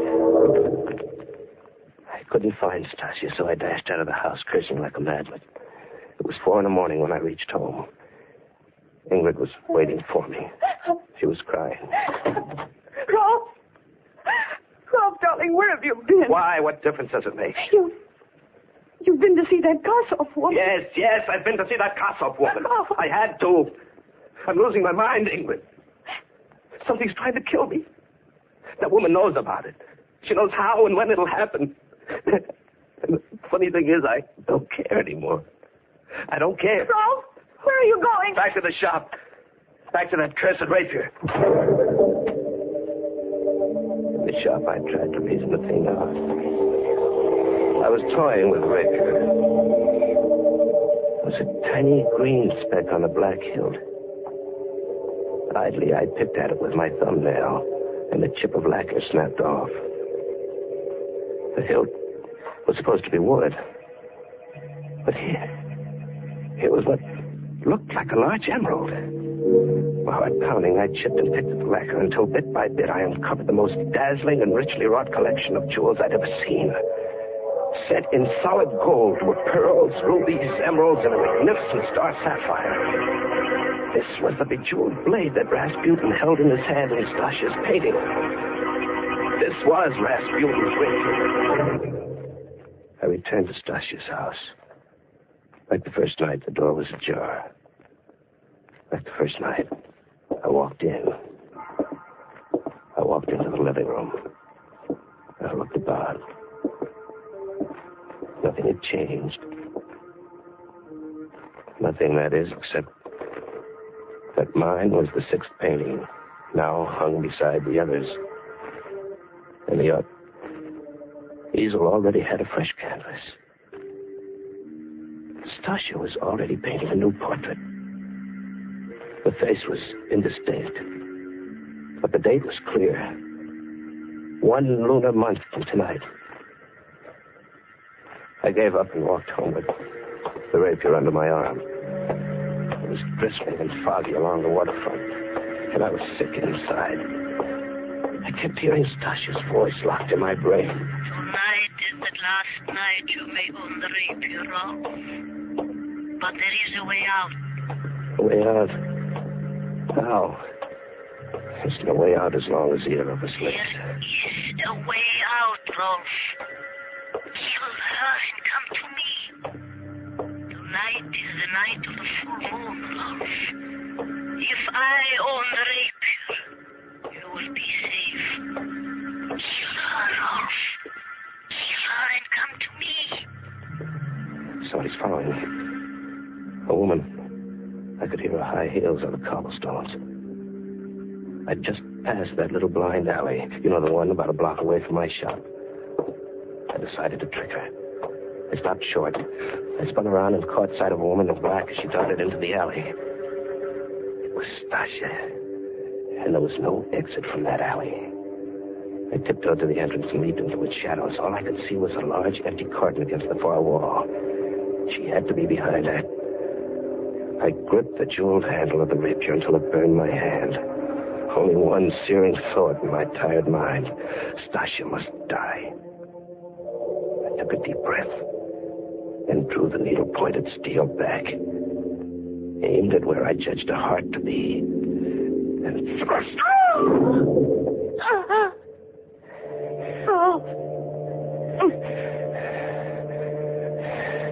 I drew the blade out, and her body slumped forward. I lit a match to see her face. But it wasn't Stasia Kaisov I had killed. It was Ingrid. My wife. Ingrid.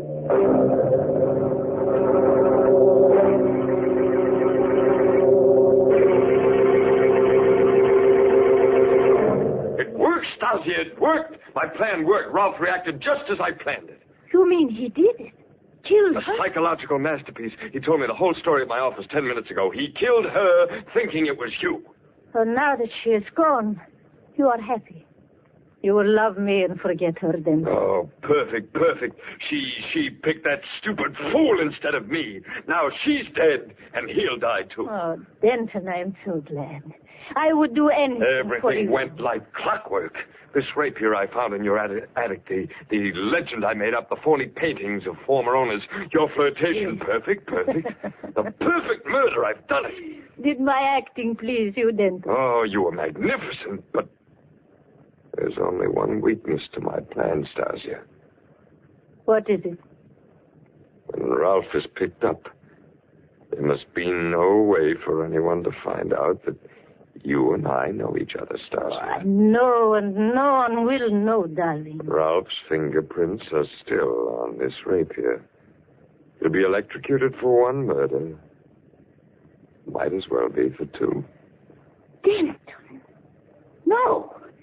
I love you. I'm sorry, Stasia. I love you. I will wait for you. Very neat stroke, Denton. Ralph! I heard everything you said, Denton. But I didn't have to, I knew. No, don't move. The gun is faster than a rapier. How did you know, Ralph? Something I said tonight? No. No, something I saw. Stasia loved you. The painting I saw on her easel tonight, the one I told you she'd begun, was your portrait. The only way I knew was because, as an artist, she was conscious of the scar on your forehead. She painted that in first. The scar you gave me as a kid. Oh, you've a lot more brains than I gave you credit for, but at least we'll burn together. Sorry, Denton. I'll have to decline that honor. Oh, Ralph, am I too late? Ingrid, no, you're dead. Ralph, everything you told me at my house tonight was a lie. No, Denton. Your plan almost worked. I told you the truth. Except for the part about murdering Ingrid. You should have studied psychiatry, Ralph. I did, Denton.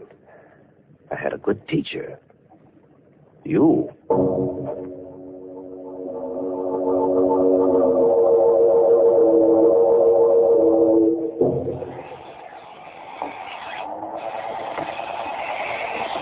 Are we going home soon, darling? Uh-huh. You seem so far away, Ross. Is anything wrong? No. I've been thinking about Denton. Odd the way things turned out. He made up that story about the rapier and its belonging to Rasputin and its owners dying on the night of the full moon. You don't believe it, do you? No. But what he thought was a cheap blade turns out to be a priceless treasure. It matches the one Rasputin held in his hand in the painting. That was coincidence, darling. Come on, now put your work away. Let's go home. It's late. Mm-hmm. Such a beautiful night, Rolf. Let's walk home. All right. You know that painting Stasia started of Denton, the one that gave us plot away? Yes? It had a date on it. I wonder what ghostly hand guided her brush as she wrote that date. Why? The date she wrote was today's. But there's a full moon. And tonight was the night Denton was electrocuted.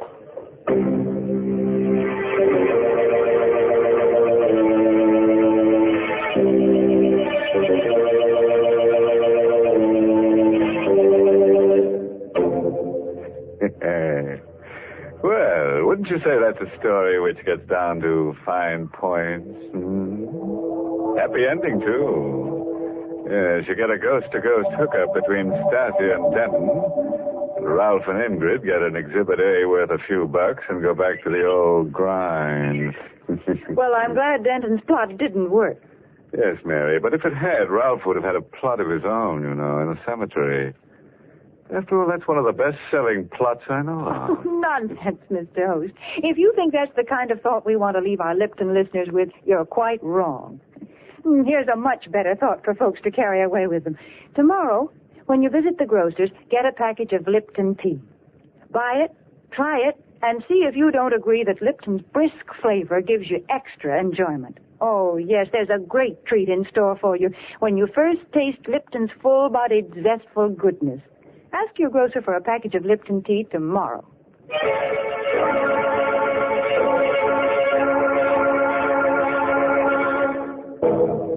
And now, friends, in case you're wondering, we do have a moral for tonight's story. It's short and sharp.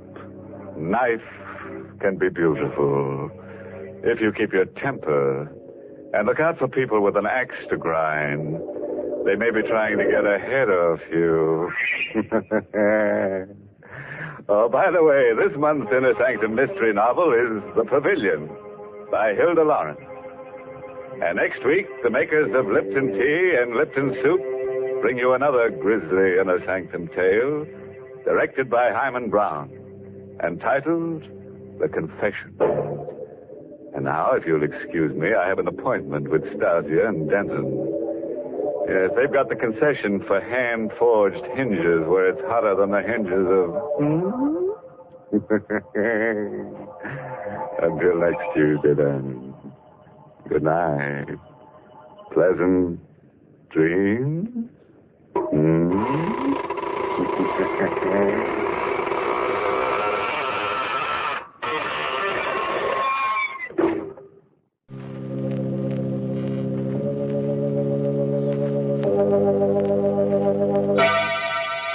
Colgate Tooth Powder presents Inner Sanctum Mysteries.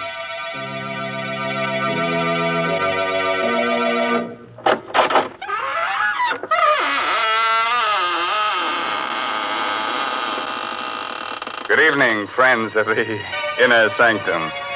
This is your host, Raymond, inviting you in through the squeaking door. Well, it's so nice if you'd come here tonight and help me sit up with the corpse. Hey, such dull company, so cold and stiff, bored with being dead. All the life seems to have gone out of him. What? You say you've seen him before? Oh, no, he's not that horror man who plays in pictures. But he does look like him. So much so, in fact, you might even call him a dead ringer.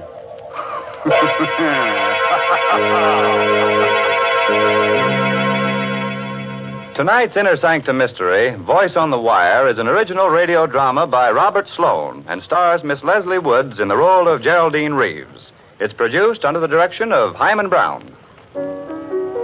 Use Colgate tooth powder. Keep smiling just right. Use it each morning and use it at night. Don't take a chance with your romance. Use Colgate tooth powder. Romance. What is romance?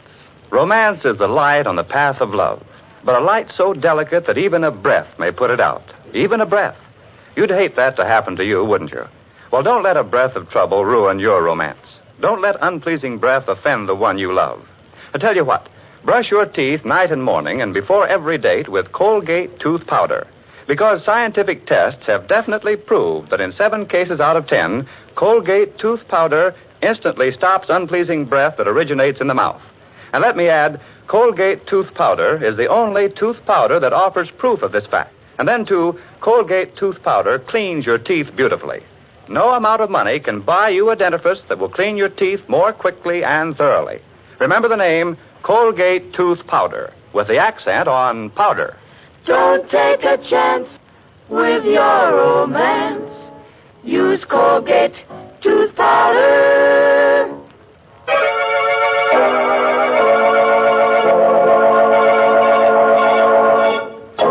No doubt the telephone is an ingenious invention, but as far as I know, no one as yet has been able to commit murder over it, although many people have wanted to. Still, there are worse things you can get on the phone than the wrong number, especially if you happen to call the voice on the wire. On a long, narrow island just off the shore of one of our larger lakes, Mrs. Geraldine Reeves, widow of the late composer David Reeves, lives alone in a gaunt, gray shingled house. Only a few hundred yards away are the charred remains of her former home, where David was burned to death in a fire just 2 years ago.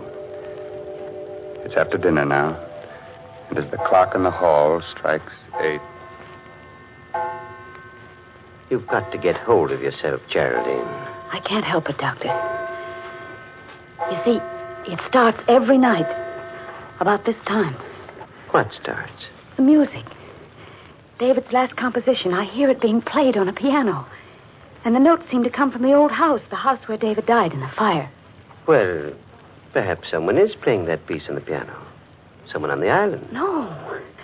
No, there's only one other house out here, and those people are away. And the dog.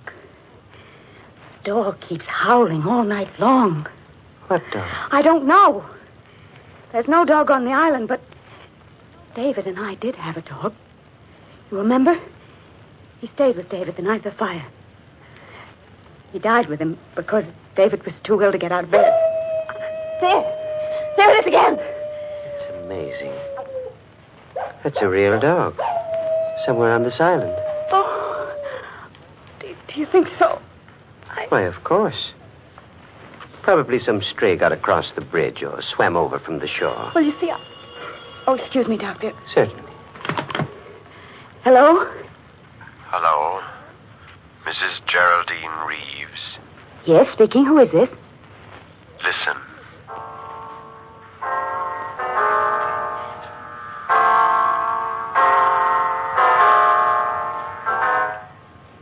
Good heavens. You have 4 hours to live, Mrs. Reeves. 4 hours to live. What? What did you say? Hello? Hello? What's the matter, Geraldine? The music. The same music. I heard it again. What? Over the phone. Someone's playing it on the piano. It must be some sort of a prank. No. A man spoke to me. He said I have 4 hours to live. 4 hours to... Here. Let me have that phone. No, it's no use. He's rung off. Well, we might be able to trace the call. Hello. Operator. Operator. Somebody's trying to kill me. Hello, operator. Operator. What's wrong, Doctor? I'm afraid the wires have been cut. We'd better get into my car and drive into town right away. Yes, it isn't safe for me to stay here another minute.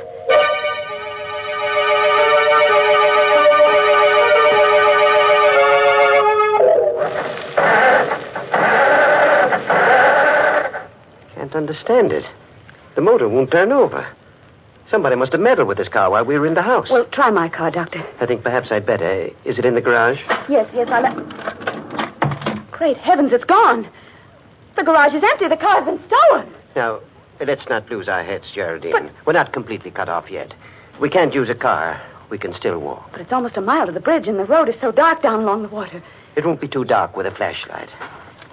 We can go down through the woods to the edge of the water and walk along the shore. Oh, wait a minute. What's the matter? I just remembered. David's brother's driving out here tonight. Harvey? Yes, and his wife, Laura. They said they'd be here by 8:30, and if we wait for them, they can take us back in their car. What do you think, Doctor? That's safer than trying to make it alone. If we wait right here, perhaps we can watch the bridge and see them coming. Heaven's sake, Geraldine. What are you staring at? The bridge, Doctor. The bridge, look. This end of it's been washed out.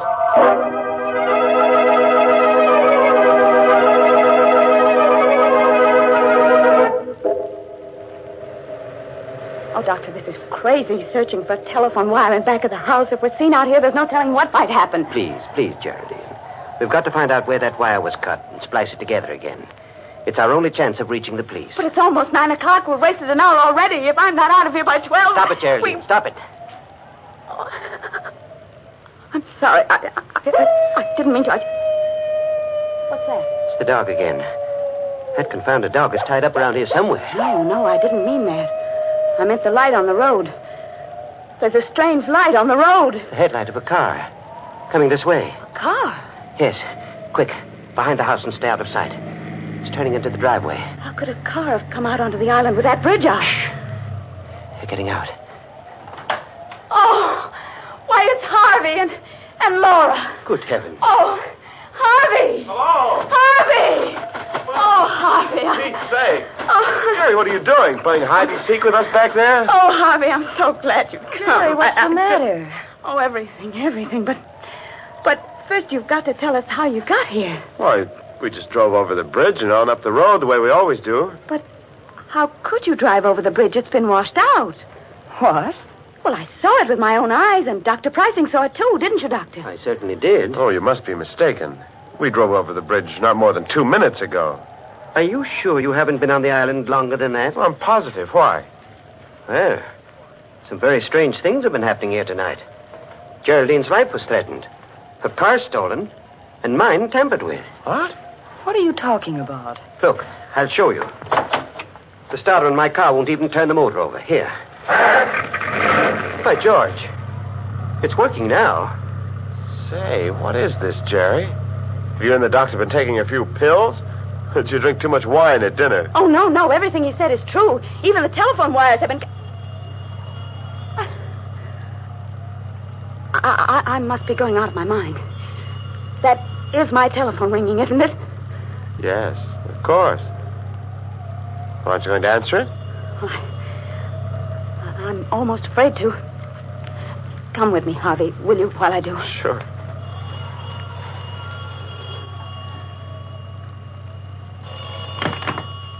Hello? Hello. Mrs. Reeves. Yes? Listen.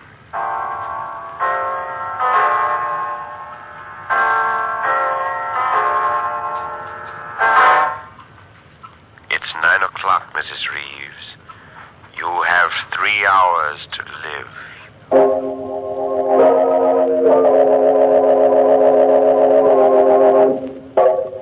I can't stand this waiting, this endless waiting. Why don't the police come? Easy now, Jerry. They'll be here. You only phoned them a few minutes ago. Something can happen before they get here. I have a gun ready, just in case anything should happen. And I won't hesitate to use it. You have a gun, Doctor? Why, yes. Geraldine gave it to me before you arrived. Oh. What's the matter? You trust me with a gun, don't you? Why, of course. Laura, what is it? A face at the window. I just saw a face at the window. Laura, please, you're letting your imagination run away with you. No, I saw it right there. It was the face of a dead man. Quick, Harvey. Out the back way. Right. No, please don't leave us. We'll be right outside the window. Jerry, I'm afraid. Well, there's nothing we can do, Laura. They won't be far away. But I don't trust Dr. Pricing. You never should have given him that gun. Why not? Because I think he's a murderer. Oh! Yes. Don't you remember how he acted at the trial? When you were accused of starting the fire that killed David? He testified against you time and again. Subtly. To make them think you did it. Because he started that fire himself. What on earth are you saying? I'm telling you the truth. During the trial, he swore that he wasn't on the island the night of the fire. But he was. And I can prove it. How? By this cigarette case of his. Here, look at it. You see how it's charred and melted on the side where his initials were? He must have left it in the fire that night, by mistake. But he couldn't have. The police searched everything the next morning. They would have found it in the ashes. Not if it wasn't there. He came back for it that same night, as soon as he missed it, and dragged it out of the fire. He knew it would incriminate him if it were found in his possession, so he threw it into the lake as he drove home over the bridge. And that's where we found it, in the water. The last time we were out here. Oh, Laura, I hope you're wrong. So do I. But if I'm right, we're all in for... Laura! The lights! Somebody his head off the face. Laura! Laura, where are you? Carry the door. Going through the door. It's the face I saw. Laura! Laura!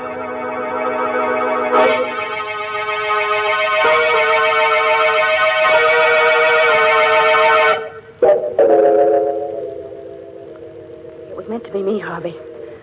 Whoever came through that door intended to kill me. Jerry, please. How is Laura, Doctor? I'm afraid I can't do anything for her, Harvey. She's passed on. Oh. Laura, darling. You'd better not touch the body, Harvey. Oh, leave me alone. You've done enough already, Dr. Pricing. I beg your pardon? You'll have a lot of explaining to do when the police arrive, Doctor.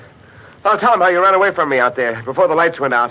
And how you were here in this room when they went on again. Harvey, don't say things you'll regret later on. Just a moment. Where is the cigarette case Laura had in her hand when the lights went out? What cigarette case? You know the one I mean, Dr. Pricing. The gold one that was charred in the fire. I haven't the faintest idea what you're talking about. I have. And if you're as innocent as you claim to be, you won't mind being searched. Not at all. Go right ahead. I will. Whom are you calling, Geraldine? The police. Can't understand why they haven't arrived yet. It's almost 10 o'clock. Maybe something's happened to them on the way. Maybe their car broke down. Their car, too? Huh? Nothing. Only it seems as if your car is the only one that works when you want it to. Headquarters. Oh, Sergeant. Sergeant, I can't understand why your men aren't here yet. A murder's been committed. Do you think you've been calling the police department all this time, Mrs. Reeves?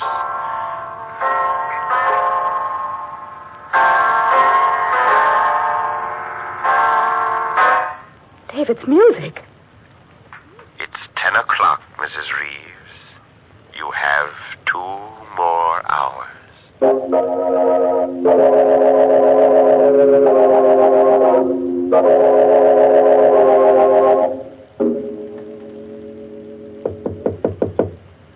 Jerry, are you in your room?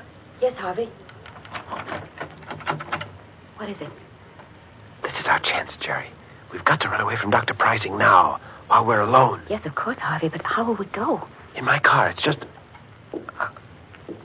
Wait a minute. Listen. What is it?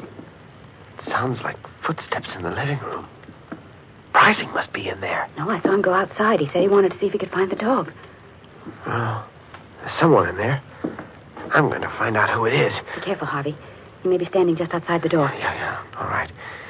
You stay behind me. Is anybody there? Is anybody in the living room? No.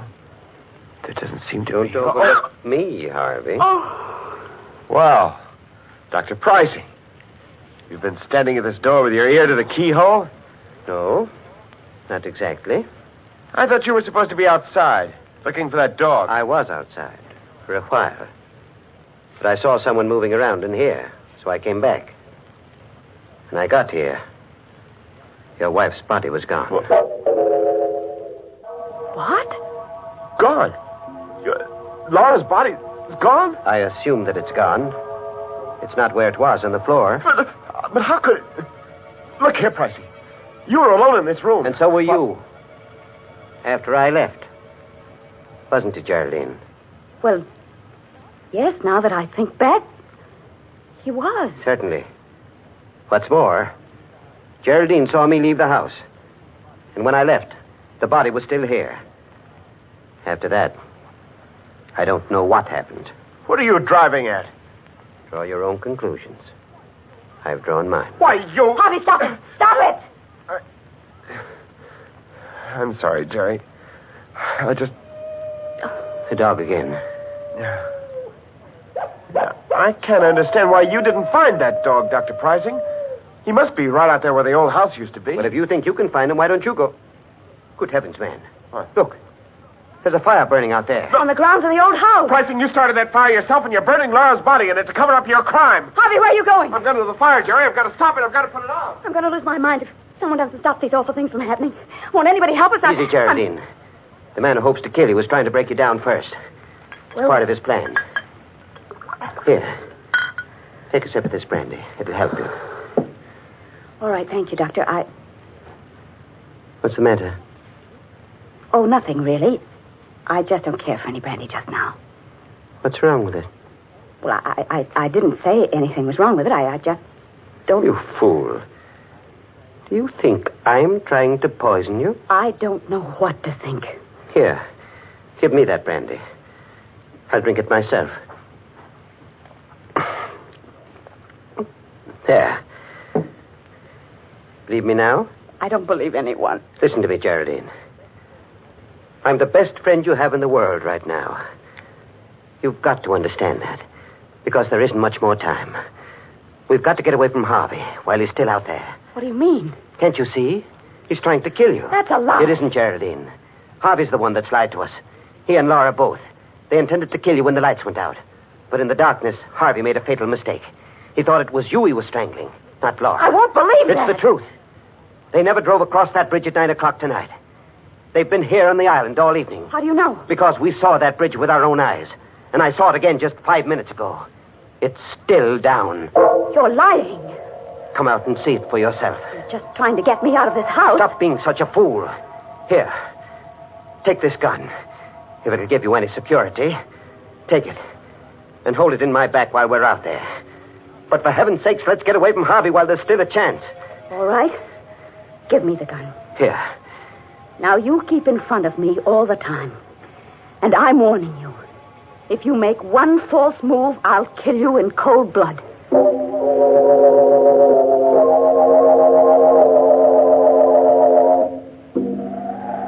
You see, Harvey and Laura were lying to us. The bridge is still down. You're right. They couldn't have come across that bridge. Of course not. The only trouble is, we can't get back over it now either. We've got to get away, Doctor, now, before we're seen. What about that house at the other end of the island? People are away. But they might have a boat. Yes, of course they do have a boat. We can row to the mainland. Come on, quick. All right. I have a feeling we're being followed. It's your imagination. Hurry, Geraldine. Hurry. We are being followed, Doctor. Look behind us. There's a man with a dog. Good heavens. It's just like the dog you owned. The one that died in the fire. Yes. And the man... It's Dave.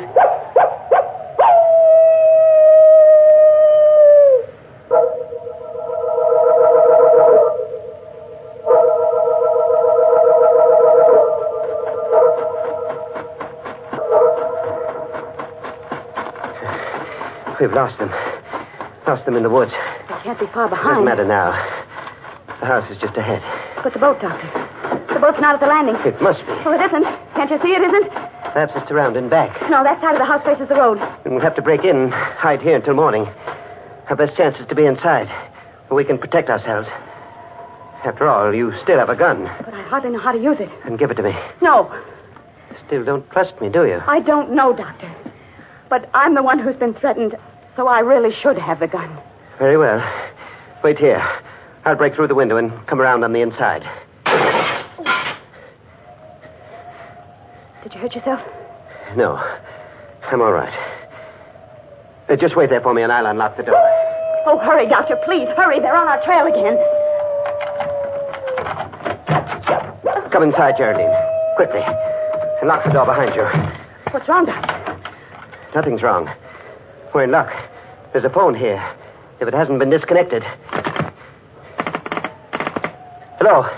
Hello, operator. This isn't the operator. Tell Mrs. Reeves it's 11 o'clock. She has 1 more hour to live.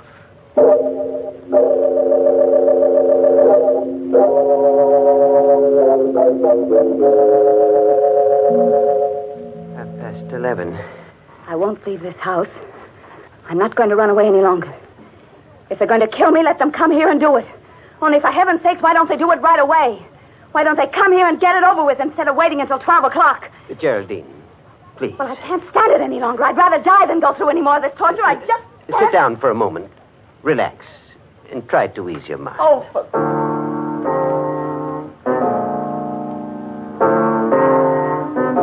Dr. Prizing, what are you doing? Playing the piano. I thought it might relax you. But that melody... You're the one I hear at night, playing David's music. Playing it right here in this house. Yes, Geraldine. I've rented this house to protect you from David and the dog. Well, stop it. Stop playing that piece. Stop it. Now stay where you are. Don't be afraid. I won't harm you. As long as you have that gun. But the gun won't stop David. David's dead. Is he? Listen. He's right outside the door. And in a moment, he'll be here to take you with him. No.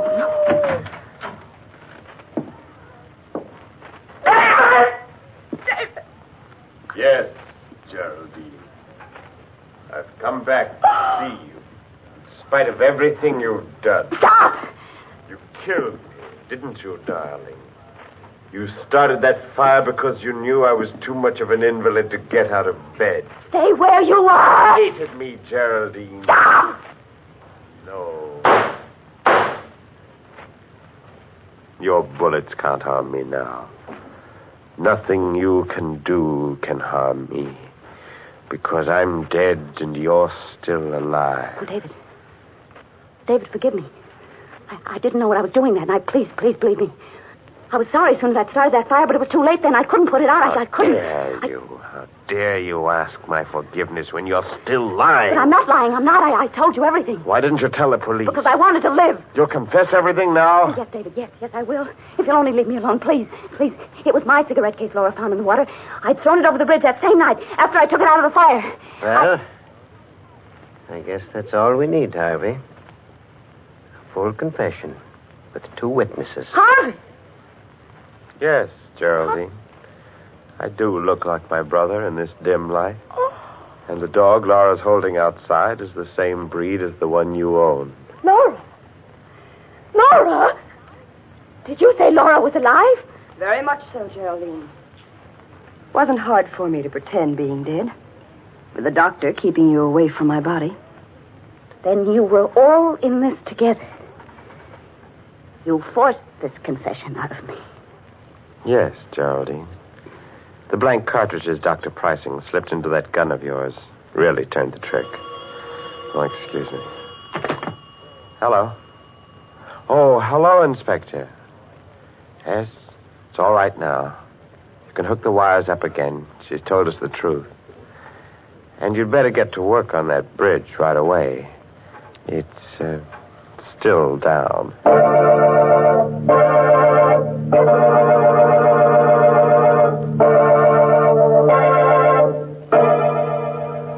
What an outrage, all those opportunities for murder and not a drop of blood spilled all night long. Oh, well, some days you can't lay away a corpuscle. And now, a moment while our Colgate voices bring you a message. Use Colgate tooth powder. Keep smiling just right. Use it each morning and use it at night to help you rate with every date. Use Colgate tooth powder. Tell me, do you really mean it when you say, I want to be alone? Or are you just pretending that you don't care about dates? Could it be that a little breath of trouble has cooled your romance? A little breath? What a pity to let unpleasing breath ruin your romance. Why not brush your teeth night and morning and before every date with Colgate tooth powder? Scientific tests prove that Colgate tooth powder, in 7 cases out of 10, instantly stops unpleasing breath that originates in the mouth. So use Colgate tooth powder for all it's worth. Enjoy its exciting cleansing results, too. No amount of money can buy you a dentifrice that will clean your teeth more quickly or effectively than Colgate tooth powder. Remember the name, Colgate tooth powder, with the accent on powder. Don't take a chance with your romance. Use Colgate tooth powder. Well, it's time for me to join the moonbeams now. But before I leave under a cloud, before I'm missed, I thought I might pass on the moral of tonight's story. If you must light a fire under your husband's bed, be careful where you drop the ashes. By the way, this month's Inner Sanctum Mystery novel is Puzzle for Puppets by Patrick Quentin. Well, now it's really time to close that there squeaking door until next week when Colgate Tooth Powder brings you another Inner Sanctum Mystery. So until then, good night. Pleasant dreams.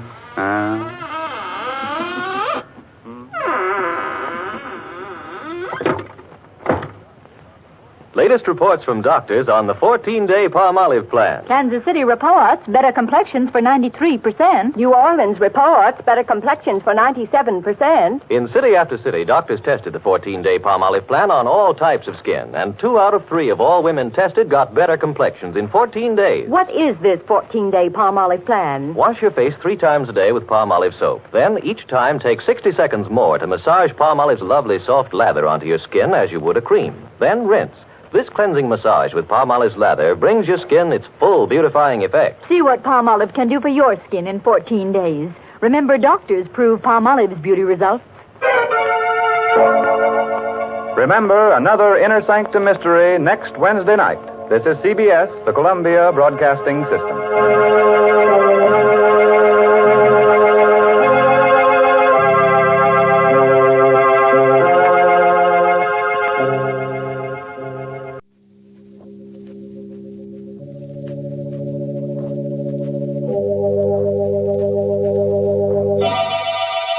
Lipton Tea and Lipton Soups present Inner Sanctum Mysteries.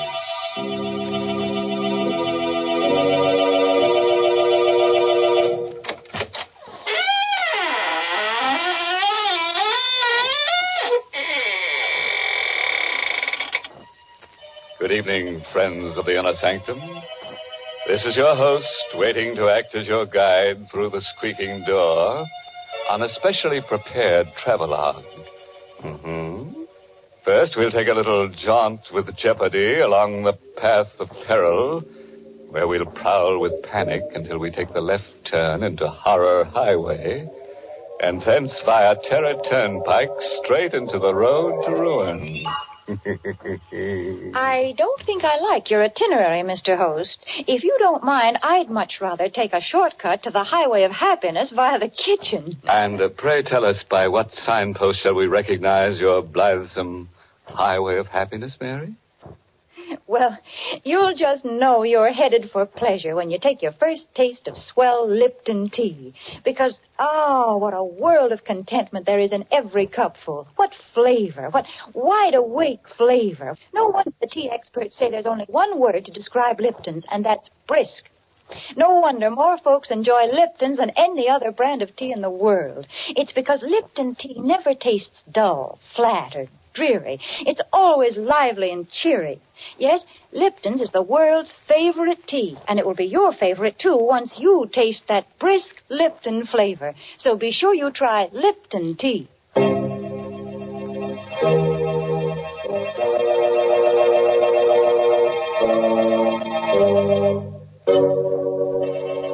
Listen now to the strange tale of a boy and his twin sister, and their dog, and the wreckers of Hurricane Cove.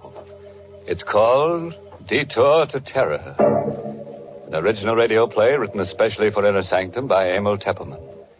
And here is Mason Adams as Jerry Watson to tell you the story himself. I had a strange, uneasy feeling all evening after Linda left to drive to Hurricane Cove. Somehow I had a presentiment of danger.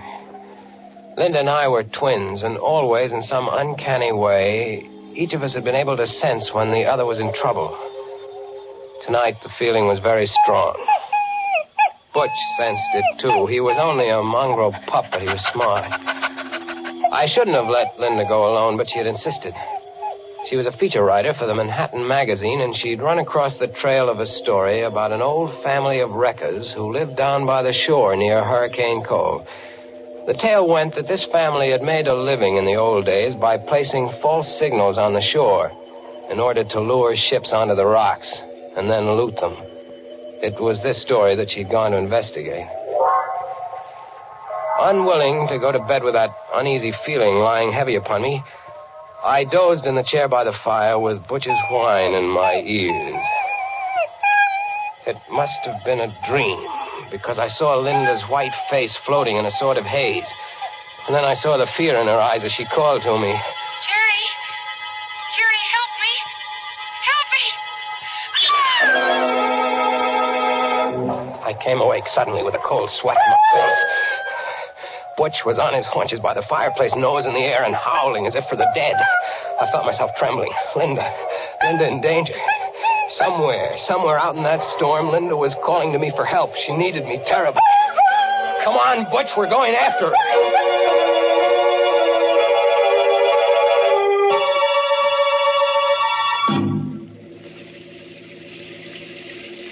Within 20 minutes, I was speeding through the storm out along Highway 9. I remembered Linda's telling me just what route she'd take. See, Jerry, I'll go out on 9 to here, and then turn off on the old shore road. It isn't used much anymore, but it's the shortest route to Hurricane Cove. And if I leave now, I should be there by midnight.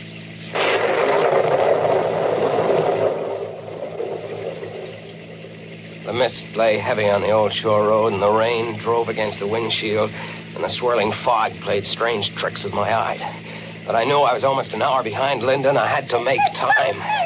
Now, don't worry, Butch. We'll catch up to her. We'll find her. If I could only go faster. It's fog. I can't see 20 feet ahead of... Hey! It's a red lantern on the road. What? It's a detour sign. Bridge ahead, washed out. Detour. What'll I do, Butch? How do I know what Linda did? Did she drive straight ahead or did she take the detour? I've got to know. I can't sit here waiting. We'll take the detour, Butch, and pray it's the right choice.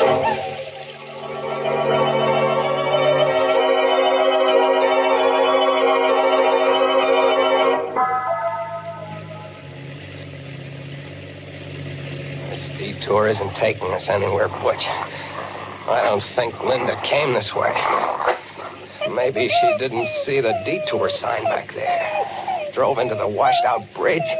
Maybe that's what the danger was. No, she couldn't have missed that red lantern even in the fog. She must have turned off. She must have come this way. Hey! There's the car, Butch, stalled in the ditch and blocking the road. It's Linda's car. Come on, let's get to her quick. Gosh, it's coming down and... Never mind the lightning. Let's go. She's not in the car, Butch. I don't see her in the car. Oh, no, she's not in here. Linda! Linda! Where could she have gone, Butch? She was always scared of thunder and lightning. Linda! How can we look for her in the dark and the fog? What is it, Butch? What have you found over there? I'm coming, Butch. I'm coming. Where, Butch? Where, behind the tree? All right. Linda. She's not... Linda. Open your eyes. It's Jerry, Linda. Linda, don't be scared, Linda. Everything's all right. It's me. It's Jerry. Oh, Linda. Jerry. Yeah. Oh, thank heaven. Jerry, take me away from here. Sure, kid. Come on. Here, I'll help you out. Come on. My car's over this way. I must have fainted. I knew you'd come, Jerry. I had a feeling you would. I was afraid it might be too late. Here, get in the car. Yeah. Come on in, Butch. Gosh, you're soaked to the skin, kid. What happened here? Well, there was a man. He was hiding up there behind a tree. The headlights caught him when I got stalled in the ditch. How'd you come to land in the ditch? Well, there's a tree lying across the road. See, look over there. You can just see it in the headlights. Oh, yeah. Oh, I see. Gosh, it's a big one. Must have been struck by the lightning. That's what I thought at first. But when I got out to look at it, I saw that it wasn't struck by lightning. What? Jerry, that tree has been deliberately cut. Linda, are you sure? Sure I am. It's been cut by a saw. The minute I looked at it, I realized it wasn't any accident. Somebody meant to block this road. Great Scott. So I hurried back into the car, and I tried to turn around. I wanted to go back.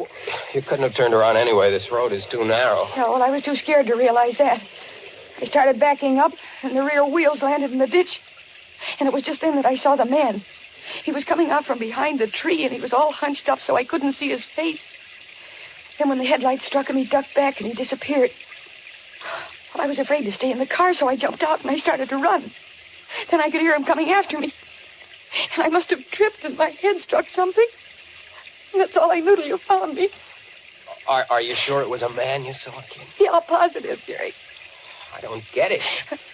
What was the idea of blocking the road? What's the matter, boys? He hears something. Look over there. Someone running through the woods carrying something. I'm going after him. Careful, Jerry. Look, Butch has that man by the trousers. Oh, he kicked Butch. Hey, you don't have to kick my door. Jerry, be careful. Come on back here, you. Jerry, I'm coming with you. Oh, it's no use. He ran away in the night. Are you all right, Butch? Look, Jerry. Whoever he was, he dropped what he was carrying. What is it? Looks like a big board of some kind. Here, I'll turn the flashlight on. Yeah. What's a sign? Has lettering on it. What's it say? What says? Great Scott. What is it, Jerry? It says, bridge ahead, washed out. Detour. Jerry, this is the detour sign from the highway. Yeah. They only put it up there to lure you onto this back road. Then they blocked the road with a tree. Kid, it looks like we're in some kind of a trap.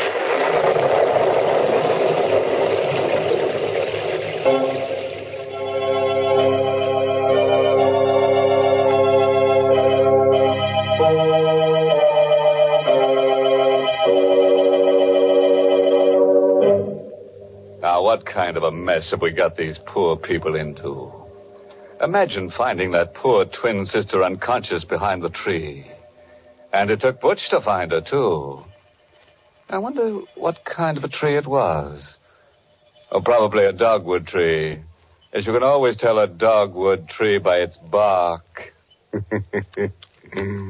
There's poor Linda in all that trouble, and here you go, making puns. I can't help it, Mary. That's my nature. I ought to know it's your nature by now.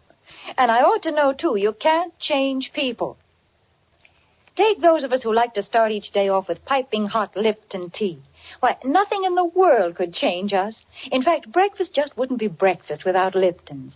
Lipton tea just seems to go with a bright bowl of gay yellow jonquils, a sunny checked gingham tablecloth, and, of course, the morning paper. Part of the reason is Lipton's deep amber color and tempting aroma. But the big reason breakfast wouldn't be right without Lipton's is Lipton's grand, brisk flavor. It's so lively and tingling with zip. Just a cup or two of Lipton's and your spirits catch on and your day's off to a bright start. Yes, breakfast time or any time is the right time to enjoy Lipton tea. So for real tea-drinking pleasure, ask your grocer tomorrow for brisk Lipton tea.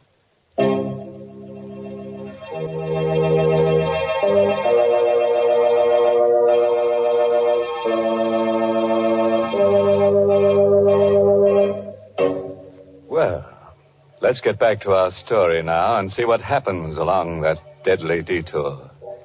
I have a hunch that Jerry and Linda are in for a lot of trouble. Trouble and twins, you know, never come singly. We got back in my car, wet and shivering, Linda, Butch, and I. We tried to figure out what to do. Don't you see, Jerry? This is the way those old-time wreckers used to work. They'd place false signals on the shore so that the ships would be lured onto the rocks. Mm-hmm. You think that phony detour sign back there... It was just like a false signal to a seaman. It lured us onto this back road. When they get good and ready, they'll come for us. Maybe you're right, kid. Well, Jerry, we can't just sit here and wait to be murdered. Look, Linda, up there in the hill through the trees. See those lights? Looks like a big house. Hey, maybe they've got a phone. We could call the police. Uh-huh. And maybe... Maybe what, Jerry? Nothing. You think maybe they're the ones who lured us here? We'll have to take the chance, Linda.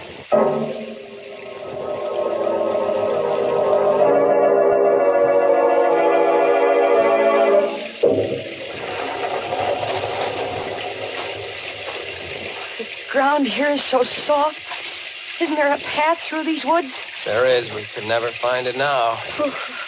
Anyway, this is the quickest. There are the lights of the house, up ahead through the trees. Such big trees, so old and bare. They look like evil things. Like they're waiting to twine their arms around us and crush us. Quit it, kid. You'll work yourself up for nothing. We'll be at the house in a minute. What? What is it? The lights, they went out. The house, it's all dark. Quiet, Butch, Why did they quiet. put the lights out, Jerry? Maybe they went to sleep. What'll we do? We'll go up and ring the bell. That's what we'll do. Jerry, What? do you hear that? Yeah, someone playing the piano in there. In the dark. Oh, it sounds uncanny. Come on, I'm going to ring the bell.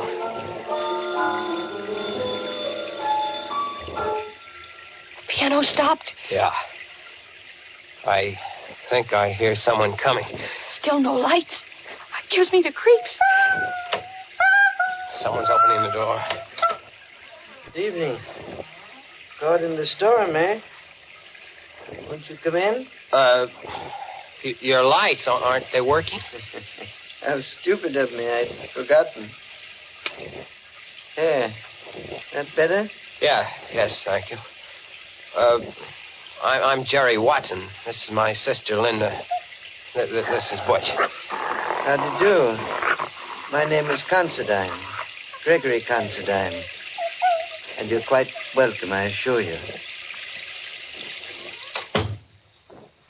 Mr. Considine, there's been a tree cut across the road down there. Tree? Cut? You mean struck by lightning? Well, I don't think so, sir. I think it was done deliberately. I'd like to use your phone to call the police. I'm so sorry. The phone is out of order. The storm, you know. I'm sure you must be mistaken about the tree. But you must be soaked through and through.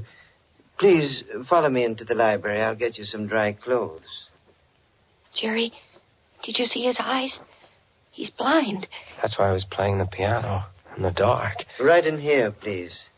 It's a nice crackling fire. You can warm up while I ring for my handyman. Matt will be here in a moment. I heard what you said to your brother, Miss Watson. Oh, I'm sorry. Not at all. I managed quite well. You live alone here, Mr. Considine?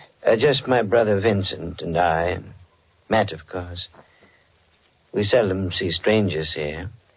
No one uses this old back road. Mr. Considine, someone put a phony detour sign out on the main road. Really? Sounds almost incredible. Ah, here's Matt. Did you ring for me, Mr. Gregg? Matt, this is Miss Watson and her brother, and Butch. They've been caught in the storm. I think there's some dry clothing in the west room. Yes, Mr. Gregg. Yeah, this way, please. Are you in there, Greg? What have you done to those people? Oh, dear. That's my brother Vincent.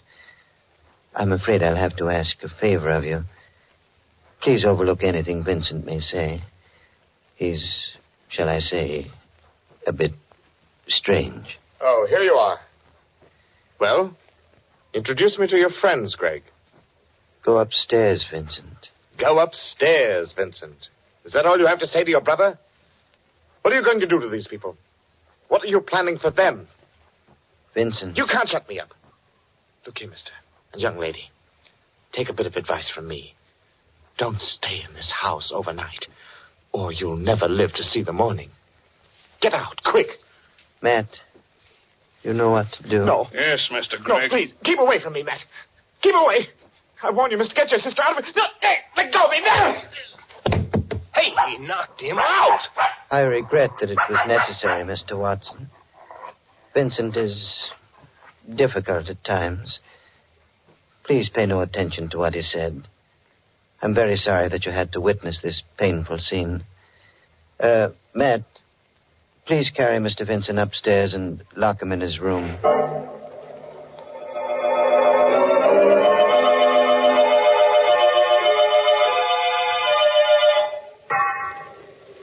I hope you like these rooms.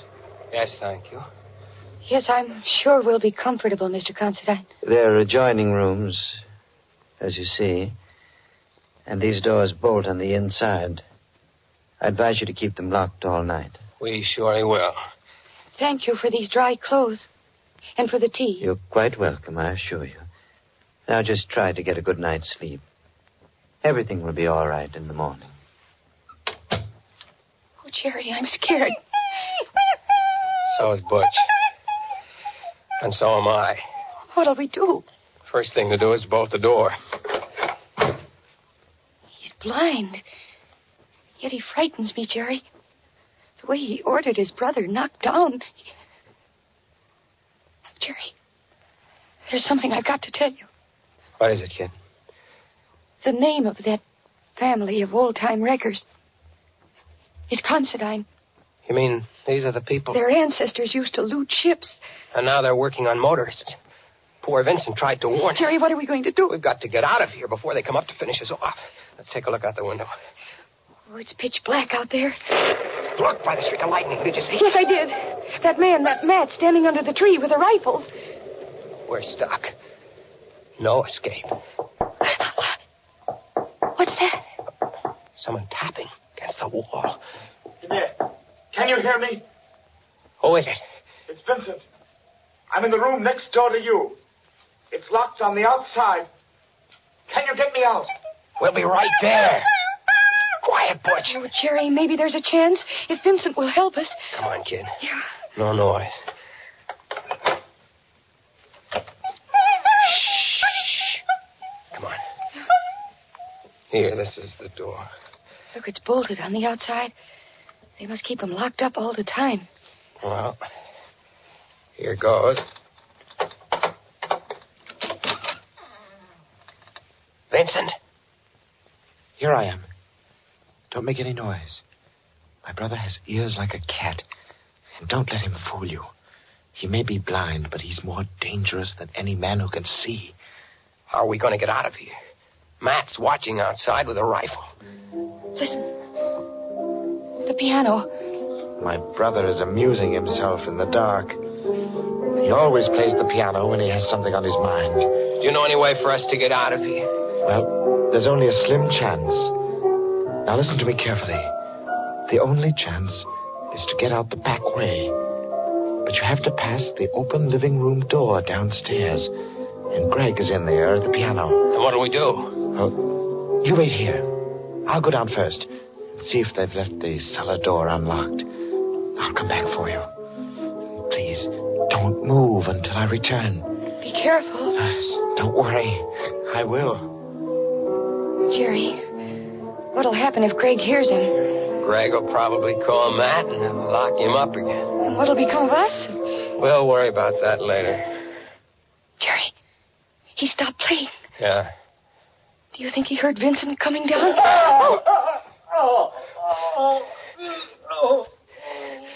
Jerry, Greg caught him. What'll we do? Come on, we're going down. The lights are all out down here. I don't hear anything. Where do you think Greg is? Maybe waiting to jump us in the dark. Come on, I don't care. Stick behind me. We're going in the living room. Where's Butch? I don't know. What is it? My foot touched on a body. Then I'm going to take a chance on the flashlight. Stand back. All right. Great Scott. What is it? Look. What is it? That isn't Vincent. It's Greg. He's been stabbed. Watch out. Vincent is somewhere around. He'll kill you. What do you mean?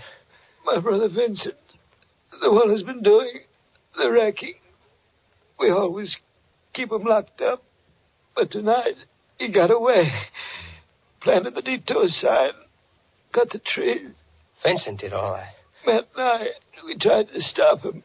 Matt went out to the road, took down the detour sign, but it was too late. Watch out.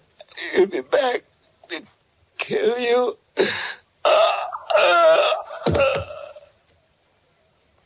He's dead. Jerry. Poor Greg. And we thought it... Oh, the lights.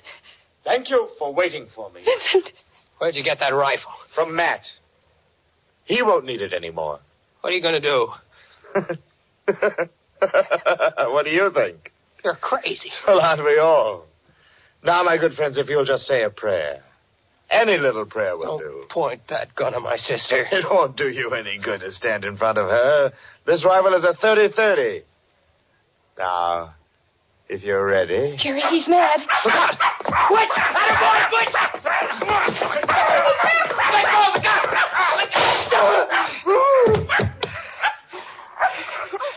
The gun went off in his face. Oh, Jerry. Take it easy. He's dead. Don't look at him. He isn't pretty to look at. Butch, you did all right. Well, kid, you can write your feature story now. The story of the wreckers of Hurricane Cove. And it'll be under your own byline, too. Oh, I'm going to write it under a double byline, Jerry.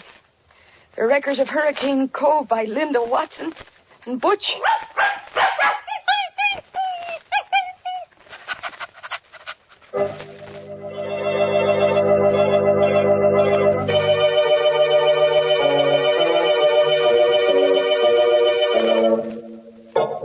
Well, Butch, how does it feel to have a byline? You like it. You like collaborating, don't you? Especially with a pretty girl like Linda, huh?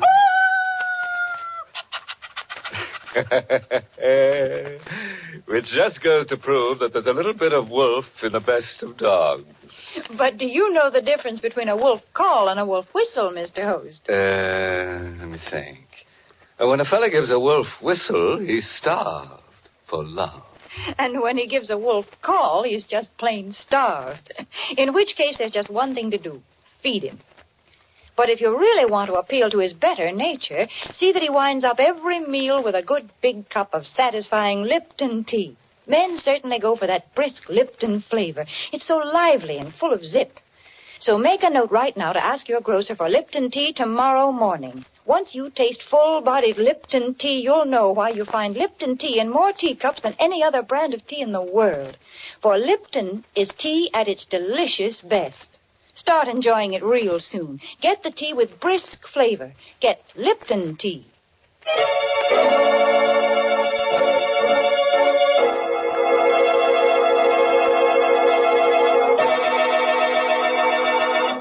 A parting word of advice, friends. If you should ever awake from a hideous nightmare and find yourself driving in a mental fog along a lane that has no turning, with madmen lurking behind trees waiting to strike you down, and strange beasts with red tongues lapping at your ankles, and the bare and ugly trees stretching forth their gnarled arms to crush you, and there is no escape at all, why worry about it? You won't come out alive anyway. Oh, by the way, this month's Inner Sanctum mystery novel is Benefit Performance by Richard Sage. And next week, the makers of Lipton Tea and Lipton Soups will bring you another Inner Sanctum story, directed by Hyman Brown, and called Murder in the Night. Correction. There'll be 3 murders. You know, it's going to take a lot of nerve to hear this tale out, so I don't suppose you'll be listening. That is, unless you've just got to find out how a brass button in a dead man's hand traps the murderer. If so, tune in to Inner Sanctum next week at this same time. Until then, good night. Pleasant dreams.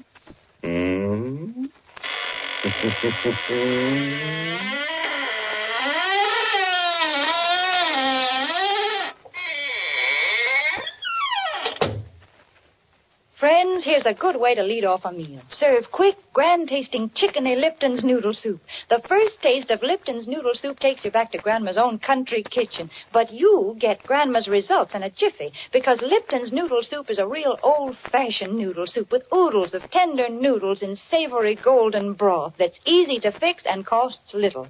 Ask for Lipton's when you ask for noodle soup, and you'll hear your folks ask for more.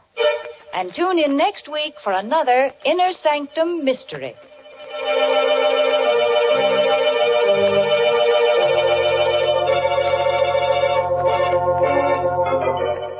This is CBS, the Columbia Broadcasting System.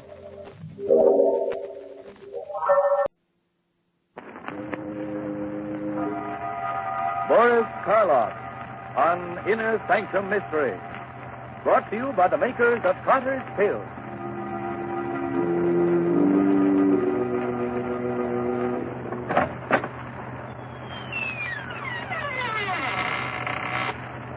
Good evening, friends.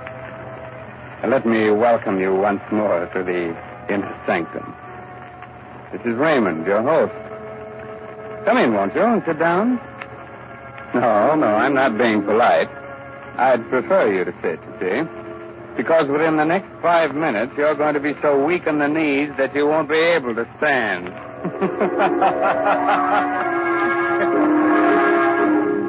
Inner Sanctum Mysteries again has the pleasure of bringing you the famous star of radio, screen, and stage, now featured in the current Broadway success, Arsenic and Old Lace, Boris Karloff.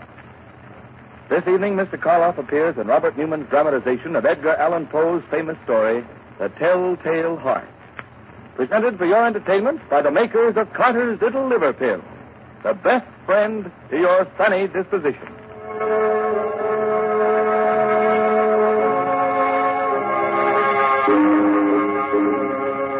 And now our story. A story based on a tale by the greatest master of the macabre that ever lived, Edgar Allan Poe. The story of a man who could hear not only every sound on earth, but even things that don't exist.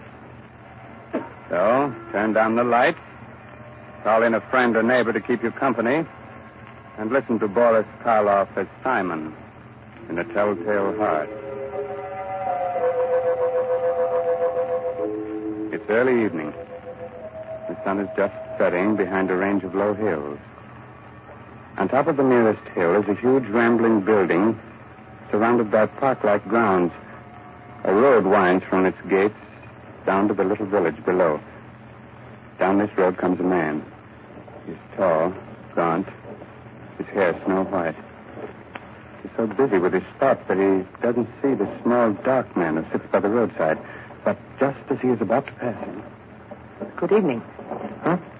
Oh, why, good evening. Nice evening, isn't it? Nice? Why, it's the most wonderful, perfect evening I'll ever know this side of heaven. You don't say. And you can't know what it's like to feel as if you've just risen from the dead. As if your tomb was opened. And you were told that you could return to the world that you knew and loved. Can't I? You can't. You see, my name is Simon. I was a musician. 2 years ago, I went stone deaf. Suddenly. Completely. Do you know what deafness means to a musician? It's like dying. Or worse. Like dying and knowing that you're dead. Oh, I went to doctors, but they could do nothing for me. But finally, one of them sent me to see the doctor who has the place up on the hill here. Dr. Adair? Yes, Dr. Adair. He kept me with him for 6 months, and now I'm going home again. He cured you? You can hear? Hear? Listen. Listen hard, and tell me what you can hear right now. Nothing very much. The wind? Cricket? Cricket and the wind. Do you know what I can hear? I can hear the grass growing, the sap rising in the trees. I can hear the stars moving in their courses. I can hear things that no man ever heard before. Now, do you know why I said that this was the most wonderful evening that ever was? Yes, Simon. But I knew why before. You see, I just left the place up on the hill myself. You left there? You mean... When I was taken there, I was blind. Oh, your eyes, yes. I hadn't noticed before, but they are strange. Shall we walk on together? Simon? Just Where did you plan to go? Well, I've been thinking about that for weeks now. All the weeks when I couldn't leave my room. I must get used to being able to hear again. Gradually. From my window, I could see an old mill just this side of the village. Yes, it's deep in the woods, deserted. There's moss on the water wheel, and the door hangs open by one hinge. You mean that you can see it from here? My eyes have become as good as your hearing. You thought of going there, living there? For a while, until I was ready to return to the world. Oliver, why don't you come with me? Then when we are both ready, we can go back together to the world. Yeah. I could do that. Think of what it's going to mean, how much we're going to be able to help people. You with your sight and I with my hearing. Help them? Yes. Yes, of course. All right, Simon. We'll go to your old mill.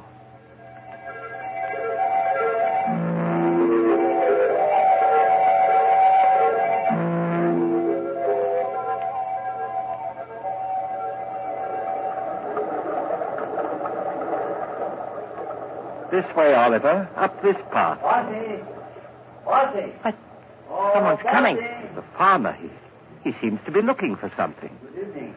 I'm looking for my cow. Have you seen her? Well, what kind of a cow is she? A brown and a white one with a crooked horn. Wait. I hear her.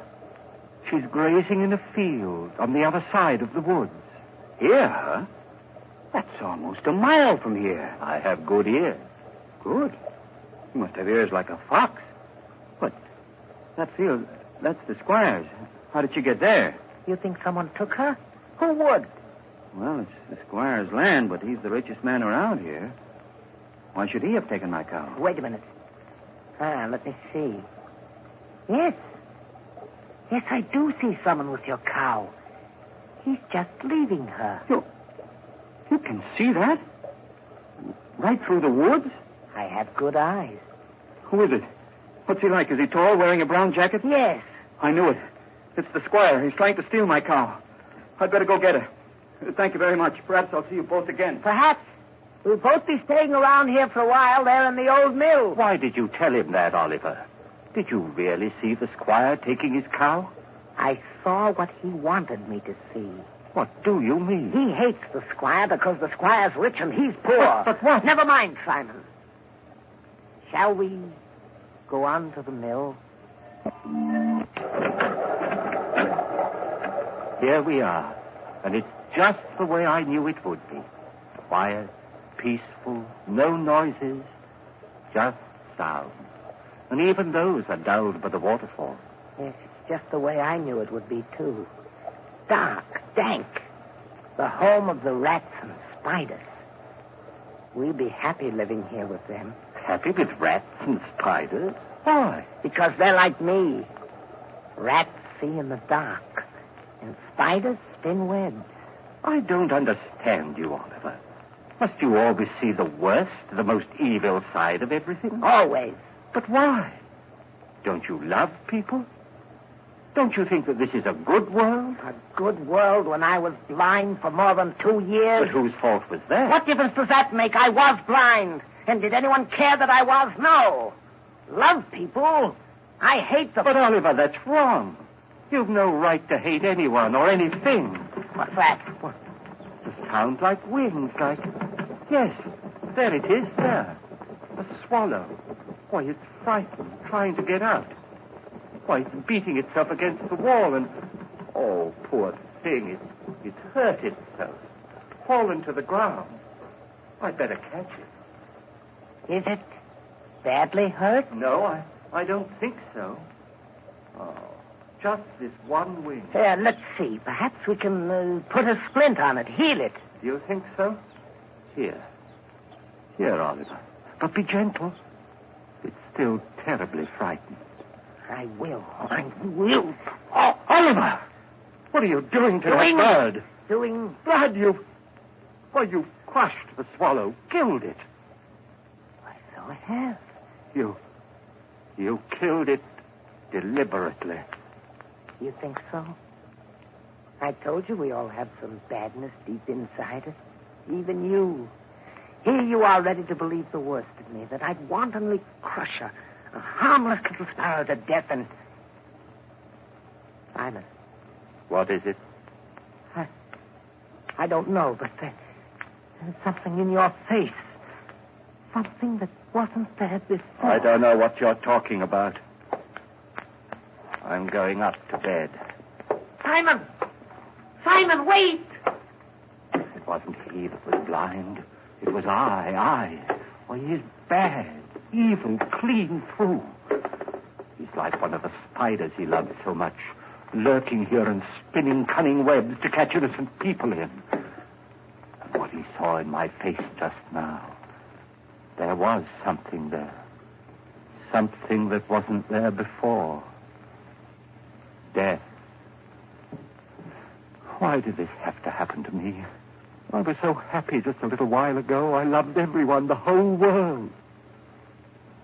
And now I have to kill him. And here I am, friends. Raymond, your host in the Inner Sanctum, who also loves everyone. So, Simon has decided he must murder his companion. Not because he wants to, but in order to keep him from spreading the hate and evil he seems to love. That's a charming idea.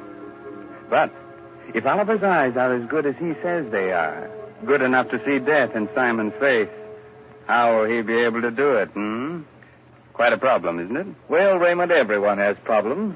It's the answer that counts. It certainly does, Mr. Hurley, in a mystery drama. Yes, and in a domestic drama, too. If you don't believe it, listen to what Agnes Vale says to her husband at the dinner table. Oh, Bob, you haven't said a word about the cake, and I baked it especially for your birthday. After 30, no one wants to be reminded of birthdays. Oh, that's silly. Besides, a person's only as old as they feel. Well, if that was the case, I'd be about 60. You mean 90. No one could save up the grouch you've got in only 60 years. If you felt as irritable, low, and out of sorts as I have lately, you'd be grouchy, too. Of course I would. Anybody would. So the thing to do is not to feel that way. What can anyone do about it? Very simple, my dear. Try Carter's little liver pills. Right, and when you don't feel good, try Carter's little liver pills. They do the work of calomel but have no calomel in them, for they are simple pills made of vegetable drugs. They wake up the flow of one of our most vital digestive juices. When this vital juice flows at the rate of 2 pints a day, it helps to digest our food and bring back the glorious feeling that goes with regularity. Then most folks feel like happy days are here again. But be sure you get the genuine Carter's little liver pill.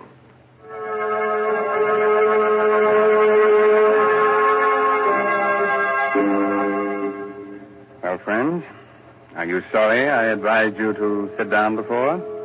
I thought not. You still want me to go on with the story of the Telltale Heart? Very well. It's a little later that same evening, and Simon is sitting in the upper story of the old deserted mill, waiting. Listening. Sleep, Oliver, sleep. Aren't you ever going to sleep? Oh, I know you're lying down. I heard you getting undressed. I even heard the thread snap when you pulled that button off your shirt. But you're not asleep yet. I can tell by your breathing, the way your heart's beating. And that's what I must wait for. The time when you're really asleep. When you close those hawk eyes that can see even in the dark, that could read murder in my face when I didn't know it was there myself.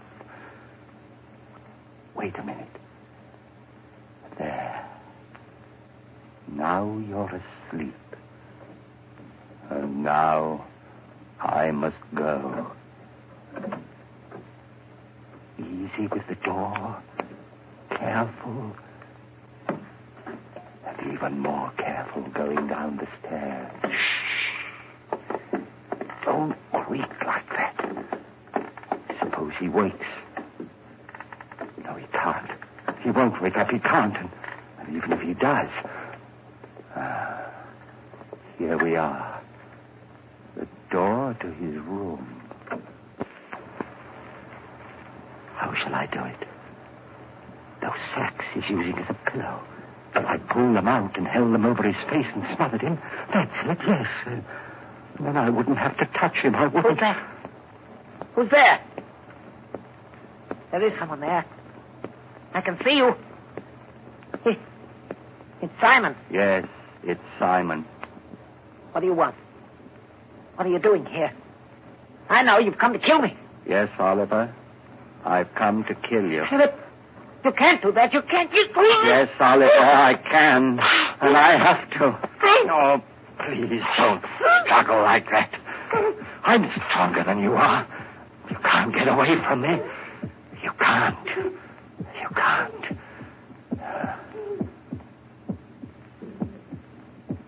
That noise. Hear it? It's your heart. Beating, pounding, driving the blood through your veins. It's beating more slowly now. Slower and fainter. Running down like a tired clock.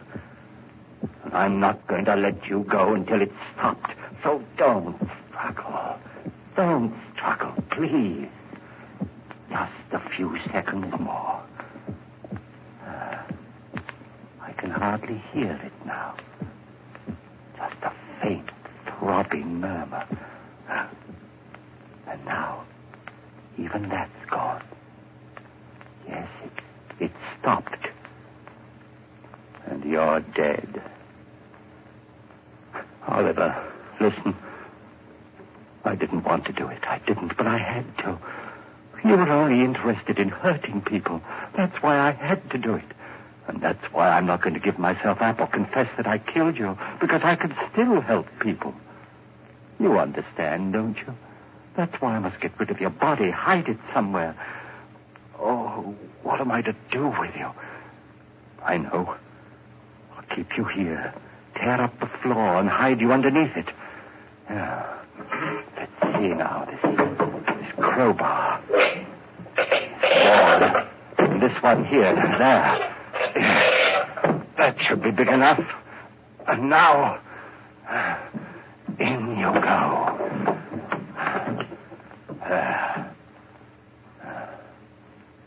Goodbye, Oliver. Goodbye. Just put these boards back. Nail them down again with the same rusty nails. And it's done. Now I'll spread this dust over the cracks. No one will be able to tell what I've done. No, not even with your eyes.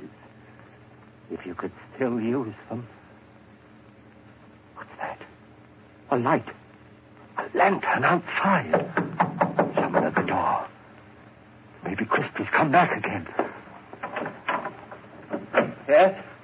Who is it? It's Trent, the constable. The constable? What do you want? Oh, nothing much. Thought I'd drop in. Say hello. Come in, constable. Come right in. Thanks. Queer time of night to be visiting, but I heard there were strangers living out here, and I thought I might... Why, of course. It's part of your job to investigate strangers, isn't it? In a way. Not that you're a stranger, exactly. What do you mean? Well, you've been around here for some time, haven't you? Up at Dr. Adair's place in the hill, I mean? Oh, yes, of course. I just left there this afternoon. Uh-huh. And your friend, where's he? Sleeping? Friend? Why, there's no one here with me. I'm all alone. What the doctor said.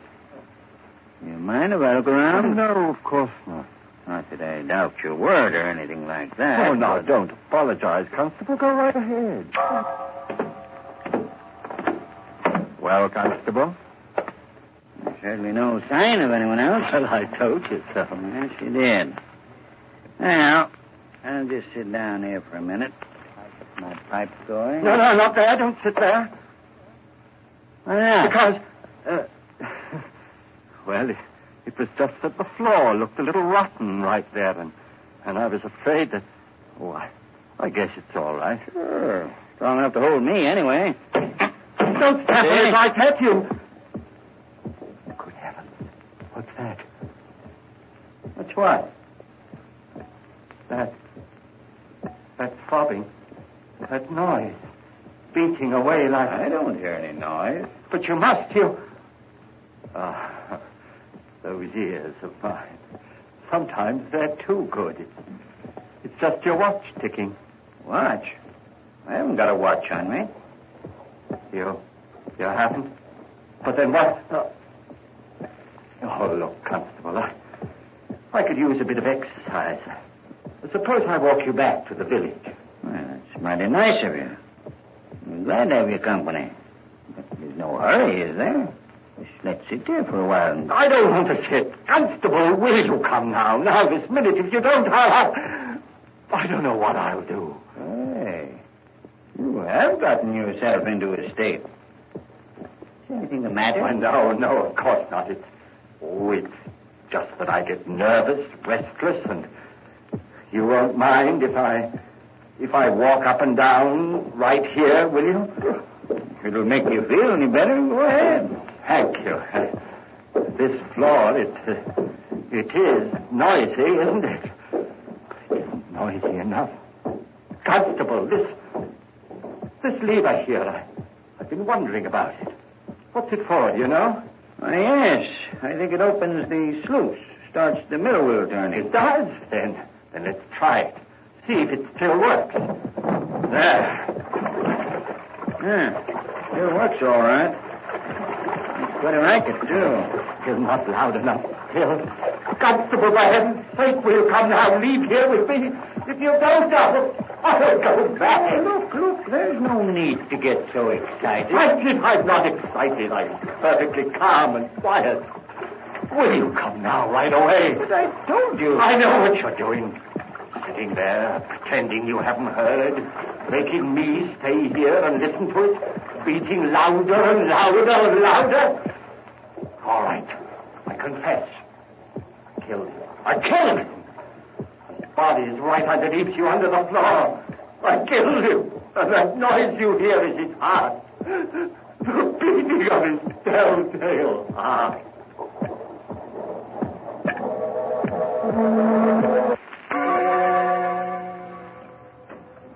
Hello, Dr. Adair. Oh, Constable, hello. Well, did you find them? Yes, Doctor. I'm glad. Some of my boys will be bringing the other one, Oliver, along in a little while. Bringing him? What's the matter with him? Well, sort of. They were in the old mill by the river. Simon had evidently tried to kill Oliver, but he hadn't done a good job of it. He nailed him up underneath the floor. And when we got him out, he was unconscious. He's still pretty weak. I see. Bring Simon in, will you? Sure. All right, Simon. In here. Yes, Constable. Now, turn him around so that he's facing me. That's it. Well, hello, Simon. Hello, Doctor. Simon, why did you run away from here this afternoon? Run away? I didn't run away. I left. What need was there for me to stay when I was cured? Oh. And what you did, or rather tried to do to Oliver? That was wrong. I know it was wrong, but I had to do it. He was bad, Doctor, bad. He hated everyone, wanted to hurt them, and I couldn't let him. You know, it's strange, Constable. 2 men, both mental cases because of a sudden affliction. But while Oliver's blindness made him hate, Simon's deafness filled him with love for all mankind. Deafness? You mean he's deaf? But when you talk to him, he answers you. Yes, he reads lips. That's why I had you turn him around, so he was facing me. But he's stone deaf. He will never hear again. What's that you're saying? Deaf? But I'm not deaf. Why, there's no one can hear better than I. No one. I heard everything when I left here. Things no man has ever heard before. The song of the swan. The breathing of the fish. Why, I even heard the beating of Oliver's heart. After I'd killed him. Yes, Simon, of course. I'm not deaf, I tell you. I'm not. I'm not.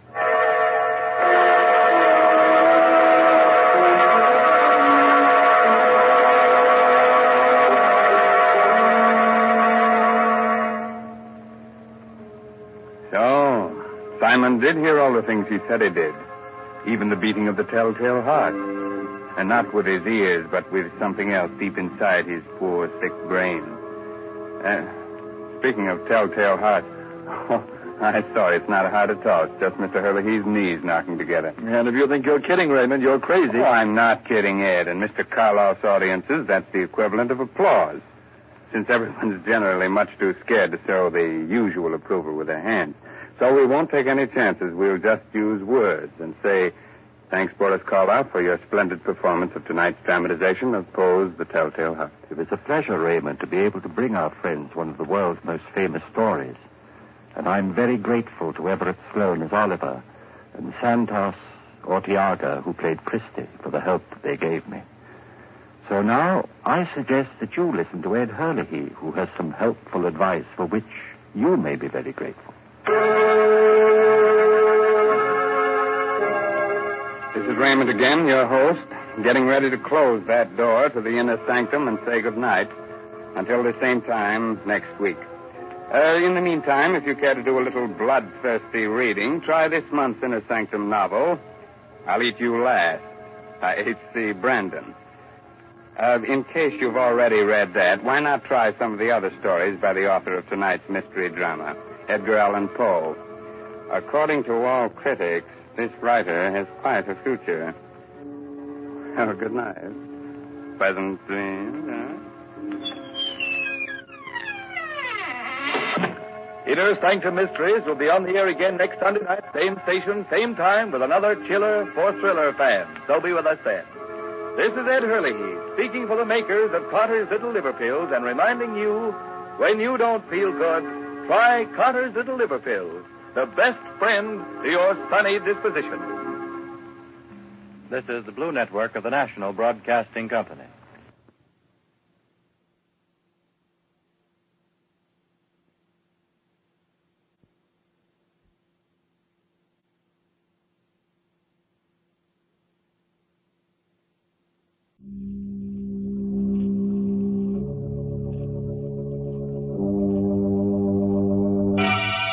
Lipton Tea and Lipton Soup present Inner Sanctum Mysteries.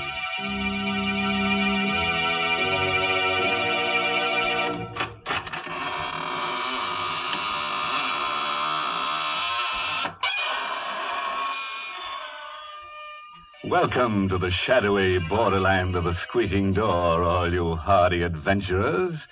Into the land of the grisly, ghastly, gruesome, horrid, shocking, and monstrous. I mean, Inner Sanctum. Of course, I assume that we're all old friends here, but if by any chance there's a stranger among us, perhaps I should state the purpose for which we are here assembled. Our object is to make your spine tingle and your hair stand on end. That's right. When we're through, you'll discover that a fiend in need is a fiend indeed. Heavens, you stop talking so scary, or folks will tune us off their radios. Oh, Mary, I'm just trying to scare them into the chill, so they'll have to drink Lipton tea. Well, that isn't necessary at all. For a great many years, people have been enjoying Lipton tea without any persuasion from you. That famous Lipton flavor has won the praise of tea experts all over the world. And you know, folks, these experts describe the Lipton flavor by saying that it's brisk. B-R-I-S-K. Now, brisk means that Lipton tea always tastes fresh and full-bodied. Yes, tangy and vigorous. Never flat or wishy-washy. That's why I always say you don't know how good tea can be till you know how good Lipton's is. And now, friends, let's go from tea to terror. Yes, the title of tonight's story is Terror by Night. It's an original radio play by Emil Tepperman. Tell me, have you ever been alone with fear? Alone in the night and frightened? Well, here's Ann Shepard in the role of Linda Dixon to tell us what happened to her. It was a Friday night, and I think I was already a little nervous as I drove north into the mountains. It was the first day of my vacation. I started from the city early enough to arrive before nightfall, but my car was 6 years old and developed motor trouble. So now I was driving through the night with 50 miles more to go. And I was tired and nervous and irritated. And then I heard that siren in the distance. At first I couldn't place it. And then I remembered the state prison was somewhere in the vicinity. The siren. That meant a prisoner had escaped. I reached over and turned on the radio. They were broadcasting an alarm. I repeat, motorists are warned to be on the lookout for Lee Hartley, who escaped from the death cell at State Prison at 9:15 p.m. He is 5'10", dark-haired, regular features, no distinguishing marks. Hartley is a confirmed killer. He is believed to be armed. Beware of Hartley. He would rather kill than eat. I'd better give you that again. He would rather kill than eat. And that man was loose. I stared ahead at the lonely road spinning toward me through the windshield. It has been established that Hartley was helped to escape from the outside by his sweetheart, Helen Hearn, a red-headed woman just as vicious as Hartley himself. It is thought that Hartley and the Hearn woman may have separated after the escape. All motorists are warned to beware of a dark-haired man and a red-haired woman, alone or together. My hand was shaking a little as I turned off the radio. I looked in the car mirror and shivered. I, too, have red hair.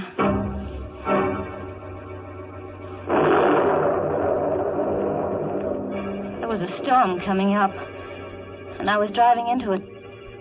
And the night was black, and I felt small and lonely and frightened in the car. Then I saw them in the mirror, the headlights sweeping up behind me. A car. It had come out of nowhere. It was pulling alongside, cutting me off. I cowered behind the wheel and watched the door of that other car open. A man stepped out. Oh, I breathed a sigh of relief. It was a state trooper. You driving all alone, miss? Oh, yes, officer. Sorry if I scared you. We're stopping all cars. Where are you heading for, miss? Oh, I'm going up to Seven Lakes Hotel. That's near Carstairs. You see, I started out late from the city, and I'm having motor trouble. Yeah, sure. Can I see your driver's license, please?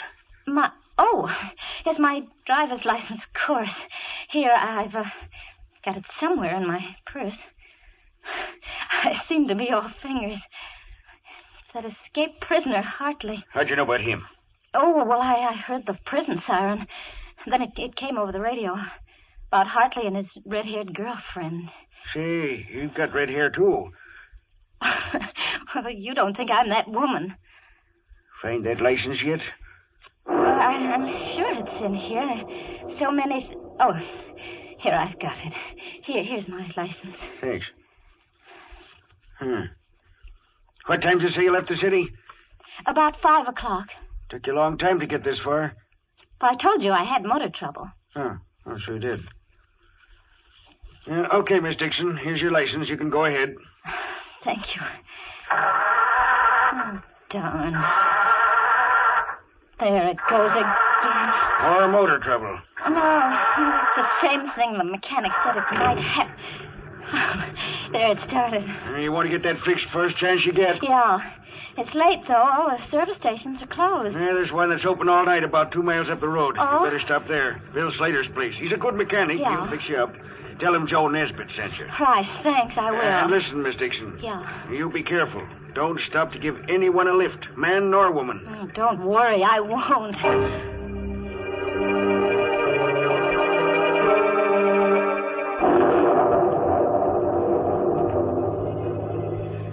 The night closed in on me again, but I didn't feel quite so nervous, knowing that the trooper was somewhere behind me on the road, and Bill Slater's service station ahead. In a few minutes, I saw the lights on the service station.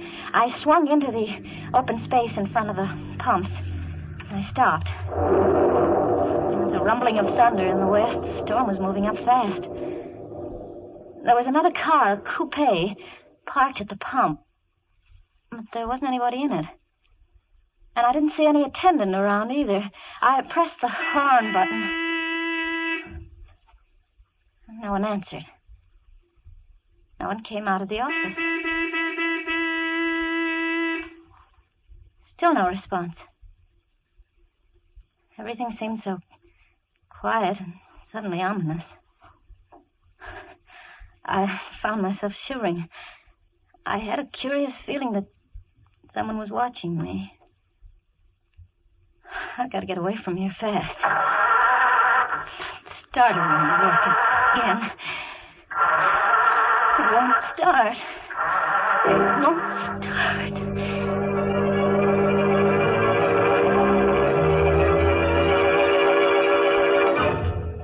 For a long time, I sat behind the wheel, listening for the sound of footsteps stealing up behind the car. There were none. Then I could bear it no longer. I had to get out of the car. I had to see what was in that office. I opened the door of the car and stepped down on the gravel. Anybody in there? No answer. I clenched my fists and stepped inside. There on the floor at my feet lay the body of a man. His mechanic's jumper was stained red with blood, and his throat was cut from ear to ear. How long I stood there, I'll never know. I was petrified, unable to move, unable to take my eyes from the bloody body. What's that? Someone coming downstairs. Hartley. It must be Hartley, the killer. He must have been hiding somewhere upstairs. I've got to get away outside. But how? My car won't run. That other car, the coupe, I could jump into that. Yes. If I could reach that coupe before he comes down. Anything wrong, sister? Too late. Anything I can do for you, sister? Yes, it's my car. It won't start. I thought someone here might help me. Sorry. There doesn't seem to be anybody around. That's my coupe over there. I stopped for gas and no one came out, so I went in and looked around. Did you find anyone? There isn't a living soul in there. Oh. You look kind of tired. Oh, no, I'm all right. My name is Taylor. Oh? John Taylor. I'm Linda Dixon. Linda Dixon, huh? Glad to know you. Traveling far tonight? Well, I'm going to Carstairs. Seven Lakes Hotel. They're expecting me. Now, what do you know about that? What? Carstairs is the town I'm heading for, too. Isn't that a coincidence? Yes, I'm sure it is. Your car won't run, huh? Tell you what, we'll put your baggage in my car and I'll give you a lift to Carstairs. You can send for your car in the morning. Oh, no. I'll have your bag switched in a jiffy. Please, no, I would rather not. We are all switched. Now, come on. Get in here. He took my arm and helped me into the coupe. His hand was strong. His grip was hard. It hurt me. There you are. Snug as a bug in a rug.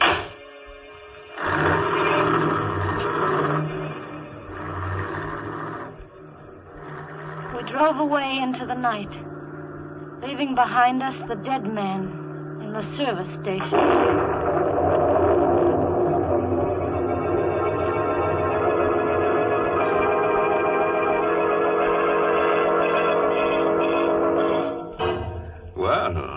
From where we sit, it looks as if pretty Linda Dixon has gotten herself into an awful jam.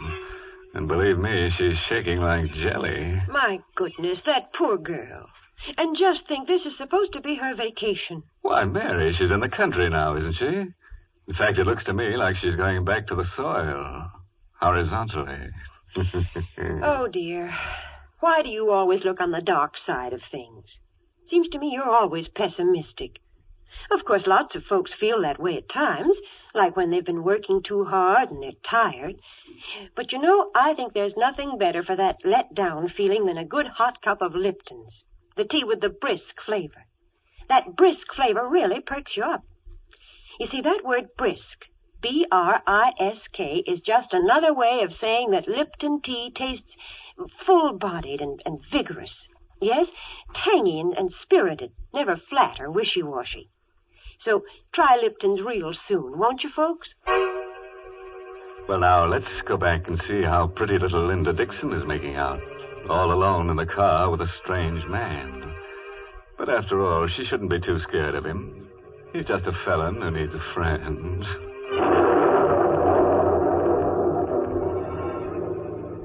The storm broke a few minutes after we left that service station. We drove through sheets of rain. I sat stiff and tense beside the man who called himself John Taylor. He had both hands on the wheel, and he stared out through the windshield. My eyes focused on something on his right hand. It was a stain, a small stain, but it was wet and red. I couldn't take my eyes off it. What are you looking at? What? Oh, nothing. Nothing at all. Think I'll turn on the radio. Did you know there's been a jailbreak? Hartley is 5'10", very dark hair. Don't be fooled by his pleasant manner. He is a killer by instinct. Take no chances with this man. He is absolutely... I looked at the man beside me.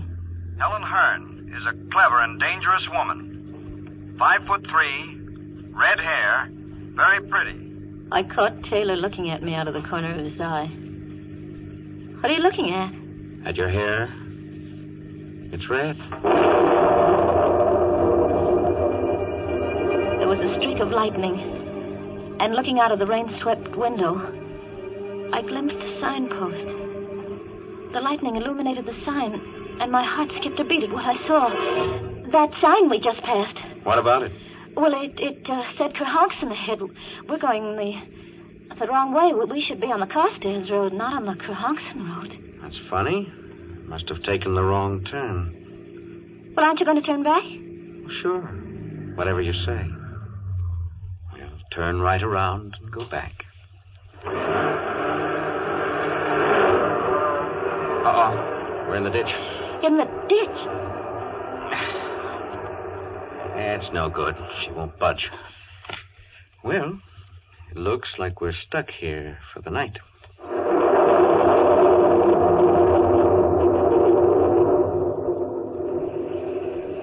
You look scared. Oh, no. I think I'd better get out and walk. Perhaps there's a house nearby. Walk in this weather? Oh, I don't mind the weather, really. I don't. You can't walk in this storm? Well, nevertheless, I'm going to try. Not on your life. What do you mean? We're staying right here till I get the car out of the ditch. You get pneumonia walking in this storm. But I'm Let's see. Where's that flashlight? Ah, here we are. Got some tools in the trunk compartment. You stay put. Stay right where you are. I heard him open the trunk in the back. I listened for further sounds, but there was nothing. I didn't hear him moving there. I didn't hear any tools. I had to find out what he was doing. Slowly, carefully, I got my door open. I stepped out into the rain and sneaked back toward the rear. I saw him there, not moving, in front of the open trunk compartment, bending over with a flashlight in his hand. The ray of light was focused on something curled up inside. It wasn't baggage or tools. It was a woman's body. Just then he saw me. He snapped the flashlight off, but not before I caught a glimpse of red hair. Then I must have fainted.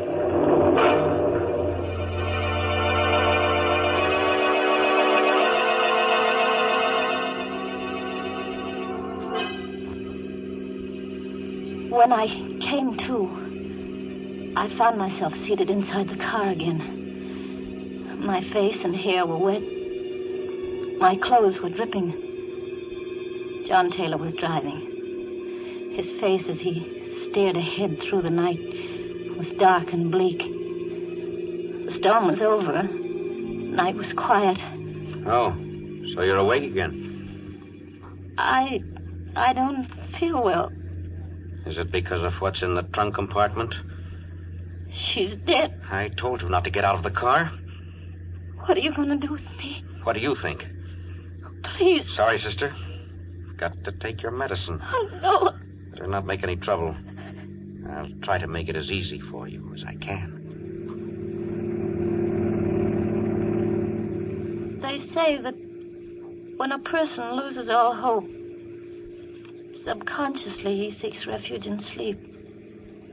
That's what must have happened to me. I must have dozed, or perhaps I fainted, I don't know. But I awoke with a start at the sound of brakes. I sat up straight and saw that we stopped in front of a small fieldstone house. Why are we stopping here? I'm out of gas. Oh. Come on. We're going in. Sign on the door said Roger Bryce, M.D. A doctor's house. I began to feel a spark of hope. There might be a chance. I'll do the talking. Is that clear? Yes. Where's the bell? Oh. Must be awake. There's a light in the parlor. How do you do? Good evening. Dr. Bryce? Yes. Can I help you? I'm terribly sorry to disturb you, Doctor, but my sister and I were heading for Carstairs, and we seem to have gotten lost. And we're out of gas. His sister? He was passing us off as brother and sister. Now I knew why he hadn't cut my throat as he had that service station man's. He was carrying me for protection. I was his passport through the police cordon. His sister. I'm afraid I can't be of much help to you.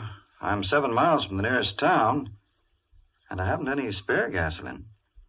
Come in, won't you? Why, yes, thank you. We will. I wonder if I could offer you my hospitality for the night. Oh, that would be imposing. Not at all. I have 2 rooms that aren't being used. Oh, really? Oh, come. I insist. I'd hoped for a chance to talk to Dr. Bryce alone. Just a word to warn him. But Taylor never left us alone for a minute. He insisted on coming into my room. To make sure, he said, that it was comfortable enough for me. Then he took the doctor by the arm and went out with him. Good night, sis. And sweet dreams. I was alone. Free of the presence of John Taylor. I had another lease on life. I waited, my heart pounding. Give them both a chance to retire. Then I slipped off my shoes, and in my stocking feet, I stole across the room and inched my door open. Slowly, carefully, I stepped out into the corridor and turned right toward the doctor's room. What's the matter, sister? You weren't thinking of going anywhere, were you? I wanted a drink of water. A drink of water, huh? In case you didn't know it, there's a water pitcher on your dresser. Oh, I didn't see it. Good night, sister. I turned around and went back into my room. It was no use. If I attempted to warn Dr. Bryce, Taylor would probably kill us both. I turned out the light in my room. I knew he was watching my transom. Then I lay down on the bed. How long I lay there, I don't know. Perhaps I slept, perhaps not. But I heard that slight creak as my door began to inch open. The blood chilled in my veins. Slowly, the door came open. I lay fascinated, unable to move. Vaguely, I saw the outline of the hand and the knife it held. I wanted to scream, but I couldn't. Slowly, he came toward the bed. Now he stands over me. He raises the knife. I screamed and rolled over on the bed just as the knife flashed down. I rolled off the bed and cowered in a corner. That horrible figure came around the bed after me with a knife, a brain. Help! Dr. Price, help me! I let Howard go in the corner. They fought all over the room in the dark. I had no strength to move, to think, not even to hope. All the life seemed to have gone dead in my veins. And then it was over. But who had won? In the dark, I strained my eyes to see. There was a vague shape on the floor. And another, weaving around the room. Who? Which one was it? Dr. Bryce, is that you? No, Linda. It isn't Dr. Bryce. It's I, John Taylor. John Taylor. Standing there at the light switch. And on the floor lay Dr. Bryce unconscious, with a long gash in his head. I had to hit him with a water pitcher. My eyes turned to Dr. Bryce. I saw the knife still gripped in his right hand. That's Hartley, Linda. Lee Hartley, the killer. It was he who came in here with a knife? Right. I was down the cellar just now. The real Dr. Bryce is down there, dead.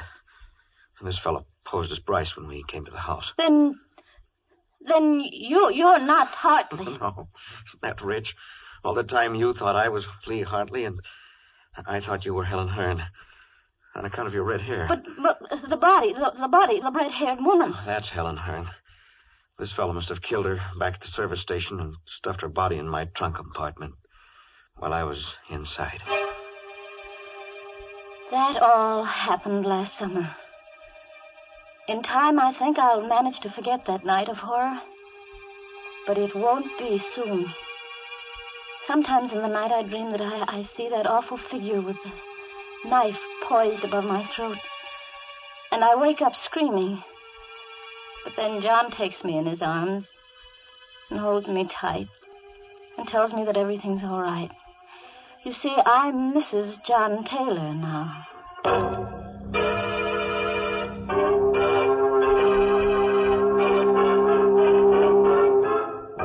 Well, what do you know? A happy ending.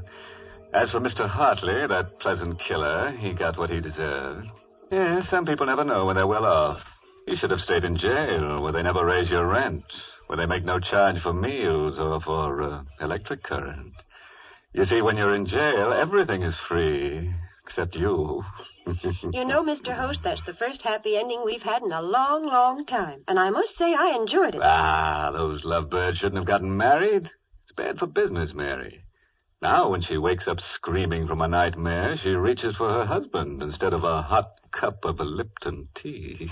Well, I'm glad she has a husband to comfort her.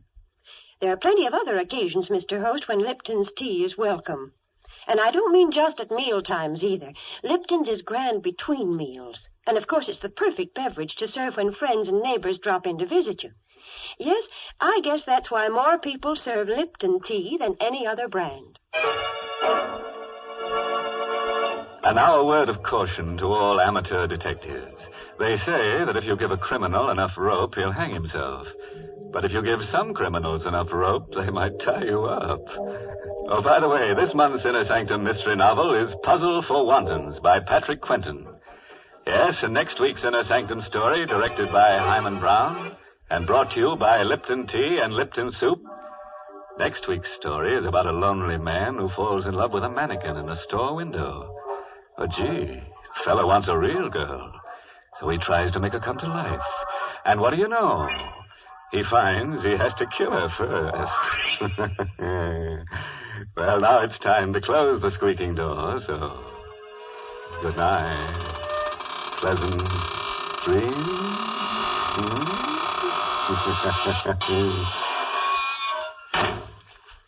Folks, these busy days, we all want to save time when we prepare meals, and yet we don't want to sacrifice that good homemade taste.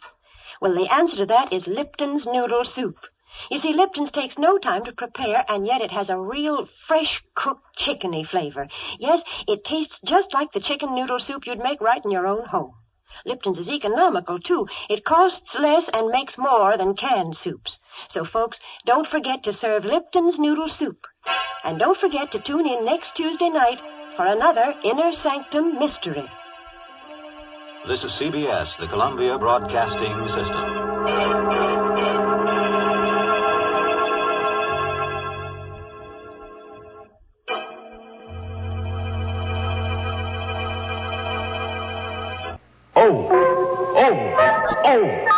End. Stop. Triple O.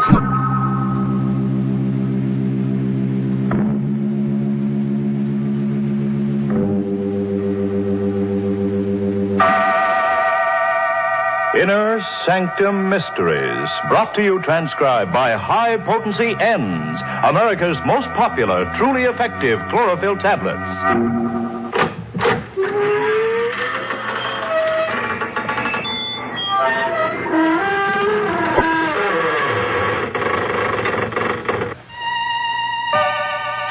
Good evening, friends of the creaking door.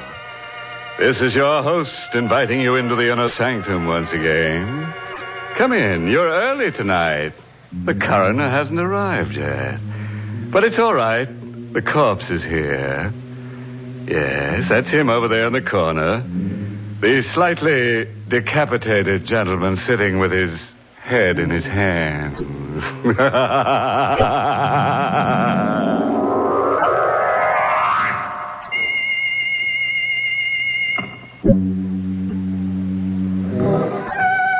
All right, friends. Let's gather round and meet that grim reaper, Mr. Macabre. No. Don't try to run away. Lie perfectly still. If you race with Mr. Macabre, you're liable to end up in a dead heat. From the living room of a small house that has seen better days, a single light shines in the early evening. Inside, Grace Denning waits alone for her father to come home. Anxiously lighting one cigarette from the other, she paces the floor until at last she hears his footsteps on the porch stairs. Father? Is that you, Father? Yes, dear. Oh, were you worried about me? Well, you're never this late for dinner. I thought something might have happened to you. You weren't down at the river again, were you, Father? No. Well, where were you? Just downtown. I stopped off for a minute. Grace, why are you staring at me? Well, you look so strange, so frightened. Well, I should be frightened. You know what it's like to live without money week after week, waiting, hoping for a break that never comes. Well, don't worry, darling. Your luck will change. I'm not worried anymore. You got the loan? Yes. From the bank? No. From Dr. Tarleton. Dr. Tarleton? He wouldn't lend you any money. He wouldn't lift a finger to help you. Why not? He's an old friend of mine, isn't he? Well, I wouldn't call him a friend. Not after the way he's treated you all these years. He still hasn't forgiven you for taking Mother away from him. Don't be a fool. Well, he hasn't. He's still in love with her. He told me so. At the funeral. Well, what difference does it make? I've got the money, haven't I? But how did you get it? I told you he lent it to me. Why did he lend you that money? Because I gave him something in return. What? I sold him my brain. What do you mean, Father? I willed it to him in return for the loan. Your brain? Yes. He said it would be of value to him in his experiments. He said the medical school was making a study of men with artistic talents. But you haven't painted for years. Well, Dr. Tarleton didn't really want my brain, Grace. Can't you see? It was just an excuse to torment me. Well, you're not going through with it. I won't let you. You'll have to, Grace. I've gotten the money. Then you'll give it back. I won't let you take it. Here, what are you doing? Holding him up to return that money. Put that phone down. Father, let go. Drive you out of your mind if you accept this loan. Now, let me speak to him. Dr. Tarleton's office. Miss Henry speaking. Hello. Oh, Miss Henry. Is Dr. Tarleton there? Why, who's calling, please? This is Miss Denning, George Denning's daughter. Would you ask the doctor to come to the phone, please? I'm afraid I can't, Miss Denning. Dr. Tarleton is dead.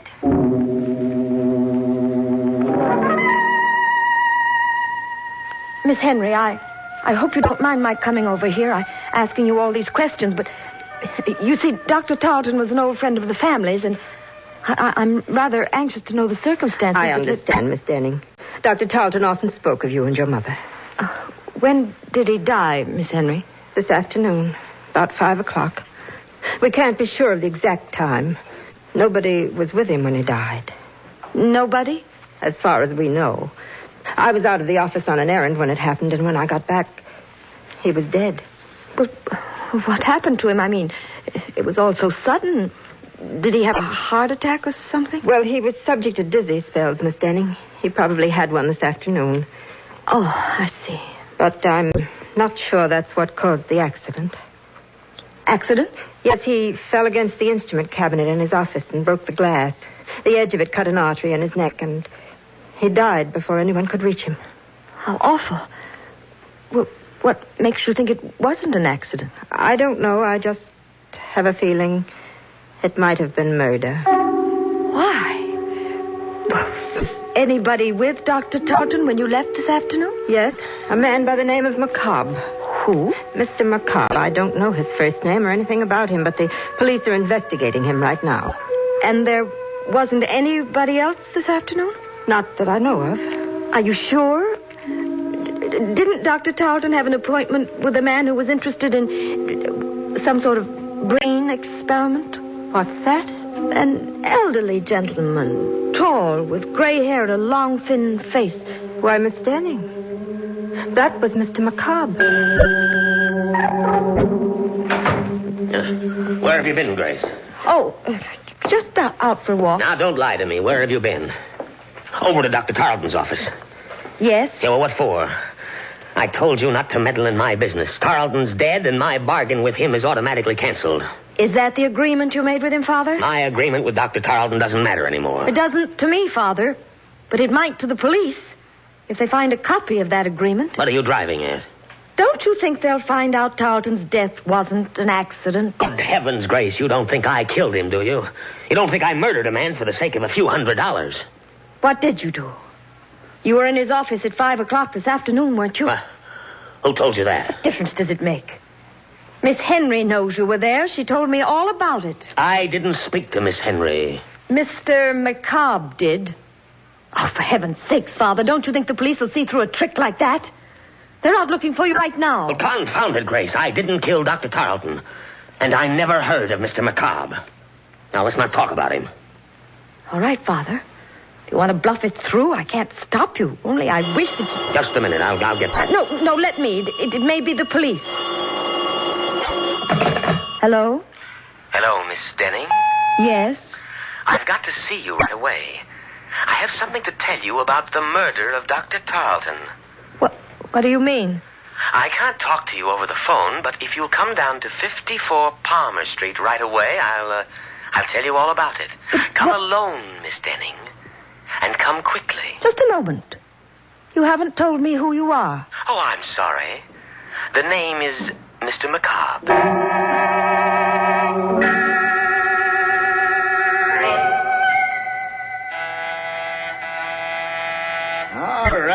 All right, I'm coming. Yes, what do you want? What? I'm Miss Denning. Weren't you expecting me? I never expect anybody around here, especially at this time of night. What did you ring the bell for? Well, I was supposed to meet somebody here. Are you sure you got the right address? This is the University Medical School, the autopsy lab. We're closed up for the night. That's strange. I was sure he said 54 Palmer Street. Who was this? One of the students? No, a friend of mine. Well, it's a funny place to be meeting a friend of yours, but if he said he'd be here, well, maybe you better come in. Well, Come on, I don't mind you waiting on the inside. Sure. Yeah, I'm always glad to have a little company around. A place like this kind of gets under your skin. What do you mean? Ain't you never been to a medical school before? No, Well, there ain't nothing to be afraid of, lady, but it's just like being in a morgue with them dead ones around, especially tonight. Why tonight? And didn't you read in the papers what happened? Didn't you see where that doctor got killed under mysterious circumstances? Dr. Tarleton? Yeah, that's the one. You knew Dr. Tarleton? Oh, sure I knew him. He used to teach down here. Anatomy. Oh, I didn't know that. Maybe that's why I was told to come here. Because of Dr. Tarleton? You know something about his death? No, but the man I'm supposed to meet here does. Have you ever heard of a Mr. McCobb? McCobb? Are you waiting for Mr. McCobb? Yes. Do you know him? Who sent you here? He did. He called me up on the phone and told me he wanted to speak to me about Dr. Tarleton's death. Mr. McCobb said that? Yes. You better come with me, lady. What's wrong? I didn't say there was anything wrong. I just want you to come with me. I gotta know if you're telling me the truth. Where are you taking me? Don't worry, it ain't far. Right in here. Come on. But stop pulling me, will you? Where are we? Where do you think? In the lab. But why did you bring me here? Didn't you say you had to see Mr. McCobb? Yes, but... Well, this is where he is. Right in that canvas bag. It's a body. Of course it's a body. And they give them all names. The students, I mean. Oh, no. This one is Mr. McCobb. That's what I want to know. Who put you up to this? Who told you to come over here and tell me he was alive? Nobody. Don't lie to me. Every one of them students know I'm scared of Mr. McCobb. They've been playing tricks on me ever since I got here. Let me go. Not until I make sure he's in that bag. What are you doing? Opening it up. No. Look. It's not Mr. McCobb. What? It's Dr. Tarleton.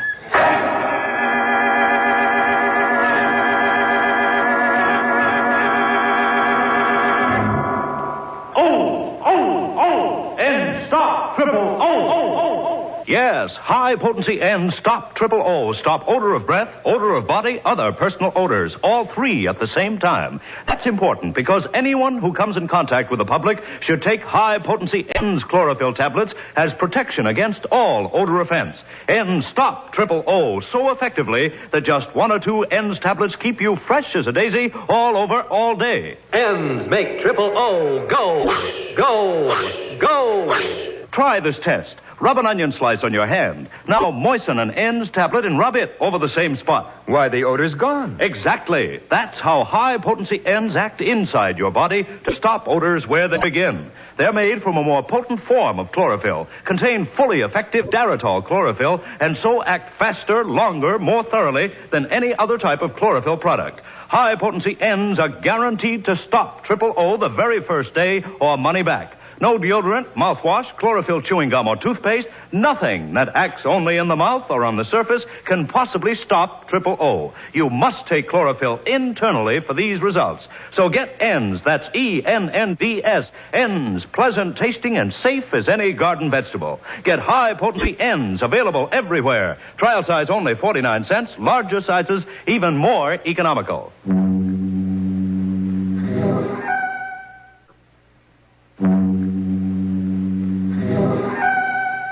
Well, now that you've had a few moments to let your hair down, let's get back to our story and make it stand up again.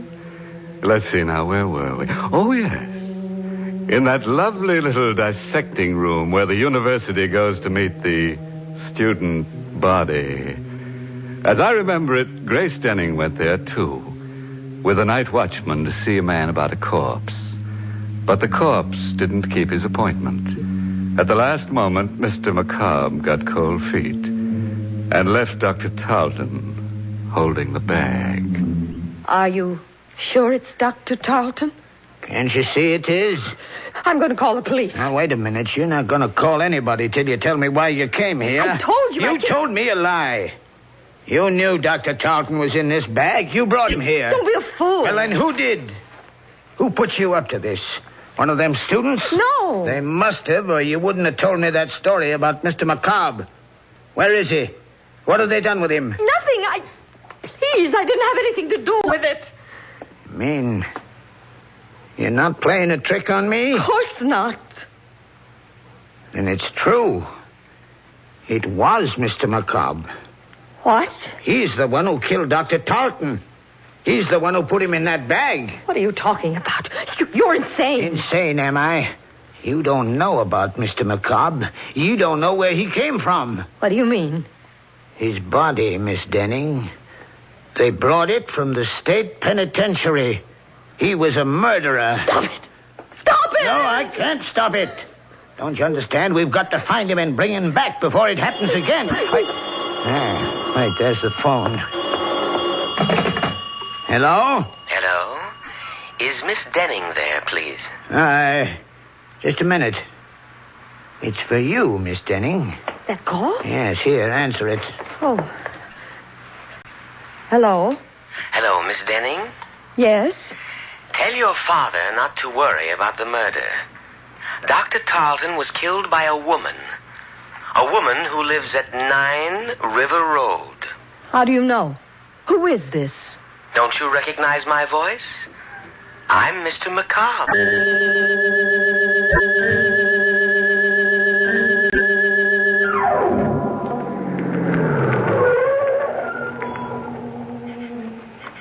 That's the house, Father. 9 River Road. Grace, you're not going in there. I've got to, Father. I've got to know who this woman is. Well, then I'm going with you. No. Please. You stay here. It may be some sort of a trap to find out where you are. I'm better off alone. Well, careful, Grace. Please be careful. If this woman is a murderess... Don't worry, Father. Just stay in the car, and I'll call you if I need you. Well, all right, dear. I'll be right here. Come in, Miss Denning. Miss Henry? Yes, Dr. Tarleton's nurse. Good heavens. How did you know I was at the door? I saw your car drive up. Come in, won't you? Quick, Miss Denning, come in. I've got to talk to you. What's the matter? Shh, I'll tell you in a minute. Just let me close the door. There. That's better. Now I can speak freely. You act as though you were expecting me, Miss Henry. I was. That's strange. Nobody knew I was coming. Oh, but you're wrong. I had a message saying you were. A message? From whom? Well, he wouldn't give me his name over the phone, but I had a feeling it was Mr. Macabre. Remember? He's the man I told you about at the office, the one the police are looking for. He called you on the phone? About 10 minutes ago. What did he say? Well, he didn't want to talk very much, but he said you were coming over to see me about Dr. Tarleton's death. He said you suspected me of committing the murder. What do you mean? Do you, Miss Denning? Why, no. I have no reason to suspect you. What made you think I did? Just the fact that he said so. And the way you're looking at me right now. How did you find out about the letter opener, Miss Denning? What letter opener? The one that's missing from Dr. Tarleton's desk. Who told you about it? Why, nobody. I didn't know it was missing until you just mentioned it. Then why did you come here? Because Mr. Macabre... Don't blame it on him. He never saw that letter opener. Well, neither did I. I don't even understand what connection it has. Don't you, Miss Denning? Why would a letter opener be taken from Dr. Tarleton's desk unless it had been used to commit the murder? You mean Dr. Tarleton was stabbed to death? He might have been. The murderer could have stabbed him first and broken the instrument cabinet later to make it look like an accident. Only that isn't the way it happened. How do you know? I know because that letter opener isn't really missing. It's just been mislaid somewhere. And if I had a chance to search the office, I'd probably find it. Why don't you search the office now, Miss Henry? I will, if you'll come with me. All right. I'll come with you. Good. I felt rather peculiar about going down there alone, but if you're with me... Miss Denning, what's the matter? Behind you, look. At the back window. What? I don't see anything. It was there, I tell you. It was there a moment ago. What? A face peering in through the window. It's macabre. That's funny. There doesn't seem to be anyone out back here. Must have been your imagination. No, I saw it. I tell you, there was something... Wait, what is it? Thought I heard something move behind the garage. Quick, let's go in there. We can look through the back window without being seen. Careful now, we mustn't make a sound. Here, hold on to my arm. I can't see a thing, Miss Henry. Who's there? Don't be afraid, Miss Denning. It's me. Who are you? Mr. Crane, don't you remember? The night watchman from the medical school. What are you doing here? I'm looking for Mr. Macabre. He's around here somewhere. I just saw him. Where? Out in the field, behind the garage. I don't see anyone out here. You're not looking in the right place. Come with me. I'll show him to you. No, don't. Don't go with him, Miss Henry. Why not? It may take two of us to bring him back. He might not want to come with me. Please. Will you leave us alone, Mr. Crane? Go back to your job and let the police find Mr. Macabre. No, wait. He might know where Mr. Macabre really is. Of course I know. I just told you he was down there in the field. Then you go find him, Mr. Crane, and wait for me. I'll be there in a minute. All right. But don't leave me out there alone with him too long. For heaven's sake, Miss Henry, don't you know that man's crazy? Crazy or not, I've got to know what he's up to. Here, take the key to Dr. Tarleton's office and go down there right away. Aren't you coming with me? Not until I find out about Mr. Macabre. Don't worry, Miss Denning. I'll meet you at the doctor's office in a few minutes. Are you sure you'll be all right? Of course. Go ahead. All right. I'll see you later. Mr. Macabre! Mr. Macabre! Oh, Mr. Crane. Where are you? Why don't you answer me? Here. Who's on that path? Oh, no, don't. The letter opener. The same letter opener.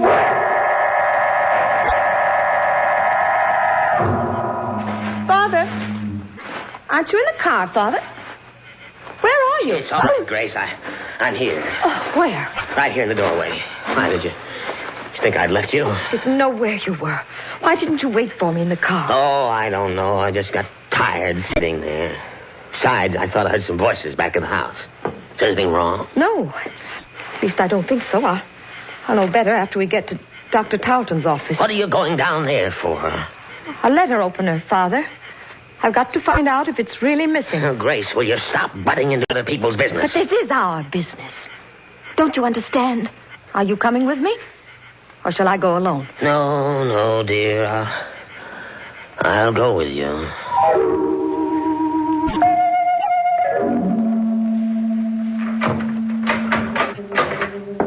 Wait right here, Father. Just outside the door. Let me know if anybody comes down the hall. Even Miss Henry. All right, but hurry. I'll be as quick as I can. Oh, I should have turned on the light before I closed that door. Now, where on earth is that light switch? Oh. Well, what's the matter with this thing? It doesn't work. No, it doesn't, Grace. Who said that? I did. Don't you recognize my voice? No. Where are you? Over here. Sitting at my desk. Dr. Tarleton. Yes. You're alive. No, my dear. I'm just living on borrowed time for a while. Just long enough to tell the police who murdered me. It's a trick. You're not really dead. No. You shouldn't have come back here to return that letter opener. That was the trap we set for you. Only we never dreamed you'd kill Miss Henry. You fool! Who are you? Dr. Carlton, dear. The man who was foolish enough to leave you half his estate because of your mother. You're a murderess, Miss Denning. Be quiet! Be quiet or I'll kill you! You can't kill me, Grace. You've done it already. Don't do it again! I'll do it right this time, the way I killed Miss Henry. Here, put that letter opener down. Let me go. Grab her, Gus. I've got her hand. No, don't touch her. It's all right, Miss Denning. We won't frighten you anymore. We've got all the evidence we need now. You're a detective. You guessed it. But the dead man, the one you had propped up in the chair, who was that? Don't you know? That was Mr. Macabre.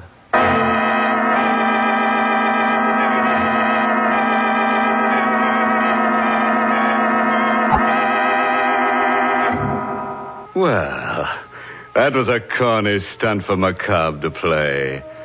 If I were a corpse, I wouldn't go around frightening confessions out of murderous young ladies. I'd rather be seen dead. And speaking of death scenes, have you ever heard the one about the ambitious ghoul who left no stone unturned?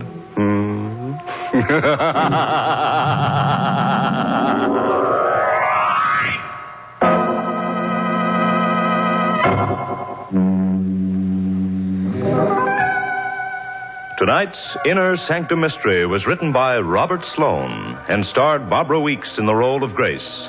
Everett Sloane played Crane. Music was by Lou White. This month's Inner Sanctum Mystery novel is You Could Die Laughing by Alan Green. The entire production of Inner Sanctum is under the direction of Hyman Brown. When in the summer sun over an hour a day, look out for glare fatigue. And when eyes look dull and bloodshot from wind, smoking, or reading, get Eye-Gene. Contains Lexitol. Acts like a doctor's prescription. Just 2 or 3 soothing drops in each eye floats away that tired eye feeling. Your eye doctor will tell you, don't neglect your eyes. Use Eye-Gene eye drops daily. Eyegene. Safe, gentle, a tonic for your eyes. Trial size only 25 cents. Larger economy sizes too. Eye-Gene at drug counters everywhere.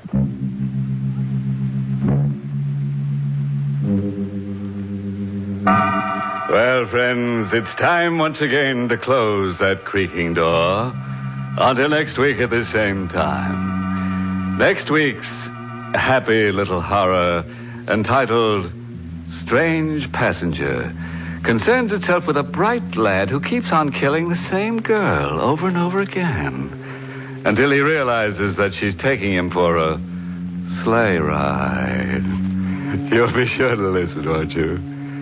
Until next week, then, good night. Pleasant dreams.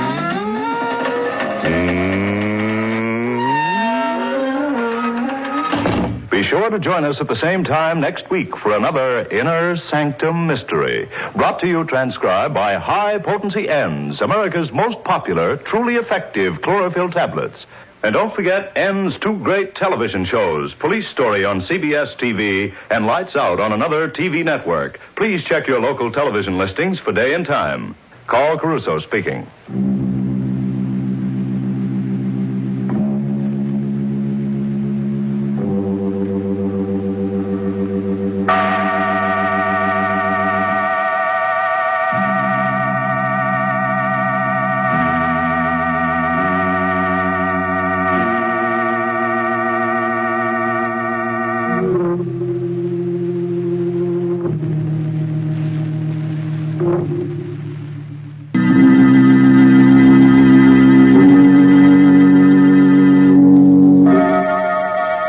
Inner Sanctum Mysteries, starring Ann Seymour and Myron McCormick.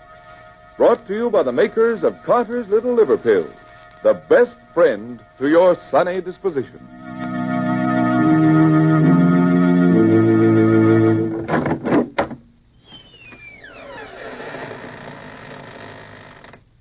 Good evening, friends. Welcome. Welcome to the Inner Sanctum. This is Raymond, your host, teller of strange tales. Come in, if you dare. Now, before we begin, a word to those of you who don't frighten easily. It'll be no disgrace if before we're finished you find yourself trembling against your will. Inner Sanctum Mysteries takes great pleasure in presenting 2 of America's best-known and best-loved radio artists, Miss Ann Seymour and Mr. Myron McCormick. Tonight, these two favorites of the air lanes co-star in The Man from Yesterday, an original radio mystery drama by Milton Geiger. Brought to you by the makers of Carter's Little Liver Pills, the laxative with the two-way action.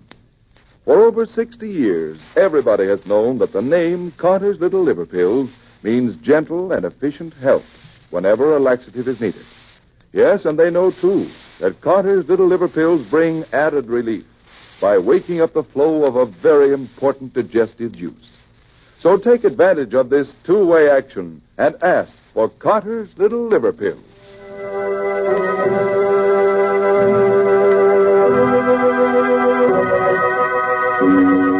Do you like to have your hair stand on end? Do you like to feel your blood run cold? Of course you do. Come along with me, then, to the jungle. Still and hot, weirdly yellow in the strange light of the tropic moon. In a clearing, the African natives of Dr. Robert Rand's museum party sway to the slow throb of their drums. A few hundred yards off in the thick bush, a monstrous humpbacked shape drops silently from the trees, moves swiftly across the shadowed jungle floor. Suddenly, the earth gives way under the dark, crouching monster's feet. He struggles wildly a moment and falls, disappearing into the earth.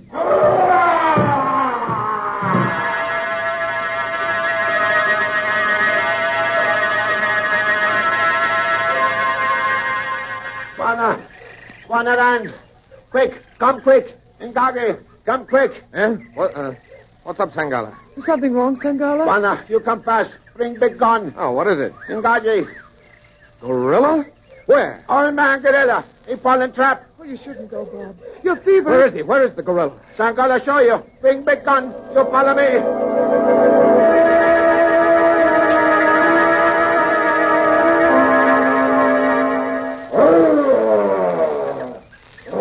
Can you see him down there, Bob? Can I see him? What a fellow. What a prize he'd be for Professor Converse at the museum. A full-grown gorilla.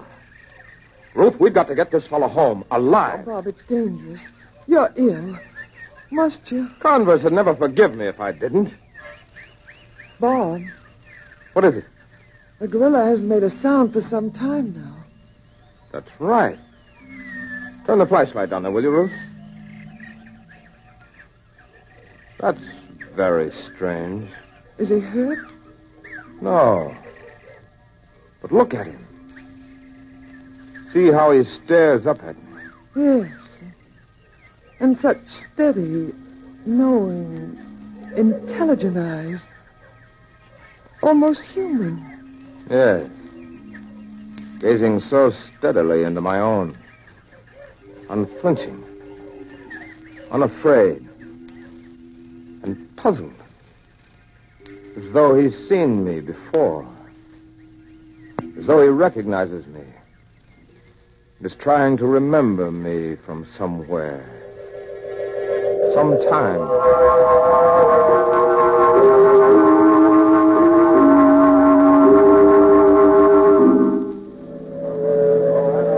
All right. Easy, man. All away. Ah, it's exciting, isn't it? Nerve-wracking, moving a great ape from where he obviously belongs to where he obviously doesn't. All right, hold it, man. Keep the cage from swinging as it comes down to deck level. All right. Lower away. Easy there now. All right. Good. That does it, man. Now cast away the lowering chains and begin closing the hatch. We'll be right up. You tired, Bob? A little. But it's a relief to have Ngaji safely stowed away down here. Ngaji. It's a musical name, isn't it? It means gorilla. Well, nothing to do but keep him safe in his cage, keep him from catching cold, and feed him wild carrots and parsley. If it were for anyone but Professor Converse, I'd chuck it all right now. Sorry I started it. I don't like him, Gadji. He's a gentleman and a scholar. Don't talk playful nonsense about him, Ruth. He's a killer. He is not. I happen to know. What do you mean you happen to know? Have you been around his cage again lately? Well, I've been teaching him a few simple tricks, if that's what you mean. What do you call a simple trick? Well, for example, shaking hands with a lady. Ruth, you haven't. I have, and is my arm torn from its socket? It is not. Ruth, don't you understand? You can't make friends with a gorilla. You can't compromise with the jungle. And Gadji is clever and he's dangerous. He'll watch with those beady little eyes of his. He'll wait with that tricky little brain of his. Until his time comes. Now, don't give him his chance, Ruth. Oh, you're not well, Bob. And so you magnify the dangers and the menace of the jungle and all that bookish stuff. All out of proportion to... Well, what's the matter? Look at him. He's been watching me all the time. See how he stares at me? Never batting an eye. Never moving a hair. Watching me.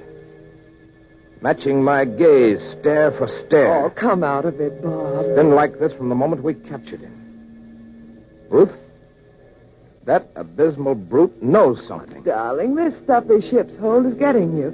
Let's go and feed some quinine, huh? Very well. What'll I do with Ngaji back home? That's Professor Converse's problem, and he's welcome. Up the ladder with you. All right, men, batten it down. Bye-bye, Ngaji. So long, old man. Be good.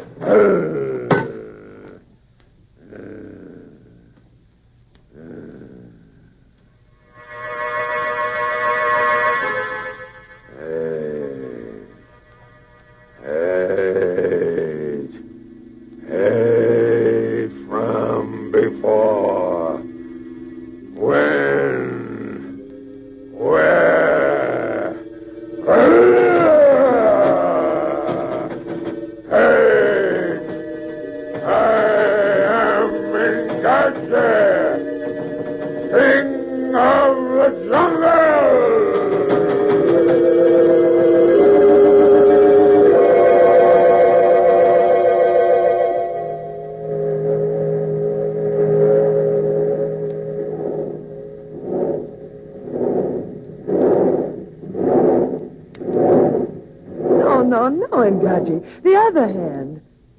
That's it. That's it. Ah, good fellow. Now, the other hand. Take my left hand now. The left. That's it. Oh, careful now. Don't squeeze so hard. Hey, Butch, take it easy. No. Mustn't pull it. Stop pulling, do you hear? Ngaji. That's better. Now let go of the lady's hand. That's it.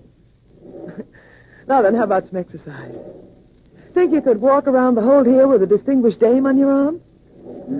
Yeah, let's see how this chain and iron pin work on this door. They think you can't be trained, but I know you can. Oh, this is easy. I'll have this iron pin up in just a minute. Oh, just be patient, old fellow. Oh, here it comes. Oh. Well, better luck next time. Ruth, you down there? Ruth! Coming, Bob. We're just having a word with Ngaji. Well, hurry. We've got little old New York on our horizon, and am I glad.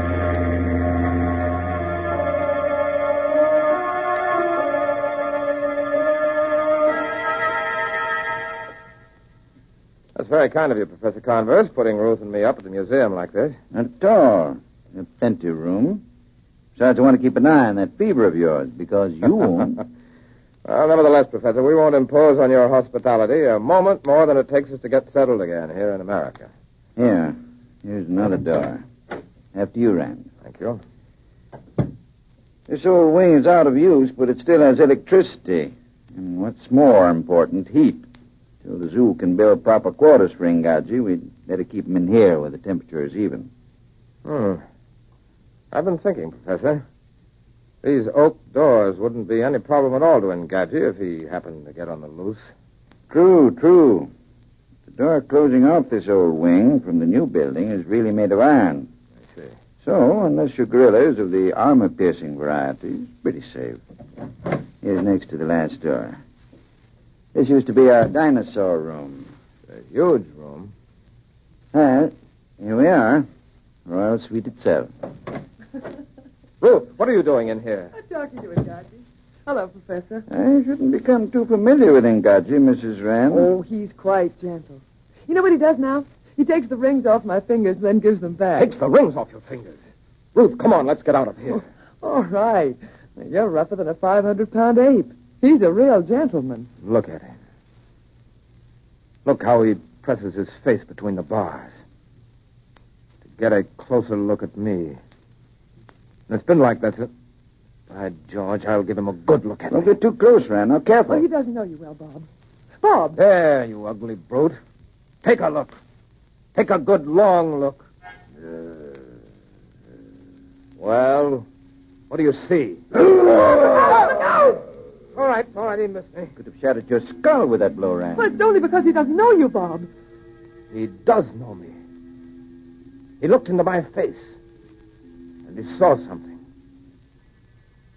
What did he see?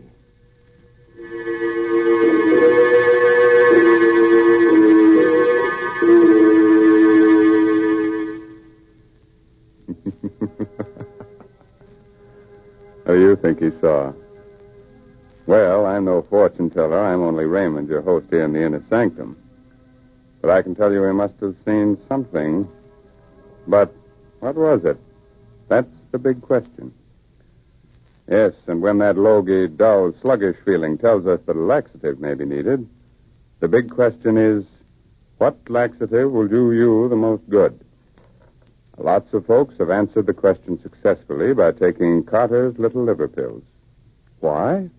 Because Carter's Little Liver Pills offer help in these two effective ways. One, they help relieve irregularity in an efficient, thorough, yet gentle manner. Two, usually within a half hour after taking them, Carter's Little Liver Pills wake up the flow of a very important digestive juice. It's this vital juice that helps tone up a lazy, sluggish digestive system so that folks can lose their grouch and feel better. You better keep that in mind, friends. And next time, remember Carter's Little Liver Pills. The laxative that helps in more ways than one.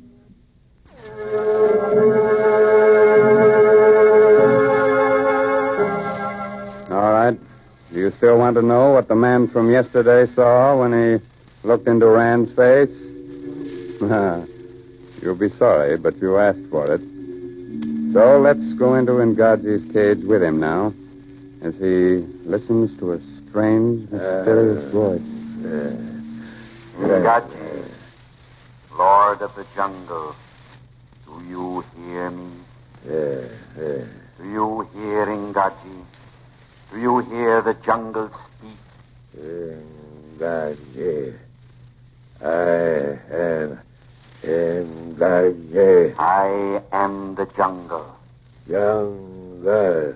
You looked into the man-creature's pale eyes. Do you remember now? Do you remember that other Ngaji 1,000 million moons ago, before the pale man-creature walked the earth? Man, more, wait. Do you remember Ngaji? Remember. You fought with him in the jungle, fought for the beautiful she. He conquered. How you hated him. Hey. He was mighty, and he was different from the others. When the others swept through the trees, that other one ran, swift as the wind, on the ground. Remember. Remember. Hey. You fought, and you died.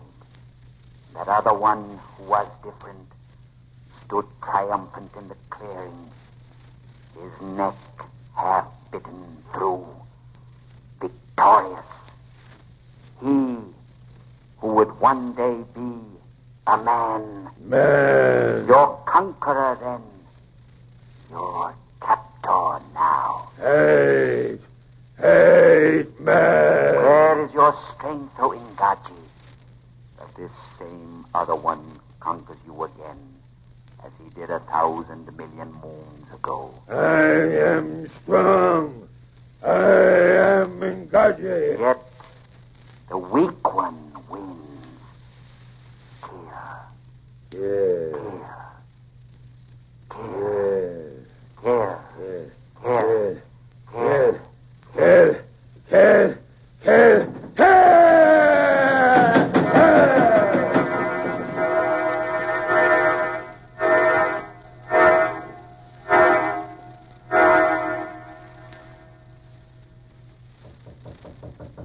Come in, Rand. Come in. Good evening, Professor. So you know it was me. Of course. Where? That's exactly why I'm here, Professor. It's getting to be a habit around here. There's a knocking. It must be that feverish fool, Rand.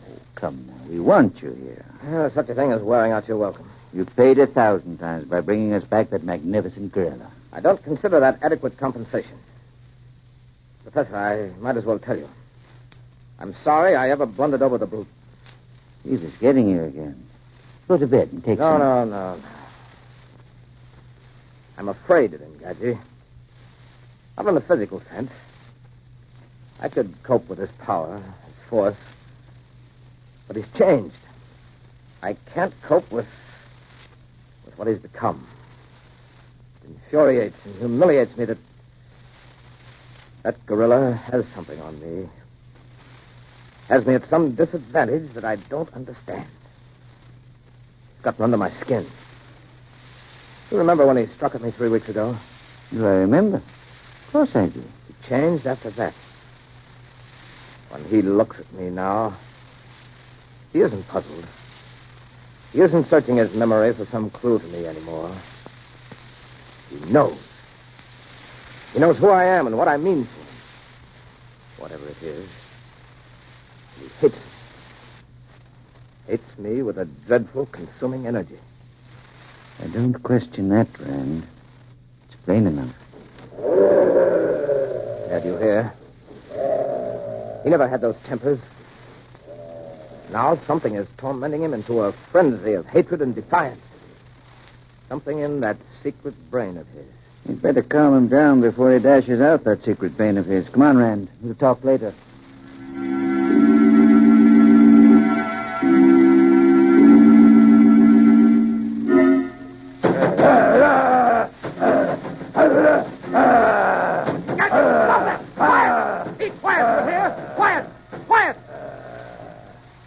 Did you say was afraid of whom?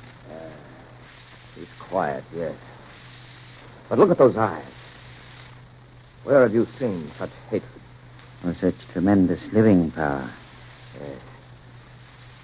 You've got to admire it at first. You almost think for a moment that he represents the super race. That big, black-haired, purebred gorillas are the dominating people. And on the basis of sheer power with a certain amount of intelligence and ruthlessness, you think he ought to rule. Then you stop to think. You remember. Yes, he's pure black gorilla and powerful. But after all, he's just a gorilla. Oh, I thought I heard Ngaji fighting in here. Well, you did. Your precious beast was having a tantrum. You'd catch cold running about barefooted like that, and that wouldn't do. Because Ngaji might catch it from you, and that would be the end of Ngaji. On second thought, perhaps you'd better run around barefooted. But, Bob, he's worth a fortune. Well, so are you. Now run along back to bed. Professor Converse and I have a chess game to play. Hey, Professor?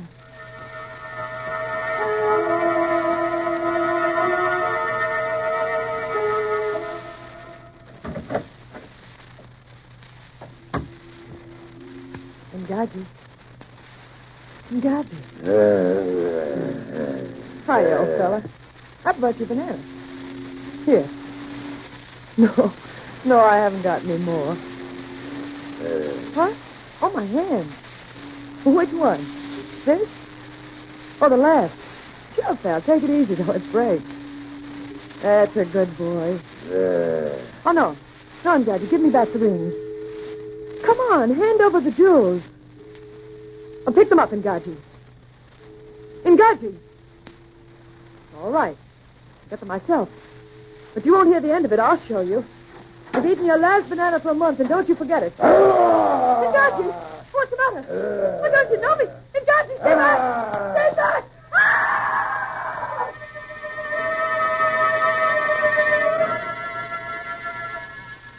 Your move, Professor.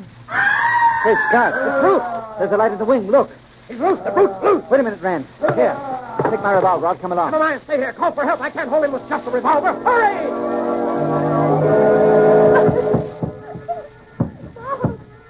Bob, help me, Bob! Come to me! Ruth, what happened? Are you hurt? That's my eyesight. I unlocked the cages. He There, opened the door and darling, smashed that's all my right. eyesight. I could just get in here and bar the door before he realized he was free. Can you walk, darling? No, I ran to the door, but I hurt my foot, boy. I can't stand, Bob. Put your arm around my shoulder. Hurry. He's breaking through. I let him escape. I let him. That's it, darling. Now hold tight. Oh, you're yourself. You can't carry me too, Bob. Hobble on one foot. No. Up. Come on now. All right, darling, quick. The next room. Quick, in here. Now, the next room. We've got to hold him off, blow him up. Come on, Ruth. Hurry, darling, I hurry. can't. I'm holding you back. Oh, leave me. Leave me with a gun. I can shoot. Please. Please. No. In here. I'll try it. I got him. Quick now, before he recovers. Bob, you can't go on with me. Just one more door. The last door. Iron. Can't strike iron. Keep moving. Try to help. Can you? I'm trying. A little further. Just a little further. Here. Oh, Bob. What's the matter? Ruth. Lock. From outside, it's automatic. Bob, but the professor. I don't know. He's gone for help. Oh. Steady, girl. Steady. Oh, the lights have... They hit the fuse box. We shut out the lights. Listen. He's dead. I got the shot in the face. He's dead. Quiet.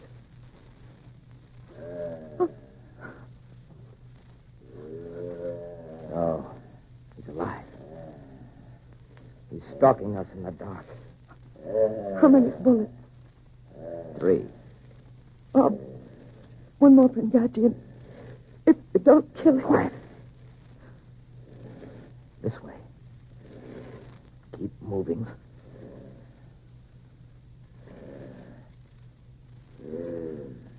Now, Bob. He's against the window.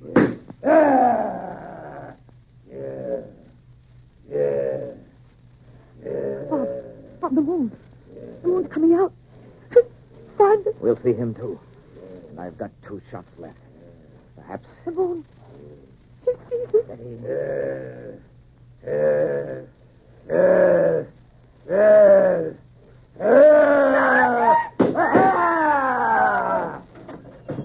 Rand, where are you? Rand! Point your light over here, Professor. Rand. Oh, thank heaven. You all right? Did you? Oh, my George.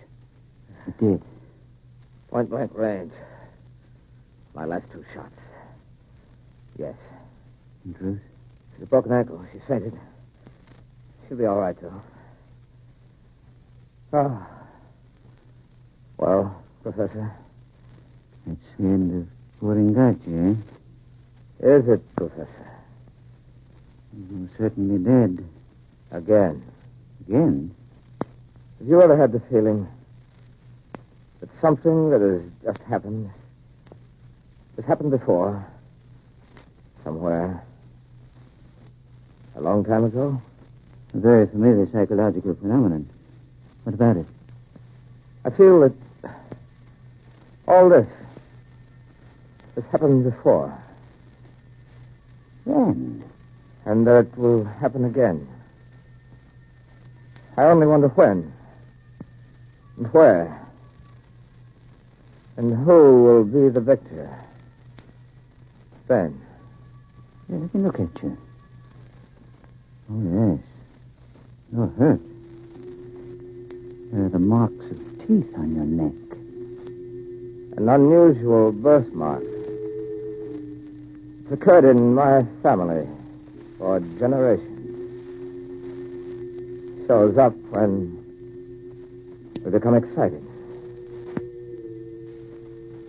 Is it strange? Professor?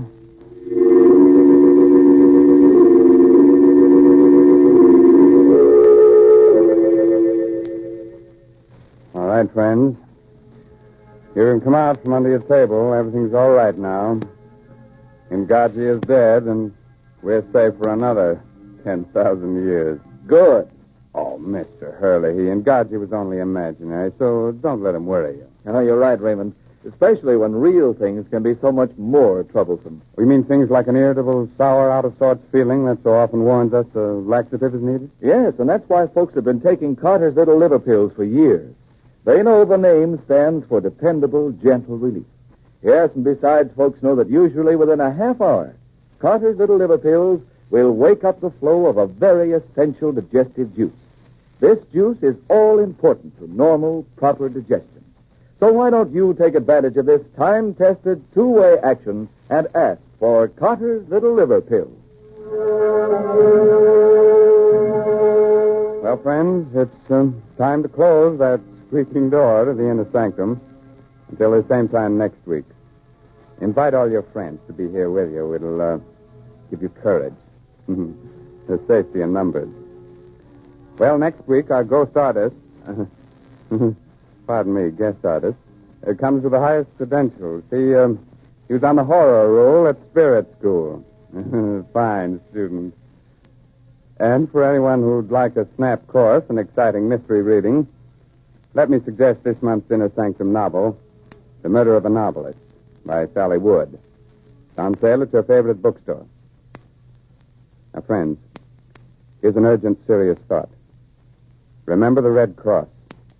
It needs your help now more than ever. And also remember you are giving both for Christmas and for America. And your presents are United States defense bonds and stamps. Buy all you can afford today. Well, good night. Pleasant dreams, huh?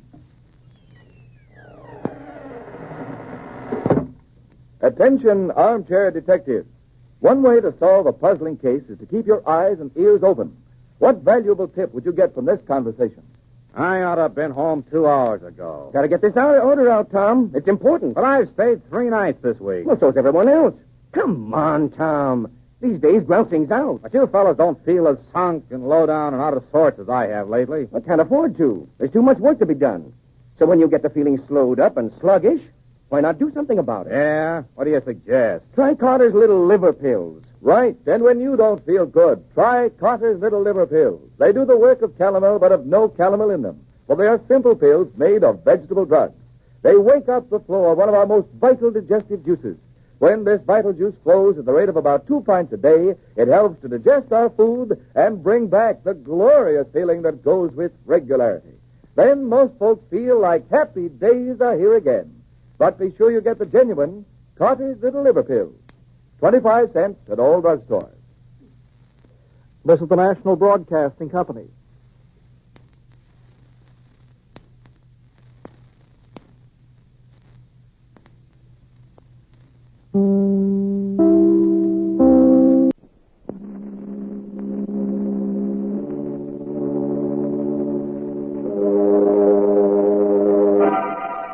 Lipton Tea and Lipton Soup present Inner Sanctum Mysteries, starring Irene Wicker.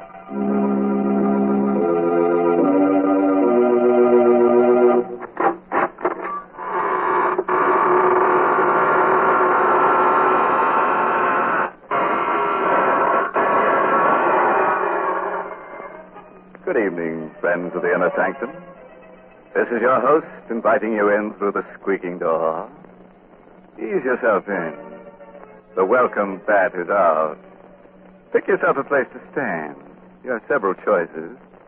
You can stand in awe, or stand aghast, or stand rooted to the spot. Or if you find you can't stand it at all, just stretch out on the floor and lie still. You'll have plenty of company there before we get through with tonight's list of victims. Good gracious, Mr. Host. I don't think I'd enjoy that company. Well, they're not very lively, Mary. In fact, you may find them a little stiff at first. But they won't interrupt if you want to talk. And you know I do want to talk, Mr. Host. So suppose you go greet your other visitors while I have a little chat with our Lipton listeners. You know, folks, sometimes when you're trying to describe a thing, you find it's very hard to think of just the right word. But that doesn't apply when you set out to describe Lipton tea. For Lipton is so different from other teas. Its flavor is so extra special that there's a special word to describe it. Brisk. Yes, brisk is the tea expert's word for full-bodied, tangy flavor. Oh, but then why bother with words when Lipton's itself can tell you so much more? You'll taste the difference right away and discover how much Lipton's brisk flavor adds to your enjoyment. Yes, with Lipton's, you get all the goodness nature puts into tea. So for deep-down satisfaction, folks, fill your cup with brisk-flavored Lipton tea. That's a good idea, Mary. And now, friends, if you'll just reach over and switch off those harsh, bright lights, we'll begin our story of The Creeping Wall by Sigmund Miller, starring Irene Wicker in the role of Karen Jeremy. Just let the soothing darkness envelop you like a straitjacket. You'll be surprised how nervous you'll feel. Here's Karen now. Can you think of anything more absurd than being afraid of the walls in your own home? Why I should feel that way, I don't know. My husband Horace seems to think it's just a case of nerves. Walls are just made of wood and plaster. Still, they give me a queer feeling. Once, while sitting alone and reading, I had an odd sensation that the walls were tilting. I looked up, and sure enough, they were all leaning toward me. I closed my eyes, but when I opened them again, they were all straight again. Oh, it was a horrible experience. But a much worse thing happened to me last night. I was asleep, dreaming that I was sitting in front of my vanity, making myself pretty. I was alone. It was late at night. Suddenly, I noticed through the vanity mirror that the wall behind me was a little closer. I sat quite still for a moment, and I turned round, and it was closer. You have to experience it to know what a dreadful feeling that is. And I heard a crunching sound. The opposite wall also had moved nearer. I screamed. But it was only a whisper. Then all the four walls began to hem me in. They moved nearer and nearer. I could feel the cold of the walls filling the remaining space of the room. I was going to be crushed to death. There was a book of matches on the vanity. I lit a match and held it near the cold walls. They stopped moving. They were afraid of the heat. Then the match went out. The walls began to move again. I lit another match. They stopped. I held it until it drained itself out in my hand. I frantically lit another one. The last. It flared up, and then it died out. The walls began to move. They were just inches away now. And one of them touched my hand, icy cold and dreadful. In an agony of terror, I beat against the walls, and I screamed with every breath of life. Karen, what's the matter, dear? Don't let them crush me! Help me, Horace! Stop beating the walls. Karen, what is the matter with you, dear?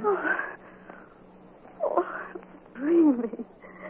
The walls were closing in on me. I had to light matches to stop them. Oh, Horace, it was ghastly. I'll never forget it so long as I live. Well, nightmares are always frightening, dear. You threw the covers off and the room's very cold. That's what probably brought it on. You forget it, darling. The dream won't come back. We talked for a while, and Horace dozed off. But I remained wide awake. I tried to sleep, but I couldn't. I even tried counting sheep. While I was counting, I got a sick feeling the walls were really closing in on me. I continued to count. 14, 15, 16, 17. The walls were coming closer. I mustn't believe it. It was my imagination. Only in mind. 18, 19, 20, 21, 22. I could feel the walls hovering over me. They were moving silently this time. 23, 24, 25, 26. Karen! Get some water quickly. The curtains are on fire. They were on fire. The flames were creeping up the curtain. Here, help me pull the curtains down. Here's the water. How did they catch on fire, Horace? Well, there's a book of matches on the floor, Karen. Here's a burnt-out match. I didn't do it. Oh, believe me, Horace, I swear I didn't. Darling, you haven't been feeling well lately. I think you ought to see Dr. Gustafson. Oh, I'm you sure don't that believe me. I wouldn't do anything like that. I couldn't. you probably weren't aware of it. Probably nothing serious. Dr. Gustafson's a very good man. No, Sharon. Don't be a baby, darling. All of us get ill sometimes.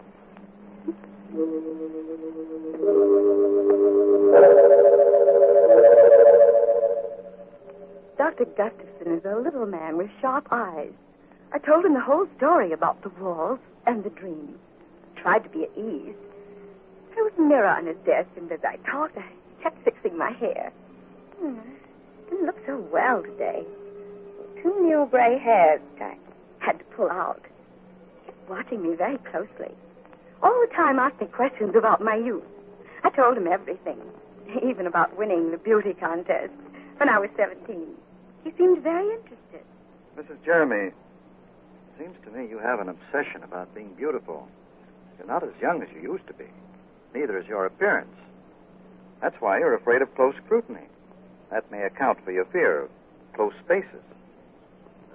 Went on like that, looking at me as though I were a drab, middle-aged woman. He didn't like me, and I didn't like him. I didn't like the way he spoke to me, the way he watched me. Karen, put the letter opener down. I was just holding it. You'll hurt somebody holding it that way, darling. No harm was meant, I'm sure. The first thing you should do, Mr. Jeremy, is to get larger living quarters. Your wife may be suffering from acute claustrophobia, among other things.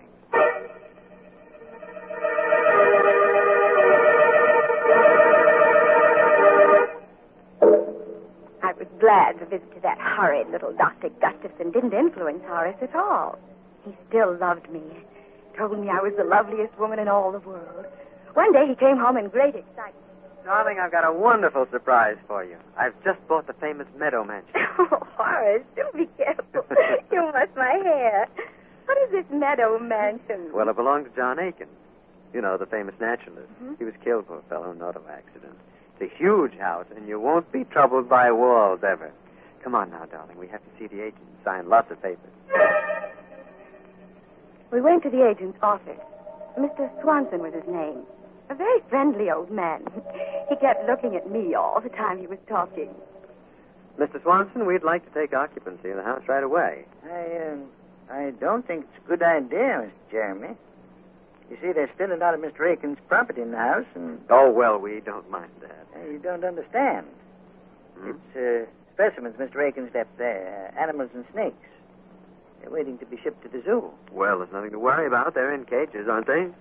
It'd be very unpleasant if they weren't. I'm scared to death of snakes myself. If we'll only wait a few more days, they'll all be shipped out. Oh, don't worry about it. We'll leave the animals strictly alone. We've just got to move in right away. Well, the house is so big, I guess you can manage. Here are the keys, and good luck to you both.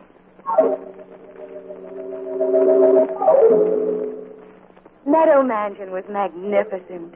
It was big and gracious. The rooms were huge and beautifully decorated. The high ceilings gave you a wonderful feeling of freedom. But the drawing room was loveliest of all. A large prism chandelier hung in the middle of the room, and the walls were paneled halfway up to the ceiling. But most exciting of all, each wooden panel had a darling little mirror set into it. There were easily 100 such mirrors. Oh, it was very gay. You could see images of yourself everywhere in the room. It was all breathtakingly beautiful. Except for a picture on the wall of a very flashy-looking woman called Delilah. Well, darling, how do you like our new home? Oh, it's wonderful, Horace. I love it all. Everything. Except that picture. Well, you mean Delilah? Well, that's a fine painting, dear, of a very beautiful woman. Well, she looks evil to me. Darling, I do believe you're jealous. You needn't be. She isn't half as pretty as you are. Alice! Alice, answer the door, please. We didn't talk about the picture anymore, because Mr. Swanson, the agent, came in to see how we were getting on. I left Horace talking to him, and I wandered into the next room. There were a dozen cages standing near the fireplace, ready to be shipped off to the zoo. There were mostly snakes and lizards in the cages.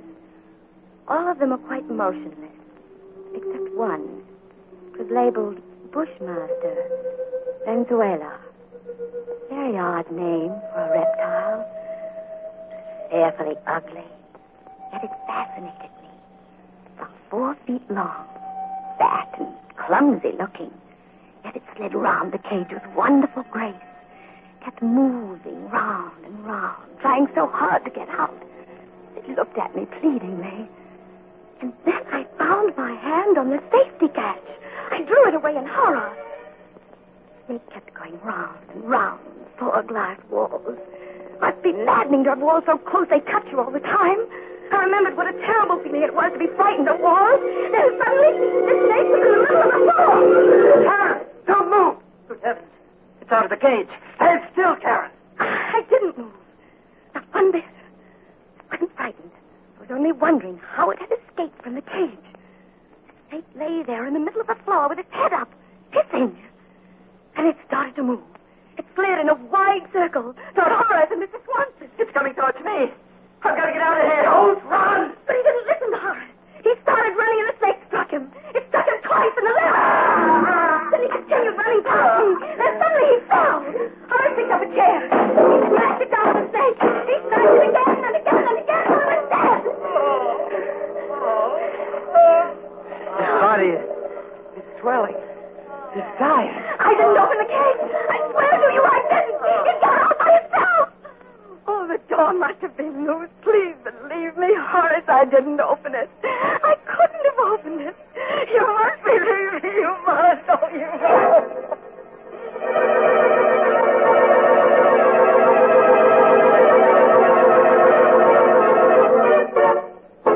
Oh.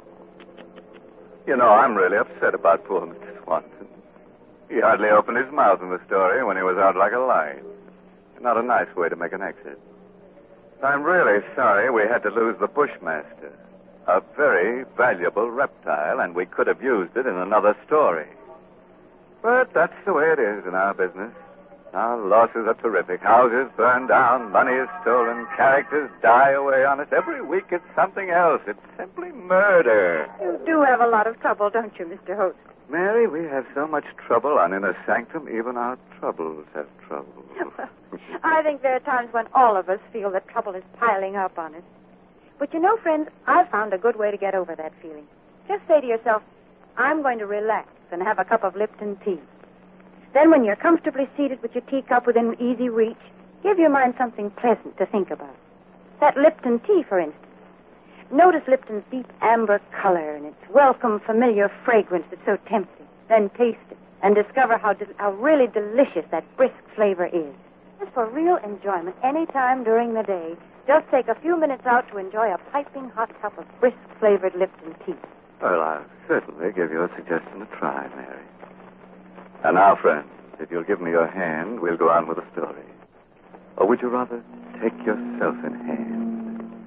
Things are going to be a little rugged from now on, so take a firm stand, sit tight, and buckle down. And it won't be a bad idea to grit your teeth and square your shoulders at the same time. By the way, if you can do all those things at once, let me congratulate you. You're quite an athlete. Well, here she is. Karen Jeremy. I was ill for a long time. I don't remember how long. Weeks, maybe months. Horace never spoke about that horrible afternoon. And after a while, I stopped thinking about it. I liked my new home. Meadow Mansion was such a beautiful place, I rarely left it. I loved best of all the drawing room, with its darling little mirrors and the wooden panels. I could see myself from all sides. It was so much fun. My absurd fear of walls was beginning to fade away. There was only one thing that irritated me. That was the picture of Delilah. I was determined to get rid of it. Karen, stop glaring at that picture. I don't like it, Horace. I wish we'd get rid of it. It's a fine work of art. Why? I don't care. It's an evil picture to me. Karen, look here. You're just jealous of her. You're jealous of any beautiful woman, even if she's only a painting. You don't care for me anymore. That is a ridiculous thing to say. You know it's not true. Well, if you really loved me, you'd take that picture down off the wall. That picture is staying right where it is. Now, it's for your own good. I'm going out for a walk. And, Karen, I absolutely forbid you to touch that picture. I'm in it. I sat there for quite a while, staring at that picture that was upsetting my life with Horace. He was always kind and gentle with me. For the first time he'd ever lost his temper. I looked at Delilah. There was a gleam of white teeth between her full lips. She was an abandoned-looking thing. Her long hair cunningly untidy. Her eyes sparkling, black, shameless. She seemed to be laughing at me. I made up my mind. Horace would understand. I got a knife from the kitchen. And I pulled a chair over to the picture. And I stood up on the chair, then began to slice down the length of the picture. Mrs. Gerald, what are you doing? It's no business of yours. Go away, Alice. Oh, you mustn't do that. Mr. Jeremy will be angry. I told you it's none of your business. Please. Please come down off that chair. You're destroying a beautiful painting. You meddling little fool. I'll teach you to interfere. Mrs. Jeremy, I've put up with you for a long time. Nobody's ever dared to slap me. You vicious, miserable hag. That's what you are, a hag. For years I've pampered you. I've always told you how beautiful you were, how lovely you looked. Well, maybe you were beautiful once, but now you're just a self-centered, haggard old woman. But just look at your face. She was lying on the floor, silent, bleeding. I didn't stab her. It wasn't me. It couldn't be me. I wouldn't do such a thing. I looked at myself in the paneled mirror. I looked pale. My hair was all untidy. And I thought of Horace. He would never believe I didn't do it.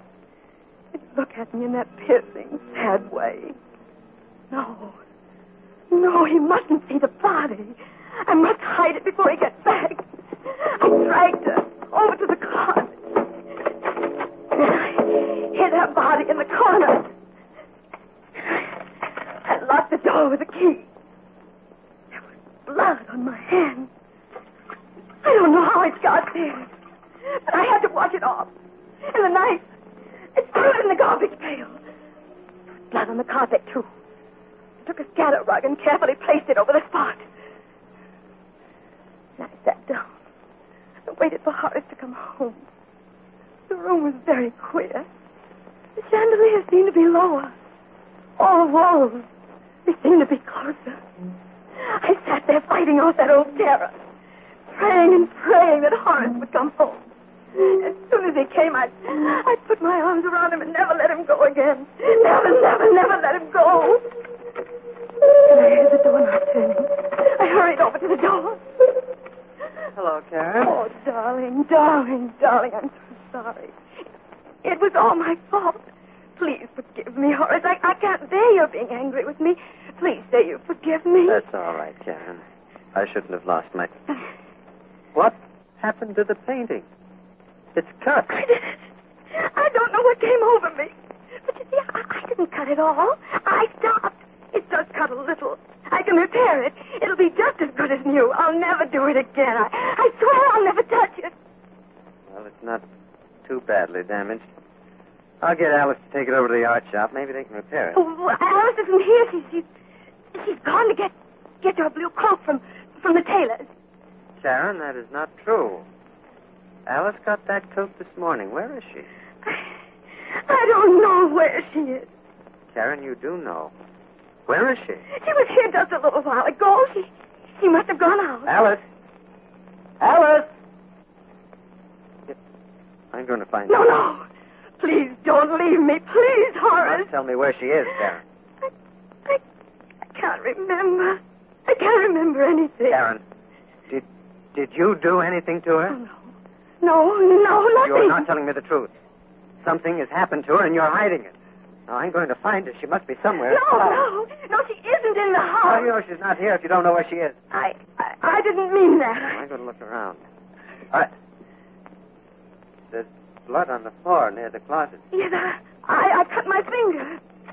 The closet is locked. Have you the key, Karen? No, I don't have it. Karen, give me that key.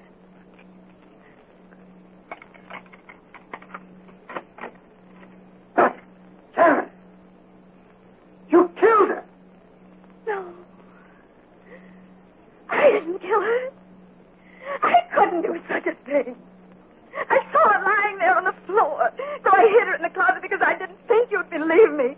But I didn't kill her. I didn't do it. I'm going to get Dr. Gustafson, Karen. Maybe he Oh, can no, help. please don't go. I can't bear being alone. The walls, they'll crush me if you leave. I'll be back as soon as I can. He left me in the room all alone.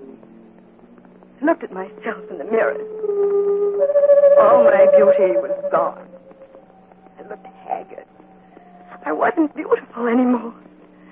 My face was all wrinkled and pale. My hair hung down lifelessly. I was ugly. I mustn't let Horace see me now. I looked evil. I bolted the door. I didn't want him to come back and see me looking this way. He would hate me. The walls were moving again. They were very clever. They waited for Horace to leave. They were afraid of him. I looked at myself again in the mirror. There were dozens of me. Then something very strange happened. All the images of me began to come out of the mirrors, right into the room. It was incredible. They were all ugly. They kept coming out of one mirror, going back into another. I watched them. They began to move very fast, in and out, in and out, in and out. It made my eyes hurt to watch them. The walls were moving slowly, but they couldn't fool me. I knew they were moving because the picture of Delilah was nearer than ever. She was still laughing. I could even hear her laughing. She pushed one leg out of the picture frame. Then the other. She came slowly toward me. Hello, Karen. Don't you think I'm beautiful? I didn't answer her, but she kept on talking to me. I'm Delilah, and I'm going to cut off your hair. Oh, I couldn't stop her. She laughed as she cut my hair. It made me very, very sad. I began to cry. She began to cut faster and faster because the walls were very close now. I could even feel their coldness. Don't be frightened, Karen. I turned around. A man I never had seen before. He had a kind, good face. He looked at me tenderly, admiringly. I'm Meadow, the spirit of his love. You mustn't be afraid of me. I think you're beautiful. I've always admired you. You're even lovelier than Delilah. Oh, please help me, Mr. Meadow. The walls are so close. They're going to crush me. If you get into the picture frame, they won't be able to harm you. Quickly, before Delilah comes back. Open the door. Hurry. You better hurry and climb into the frame, Karen, before it's too late. Alice, open the door. Hurry. You haven't much time. You'll be safe inside the picture. Merciful heaven for head. In the picture frame. Karen, you've cut your hair off. It's amazing. She looks 20 years younger. And she's beautiful. I'm safe now, darling. The wolves can never get me. Ever.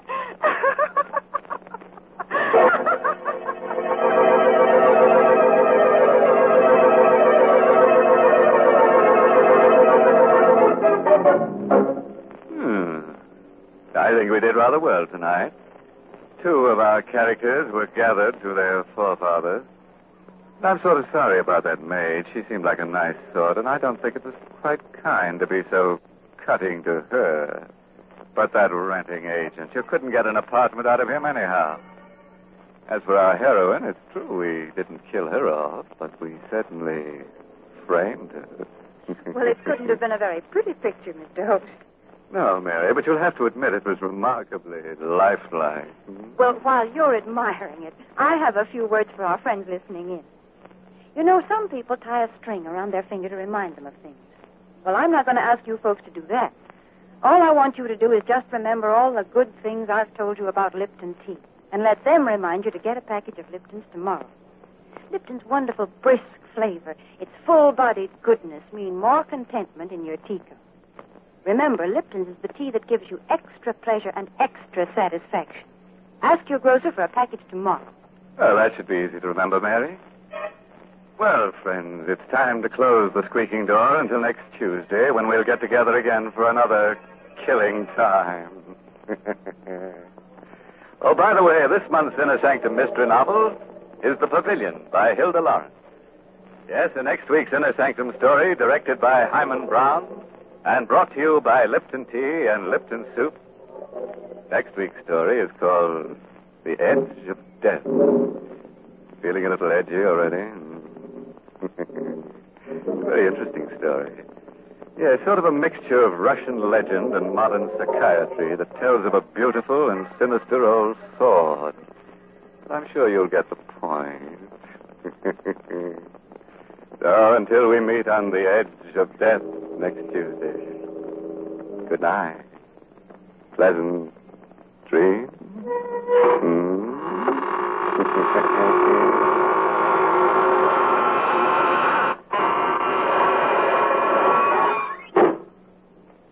Here's a grand dish to get your dinner off to a good start. Lipton's Noodle Soup. It has all the homemade goodness and real chickeny flavor your family loves. Lipton's Noodle Soup is seasoned to perfection, and it's full of tender, golden noodles. Hard to prepare? Not a bit. It takes only a few quick minutes from package to soup plate. It's economical, too. Costs less and makes lots more than canned soups. So get Lipton's Noodle Soup mix tomorrow. And don't forget to tune in next Tuesday night for another Inner Sanctum Mystery. This is CBS, the Columbia Broadcasting System.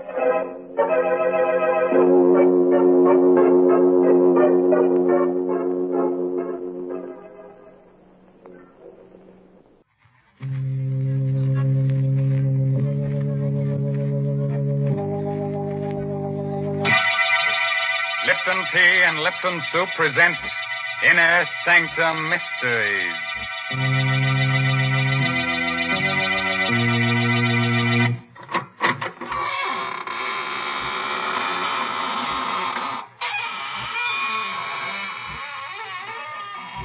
Good evening, friends of the Inner Sanctum. This is your host, Raymond, the gay ghoul. Friends, would you like to fly through the air with the greatest of ease? Do you think you'd enjoy being invisible, huh? Oh, it's easy. All you have to do is become a ghost. And to become a ghost, all you have to do is accentuate the ectoplasm and eliminate the protoplasm. Man! If that doesn't work, we'll introduce you to one of the characters on our show. He'll take care of you. And that's the truth. What awful people on this show. Wherever do you find them, Mr. Raymond? Well, it's simple.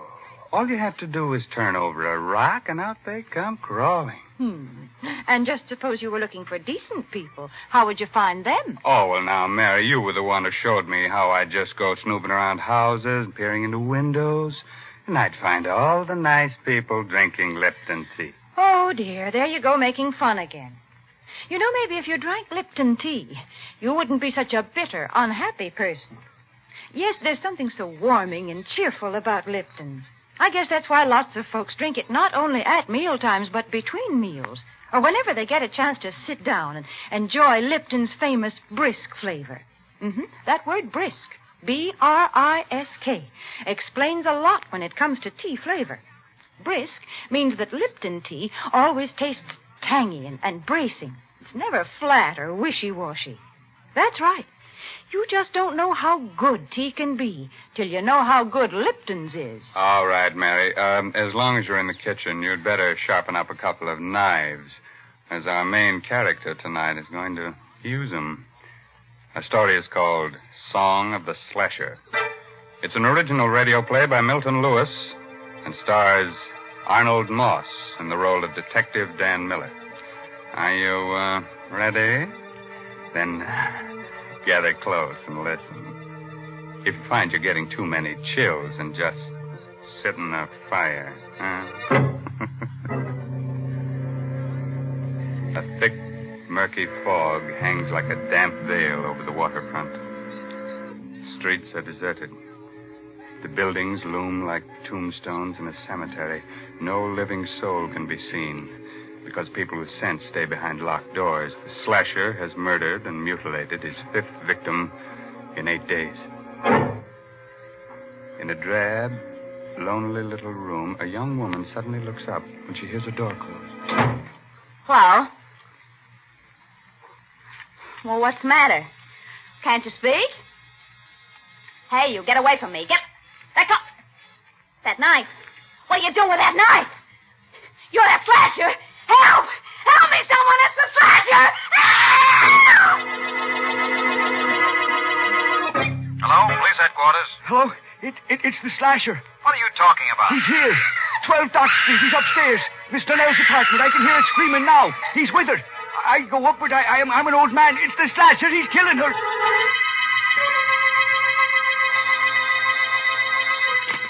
Hello?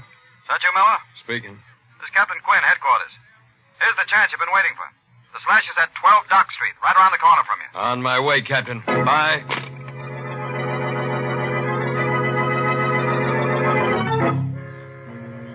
And that's how it started. A detective is asked to do some queer things in the line of duty. I didn't mind moving down to the dump at the waterfront with my wife if it would help catch the slasher. So when I got the call, I rushed out of my joint and beat it down to 12 Dock Street. Oh. Where is he? Where'd he go? He... Listen, I... Don't do that. I'll get you a doctor. And listen to me, sister. Donnell, her name is. Are they going to send an ambulance? Yeah, but it won't do her no good. You were too late. Did you see the guy who did it? I saw nobody. He can't be far. He was here a minute ago. I heard someone go out the back way. When? A minute ago. Listen. It's coming from that alley down there. Fog's so thick you can't see 2 feet ahead of you. The back way goes into the alley. Well, then it's him. The slasher.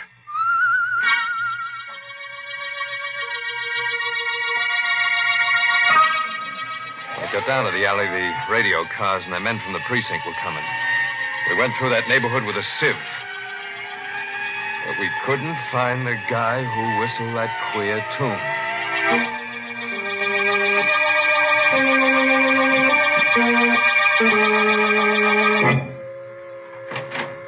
Is that you, Danny?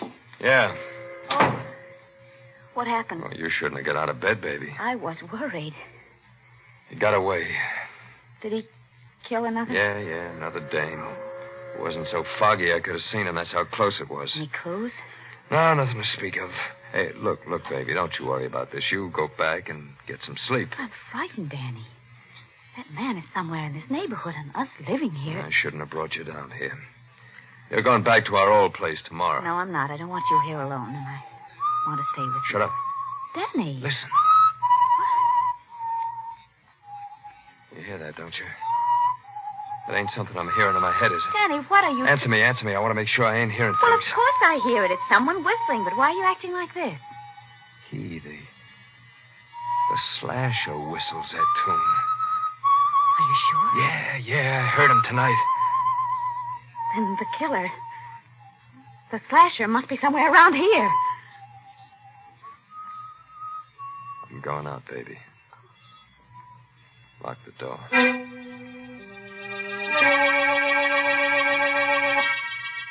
The whistling was somewhere in the building. I listened. Where was it coming from? It was gone. I looked at my watch. 4:30 in the morning.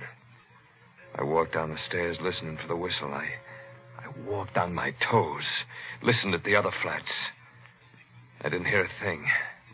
I went down into the cellar. There was someone there, all right. Oh?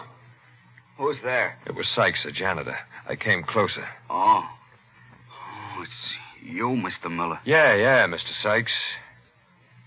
Hey, what's the matter? You're shaking like you got a fever. You frightened me. Why? I thought you were the slasher. Yeah? He's around here, you know. He might be hiding in these shadows. Might be anywhere. Everybody's afraid of him. Everybody. Yeah, so I hear. What time did you come down here? 4:30, like I do every morning. Why? See any stranger in the building? No, I didn't see anyone. Who lives in the flat below us? Mr. Trevelyan. Reginald Trevelyan. Funny name. He's a funny fella. Never sleeps at night. Wanders around the building whistling to himself. Whistling to himself? Yeah. He writes music or something. He got a piano in his place today. He talks crazy sometimes. Think he's up there now? Yeah, he never sleeps. Here. $20? Yeah, it's for you. Why are you giving this to me? I want you to tell me when Mr. Trevelyan leaves his apartment. Do you get it? Yeah, but why? I ain't paying you $20 to ask questions.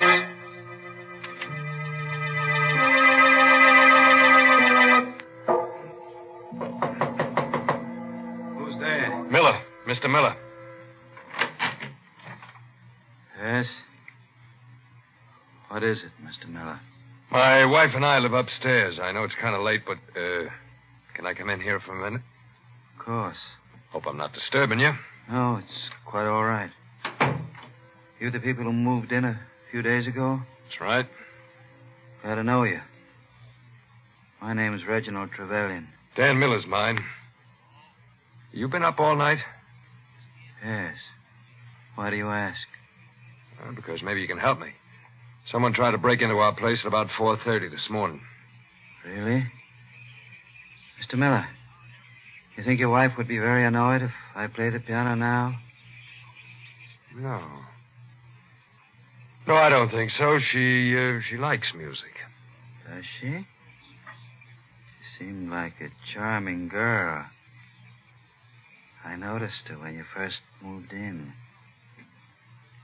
You're very lucky to have such an attractive wife.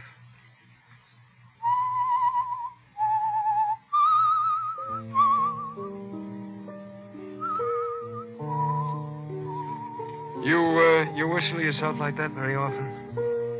Yes. Especially when I'm working on a new composition. Wait a moment. I think I have it. I've been trying to work out that passage all night. Mr. Miller, please get out of here. I want to be alone. You're a query, you are. I'm not interested in your opinion. Well, what are you waiting for? Get out of here! Get out or I'll blow you out! Try it. I've lost it. What?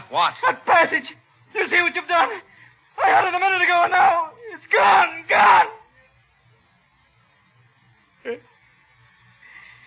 It's how it's been lately. I keep forgetting things. I'm sorry if I was rude to you. I didn't mean to be. Mr. Miller. Good night. Mr. Miller, is it really true what it says in the papers about the slasher? That he has the whole neighborhood trembling in terror? Yes. Lovely. Trembling for their miserable little lives. Worried about their dirty little souls. Shivering in fear in their ugly little rat holes.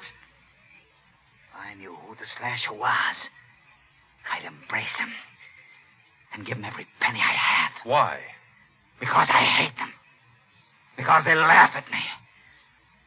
Because... Good night, Mr. Miller.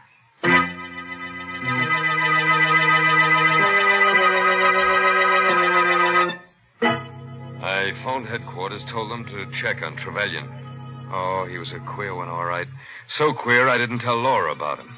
I didn't want to scare her. Couldn't arrest him. I didn't have anything on him yet. I lay down to rest.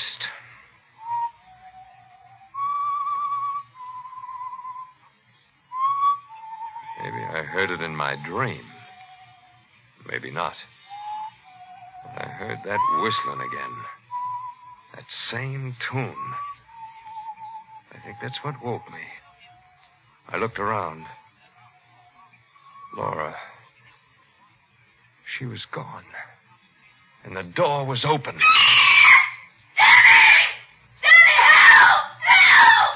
I rushed out. The hall was filled with thick fog. In the yellow light, I saw a crumpled heap on the floor. I recognized Laura's bathrobe.